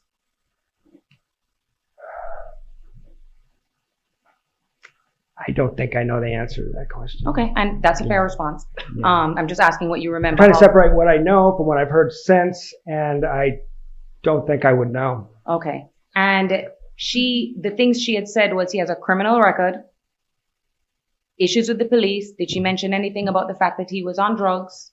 Anything like that sound familiar? I really wish I could remember every word course. from that conversation. Seems important now. Mhm. I can't. But to your prior question, clearly Charlie was dating Katie. Catherine now. Mhm. So I didn't get the impression that she was still with the father of her children, but there was some sort of ongoing relationship due to the kids in custody. And there was a mention of some kind of court thing. I don't know what it was. So there was obviously still some sort of social connection, but I don't think they were dating. Kind of like Wendi and Danny, right? Like if we were to look at, your phone records and Katie's phone not Katie, and Wendy's phone records. At the time you were dating her, right? She'd be in constant communication with you, correct? Oh, well, that's funny. Wendi was notorious for not returning texts or phone calls. So, but there'd be a lot of communications from you to her, though. No, there would be communications both ways, to be fair. Sure. I don't know what you would consider a lot, but yeah, we're dating. There's going to be communications. And there should be communications between her and the father of her kids, right? That was an issue I think that was actually headed into court on what basis that was allowed when he could text her. They had a parenting coordinator. She was protesting. So I think I don't have personal knowledge of that. That was actually a contentious issue. Is how much should he be allowed to contact her was an issue in contention. He wanted more, but it didn't suggest that he had no contact with them, right? No, not that he had no contact, but she wanted as limited contact with him as possible, given that they were divorced. And I think Professor Markel was trying to be more collaborative as, co-parenting in that situation. So I remember situations where she would get a text and very upset that he texted her, for example. Do you recall anything unusual about Charlie when Katie was talking about her ex? No. Did he say anything like, I don't know that guy?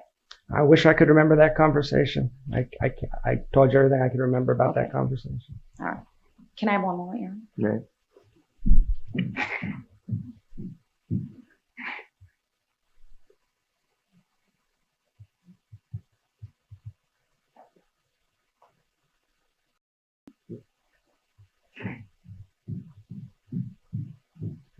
Thank you so much, Mr. Lacasse. Good to see you. Thank you. All right, thank you. Hold on one second. Any redirect? Yes, Your Honor.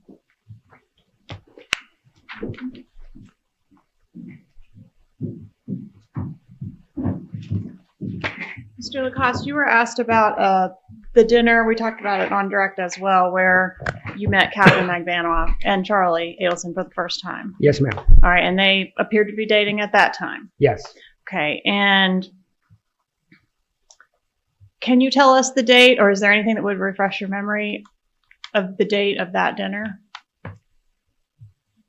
It was during spring break 2014. Okay, so sometime in that. Like March 10th to 14th. Honestly, I think I've said it before. I've just forgotten it today. I apologize. That's okay. I just wondered if there was anything that you could look at that would refresh your recollection on the specific date, because I think you have said before. I think I have said it before. I don't know where. Okay. All right. And when you departed the dinner, you went to a vehicle and Mr. Adelson went to his vehicle. Were your vehicles in close proximity to each other, or was he parked somewhere else where you couldn't see him? I couldn't see his vehicle. I've been asked that before because Wendi Adelson and I had arrived in that area hours earlier. We're kind of walking around looking at shops and stuff. Mm-hmm. So I don't remember the parking arrangement, but I don't think we were parked right up against it compared to them. Okay. And once you returned to your vehicles, you returned to Mr. Adelson's residence. Is that right? Correct. And did you say you spent the night there that night? I did. I flew out the next morning. Okay. And when you arrived at Mr. Adelson's restaurant, you just traveled straight from the yogurt to his residence, right? Yes. And is that what he did as well, as far as you know? I have no idea. Was there a delay? Were you there for some time before he arrived back? I don't recall. Okay. When he arrived back at his residence, I guess once you got there, did you have to wait for him to let you in? Were you waiting outside for some time?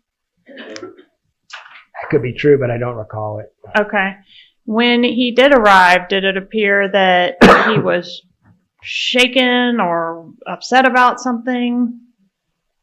I don't recall that. Did he have any obvious injuries that appeared he'd been in some type of physical altercation? I don't recall any of that. Is no. that something you think you would recall? I think so. I mean, he was the same in the hot tub as he was in dinner, only more so, if that makes sense. It wasn't a slide towards a negative direction or injuries or anything like that. It was like he was holding forth even more once he got home. It seemed like more of jovial. Say again? Jovial, outgoing, very talkative. gregarious, hyperverbal is what we call it in clinical work. Hyperverbal. All right. And during his hyperverbal session of word vomiting all over the hot tub, did he mention that he had just been in an altercation of some type in the parking lot of the restaurant? No. Is that something you would have remembered? I think I would have remembered that. Is there any connection between you and the people that killed Dan Markel? No. You weren't on the wiretap, were you? No. You weren't captured at all on the wiretap? No. Judge, I'm going to object to the outside scope of cross. Overruled. You were asked on cross-examination about your alibi, right? Yes. I know if you didn't have that alibi, you might be a suspect in this case, right? Yes. Well, you don't have any connection to the killers, do you? Zero. All right. And you talked about the joke about hiring a hitman. It was made in 2013. Yes? And the chilling statement about Charlie's serious interest in hiring a hitman was made to you 5 days before the murder, correct? Correct. And it was referencing that he had done that in 2013. That's right. All right. But obviously, was the murder of Dan Markel accomplished in 2013? No. Danny lived throughout 2013 and through half of 2014. All right. And it was accomplished in 2014. That's correct. When Charlie Adelson was dating who? Catherine Magbanua, that's correct. No further questions. All right. We can release a witness. I'd like him to remain under the ruling, Your Honor. Okay. You'll remain under subpoena. They'll let you know if you need to testify again. Okay? Thank you, sir. All right. You're free to go. Thank you. All right. We're going to take our lunch break now. I apologize. We have gone well over the noon hour and we're almost at 1 o'clock.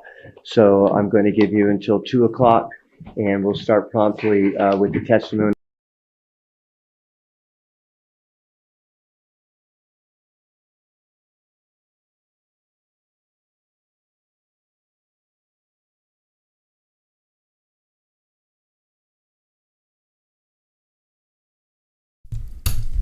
All right, guys, we have one more. Jeffrey Lacasse. This is his testimony from Charlie. All right, so this is his testimony from Charlie. So we've seen Catherine 1 and 2. Now we're going to watch his testimony. All right, Mr. Lacasse, I wanted to... All right, so let's get to, this is the last one, and then we'll be done. We'll be done for today. All right, here we go. All right, Mr. Lacasse, I want to take you back to July 13th, 2014. This is going to be the Sunday before the homicide that we're here about. Did you see Wendi Adelson that evening at her residence here in Tallahassee? Yes, after we returned from dinner and a movie, we went back to her residence. Yes, ma'am. All right, and at some point that evening, did the issue of the relocation battle that was going on back in the summer of 2013 come up? It did. And is that the issue we've already touched on, which has to do with her wanting to move to South Florida with the children and filing a petition to do so in the courts? That's right, and by extension, the issue of being stuck in Tallahassee. Okay. And while discussing that issue, did Ms. Adelson make some statements to you about her brother Charlie? She did. And what were those statements? She asked to speak to me confidentially in a very serious tone of voice, told me that Charlie had investigated all possible options to take care of the problem of Danny Markel, including hiring a hitman, which would cost about $15,000. and I later revised that and thought maybe it was $50,000, but the dollar amount was the only thing in question. She definitely said that Charles Adelson had looked into hiring a hitman to kill Danny Markel. And when did she say Mr. Adelson had looked into hiring a hitman? When the relocation was denied, the previous summer. Okay, all right. And the dollar amount, so she either said 15 or 50, you're not sure which? That's correct. Okay. And when she said this, what was her demeanor like? She's very serious.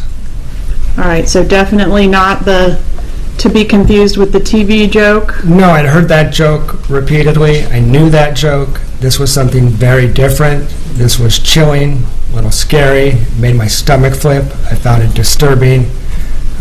The joke was said in a lighthearted manner, and this was not said in that way. This was serious and said confidentially. All right, thank you. And I want to,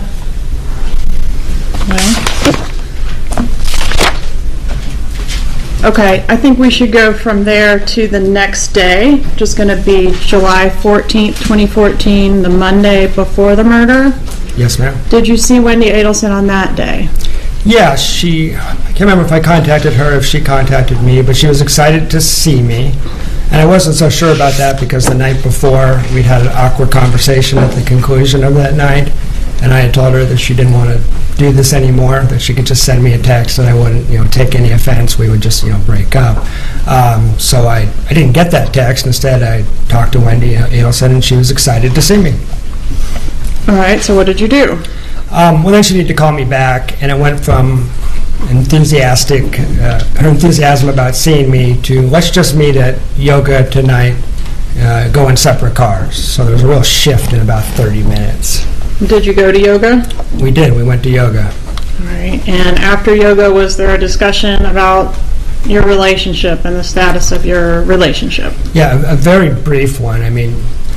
Yoga's not a great place to talk, obviously. So while we were sitting there, she seemed very cold, and I kind of got the feeling that it was over, that this was it. So as we walked to the car, I tried to talk to her about the relationship, and that didn't go well. And so I just kind of put up my hands and walked away, feeling sad that this was it. All right. And as you walked away, was that the end, or was there more conversation after you began to walk away? She called out to me, and I walked back towards her, and she was deeply curious. Well, let me back up slightly. During that conversation, she didn't have any interest in spending any time with me for the rest of the week, so it kind of confirmed, this is over. But then when she called me back, she had a series of detailed questions about what I would be doing on Friday. And Friday is going to be July 18th, right? Yes. And that's the date of the homicide? That's exactly right. What were her inquiries of you regarding that date? I had a trip planned to Tennessee. She was aware that I was planning to leave about 11 a.m. On Friday. I need to get to Atlanta for an early dinner, so with traffic, she knew I was departing at 11.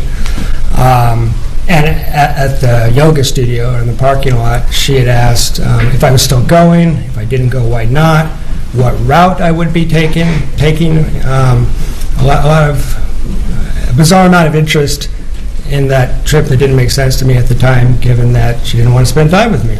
And how does it make sense to you now?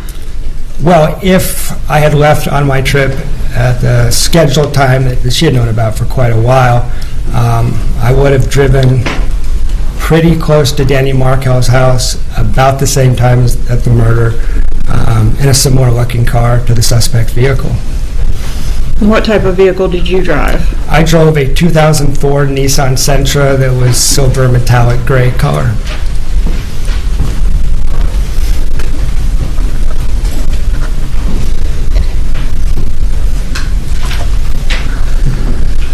So if you had followed your original plans, you would have been passing by the Markel residence or nearby there around the same time as the killers were fleeing? Yeah, I would have been at Capitol Circle in Thomasville. Sure, I would have been on the same cell tower, for example. I think my life could have been pretty complicated had I taken my original plans. All right, so you didn't, I guess, take the original plans. No, I did not. I had made a last-minute decision the night before to leave Thursday night instead. I had not informed Ms. Adelson about that because we weren't speaking. Actually, no, I don't know that anyone, for sure that anyone in Tallahassee knew I had changed my plans, just the people at the other end. All right, so you were actually in Tennessee at the time of the homicide. I was. And when we've heard you were called in as a potential suspect, and apparently named by a Jane McPherson. Do you know who that is? I do. Okay, who is that? That was a friend of Wendi Adelson's, and she was a doctoral student in our program. I had not much of a relationship with her, just a kind of a working relationship. We'd worked on a couple of projects together, but I didn't know her very well at all. But someone that knew that you had been dating Wendi. Yeah, I think she was a confidant of Wendi Adelson's, yes, for sure. Okay, so you get called in, and were you able to provide documentation to show that you were in Tennessee and not in Tallahassee? Yeah, I was excluded fairly quickly because the investigators found Kmart surveillance footage of me at a Kmart in Tennessee using my credit card and my cell phone showing me there shortly after the murder, so it was impossible that I was the shooter. All right. And then was there also some similar type coincidences around the time of the trip that the killers made in June? Yes. On June 6th, I had a business trip to Gainesville, and I departed at 11 a.m. on a Friday, June 6th, which Ms. Adelson would have known about by March. So really, I take 2 trips out of Tallahassee in my car the whole spring and summer semester. And both times, hitmen try to kill Dan Markel. Okay. Any further contact with Wendi after the yoga date? We about 10 days after the murder, she reached out to a mutual friend, and we had a few phone calls. And during one of those phone calls, did you learn about a dinner where Wendi had become ill at the table? Yes, I did learn about that. And what did you learn about that dinner? That she went out to dinner with Charlie for what he called a celebration dinner. He said something to her. She spontaneously vomited on the table. And this would have been within how much time after the homicide? Within a few weeks. Was it specified that the celebration was in reference to Dan Markel's death as opposed to anything else? Wasn't specified. Okay. But whatever it was, that's the dinner where she vomited. That's right. That's right. One moment, please.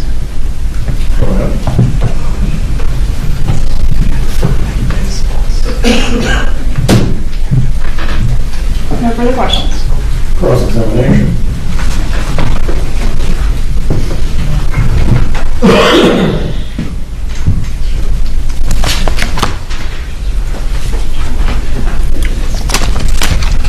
Let's shift gears a teeny bit. Okay. When you and Miss Adelson were dating, there were occasions when she would drive, right? Yes. Did she have a good sense of direction? I don't know. You're aware that when she was married to, she lived in Professor Markel, she lived on the house on Trescott, right? Yes. And when you were dating Wendi, would she often use Trescott as a shortcut to get from one place to another? She used it a few times when I was in the car, if that's what you're asking. She did that on June 27th, the day we departed to Gainesville at 11 a.m. on a Friday. I think you said in one of your interviews that she would do that at least 100 times, drive by the house? That was a figure of speech. Okay. Now, you mentioned, we'll start with the joke, the bad joke. Yes. You mentioned this TV joke, how it was lighthearted, bad humor, certainly in the context of what happened, but it was a joke. Yeah, it was dark humor, I would say, but it was clearly a joke, yes. And do you recall that joke being given at that Yardbird dinner? I don't. Could it have been given at that Yardbird dinner? It could have, but I don't recall it, and I actually think I might remember that. I'm sure you do. Given what happened.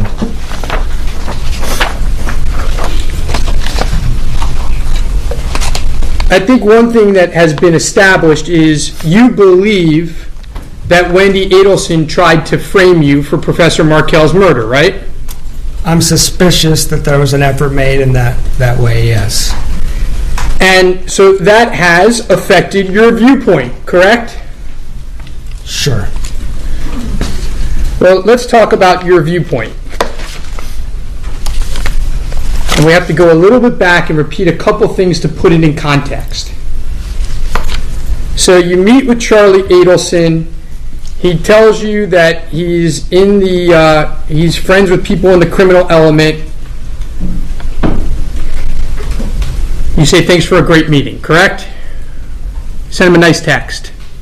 The next day I sent him a text, yes. You don't go to the police? No, I don't go to the police. Okay. You then hear that Charlie's made a joke many times about this TV being cheaper than hiring a hitman. Heard the joke twice. Okay. You don't go to the police? No. Then in June, at a time when Wendi Adelson is breaking up with you, she sits you down and she says, I have to confide the biggest secret in my life. That a year ago, my brother actually looked into hiring a hitman. That's your testimony here today, right? You said in June, sir?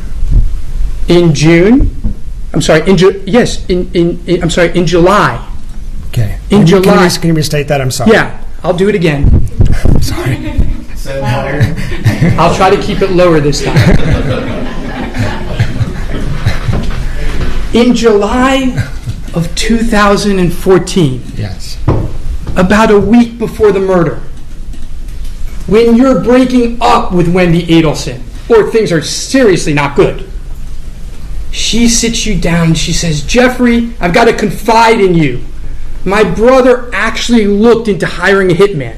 That's your testimony here today. No, she didn't sit me down. She said it in passing, and she had a habit of blurting out things that weren't in her own self-interest. But she did do that. She did make that statement, yes, sir. And it was chilling to you. It was. Unlike the joke, you thought it was real. It was real, yes. Did you go to the police? I did not. And then you break up. Kind of. She strung me along for another week, as you know. Mostly, yeah, but kind of. Well, the murder happens and you get called in as a suspect of the murder. Right. And you're upset at that point. Yes, I was upset. And you have a first interview with the police, and then you have a second interview with the police. Yes. And during the second interview with the police, you talked solely about Wendi Adelson. Yeah, I think that's right. I felt like I needed to say they needed to look at Wendi Adelson as well. That was the point of that talk. Yes, sir. That was the point of that talk. Yes. And you don't mention actually Charlie Adelson at all in that second interview. I already had done so yes, you're correct. So that second interview, you talk just about Wendi Adelson. And in fact, you're so uncomfortable in the interview. You tell the police that. You say, I'm so uncomfortable, and Detective Isom asked you why. Do you recall that? It wasn't a Detective Isom. Okay, I'm sorry. The detective who was interviewing you asked you why. I don't... You have to remind me on that. Well, let me remind you what you said. You said, because it's hard for me, because if she would take me back right now, I would go back to her. Yeah, I was still under her spell to some degree. I would say I was fairly pathetic at that point. I would acknowledge that. Yeah. So let me understand this, because I want to make sure I've got it right. I don't want to put words in your mouth. Sure. Wendi Adelson has told you that her brother looked into hiring a hitman sometime in 2013.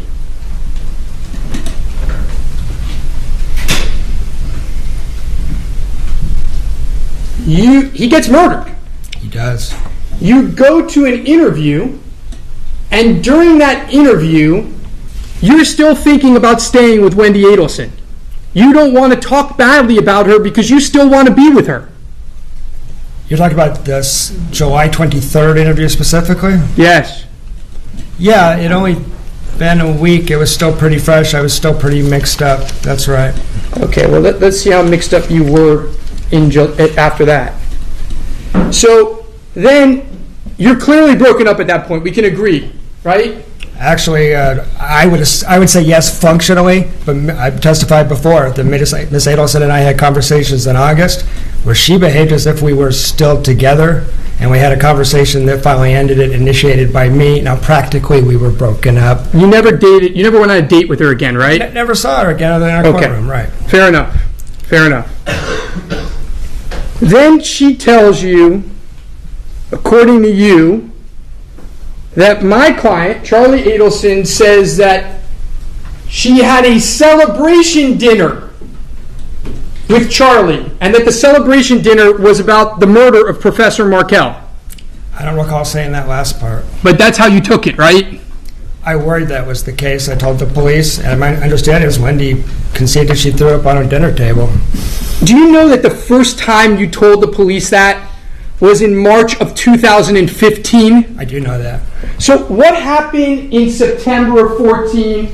What happened in October of 14? What happened in November of 14? What happened in December of 14? January of 15? February of 15? You still didn't think that was important to tell the police? I'm happy to answer that. I think you deserve an explanation on that. You may have noticed in my March 6, 2015 interview, I come in with notes, big pile of notes. Those notes are written in July of August. They're written pretty quick after the murder.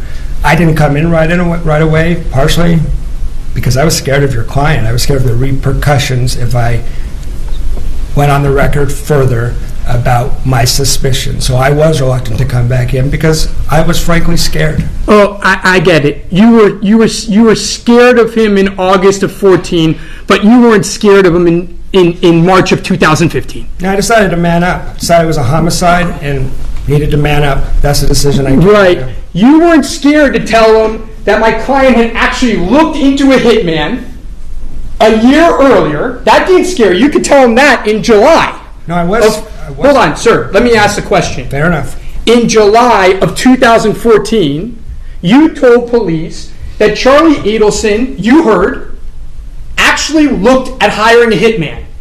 You weren't scared to tell him that. I asked for police protection. I was scared. You told them that in July of 2014. Isn't that correct? Yes, in the same conversation I said, can I get some assurances? Can I get some protection? I have something I want to tell you. I'm scared to tell you. But you were too scared to tell them about a celebration dinner comment, and you waited almost half a year to tell them? Well, I did wait half a year to tell them, but the notes I brought in were written right after that interview. I also wanted to get my thoughts together because I thought this day might come. And in those first two interviews, there was a lot going on. It was pretty traumatic, so I wanted to collect my thoughts. So that's what I was doing, in addition to being pretty frightened and having to get over that idea. Isn't it true that those comments never happened, and you're upset because you believe that this family tried to frame you for murder? Everything I'm saying is true. I'm sure it is.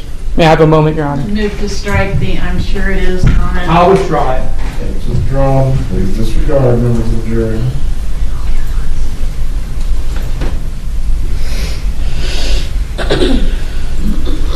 I have no further comments for this. Or questions. Or questions. Redirect examination. This may seem like a fine point, but I want to make sure it's crystal clear. When Mr. Rashbaum was asking you about the hot tub conversation, Mr. Rashbaum said that his client said that he was friends with people in the criminal element. Is that exactly what was said? The word I recall is he had connections and friends on both sides of the tracks. Okay. Connections to the criminal elements. And element. particularly, there was the Cuban neighborhood comment that I repeated to the TPD later. Gotcha. Actually, on July 21st, first interview, I mentioned that comment. Okay. How many pages of notes do you have in reference to this case? Like right now or over the last 9 years? I mean, kind of over the last 9 years. Yeah. I'm a researcher by training. I'm an analytic person by nature. So those 6 months was pretty obsessive. I was reviewing every text message, every email, writing. I condensed it down. I think if you watch the videotape, you would see me bring in 3, 4, 5 pages. But I would say I wrote probably 100 pages before I came in to see them the third time. Going through every receipt, Yes. every detail, Yes. partially out of what? What motivation? Well, pretty traumatic, so fear was part of it. Like, if they can catch the people that did this, I'll be safe. That was a big piece of it. Also, this was a brutal murder, and I wanted to see justice done, and I did not want to leave something sitting on the shelf. If I was in the possession of something that could help, I wanted to help. And isn't it true that you didn't know what was going to end up being important out of all the nuggets you dug out of the phone and everywhere else? I had no idea, and I also told them repeatedly, I hope and pray this wasn't Wendi and Charlie Adelson. But just in case, here's the stuff I have. And Mr. Rashbaum asked you about why didn't you go to the police when you learned that Mr. Adelson had in fact looked into hiring a hitman. Just to reiterate, the statement was made the Monday before the murder, is that That's right? correct. Okay. And that's the statement where Wendy's relating it to you? Yes. All right, so that's going to be in 2014. Yes. Okay, and she's making a statement about something that occurred in what year? 2013. All right, why didn't you go to the police with this information? Because it was a past tense thing she was reporting. I did not sense there was a present danger. I didn't know hitmen had already visited Tallahassee. I didn't realize there was an active murder plot. In hindsight, should you have gone to the police with this information? Yes. One moment, please. Nothing else, Your Honor. The trial's going to step down. Mr. Rashbaum, did you have something that you did to raise? Maybe go sidebar briefly. Coach?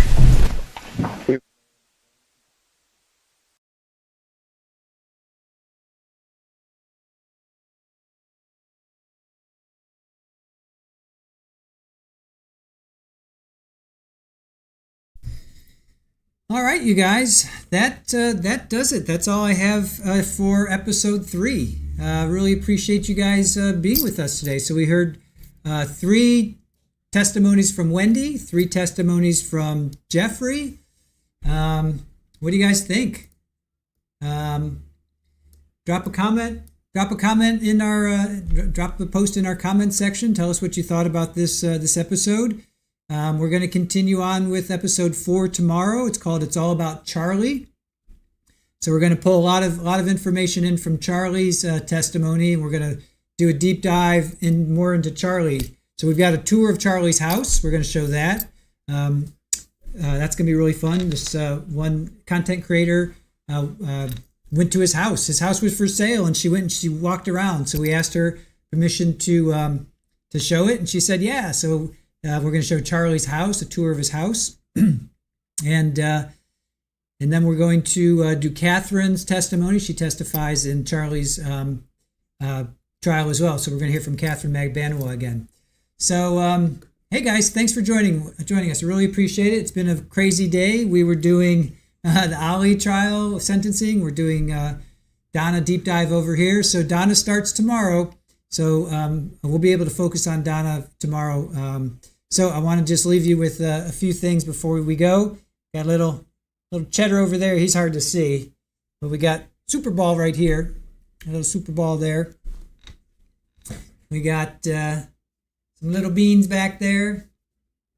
Little beans, and of course Super Ball.